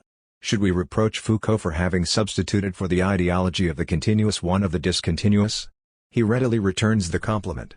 But it is the lesson I want to retain and the paradox that below I want to try to put to work. The theme of archaeology calls for the same perplexity in the face of an exercise that we can qualify as an intellectual asceticism. Under the sign of the two culminating ideas of the archive, as the register of discursive formations, and of archaeology, as the description of interdiscursive transformations, Foucault has delimited a radically neutral terrain, or rather a costly neutralized one, that of statements without a speaker. Who can take up a position outside it? And how are we to continue to think about the formation and transformations not of discourses neutralized in this way, but of the relation between representations and practices? Moving from the archive to archaeology, Foucault invited us to reverse the procedure and to proceed to possible domains of application. It is just this project that needs to be pursued following Foucault, in a field that cuts through the neutrality of the purged domain of statements. For a historiography that takes as the direct referent of its discourse the social bond, and as its rule of relevance the consideration of the relations between representations and social practices, the task is to leave behind the neutral zone of pure statements with an eye to reaching the relations between discursive formations, in the strict sense of the theory of statements, and the non-discursive formations where language itself resists any reduction to a statement. Foucault, in truth, is not unaware of the problem posed by institutions, political events, economic practices and processes. Better, when he refers to these examples borrowed from the non-discursive domain, and does so within the framework of comparative facts, he takes the task of archaeology to be to define specific forms of articulation. But can it do so without the kind of exit, of displacement I have spoken of? The notions of dependence and autonomy having ceased to function, the word articulation remains largely programmatic. But it needs to be made operational at the price of a displacement of Foucault's displacement. I do not want to leave Foucault without having again referred to the figure of Michel de Certeau, inasmuch as he offers a kind of counterpoint to the archaeology of knowledge. There is also a Certeau moment on the plane of explanation/understanding. Essentially it corresponds to the second segment of the triad of social place, scientific practices, and writing. It is the high point designated by the term practice, to which must be joined the conclusion of L'Absence de l'Histoire, without forgetting the pages of the same collection directly addressed to Michel Foucault, the dark son of language. It is first of all as research that historiographical practice enters its critical phase, with the beginnings of the production of documents, which are set apart from actual human practice by a gesture of separation that recalls the collection of rarities in the form of archives according to Foucault, the writing of history. Certeau puts his own stamp on this inaugural operation by characterizing it as a redistribution of space that makes research a mode of production of places. But Foucault's imprint is recognizable by the insistence on the notion of deviation that is expressly attached to this model. It is in relation to models that the differences taken as relevant deviate. Thus, in the history of representations characterizing the religious history practiced by Certeau, sorcery, madness, festival, popular literature, the forgotten world of the peasant, Occitania, etc., all these zones of silence make for deviations. Each time, the relevant gesture is the means of bringing forth differences relative to continuities or to elements from which analysis proceeds. It is expressly to the totalizing claim of earlier history that this research on the borderline is opposed. But what models are in question? It is not a question of statements as in Foucault's archaeology, but of models drawn from other sciences, econometrics, urban studies, biology, as sciences of the homogeneous. Foucault would place these kinds of models among the discursive formations referred to right at the beginning of the archaeology of knowledge. Nevertheless, this recourse to borrowed models suffices to justify the audacious extrapolation that makes Certeau say that the position of the particular in history is situated at the limit of the thinkable, a position that itself calls for a rhetoric of the exceptional whose outlines stem from the subsequent step of representation and literary writing, which we may take as Michel de Certeau's major contribution to the problematic of the historiographical operation. But before that we must say in what fashion L'Absence de l'Histoire further expands the semantic space of the idea of a deviation by pairing it with the idea of the absent, which according to Certeau constitutes the distinctive mark of the past per se, as we shall see later in our section devoted to truth and history. History, in this sense, constitutes a vast heterology, a tracing of the traces of the other. But wasn't it already the ambition of memory which is named on the last page of this book to produce the first discourse about the absent under the figure of the icon? Whatever reservation we may have as regards the reduction of memory and history to one and the same celebration of absence, we can no longer oppose, in Foucault's intransigent manner, the discontinuities linked to historical discourse and the presumed continuity of the discourse of memory. It may be here that Certeau begins to mark his own deviation in relation to Foucault. In the short, incisive essay titled The Dark Son of Language, Michel Foucault, he sets out in search of his own difference. Bit by bit, he speaks haphazardly of his astonishment, his resistance, his second-degree assent, his ultimate reservations. It is true that he refers less to the archaeology of knowledge than to the trilogy of works ending with the order of things. The alternating play of the order belonging to the epistemological basis of each episteme and the rupture that takes place between successive epistemes is welcomed, but leaves Certeau hungry for more. What dark sun is concealed behind this alternation? Is it not death, which is, however, named by Foucault himself? Yet he, Foucault, finally takes refuge in the narrative of this alternation between coherence and events. But it is beneath narrative that reason is truly called into question by its history. As a consequence, archaeology does not escape the equivocation resulting from this unspoken something. It is in the wake of this suspicion that Certeau takes his distance from Foucault. Who is it that is to know what no one knows? In Foucault's works, who speaks and from where? The question of may comes up. And a more cutting arrow is launched to speak of the death that founds all language is not yet to confront it, but maybe to avoid the death that strikes this very discourse. I fear that Certeau goes astray here, without being assured that he any better than Foucault escapes the question posed at the very heart of his work by the relation of historical discourse to death. For a reader who has both the archaeology of knowledge and the writing of history open before him must look on another side for the real gap between Foucault and Certeau, namely, on the side of the idea of production, and more explicitly the production of a place. The archaeology of knowledge, we can say as does Certeau, does not speak of the place of its own production.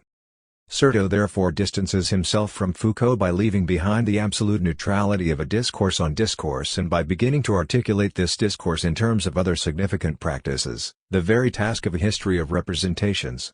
In so doing, he puts off the difficulty posed by the question of the place of production until that inaugural moment when the gesture of doing history brings about a gap in relation to the practices through which human beings make history. This will be the moment of truth in history, where we shall encounter Certeau a final time. The actual reason for the deviation of Michel de Certeau in relation to Michel Foucault will have to be sought in how Certeau's research is rooted in a philosophical anthropology in which the reference to psychology is fundamental and foundational. It was not an accident of compilation that brought together in the writing of history the important article on the historiographical operation, which I have been distilling over the course of this work, and the two articles placed under the overarching title Freudian Writings. It is indeed a question of psychoanalysis and writing, more exactly, of the writing of psychoanalysis in its relation to the writing of history by historians. The first of these essays, What Freud Makes of History, was published in N. The question is what Freud as an analyst does with history. It is not when one undertakes to nibble at the obscure regions of history with supposed Freudian concepts, such as the name of the father, the Oedipus complex, transference, in short when one makes use of psychoanalysis that one learns from it, but it is rather when one redoes the analyst's work in the face of a case as singular as a pact concluded with the devil that the legend given to be read becomes a history. Here where the issue is Freud, the conclusion is that he is instructive, not because he makes something of the story told by others, and in the first place by historians, but when in his own way he does history. Beyond the fact that an important part of Certeau's work results from this exchange among different ways of doing history, it is this very exchange that justifies the recourse to psychoanalysis in an epistemology of historical knowledge. The second essay is devoted to the writing of Moses and monotheism, the subtitle beneath the general heading The Fiction of History.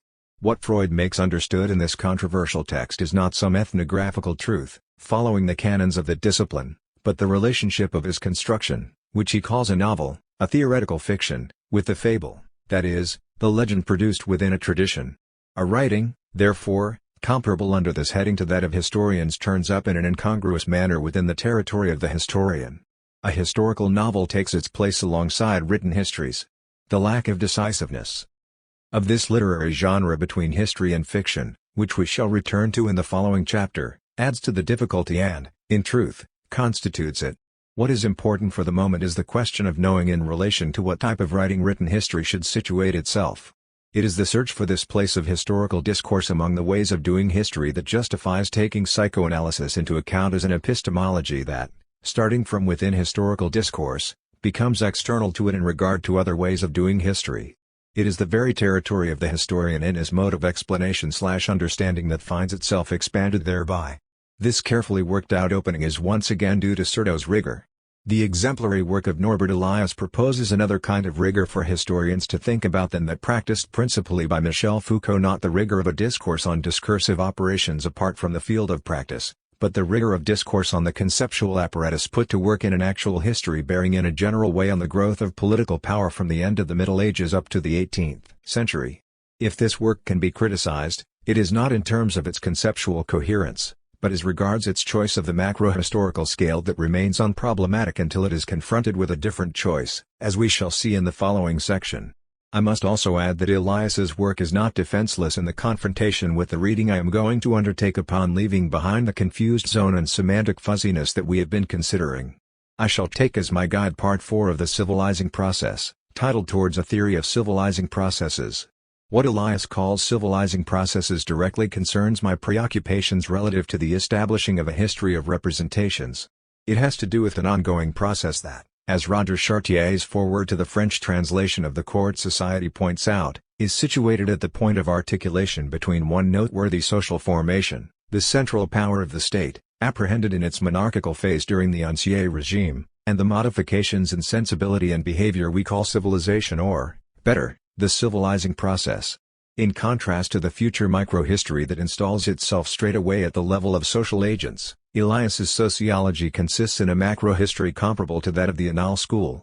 And this is true in two ways. On the one hand, the civilizing process is correlated with large-scale phenomena at the level of the organization of society into the state, such as the monopolization of force and taxation and other such fees. On the other hand, this process is described as a series of progressively internalized constraints up to the point where they become a phenomenon of permanent self-constraint that Elias names habitus.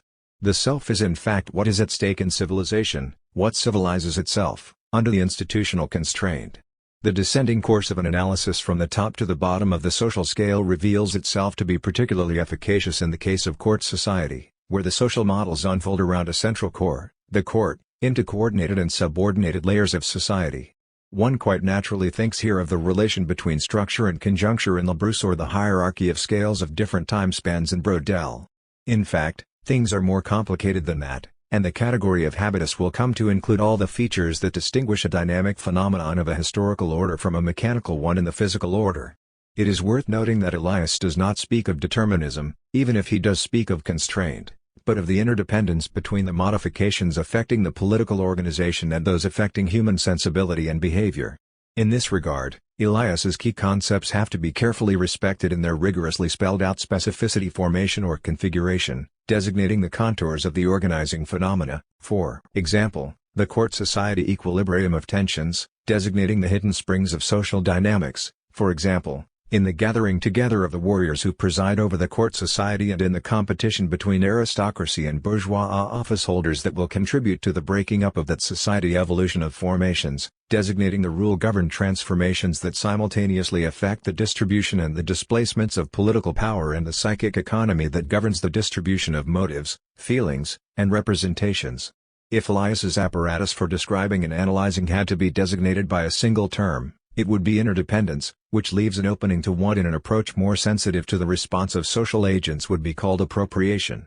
Elias, to be sure, did not cross this threshold, and its important corollary, uncertainty, but the place for it is clearly designated. It is located on the trajectory from social to self-constraint that the outline of a theory of civilization brings to the fore. The category of habitus, as a result, will become a problem. Elias only covers this trajectory in one direction. The return voyage remains to be done. But what is important in Elias's eyes is first of all that the process is not rational in the sense of being willed and directed by individuals. Its rationalization is itself the effect of self-constraint. Next, the social differentiation, resulting from the increased pressure of competition, gives rise to an increasing differentiation, and hence to a more complete, more regular, more controlled articulation of behaviors and representations, something that is well summed up in the expression psychic economy, for which the term habitus constitutes an exact synonym. Certainly, it is a matter of a constraint, but of a self-constraint that includes reserves of reaction that express themselves on the level of the equilibrium of tensions. All the leading terms of Elias's text, differentiation, stability, permanence, control, predictability, are capable of dialecticalization. All the described phenomena of self-constraint constitute formulas of dispersion for the drifting toward the extremes that the process of civilization undertakes to resolve. Thus habitus consists in a regulation sanctioned by the equilibrium between these extremes. The phenomenon of the diffusion of self-constraint is interesting in this regard. It provides the occasion for introducing, along with the concept of social layer, first with the para-warrior/courtier, then with aristocrat/bourgeois, that of a psychic layer, close to some instances from psychoanalytic theory superego, ego, id, despite Elias's mistrust regarding what he takes to be the anti-historicism of Freudian theory. This phenomenon of diffusion from social and psychic layer to layer also brings to light the phenomena of dispersion and recentering, thanks to the phenomenon of diminishing contrasts that makes us civilized. The most noteworthy contribution of the civilizing process for a history of mentalities and representations has to be sought in Elias's examination of two major modes of self-constraint, that of rationalization and that of shame.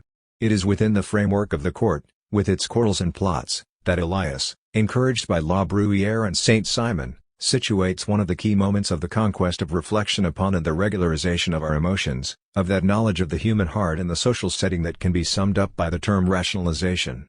In this regard, the trace of the heritage of the court can be followed up to Maupassant and Proust.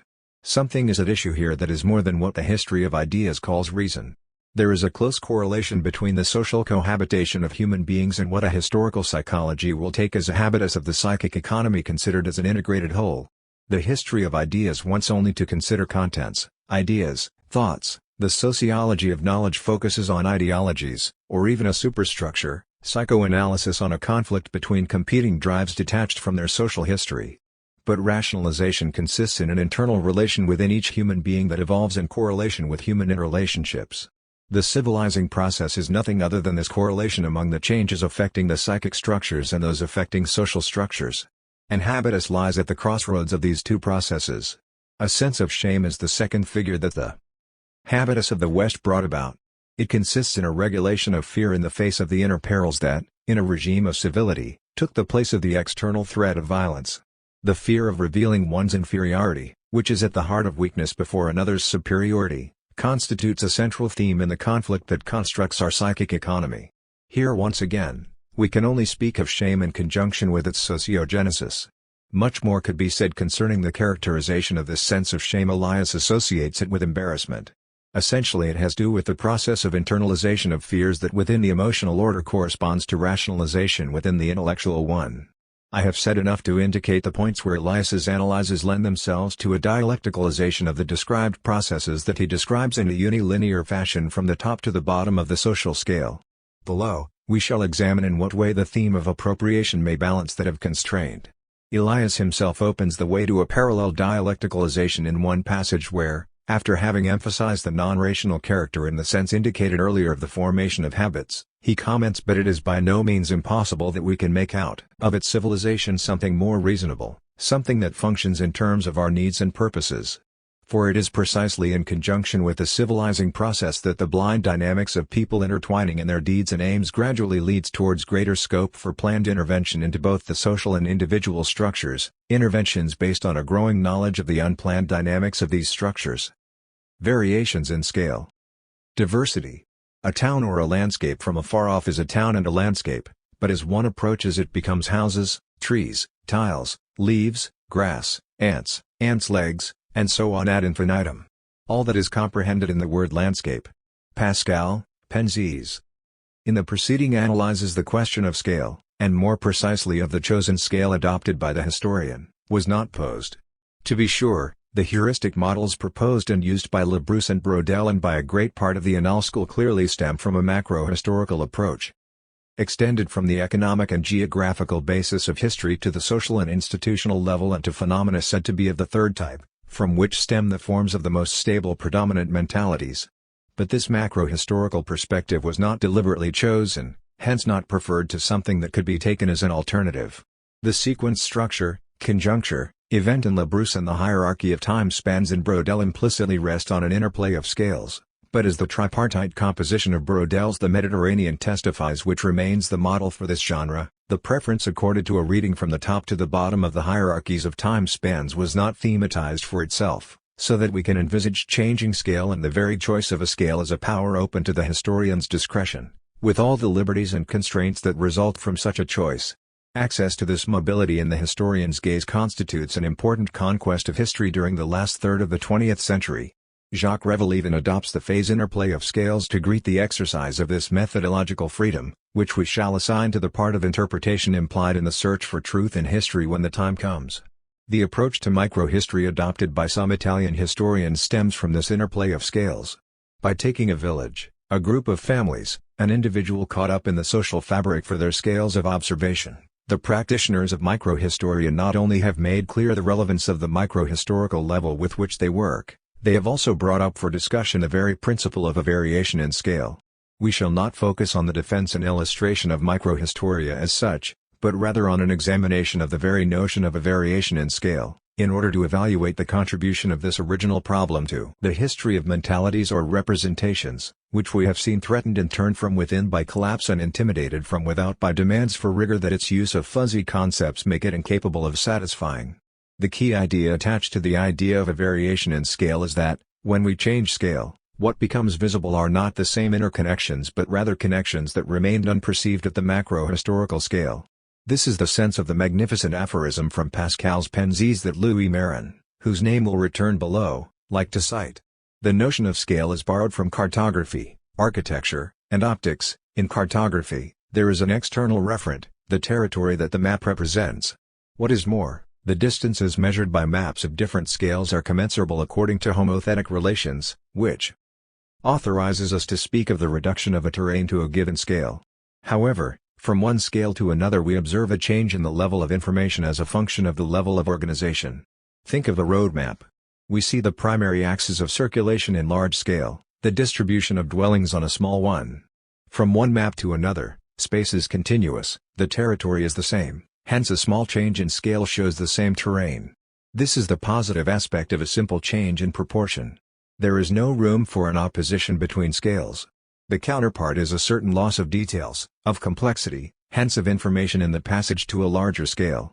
This double feature, proportionality of dimensions and heterogeneity of information, has to affect geography, which is so dependent on cartography.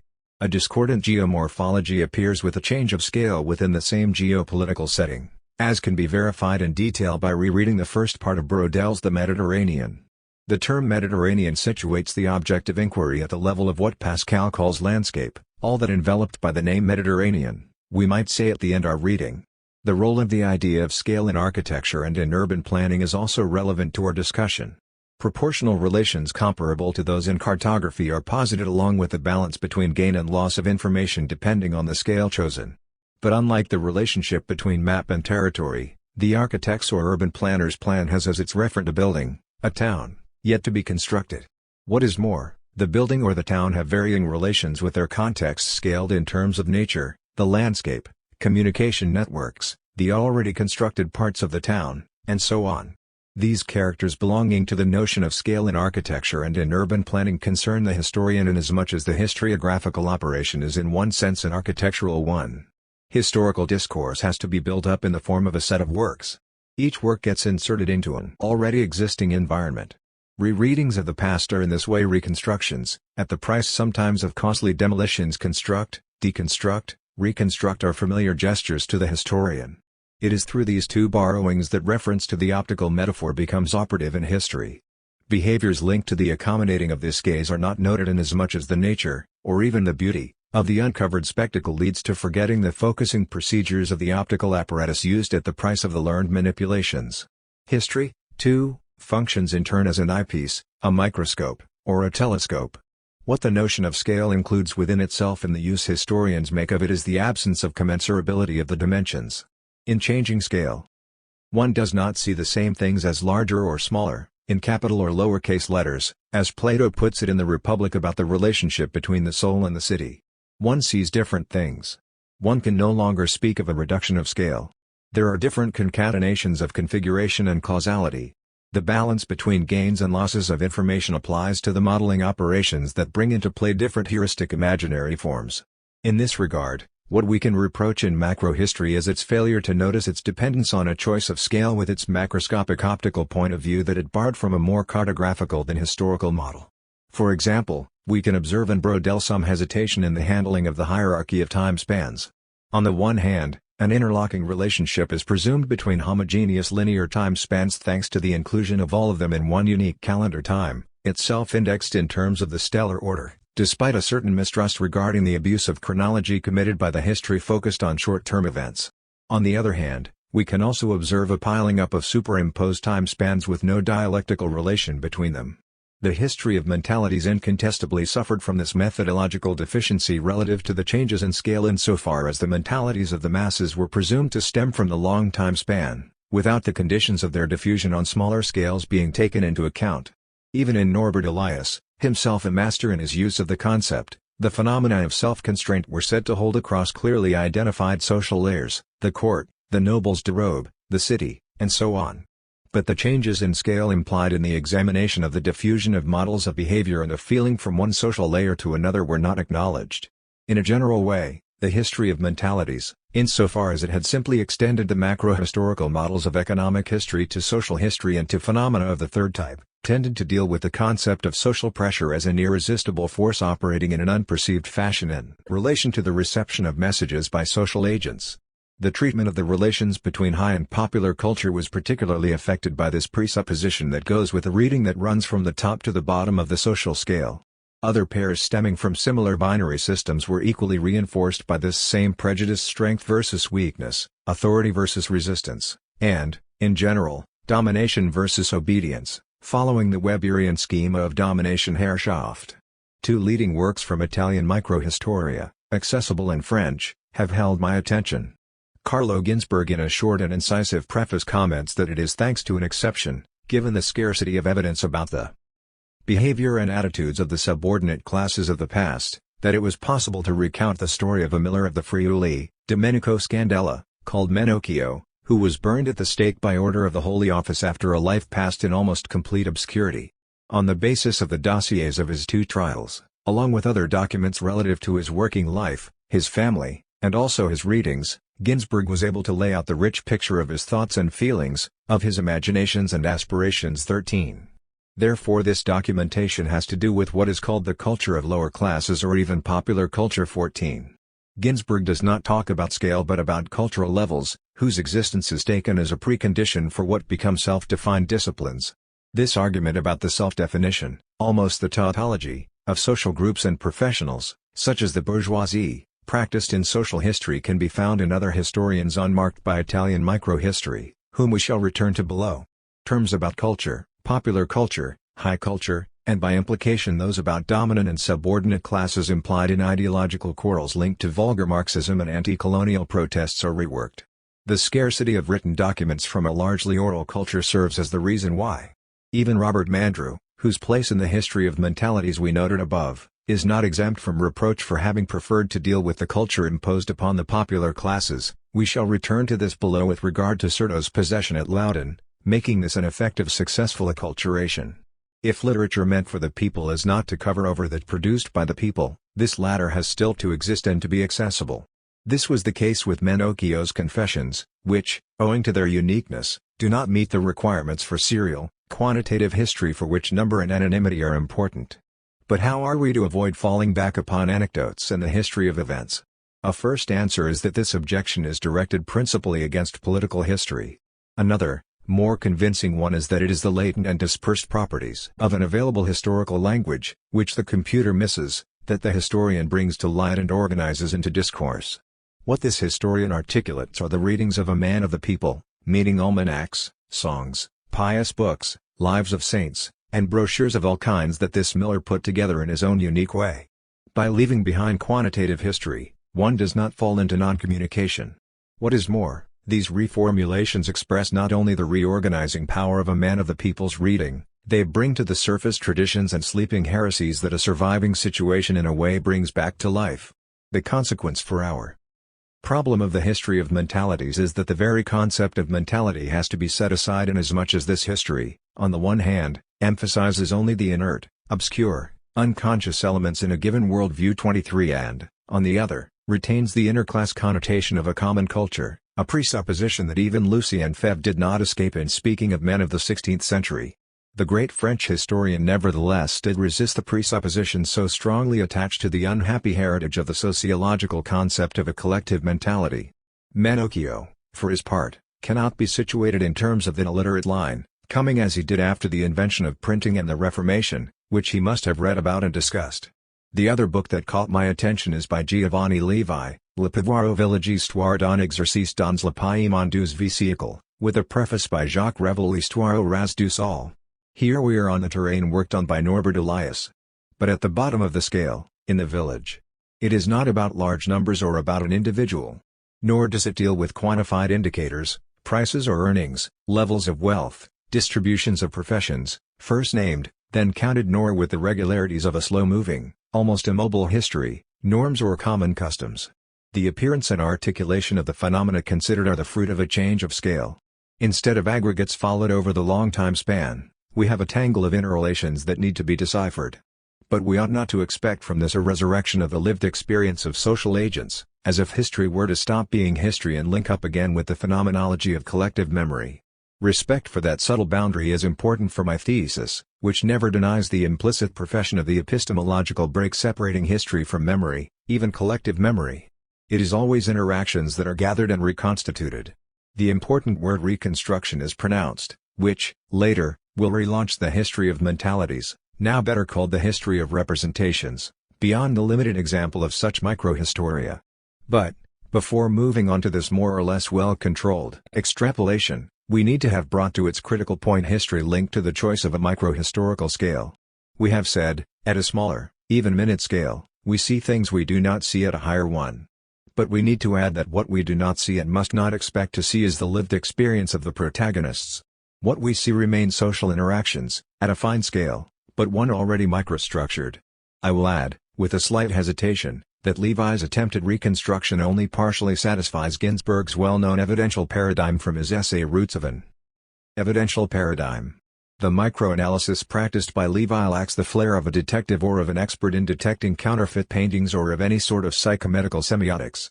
The same operation of reconstructing the real that distances it from actual lived experience also distances the evidential, bringing it closer to the more classic operations of dividing things up, of articulation, and of confronting testimonies, all of which allows Levi to speak of an experimental history. But what does one experiment on? On the exercise of power in the village on a microhistorical scale. What we see at this scale are family and individual strategies, faced with economic realities and hierarchical relationships, in the play of exchanges between center and periphery, in short, the interactions that find their place in a village. With the concept of strategy, a noteworthy figure of rationality is brought to light, whose fruitfulness we shall evaluate below in terms of the uncertainty, opposed in turn to the fixity, permanence, and security, in short, the certainty, attached to the functioning of social norms on a larger scale, those quasi-invariants of the history of mentalities over the long time span. It will be a legitimate question whether the forms of behavior placed under this term strategy have as their secret or admitted end reducing uncertainty or merely coming to terms with it. The great social and political game that is the real subject of this book, says Revel in his preface to Le Pouvoir au Village, is, if you will, the same one that Norbert Elias reconstructs in is the civilizing process, but in the sense of, in Pascal's words, all that is comprehended in the word landscape. But can we say that details that, in a way, lay out the landscape lead to recomposing it following specificable rules? This is the whole question in the passage from microhistory to macrohistory. If one can reproach macrohistory for proceeding from the long time span to subordinate ones in terms of no stated rule, does microhistory have arguments that allow it to say that it can take up again the project of total history, but beginning from the bottom?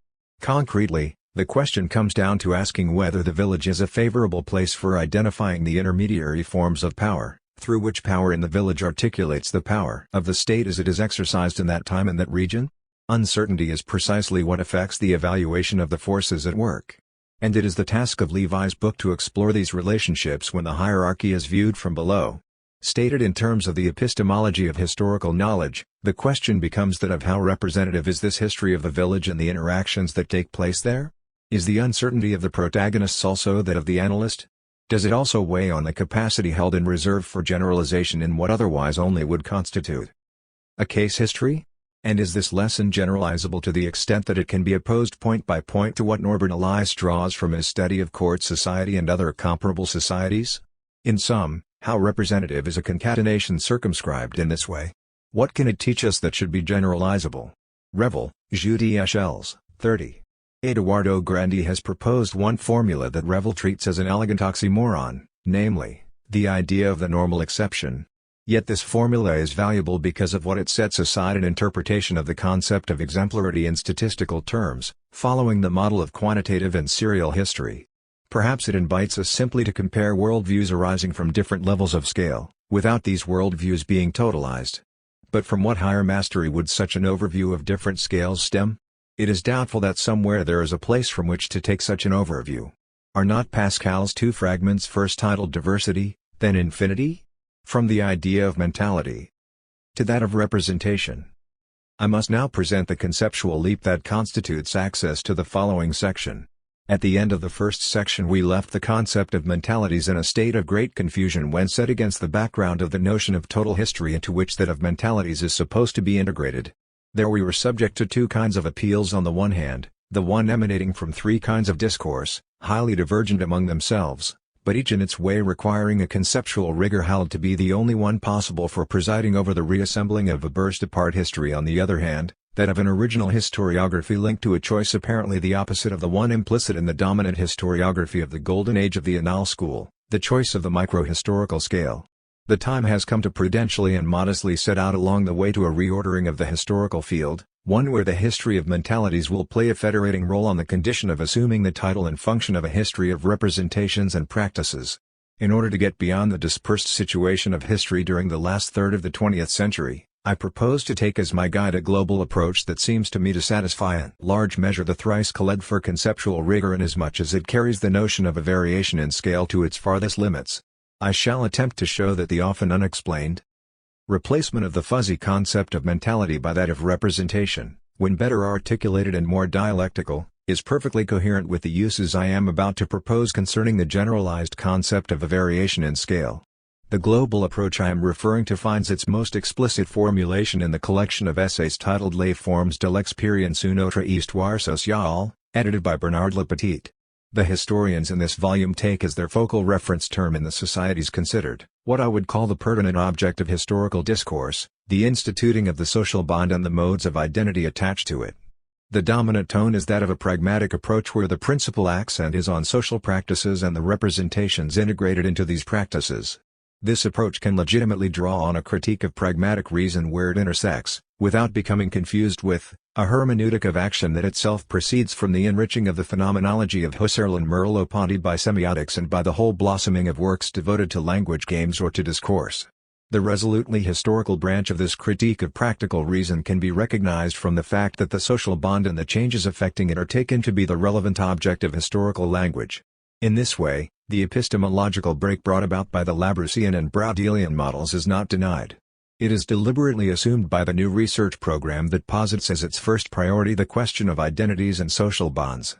The continuity with preceding programs of the Annales school can be seen in that the three problems identified in the introduction to this chapter, that of the kind of change taken as most relevant economic, social, political, cultural, and so on, that of the scale of description and that of temporal spans, are dealt with as one interdependent block. Their commitment to a critique of pragmatic reason first made these historians more attentive to the increasingly problematic character of the instituting of the social bond. This is why they speak more readily of structuration than of structure, and regard norms, customs, or legal rules as institutions capable of holding societies together. Next, this spontaneous commitment to a critique of practical reason made them more attentive to the articulation of practices properly speaking and of representations that we can legitimately take as themselves being theoretical or, better, symbolic practices. Finally, their recourse to a critique of practical reason allows justifying the often unreflected upon shift from the vocabulary of mentality to that of representation. I will now turn to a motivated reason for this substitution. The semantic fuzziness for which one can legitimately reproach the idea of a mentality is inseparable from the massive, indiscriminate character of the phenomenon, which was readily assimilated to the expression of some time period, even, thinking of Hegel, to the spirit of a people. This happened because the mere juxtaposing of the metal to other components of society as a whole did not allow for the appearance of its innermost dialectic. Better articulated in terms of social practice or practices, the idea of representation will reveal dialectical resources that the idea of mentality does not allow to appear. I am going to show that the generalization of the idea of a play of scales can constitute a privileged way for bringing to light this dialectic hidden in the idea of representation when paired with that of a social practice. What is important in the play of scales, in effect, is not the privilege granted to the choice of some scale so much as the very principle of a variation in scale, something like what is conveyed by the aphorism from Pascal used as the epigraph to the preceding section. A variety of effects can then be attributed to the exercising of these variations. I have brought together three of them in terms of the theme of identities and the social bond. They each contribute in different ways to the recentering of historiography at the end of the 20th century. Exercising this variation in scale can draw upon three converging lines. To the first of these, I would attribute the variations affecting the degrees of efficacy and coerciveness of social norms. To the second, those variations modulating the degrees of legitimation at work in the different spheres to which one can belong, among which the social bond is distributed. And to the third, the non-quantitative aspects of the scale of social times, something that will lead us to rework the very idea of social change that presided over our whole inquiry concerning the explanation/understanding practiced in history. Following these three routes, we shall keep in mind Pascal when he says that at each scale one sees things one does not see at another scale, and that each vision has its own legitimate end. At the end of this threefold consideration we will be able to confront directly the dialectical structure that calls for preferring the idea of representation to that of mentality. The scale of efficacy or of coerciveness. As microhistory has already verified, the initial benefit of a variation in scale is that it shifts the accent to individual, familial, or group strategies that call into question the presupposition of submission by social actors on the bottom rank to social pressures of all kinds, and principally those exercised on the symbolic level. This presupposition is not unconnected to the choice of the macrohistorical scale. It is not only time spans in the models stemming from this choice that appear to be hierarchical and interconnected, but also the representations governing behavior and practices. To the degree that a presupposition of submission by social agents goes with a macrohistorical choice of scale, the microhistorical choice leads to the opposite expectation, that of random strategies in which conflicts and negotiations take precedence under the sign of uncertainty. If we broaden our gaze beyond macrohistory, we see outlined in other societies than those studied by microhistoria entanglements of great complexity between the pressure exercised by models of the behavior seen as dominant and the reception, or better the appropriation, of received messages. At the same time, every binary system opposing high to popular culture, along with their associated pairings force/weakness, authority/resistance, totters.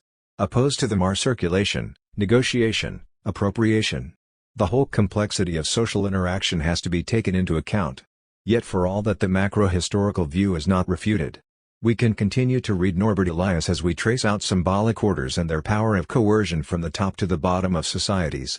It is precisely because the macro-historical vision is not abolished that we can legitimately pose the question of how representative micro-historical organizations are when considered in regard to the phenomena of power readable on the broad scale.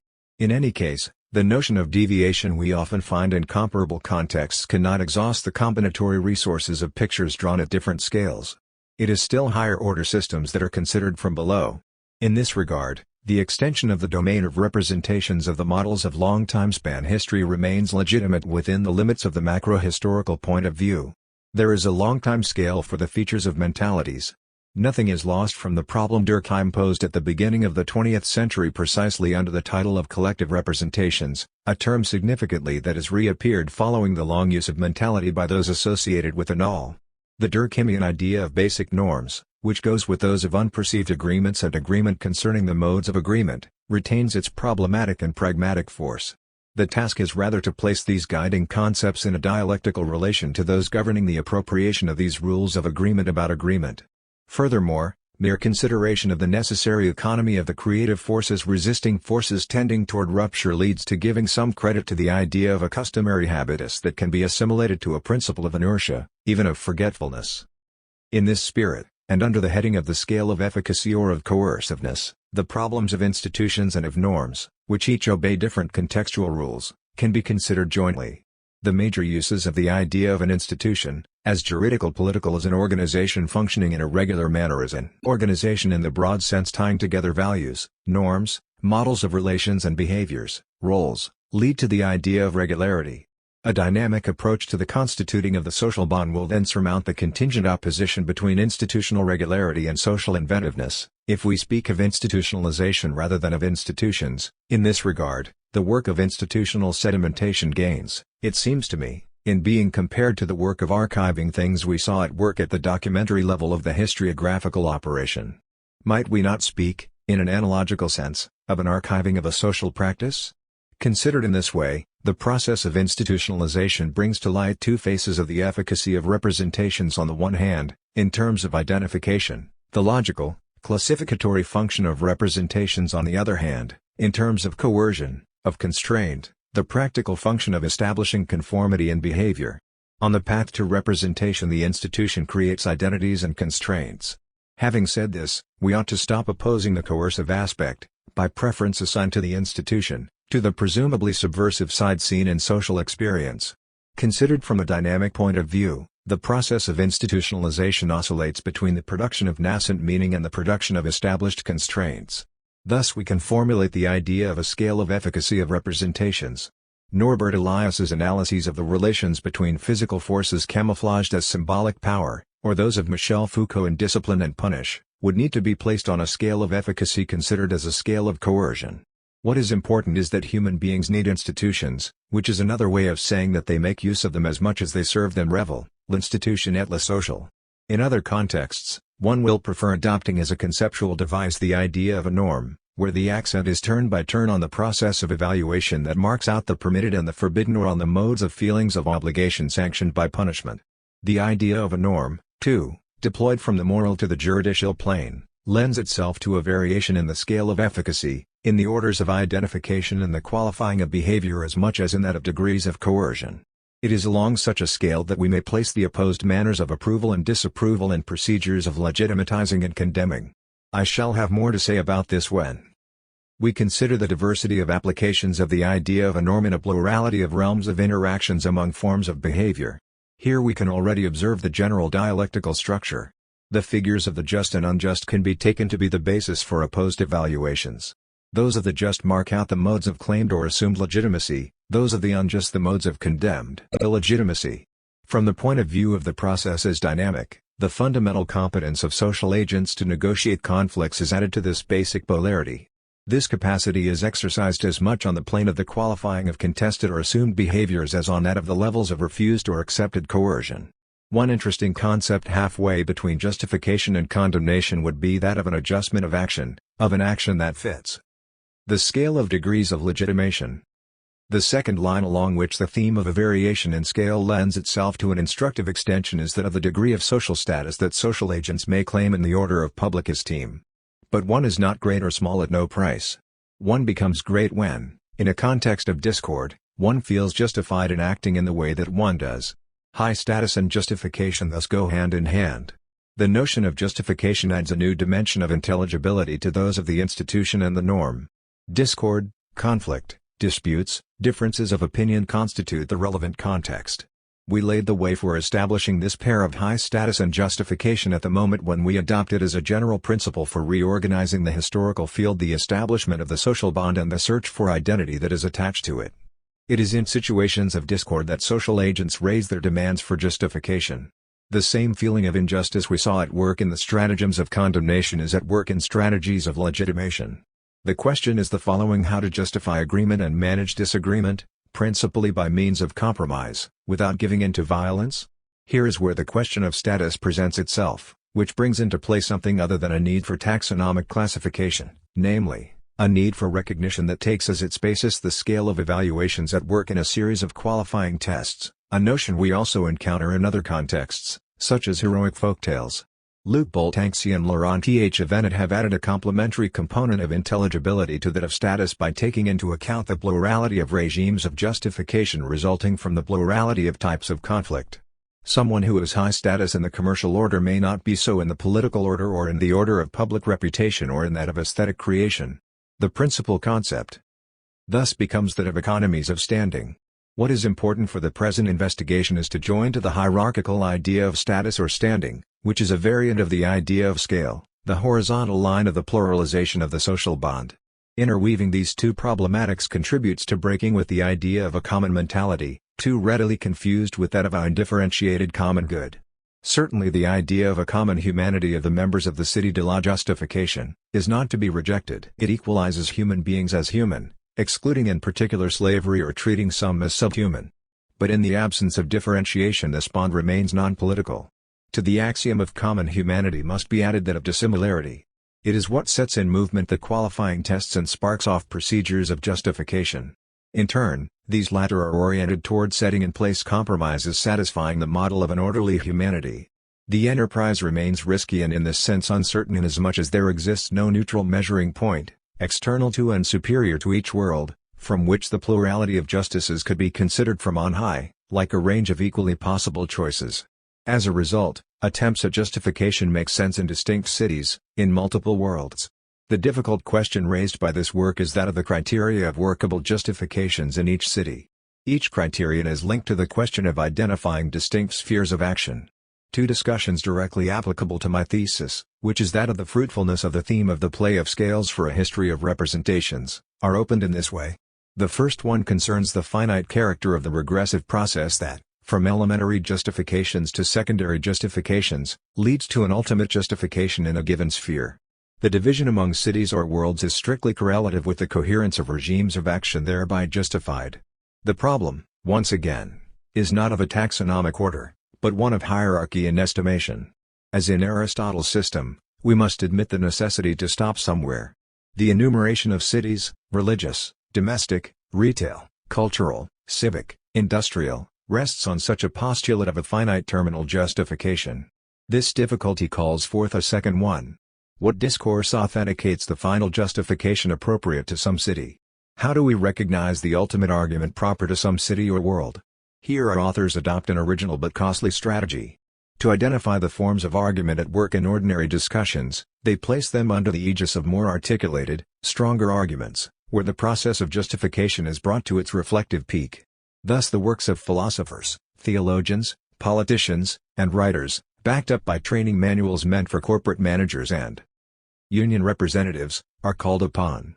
And in this way Adam Smith, Augustine, Rousseau, Hobbes, Saint Simon, and Bossuet provide the founding discourses for actual discourse in everyday disputes. But the question is then of the fit between these founding discourses and the ones they justify.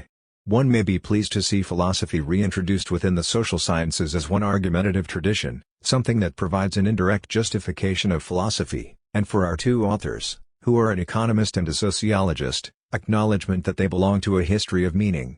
But, one may also ask in return about the true nature of the tie existing between the texts read by our sociologists and the discourses practiced by social agents, inasmuch as the great foundational texts were not meant for this use and, moreover, they are in general unknown to social agents or their representatives on the plane of public discussion. This objection, which one might direct against our author's whole enterprise, is not unanswerable in that the social space itself makes a place for another type of scale, that of levels of reading between archetypical texts and the least organized kinds of discourse. Both kinds, as written, were given to be read to a multiplicity of readers forming a chain. After all, the 16th-century Italian Miller from the Friuli provided himself with arguments for his clever negotiations on the basis of his contingent readings. Yes, reading also has its scales, which get interwoven with those of writing. In this sense, the great texts that serve to explain and decipher the lesser texts of a lesser caliber of ordinary negotiators stand halfway between those written by historians when they join archetypal texts to the implicit discourses in the cities in question and those sometimes written by social agents themselves about themselves. This chain of writing and reading assures the continuity between the idea of representation as an object of history and that of representation as a tool of history. In its first sense, the idea of representation continues to be part of the problem of explanation/understanding. In the second, it falls under that of the writing of history. The scale of non-quantitative aspects of social times. I would like to end this brief examination of applications of the notion of a variation in scale with an extension to non-quantitative aspects of the temporal component of social change. The nesting of long, middle, and short time spans, well known to readers of Brodel, rests in the first place on quantitative relations between measurable intervals of centuries for the long time span, decades for conjunctures, down to days and hours for dated events. A common chronology lays out dates and indexed intervals in terms of calendar time.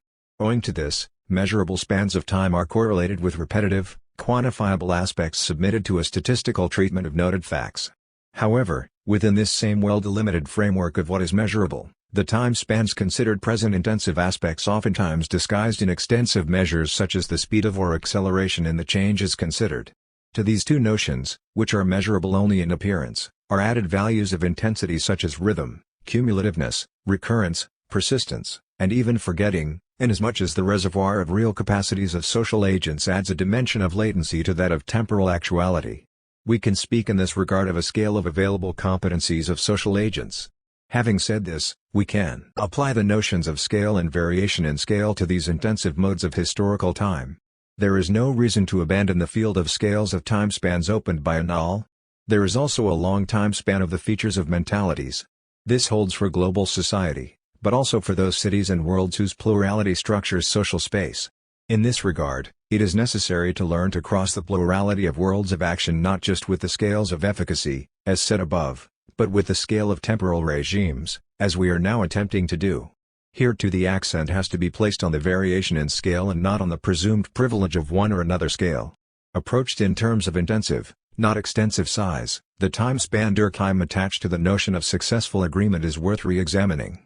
A successful agreement, observes Bernard Lepetit, precisely because it is successful makes itself a norm through the regularity of its imitative repetitions. Les formes de l'expérience. The very notion of regularity is what stops being taken for granted. Paired with that of reiteration, it calls for the counterpart of behaviors that are forms of appropriation, stemming from the actor's competence. A scale of temporalities is thereby open to intersecting traversals. To the linearity of a slow descent from top to bottom corresponds the reordering continually at work in different uses over the course of the time span. This revision of the temporal concepts used in historiography has to be pushed quite far. It must not leave out, in the opposite direction, certain concepts that were highly privileged in the encounter with an emphasis on supposedly quasi-immobile structures under the influence of structuralism, and also Marxism. The categories of a leap, of deviation, a fracture, crisis, revolution, typically found in historical work during the last third of the 20th century, all need to be reconsidered. The plea in their favor certainly does not lack relevance. By privileging deviation rather than structure, does not the historian reinforce his discipline over against sociology, which focuses on stable features whereas history concentrates on the unstable ones? To be sure. But the categories of stability and instability, of continuity and discontinuity, along with other akin pairs of oppositions, which add a note of radicalness to the categories just enumerated, must, in my opinion, be dealt with in terms of a framework of polarities themselves relative to the idea of social change. This hypercategory is not at the same conceptual level as are the opposed pairs just named. It coheres with the relevant features of the basic referent of historical knowledge, namely, the past as a societal phenomenon. And it is from this same referential level that arise the dynamic aspects of the constituting of the social bond, with its play of identities, of readability, of intelligibility. In relation to the meta-category of social change, the categories of continuity and discontinuity, of stability and instability, have to be treated as opposite poles of a single spectrum. In this regard, there is no reason to leave to the sociologist the question of stability, which seems to me as worthy of re-examination as do those of continuity and discontinuity, which under the healthful influence of Michel Foucault's archaeology of knowledge have occupied the foreground of recent discussion. The category of stability is one of the more interesting ones among those stemming from the non-metric aspects of the passing of time. It is a way of enduring that consists in dwelling. Accumulation, reiteration, permanence are nearby characteristics of this major feature. These features of stability contribute to increasing the degrees of efficacy of institutions and of norms considered above. They can be inscribed on a scale of modes of temporality parallel to the scale of degrees of efficacy and of constraint. Pierre Bourdieu's category of habitus, which has a long history behind it going back to Aristotelian hexis, its medieval reinterpretations, and its being taken up by Panofsky and above all by Norbert Elias, needs to be placed on this scale. Below, I shall demonstrate the fruitfulness of this category within the dialectical framework of the pair memory/forgetting. But we can already say that it gains from being paired with the temporal aspects of the highly anti-historical categories used by Norbert Elias in the Court Society. Stability as a mode of social change is to be paired with security, which relates to the political level. These are, in effect, two neighboring categories on the scale of temporal modes. They both have to do with the aspect of the enduring and permanence of the social bond, considered sometimes from the point of view of its truth force, sometimes from that of its authority. The force of ideas has multiple modes of temporalization. When placed within a dynamic polarized field, these categories call for a counterpart on the side of the appropriation of values stemming from the field of norms. This counterpart, this counter-image, may belong to the order of chance, of mistrust, of suspicion, of defection, of denunciation.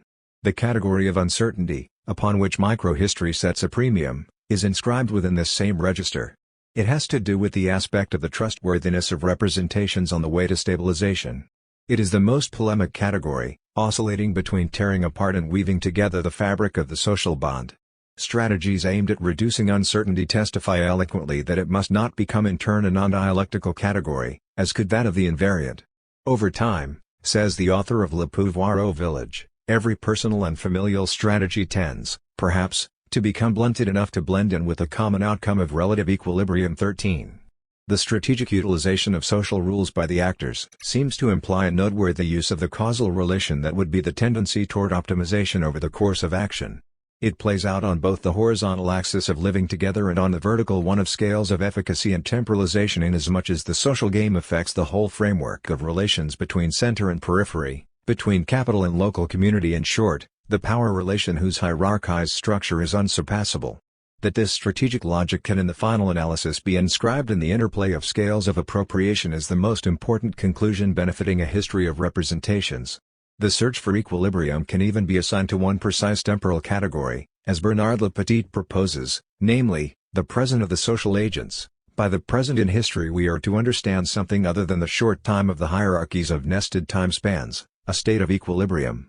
The ravages of defection, or even of defiance and generalized imitation, are contained in it through the existence of conventions that delimit in advance the field of possibilities, in this framework assuring the diversity of opinions and behaviors, and allowing for their coordination les formes de l'expérience. Hence we can say the adjustment between the individual will and the collective norm, between the intended project and the characteristics of the situation at that moment, take place in the present. Of course, not everything historical can be included within situations of conflict or denunciation. Nor do they all come down to situations of the restoration of confidence through the creation of new rules, through the establishment of new uses, or the renovation of old ones. These situations only illustrate the successful appropriation of the past. Inadaptation, contrary to the fitting act, 2, stems from the present of history, in the sense of the present of the agents of history. Appropriation and denial of relevance are there to attest that the present of history does include a dialectical structure. Still, it not unprofitable to emphasize that an investigation into scales of time spans is not complete until we take into account the historical present. The dialectic of representation. At the end of this journey through the adventures of the mental in the historical field, it is possible to explain, even to justify, the slow shifting from the term mentalities to that of representations in the vocabulary of historiography during the last third of the 20th century. The threefold development I have proposed for the notion of a variation in scale, beyond scales of observation and analysis, already sets us on the way of what will reveal itself to be the dialectic of representation. With regard to the variations in efficacy and constraint, the old notion of mentalities appears to be unilateral due to lack of a corresponding term on the side of the receivers of social messages. With regard to the variations in the process of justification at work across the plurality of cities and worlds, the notion of mentality appears undifferentiated, due to the lack of a plural articulation in social space. And finally, with regard to the variety equally affecting the least quantifiable modes of temporalization of social rhythms, the notion of mentality seems to operate in a heavy-handed fashion, like the quasi-immobile structures of the long time span, or of cyclic conjunctures, the event being reduced to a function that indicates a break. Therefore, over against the unilateral, undifferentiated, massive idea of mentality, that of representation expresses better the plurivocity, the differentiation, and the multiple temporalization of social phenomena. In this respect, the political field offers favorable terrain for a rule-governed exploration of phenomena falling under the category of representation. Under this term, or that of opinion, and sometimes ideology, these phenomena lend themselves to operations of denomination and definition, in some cases accessible through the method of quantifying the data. Renner-Immon's Les Droits en France offers a noteworthy example of such a systematic explanation combining structure, conjuncture, and events. And a counterexample is thereby brought against the heavy-handed accusation of unscientific conceptual vagueness directed against the notion of representation. With this threefold impetus, the notion of representation develops in turn a distinct polysemy that risks threatening its semantic relevance. In fact, we can make it in turn assume a taxonomic function. It will contain the inventory of social practices governing the bonds of belonging to places, territories, fragments of the social space of communities of affiliation, and a regulative function, where it will be the measure for evaluating or judging socially shared schemes and values, at the same time that it will mark the fault lines that sanction the fragility of the multiple allegiances of social agents. The idea of representation then runs the risk of signifying too much. It will designate the multiple trajectories of recognition between individuals and between the group and the individual. Thus it will rejoin the notion of worldviews that, after all, figures among the antecedents of the idea of a mentality. Given the threat of this hemorrhaging of meaning, it seemed to me opportune to narrow the gap between the notion of representation as an object of the historian's discourse and two other uses of the same word in the context of the present work.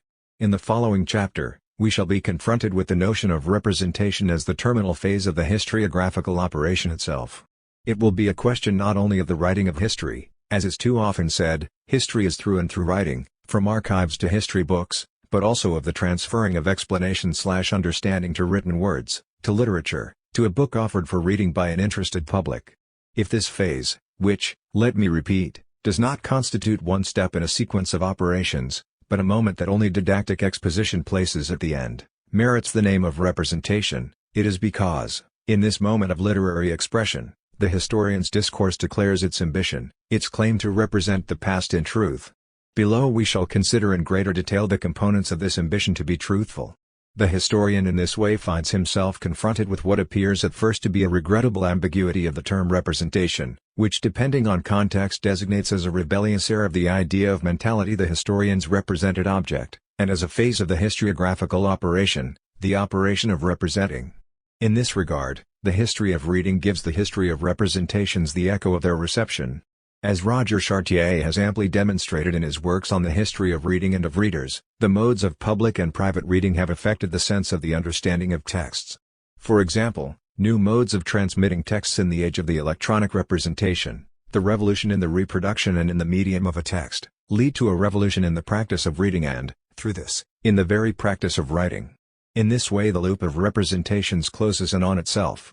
A hypothesis then comes to mind: does the historian, insofar as he does history by bringing it to the level of scholarly discourse, not mime in a creative way the interpretive gesture by which those who make history attempt to understand themselves and their world? This hypothesis is particularly plausible for a pragmatic conception of historiography that tries not to separate representations from the practices by which social agents set up the social bond and include multiple identities within it.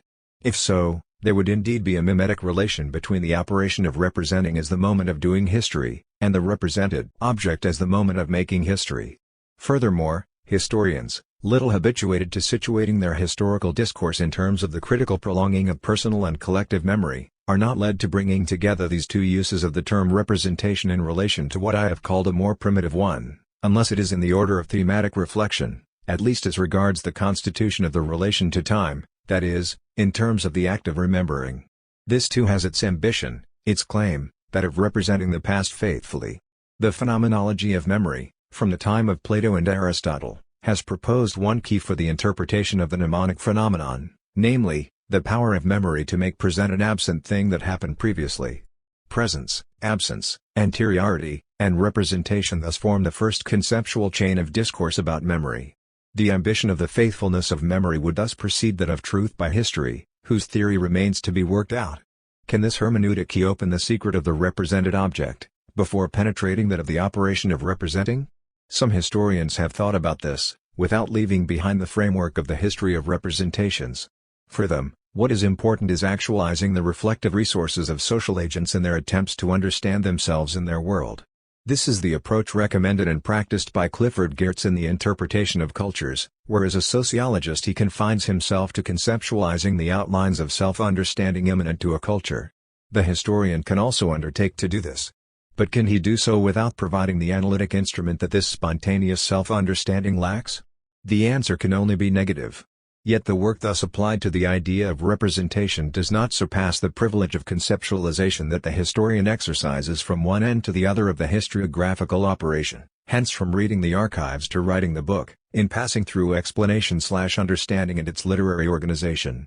Therefore there is nothing shocking in introducing into the discourse on the represented object fragments of analysis and of definition borrowed from another discursive domain than history. This is what Louis Marin, Carlo Ginzburg, and Roger Chartier authorize themselves to do. Chartier, in examining Fourier's Dictionnaire universel, discovers in it the outlines of the bipolar structure of representation in general, namely, on the one hand, the evocation of an absent thing through the intervention of a substituted thing that is its representative by default; on the other hand, The exhibiting of a presence offered to the eyes, the visibility of the thing present tending to overshadow the operation of substitution that is equivalent to an actual replacement of what is absent. What is astonishing about this analysis is that it is strictly homogeneous with the one proposed by the Greeks for the mnemonic image, the icon. However, to the extent that it takes place on the terrain of the image, it ignores the temporal dimension, the reference to the earlier, essential to the definition of memory. On the other hand, it lends itself to an unlimited expansion on the side of a general theory of the sign. This is the direction developed by Louis Marin, the great exegete of the Port-Royal logic. Here the relation of representation is submitted to a labor of discrimination, of differentiation, accompanied by an effort at identification applied to the conditions of intelligibility likely to avert mistakes, misunderstandings, as Schleiermacher will later also do in his hermeneutics of the symbol. It is in terms of this critical reflection that we can understand the use and abuse resulting from the priority accorded to the visibility belonging to the image over its oblique designating of the absent.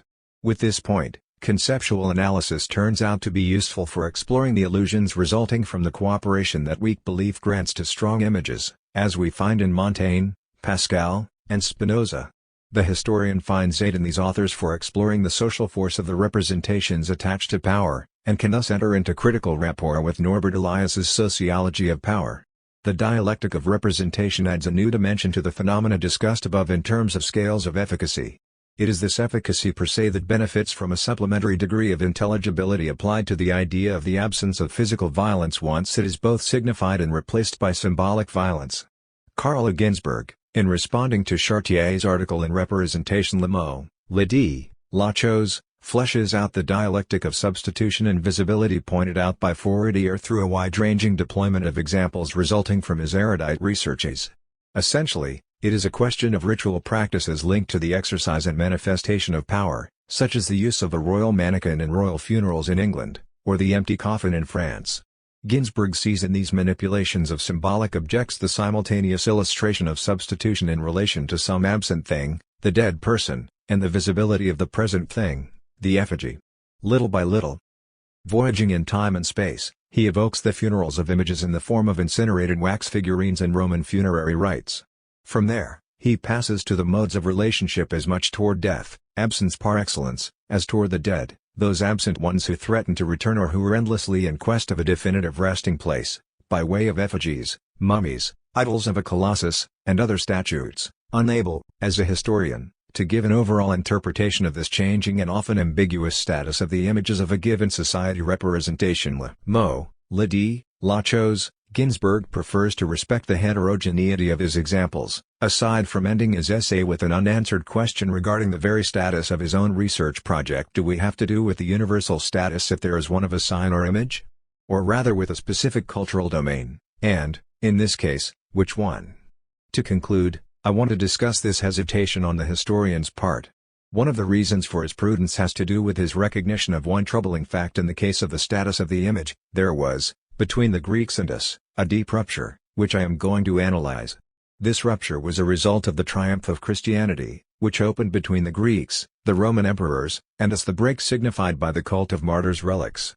One can to be sure speak in general terms of the close association between images and the beyond, but the opposition remains strong between forbidden idols, to which Christian polemics reduce the images of the ancient gods and deified persons, and the relics proposed to the faithful for devotion.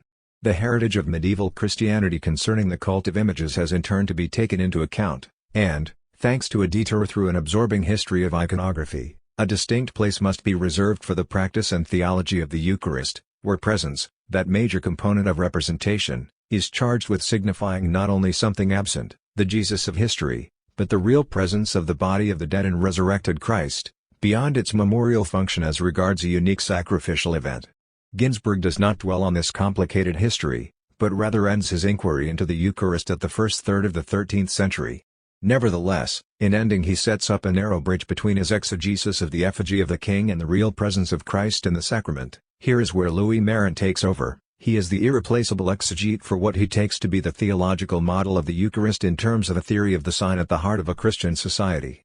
Port Royal was the elect place where semiotics or logic of the statement, "This is my body," and a metaphysics of real presence were constructed and exchanged values, but Marin's contribution to the vast problem of the image is so considerable that I am resolved to take it up in a more complete way in the following chapter. inasmuch as it clarifies the use of representation in historiographical discourse in a brighter light than the self-understanding that social agents have of their own practice of representation.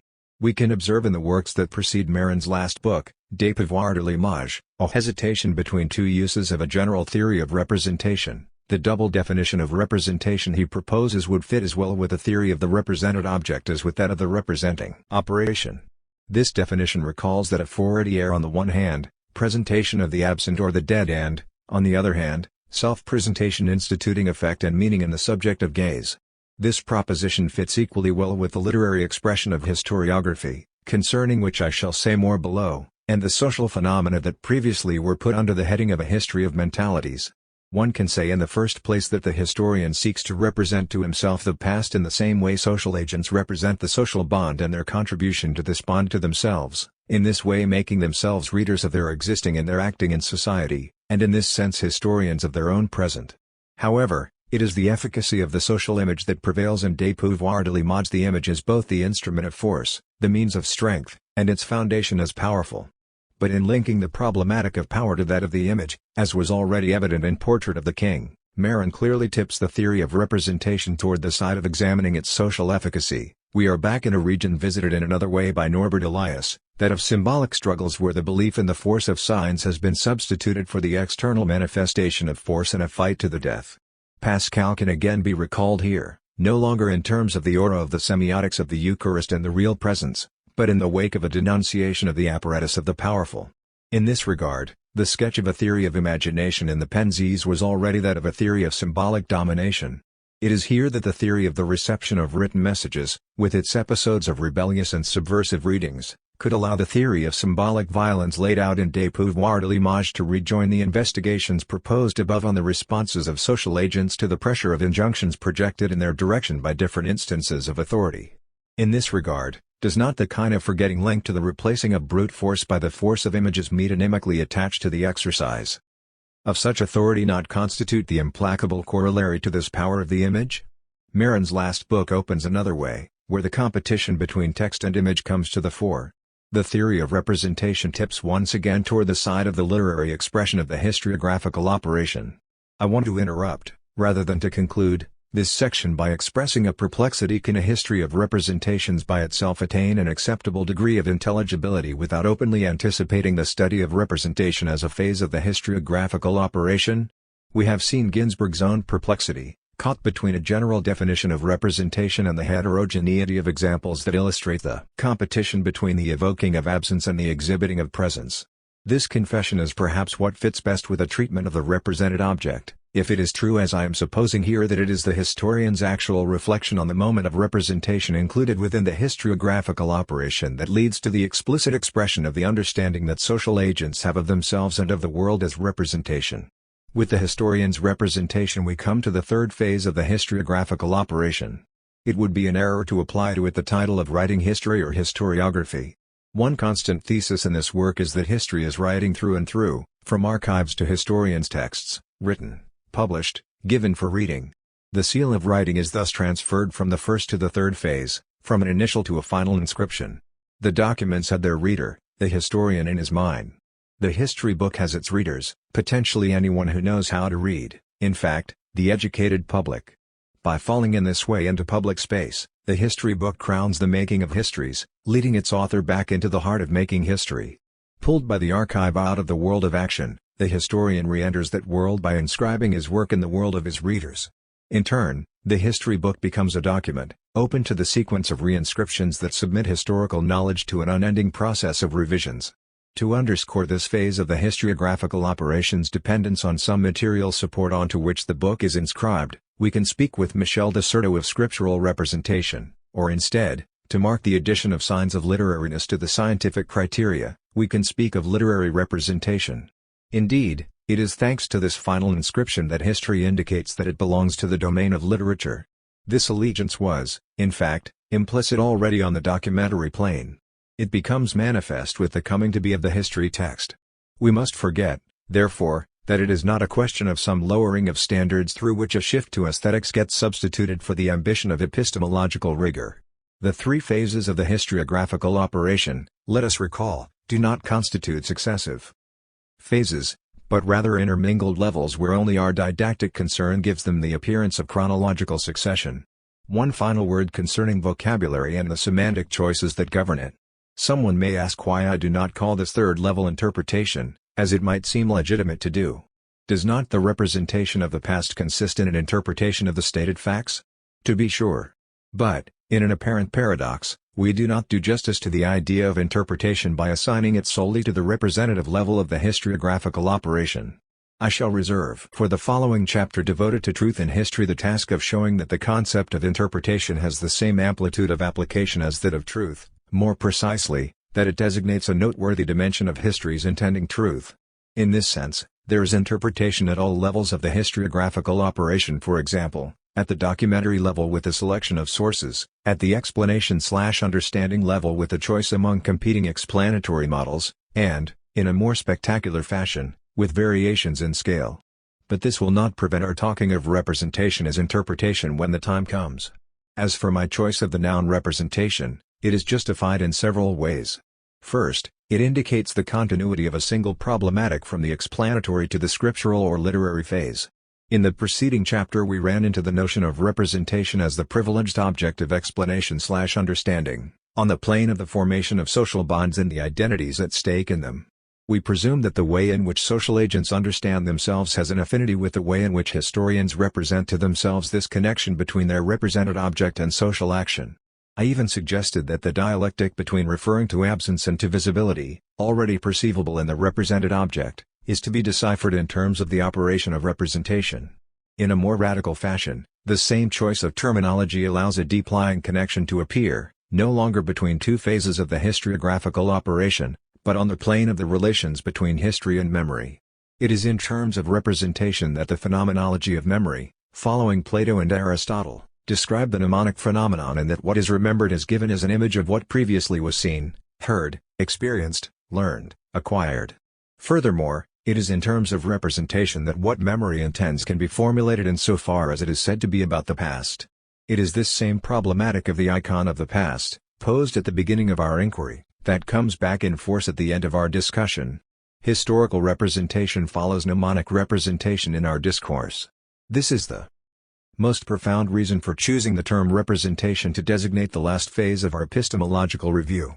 Yet this fundamental correlation imposes on our examination one decisive modification in terminology. Literary or scriptural representation must in the final analysis allow itself to be understood as standing for representance, the proposed variation placing the accent not only on the active character of the historical operation, but on the intended something that makes history the learned air of memory and its foundational aporia. In this way, the fact is forcefully underscored that representation on the historical plane is not confined to conferring some verbal costume on a discourse whose coherence was complete before its entry into literature, but rather that representation constitutes a fully legitimate operation that has the privilege of bringing to light the intended reference of historical discourse. So we have the target of this chapter. But it will be attained only with the last developments in this chapter. Before that, I shall unfold the specific resources of representation. We shall consider first the narrative forms representation and narration. I explained above why it may seem as though I have put off any examination of the contribution of narrative to historical discourse. It was because I wanted to move the discussion beyond the impasse into which both the partisans and adversaries of history as narrative have led it. For the former, whom I shall call narrativists, the use of a narrative configuration is an alternative explanatory mode opposed to causal explanation. For the latter, problem-oriented history has replaced narrative history. But for all of them, narrating is equivalent to explaining. By reintroducing narrativity at the third stage of the narrative operation, we remove it not only from an inappropriate demand, but at the same time we free up its representative power. We shall not linger over the equation between representation and narration. And the more precisely rhetorical aspect of staging a narrative will be set aside for a distinct discussion: representation and rhetoric. The selective role for figures of style and thought in the choice of plots, the mobilizing of probable arguments within the frame of the narrative, and the writer's concern to convince by persuading are the rhetorical resources of staging a narrative. To these solicitations by rhetorical means from the narrator correspond specific postures on the part of the reader in the reception of the text. A decisive step in the direction of our projected problematic will be made at the end of this chapter with the question of the relation of historical discourse to fiction, and the prestige of the image. The confrontation between historical and fictional narrative is well known when it comes to literary forms. What is less well known is the scope of what Louis Marin, a tutelary figure in these pages, calls the powers of the image, which outline the contours of an immense realm which is that of the other than the real. How can that absent from present time that is the past not be touched by the wing of this angel of absence? Yet was not the difficulty of distinguishing the remembered from an image already the torment of the phenomenology of memory? With this specific problematic of the setting of things said about the past into images comes a distinction unnoticed until now that affects the work of representation, namely, the addition of a concern for visibility in the search for a readability proper to narration. Narrative coherence confers readability. The evoking of the referred to past gives rise to sight. From here on this whole interplay, glimpsed a first time with the represented object, will unfold itself in an explicit manner on the plane of the representation operation that takes place between the images referring back to the absent thing and its self-assertion in terms of its own visibility. This rapid overview of the major themes of this chapter allows us to see that a double effect is expected from the proposed distinctions. On the one hand, it is a question of a properly analytic undertaking aimed at distinguishing the multiple facets of the idea of historical representation in its scriptural and literary aspects. In this way we shall lay bare and unfold the diverse resources of such representation. On the other hand, it is a question of anticipating at each step along the way the major stake of this chapter, which is to discern historical discourse's capacity for representing the past, a capacity I have named standing for. Under this title we shall find a designating of the very intentionally of historical knowledge that is grafted to that of mnemonic knowledge inasmuch as memory is of the past. The detailed analysis devoted to the relationship between representation and narration, between representation and rhetoric, and between representation and fiction will mark out not only a progression in the recognition of this intentional aim of historical knowledge but also a progression in the resistance to this recognition. For example, representation as narration does not simply turn not irresistibly toward things that happened. The narrative form as such interposes its complexity and its opacity on what I like to call the referential impulse of the historical narrative. The narrative structure tends to form a circle with itself and to exclude as outside the text, as an illegitimate extralinguistic presupposition, the referential moment of the narration. The same suspicion about the referential irrelevance of representation receives a new form under the headings of tropology and of rhetoric. Do not such figures too form a screen between the discourse and what is claimed to have happened? Do not they entrap the discursive energy within the net of the turns of discourse and thought? And is not this suspicion brought to its peak by the kinship between representation and fiction? It is at this stage that the aporia in which memory seemed to have imprisoned us, insofar as what is remembered is given as a kind of image, an icon, springs up again. How are we to preserve the difference in principle between the image of the absent as unreal and the image of the absent as prior? The entanglement of historical representation with fiction at the end of this sequence repeats the same aporia that seemed to have overwhelmed the phenomenology of memory. Therefore it is under the sign of a progressive dramatization that the unfolding of this chapter will unfold. Challenges will continue to accompany our attestation of the intentional aim of history. This attestation will bear the indelible imprint of a protest against such suspicion, expressed by a difficulty. And yet, my hypothesis governing the following analysis has to do with the place of narrativity in the architecture of historical knowledge. It has two sides. On the one hand, it is taken for granted that narrativity does not constitute an alternative solution to explanation/understanding, despite what the adversaries and advocates of a thesis that, to be brief, I have proposed calling narrativist curiously agree on in saying. On the other, it is affirmed that implotment nevertheless constitutes a genuine component of the historiographical operation, but on another plane than the one concerned with explanation/understanding, where it does not enter into competition with uses of because in the causal or even the teleological sense. In short, it is not a question of downgrading, of relegating narrativity to a lower rank once the operation of narrative configuration enters into play with all the modes of explanation/understanding. In this sense, representation in its narrative aspect, as in the others I shall speak of, does not add something coming from the outside to the documentary and explanatory phases, but rather accompanies and supports them. Therefore I shall first speak of what we ought not to expect from narrativity, that it fills some lacuna in explanation/understanding. French historians, who have expressed their grievances through the opposition between narrative history and problem-oriented history, and English-speaking authors who have raised the configuring act of implotment to the rank of an explanation exclusive of causal and even teleological explanations, thus in a curious way join us regarding this struggle that I propose to surpass. For in this way an alternative is created that makes narrativity sometimes an obstacle to, sometimes a substitute for explanation. For Brodel and those close to him in the Annales school, everything turns on the sequence event, narrative, primacy of the political when the accent falls on decisions made by leading individuals. To be sure, no one ignores the fact that before becoming an object of historical knowledge, the event is the object of some narrative. In particular, the narratives left by contemporaries occupy a prime place among documentary sources. In this respect, Mark Bloch's lesson has never been forgotten. The question has rather been to know whether the historical knowledge resulting from the critique of these first-order narratives in its scholarly forms is still clothed with features that belong to the narratives of every kind that nourish the art of narrating. The negative answer can be explained in two ways. On the one hand, by a highly restrictive concept of the event that the narrative is supposed to convey, which has been taken to be a minor, even marginal component of historical knowledge. The case against narrative is thus that against the event. On the other hand, before the development of narratology in the linguistic and semiotic sphere, narrative was taken to be a primitive form of discourse, both tied up with tradition, legend, folklore, and finally myth, and too little elaborated to be worthy of passing the multiple tests that mark the epistemological break between traditional and modern history. In truth, these two orders of consideration go hand in hand. An impoverished concept of event goes along with an impoverished concept of narrative. Hence the trial of the event renders superfluous a distinct trial of narrative. In fact, this trial of event-oriented history has distant antecedents. Christophe Pommian, for example, recalls the criticism that Mabillon and Voltaire made of a history that, they said, only taught those events that met the conditions of memory and that prevented any turn to causes and principles, hence to making known the underlying nature of human beings. However, if the worked-out writing of event-oriented history had to wait for the second third of the 20th century, it was because in the meantime political history had occupied the foreground with its cult of what Croce called individually determined facts. Renke and Michelet remain the unsurpassed masters of this style of history, where the event is held to be singular and unrepeatable. It was this conjunction between the primacy of political history and the prejudice in favor of the unique, unrepeatable event that the Annales school attacked head-on. To the characteristic of unrepeatable singularity Braudel was to add the brevity that allowed him to oppose the long time span to the history of events.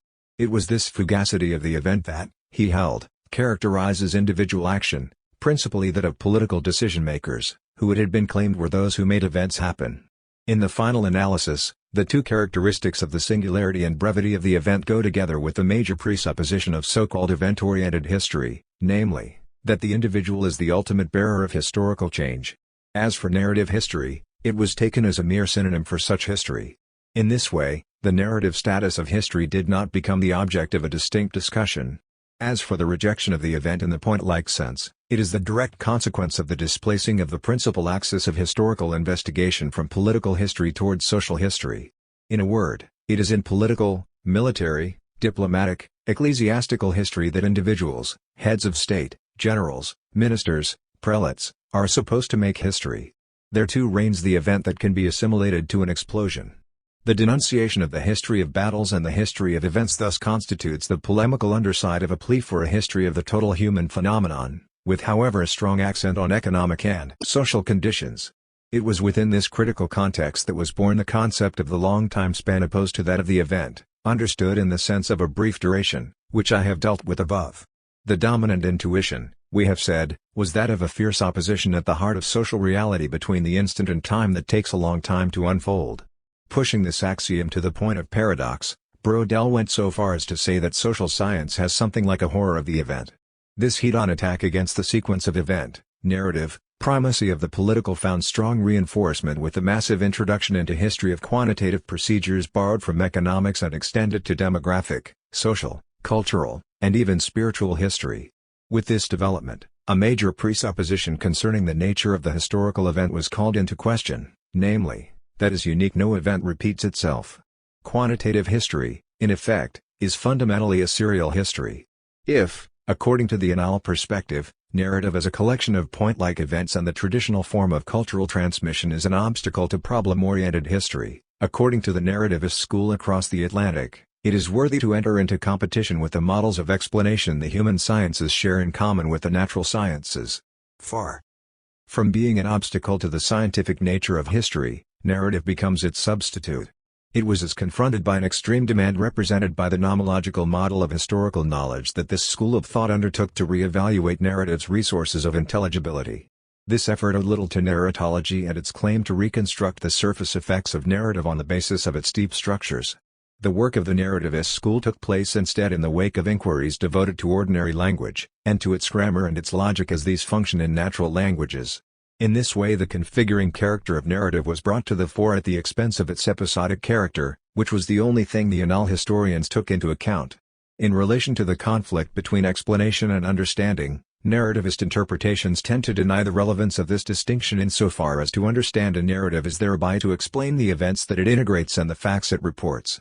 The question thus will be to know at what point the narrativist interpretation accounts for the epistemological break that has occurred between told stories and history built on documentary traces.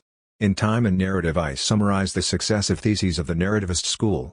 A special place had to be given to the work of Louis O. Mink, which for a long time remained scattered in different articles before being gathered together in a posthumous book titled Historical Understanding. This title, which is a good statement of the central thesis of Mink's different essays, must not mislead us. In no way is it a question of opposing explanation and understanding as in Dilthey.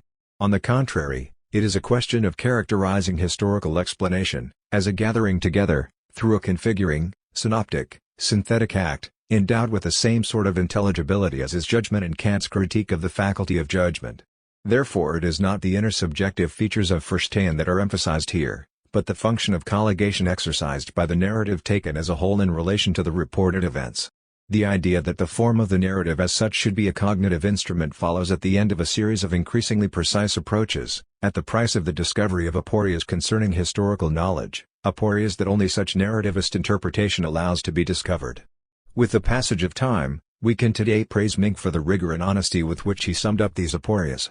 The problem is posed that will be the torment of any literary philosophy of history: what difference separates history from fiction, if both narrate? The classic answer that history alone retraces what actually happened does not seem to be contained in the idea that the narrative form has within itself a cognitive function. This aporia, which we can call that of the truth in history, becomes apparent through the fact that historians frequently construct different and opposed narratives about the same events. Should we say that some omit events and considerations that others focus on and vice versa? The aporia would be warded off if we could add rival versions to one another, allowing for submitting the proposed narratives to the appropriate corrections. Shall we say that it is life, presumed to have the form of a history, that confers the force of truth on this narrative? But life is not a history and only wears this form in so far as we confer it upon it. How, then, can we still claim that we found this form in life, our own life and by extension that of others, of institutions, groups, societies, nations? This claim is solidly entrenched in the very project of writing history.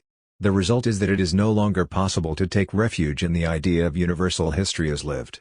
Indeed, what a relationship could exist between this presumed unique and determined kingdom of universal history as lived and the histories we construct, when each one has its own beginning, middle, and end, and draws its intelligibility from its internal structure alone. This dilemma strikes narrative not only at its configuring level, but strikes the very notion of an event. Beyond the fact that we can question the rules governing the use of the term "was the Renaissance an event?" we can also ask if there is any meaning in saying that two historians give different narratives of the same events. If the event is a fragment of a narrative, it depends on the outcome of the narrative, and there is no underlying, basic event that escapes narrativization. Yet we cannot do without the notion of the same event, if we are to be able to compare two narratives dealing, as we say, with the same subject. But what is an event purged of every narrative connection? Must we identify it with an occurrence in the physical sense of this term? But then a new abyss opens between event and narrative, comparable to the one that isolates written history from history as it actually happened. If Mink undertook to preserve the common-sense belief that history is distinguished from fiction by its truth claim, this was, it seems, because he did not give up the idea of historical knowledge. In this regard, the last essay he published, Narrative Form as a Cognitive Instrument, sums up the state of perplexity in which he found himself when his work was cut off by his death. Dealing for a last time with the difference between history and fiction, he limits himself to taking as disastrous the possibility that common sense should be dislodged from its entrenched position. If the contrast between history and fiction were to disappear, both would lose their specific mark, namely, the claim to truth on the side of history and the voluntary suspension of disbelief on that of fiction. But Mink does not say how the distinction is to be preserved. In renouncing any resolution to the dilemma, he preferred to hold on to it as belonging to the historical enterprise per se. Rather than playing off the adversaries and the partisans of the explanatory relevance of narrative as a configuring act against each other, It seemed to me more useful to ask about the way in which two types of intelligibility could go together, narrative intelligibility and explanatory intelligibility. As regards narrative intelligibility, it would be necessary to bring together the still too intuitive considerations of the narrative school and the more analytic work of narratology on the plane of the semiotics of discourse. The result is a complex notion of narrative coherence that must be distinguished, on the one hand, from what Dilthey called the cohesion of a life, in which we can recognize pre-narrative features, and on the other hand, from the notion of a causal or teleological connection or connectedness, arising from explanation/understanding. Narrative coherence is rooted in the former and articulated through the latter. What it itself brings is what I have called a synthesis of the heterogeneous, in order to speak of the coordination between multiple events, or between causes, intentions, and also accidents within a single meaningful unity. The plot is the literary form of this coordination. It consists in guiding a complex action from an initial situation to a terminal one by means of rule-governed transformations that lend themselves to an appropriate formulation within the framework of narratology. A logical content can be assigned to these transformations, what Aristotle characterized in his Poetics as the probable or the reasonable constituting the face that the probable turns toward the readers in order to persuade them, that is, to induce them to believe precisely in the narrative coherence of the told story or history. I want to draw on two implications of this concept of narrative coherence. First, a properly narrative definition of the event, which subsequently will have to be connected to the definitions given it on the plane of explanation. On the narrative plane, the event is what, in happening, advances the action. It is a variable of the plot. Events that give rise to an unexpected turn are said to be sudden, against expectation paradoxon, says Aristotle, thinking of theatrical effects peripletii and violent effects patemakron. In a general way, any discordance entering into competition with concordance counts as an event. This conjunction of plot and event is open to noteworthy transpositions on the historiographical plane, which go far beyond what is called event-oriented history, which only retains one of the possibilities of the narrative event, namely, brevity combined with suddenness. There are, if we may put it this way, long time span events, indicated by the amplitude, the scope of the history recounted. The Renaissance, the Reformation, the French Revolution make up such events in relation to a period that can extend over several hundred years. Second implication: inasmuch as the actors in a narrative, the characters, are imploded along with the story, the notion of narrative identification, correlative to that of narrative coherence, too is open to noteworthy transpositions on the historical plane. The notion of a character constitutes a narrative operator of the same amplitude as that of an event. The characters perform and suffer from the action recounted. For example, the Mediterranean in Brodel's great work can be taken as a quasi-character of the quasi-plot of the rise to power and the decline of what was Arcea in the age of Philippi. In this regard, the death of Philip was not an event on the same scale as the plot about the Mediterranean. A third implication suggested by Aristotle's Poetics would have to do with the moral evaluation of the characters, better than us in tragedy, lower or equal to us in virtue and comedy. I shall reserve this discussion for the following chapter in terms of a broader framework having to do with the relationship between the historian and the judge. We shall not, however, avoid some anticipation of this discussion when in speaking about the rhetorical categories applied to plots we shall be confronted with the question of the limits imposed on representation by events taken to be horrible, even morally unacceptable. I want now to propose two examples of the connecting of narrative coherence to causal or teleological explanation, corresponding to the two types of intelligibility referred to above. The solution of Menk's dilemma and more generally of the aporia whose progression we shall follow in the remainder of this chapter hangs on the plausibility of this analysis. It would be futile to seek a direct tie between the narrative form and the events as they actually occurred. The tie can only be indirect by way of explanation and, short of this, by way of the documentary phase, which refers back in turn to testimony and the trust placed in the word of another. My first example is suggested by the use made in the preceding chapter of the notion of an interplay of scales. Among all the kinds of syntheses of the heterogeneous that constitute implotment, must we not take into account the narrativized course of changing scales?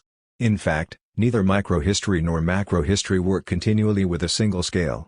To be sure, microhistory privileges the level on interactions on the scale of a village, of a group of individuals or families. This is the level where the negotiations and conflicts unfold and the situation of uncertainty reveals itself that history makes evident. But this history does not fail also to read from bottom to top the power relations that play themselves out on another scale. The discussion about the exemplariness of these local histories played out on the lowest level presupposes the interweaving of a small-scale history with a larger-scale one. In this sense, Microhistory situates itself on a sequence of changing scales that it narrativizes as it goes. The same can be said about macrohistory. In some forms, it situates itself at one determined level and does not quit it. This is the case with those operations of periodization that scan the time of history in terms of long sequences indicated by large-scale narratives. One important narrative concept proposes itself here that we have already encountered above, that of scope, which F.R. Ankersmit has elaborated in the context of a narrative logic whose implications concerning the relation between representation and standing for we shall discuss further below. The scope of an event speaks of the persistence of its effects far beyond its origin. It is correlative to the scope of the narrative itself, whose meaningful unity perdures. If we stop at this homogeneous level of a period, some important aspects of narrativization can be noted, among them the personalization indicated by the use of proper names or of quasi-proper names, Renaissance, French Revolution, Cold War, and so forth. The relationship of these proper names to the descriptions that in a way constitute their predicates poses the problem of a narrative logic appropriate to these strange high-level singularities, to which Ankersmit gives the name narratio. However, all the narrative resources of macrohistory do not allow themselves to be reduced to effects on a single level. As Norbert Elias's work illustrates, the effects of a system of power, such as that of the monarchical court, unfold along a descending scale down to the forms of behavior of self-control at the level of the individual psyche. In this regard, the concept of habitus can be taken as a concept of narrative transition operating all along this descending way from the higher plane of the production of meaning to the lower one of its concrete actualization, thanks to the forgetting of the cause concealed among its effects. The second example has to do with the notion of an event. Above we recalled the narrative function as an operator on the plane of the recounted action. However, among all the attempts to define the event on the plane of explanation, we placed the accent on the one that coordinates the event with the structure and with the conjuncture, associating it with the two ideas of deviation and difference. But is it not possible to cross the logical abyss that seems to lie between these two definitions of the event? One hypothesis proposes itself if we give its full extension to the idea of the plot as the synthesis of the heterogeneous embracing intentions, causes, and accidents. Is it not up to the narrative to bring about a kind of narrative integration of the three moments, structure, conjuncture, event, that epistemology dissociates?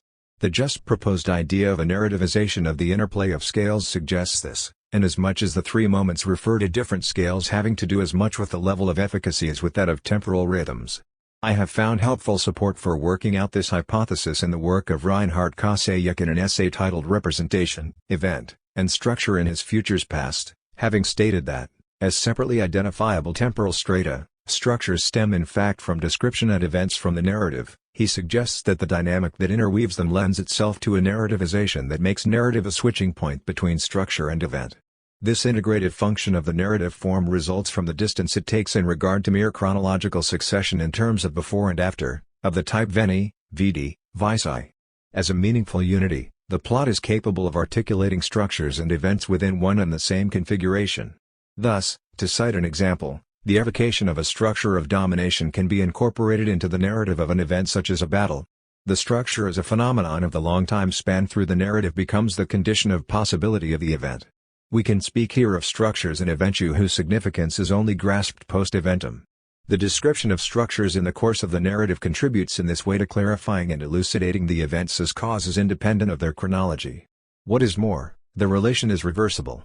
Some events are taken as significant insofar that they serve as indices of social phenomena of the long time span and even seem determined by them. A trial about the right to work can illustrate in dramatic fashion social, juridical, or economic phenomena of the long time span. The narrative integration between structure and event thus fits with the narrative integration between phenomena situated at the different levels of the scales of endurance and efficacy. The distinction between description and narration is not thereby effaced, but if description preserves the stratification of layers, it is up to the narrative to tie them together. The cognitive relation between the two concepts is of the order of a distinction. It finds a didactic complement in their referring to each other thanks to the narrative configuration. Here the relation between structure and event is like that between the layers of time spans. Every stratification can be narratively mediated in this way. These two examples of the narrativization of explanatory modes at work in the historiographical operation contain two lessons. On the one hand, they show how the written forms of this operation get articulated in terms of the explanatory forms. On the other hand, they show how the intentional aim of narrative beyond its closure runs across such explanation in the direction of the reality attested to. The resistances to this passage have still to be considered. However, I do not want to leave behind the question of narrativity and its contribution to the third phase of the historiographical operation without having dealt with certain aspects of implodment that, when joined to similar effects of other moments of the written expression of history, render the solution of the problem posed by the historical narrative's claim to represent the past paradoxically more difficult. Along the way from representation to representation, narrative has to deal with obstacles having to do precisely with the structure of the act of configuration. The challenge in the name of a disjunction between the internal structure of a text and any extratextual reality comes from literary theory. To the extent that the fictional and the historical narrative participate in the same narrative structures, the rejection of a referential dimension by structuralist orthodoxy extends to the whole of literary textuality. This rejection is motivated by an expansion of the Saussurean model from the plane of isolated signs, like those collected into systems of a lexical type, to that of sentences and finally to that of longer textual sequences. According to this model, the relation between signifier and signified gives rise to an entity with two faces, the sign properly speaking, whose apprehension can make an exception of any relation to a referent. This exception is the work of the theoretical gaze that sets up the sign as the homogeneous theme of linguistic science. It is this bipolar model of signifier and signified, excluding any referent, that spread into every region of language accessible to a semiotic treatment. And it was in this way that a Saussurean type of narratology could apply to long textual sequences the bracketing of the referent required by the model.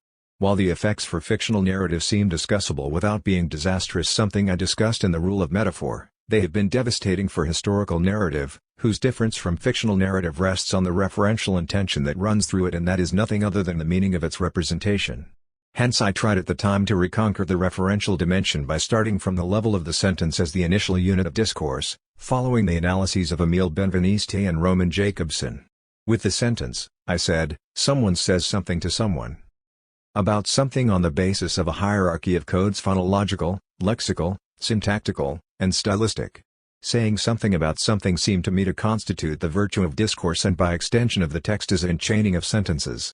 However, the problem of the referentiality of historical discourse seemed to me to need to be posed in a distinct way, inasmuch as the tendency toward closure inherent in the act of implodment is an obstacle to the extra-linguistic, extra-textual impulse of all referential speech through which representation becomes representing. But, before we come to the attestation-protestation that constitutes the soul of what I call the standing for of the past, it will first be necessary to push as far as possible our examination of the other components of the literary phase of the historiographical operation. These add their own denying of the referential impulse of historical discourse to that emanating from the narrative configuration per se. It is worth the effort of granting distinct attention to the properly rhetorical dimension of the discourse of history, despite entanglement of the figures of this domain with the structures of narrative. Here we touch on a tradition that goes back to Vico and its double heritage, the plane of the description of figures of thought and discourse, called tropes, principally metaphor, metonymy, synecdoche, and irony, and that of the plea in favor of the modes of argumentation that rhetoric opposes to the hegemonic claims of logic. The stakes in this new step of our investigation do not consist solely in broadening the field of procedures of scriptural representation, but also take into account the resistances that narrative and rhetorical configurations oppose to the referential impulse that turns historical narrative toward the past. Perhaps we shall also come upon the outlines of a counteroffensive by a certain critical realism in regard to the aestheticizing temptation that the advocates of narrative rhetoric risk surrendering to. This is what happened when the protagonists in this discussion found themselves confronted in the last decades of the 20th century with the problem of the figuration of events that, because of their monstrosity, pushed the limits of representation. A part of this discussion took place in France, but it was in America that it became the occasion for the confrontation I shall allude to. The French contribution to the debate dates from the golden age of structuralism. The methodological revolution that the French school following Ferdinand de Saussure claimed to follow brought to light aspects of the narrative code that present a close kinship with the general structural properties of the system of language, distinguished from its use in speech. The basic postulate is that the structures of narrative are homologous with those of the elementary units of language. The result is an extending of linguistics to the semiotics of narrative. The principal effect on the theory of narrative was an exclusion of every consideration borrowed from the literary history of a genre, uprooting the acrony of structures from the diachrony of the practice of discourse to the benefit of a logicization and a dechronologization whose steps I traced in the volume of Time and Narrative. The implications for the historical field might never have seen the light of day in that the semiotics of narrative were applied to fiction in the wake of Vladimir Propp.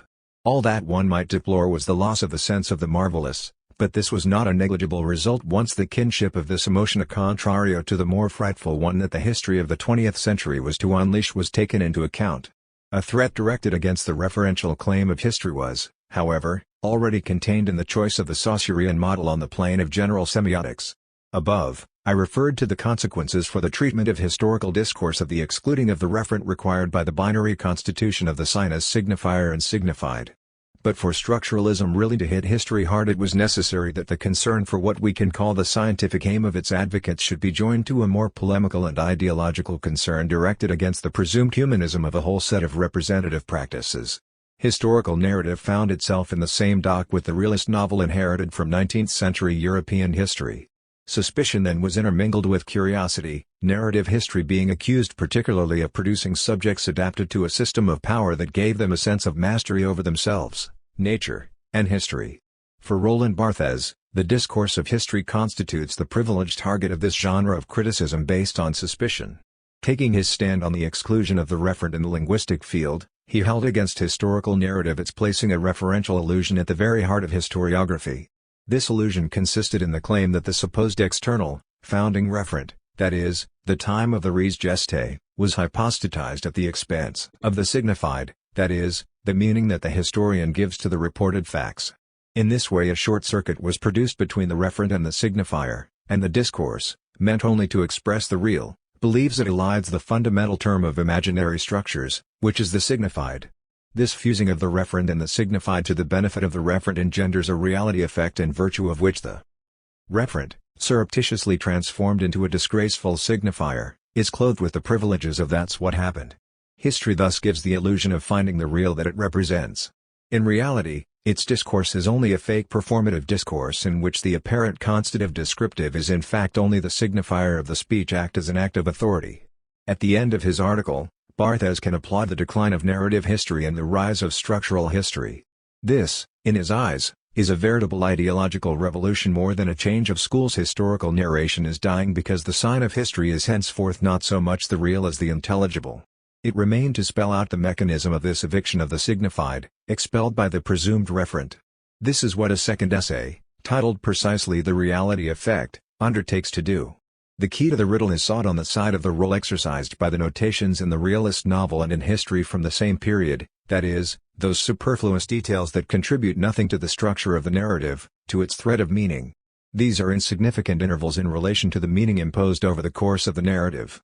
To account for the reality effect, we have to begin from this insignificance. Prior to the realist novel, such notations contributed to a verisimilitude of a purely aesthetic and in no way referential character. The referential illusion consists in transforming the notation's resistance to meaning into a supposed real. In this, there is a break between the older verisimilitude and modern realism. But, also in this, a new verisimilitude is born that is precisely this realism, by which we can understand discourse which accepts speech acts justified by their referent alone. This is in fact what happens in history, where concrete reality becomes the sufficient justification for speaking. This argument boils down to transferring one noteworthy feature of the 19th-century realist novel to all historical narrative. Here is the place to ask whether such suspicion is not wholly forged on the basis of a linguistic model that is inappropriate to historical discourse, which would be better understood in terms of alternative models for which the referent, whatever it might be, constitutes a irreducible dimension of discourse addressed by someone to someone about something. It would remain to give an account of the specificity of referentiality in the historiographical domain. My thesis is that this cannot be discerned solely on the plane of the functioning that historical discourse assumes, but that it must pass through the documentary proof, the causal and teleological explanation, and the literary implantment. This threefold frame remains the secret of historical knowledge. The major contribution to the exploring of the properly rhetorical resources of historical representation remains that of Hayden White. It is valuable as much for the criticism it has elicited as for the relevance of this thinker's analyses meant to expand his readers' awareness. The discussion he stirred up about literature about the Shoah has given his propositions a dramatic dimension unattained by the French structuralists' theses. This had to do not with a contribution to the epistemology of historical knowledge, but with a poetics that takes the imagination, more precisely, the historical imagination, as its theme. It is in this sense that it shows itself faithful to the spirit of the times and to what has been called the linguistic turn, inasmuch as it is through the structures of discourse that this imagination is apprehended. Therefore it is verbal artifacts that will be at issue. This detail takes nothing away from the scope of what is intended. In effect, two roadblocks get lifted. The first one has to do with the relation of history to fiction. Seen from the angle of language, historical and fictional narrative both belong to a single class, that of verbal fictions. All the problems tied to the referential dimension of historical discourse will be taken up starting from this classification. The second roadblock has to do with the distinction between professional historiography and the philosophy of history, at least that part of the philosophy of history that clothes itself in the form of large world-scale narratives. In this way, Michelet, Ranke, Tocqueville, Burckhardt, Hegel, Marx, Nietzsche, and Croce are set within the same framework. What is common to them is bringing the historical imagination to discourse through a form that comes from rhetoric and more precisely from the rhetoric of tropes. This verbal form of the historical imagination is the emplotment. In metahistory the scope of White's gaze is made manifest in that the operation of emplotment is grasped through considering a sequence of typologies that give the enterprise the allure of a well-ordered taxonomy. But we must never lose sight of the fact that this taxonomy operates at the level of the deep structures of the imagination. This opposition between deep and surface structures was not unknown to semioticians, or to psychoanalysts. In the specific situation of verbal fictions, it allows a hierarchy of typologies rather than simply piling them on top of one another or juxtaposing them.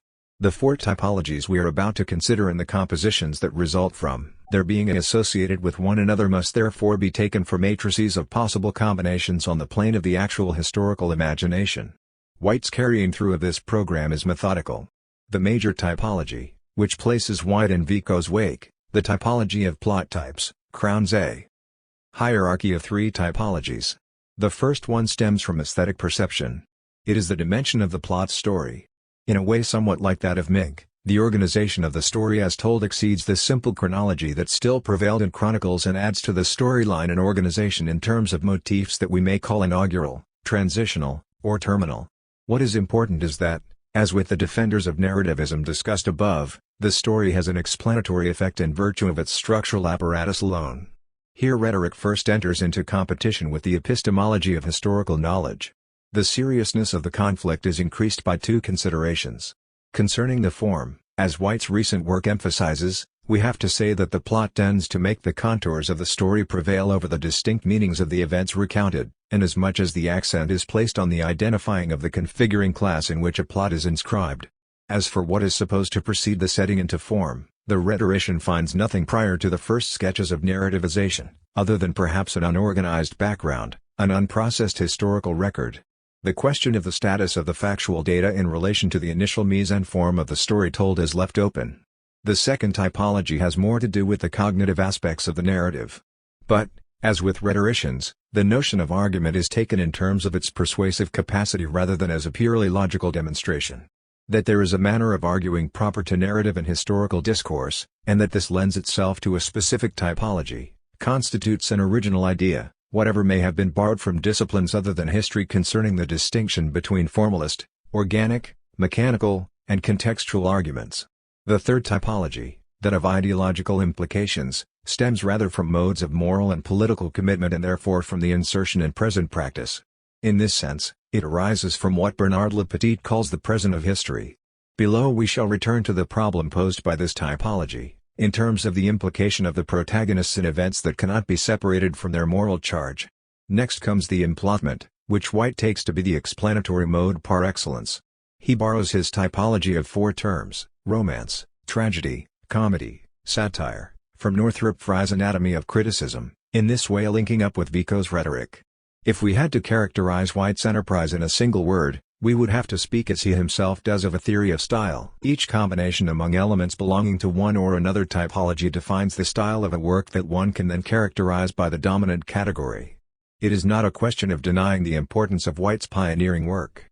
With Roger Chartier, we may even regret White's missed encounter with Paul Veyne and Michel Foucault, his contemporaries during the S.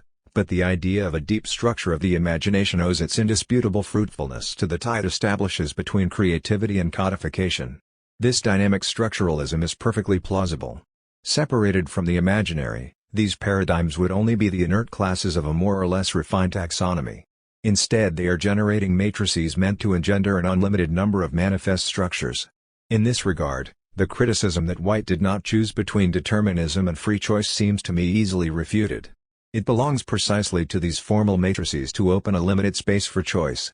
We can speak in this way of a rule-governed production, a notion that recalls the Kantian concept of the schematism, that method for producing images.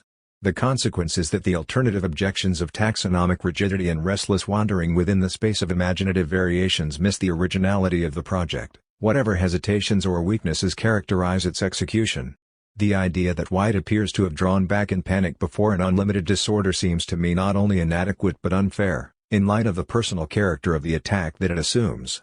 The overly dramatic expression "the bedrock of order" ought not to turn our attention from the relevance of the problem posed by the idea of an encoding that functions both as a constraint and a space for invention.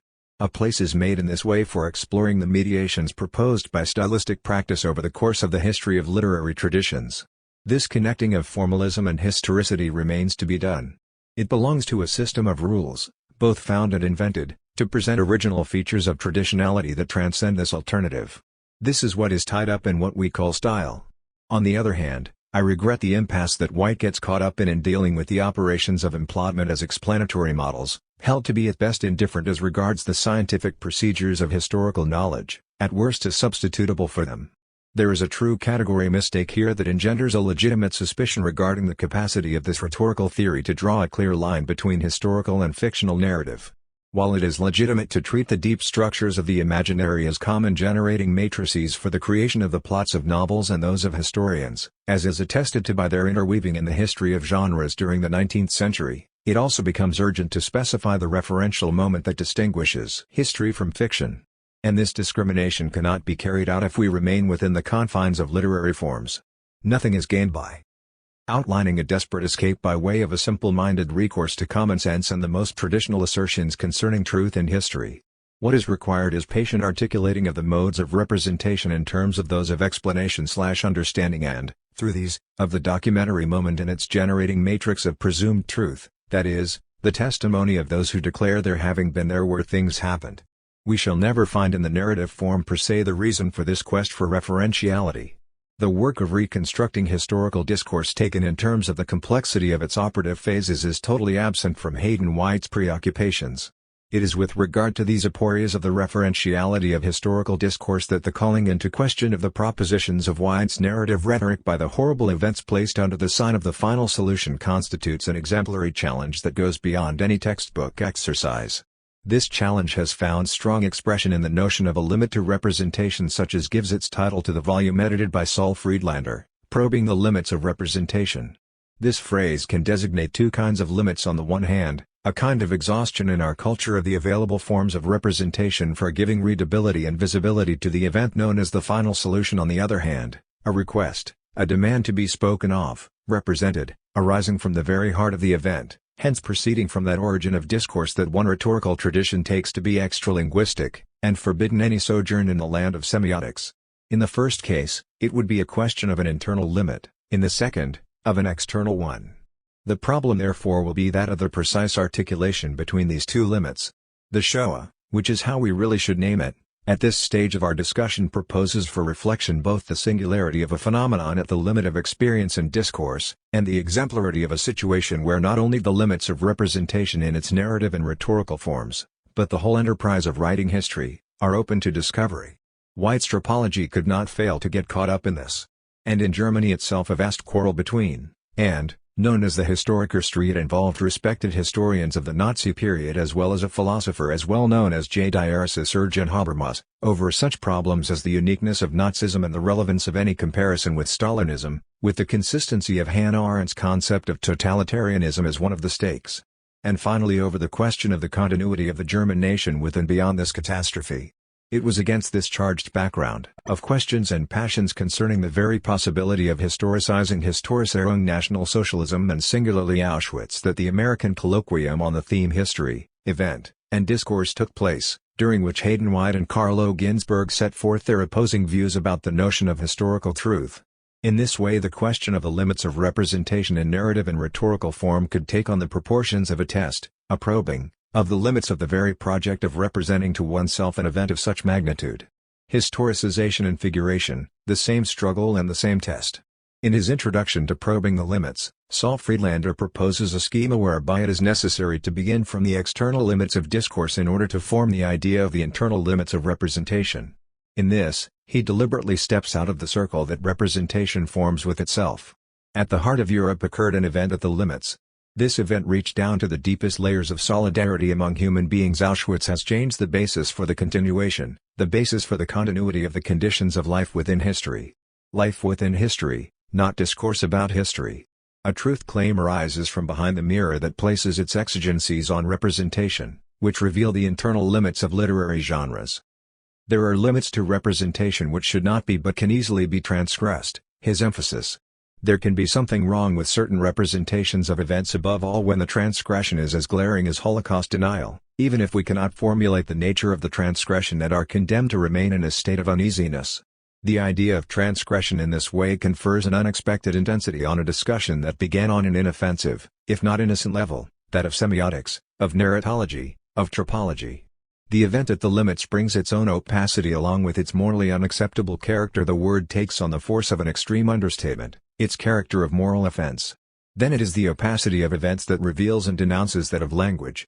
What is more, this denunciation takes on an unexpected character at one moment of the theoretical discussion marked by what we call by convention postmodernism, a moment where the critique of not-irresistible realism is at its apogee in the name of the polysemy and abime of discourse, of the self-referentiality of linguistic constructions, which make impossible the identification of any stable reality whatsoever. What plausible response, then, can this so-called postmodernism give to the accusation of having disarmed thought in the face of the seductions of negationism? Confronted with Friedlander's scheme, which proceeds from the event at its limits in the direction of the internal limits of the operation of representation, Hayden White undertakes, with an extreme honesty, to go as far as possible in the direction of the event by speaking of the rhetorical resources of verbal representation. But can a tropology of historical discourse link up with something like a demand, in the strong sense of the word in English, a truth claim, proceeding from the events themselves? White's essay exhibits a kind of quartering of its own discourse. On the one hand, the author increases his claim for the inexpugnable relativity of every representation of historical phenomena.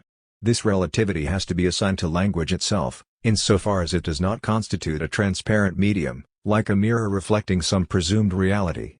The pair plot/trope is once again taken as the site of resistance to any return to a not-irresistible realism.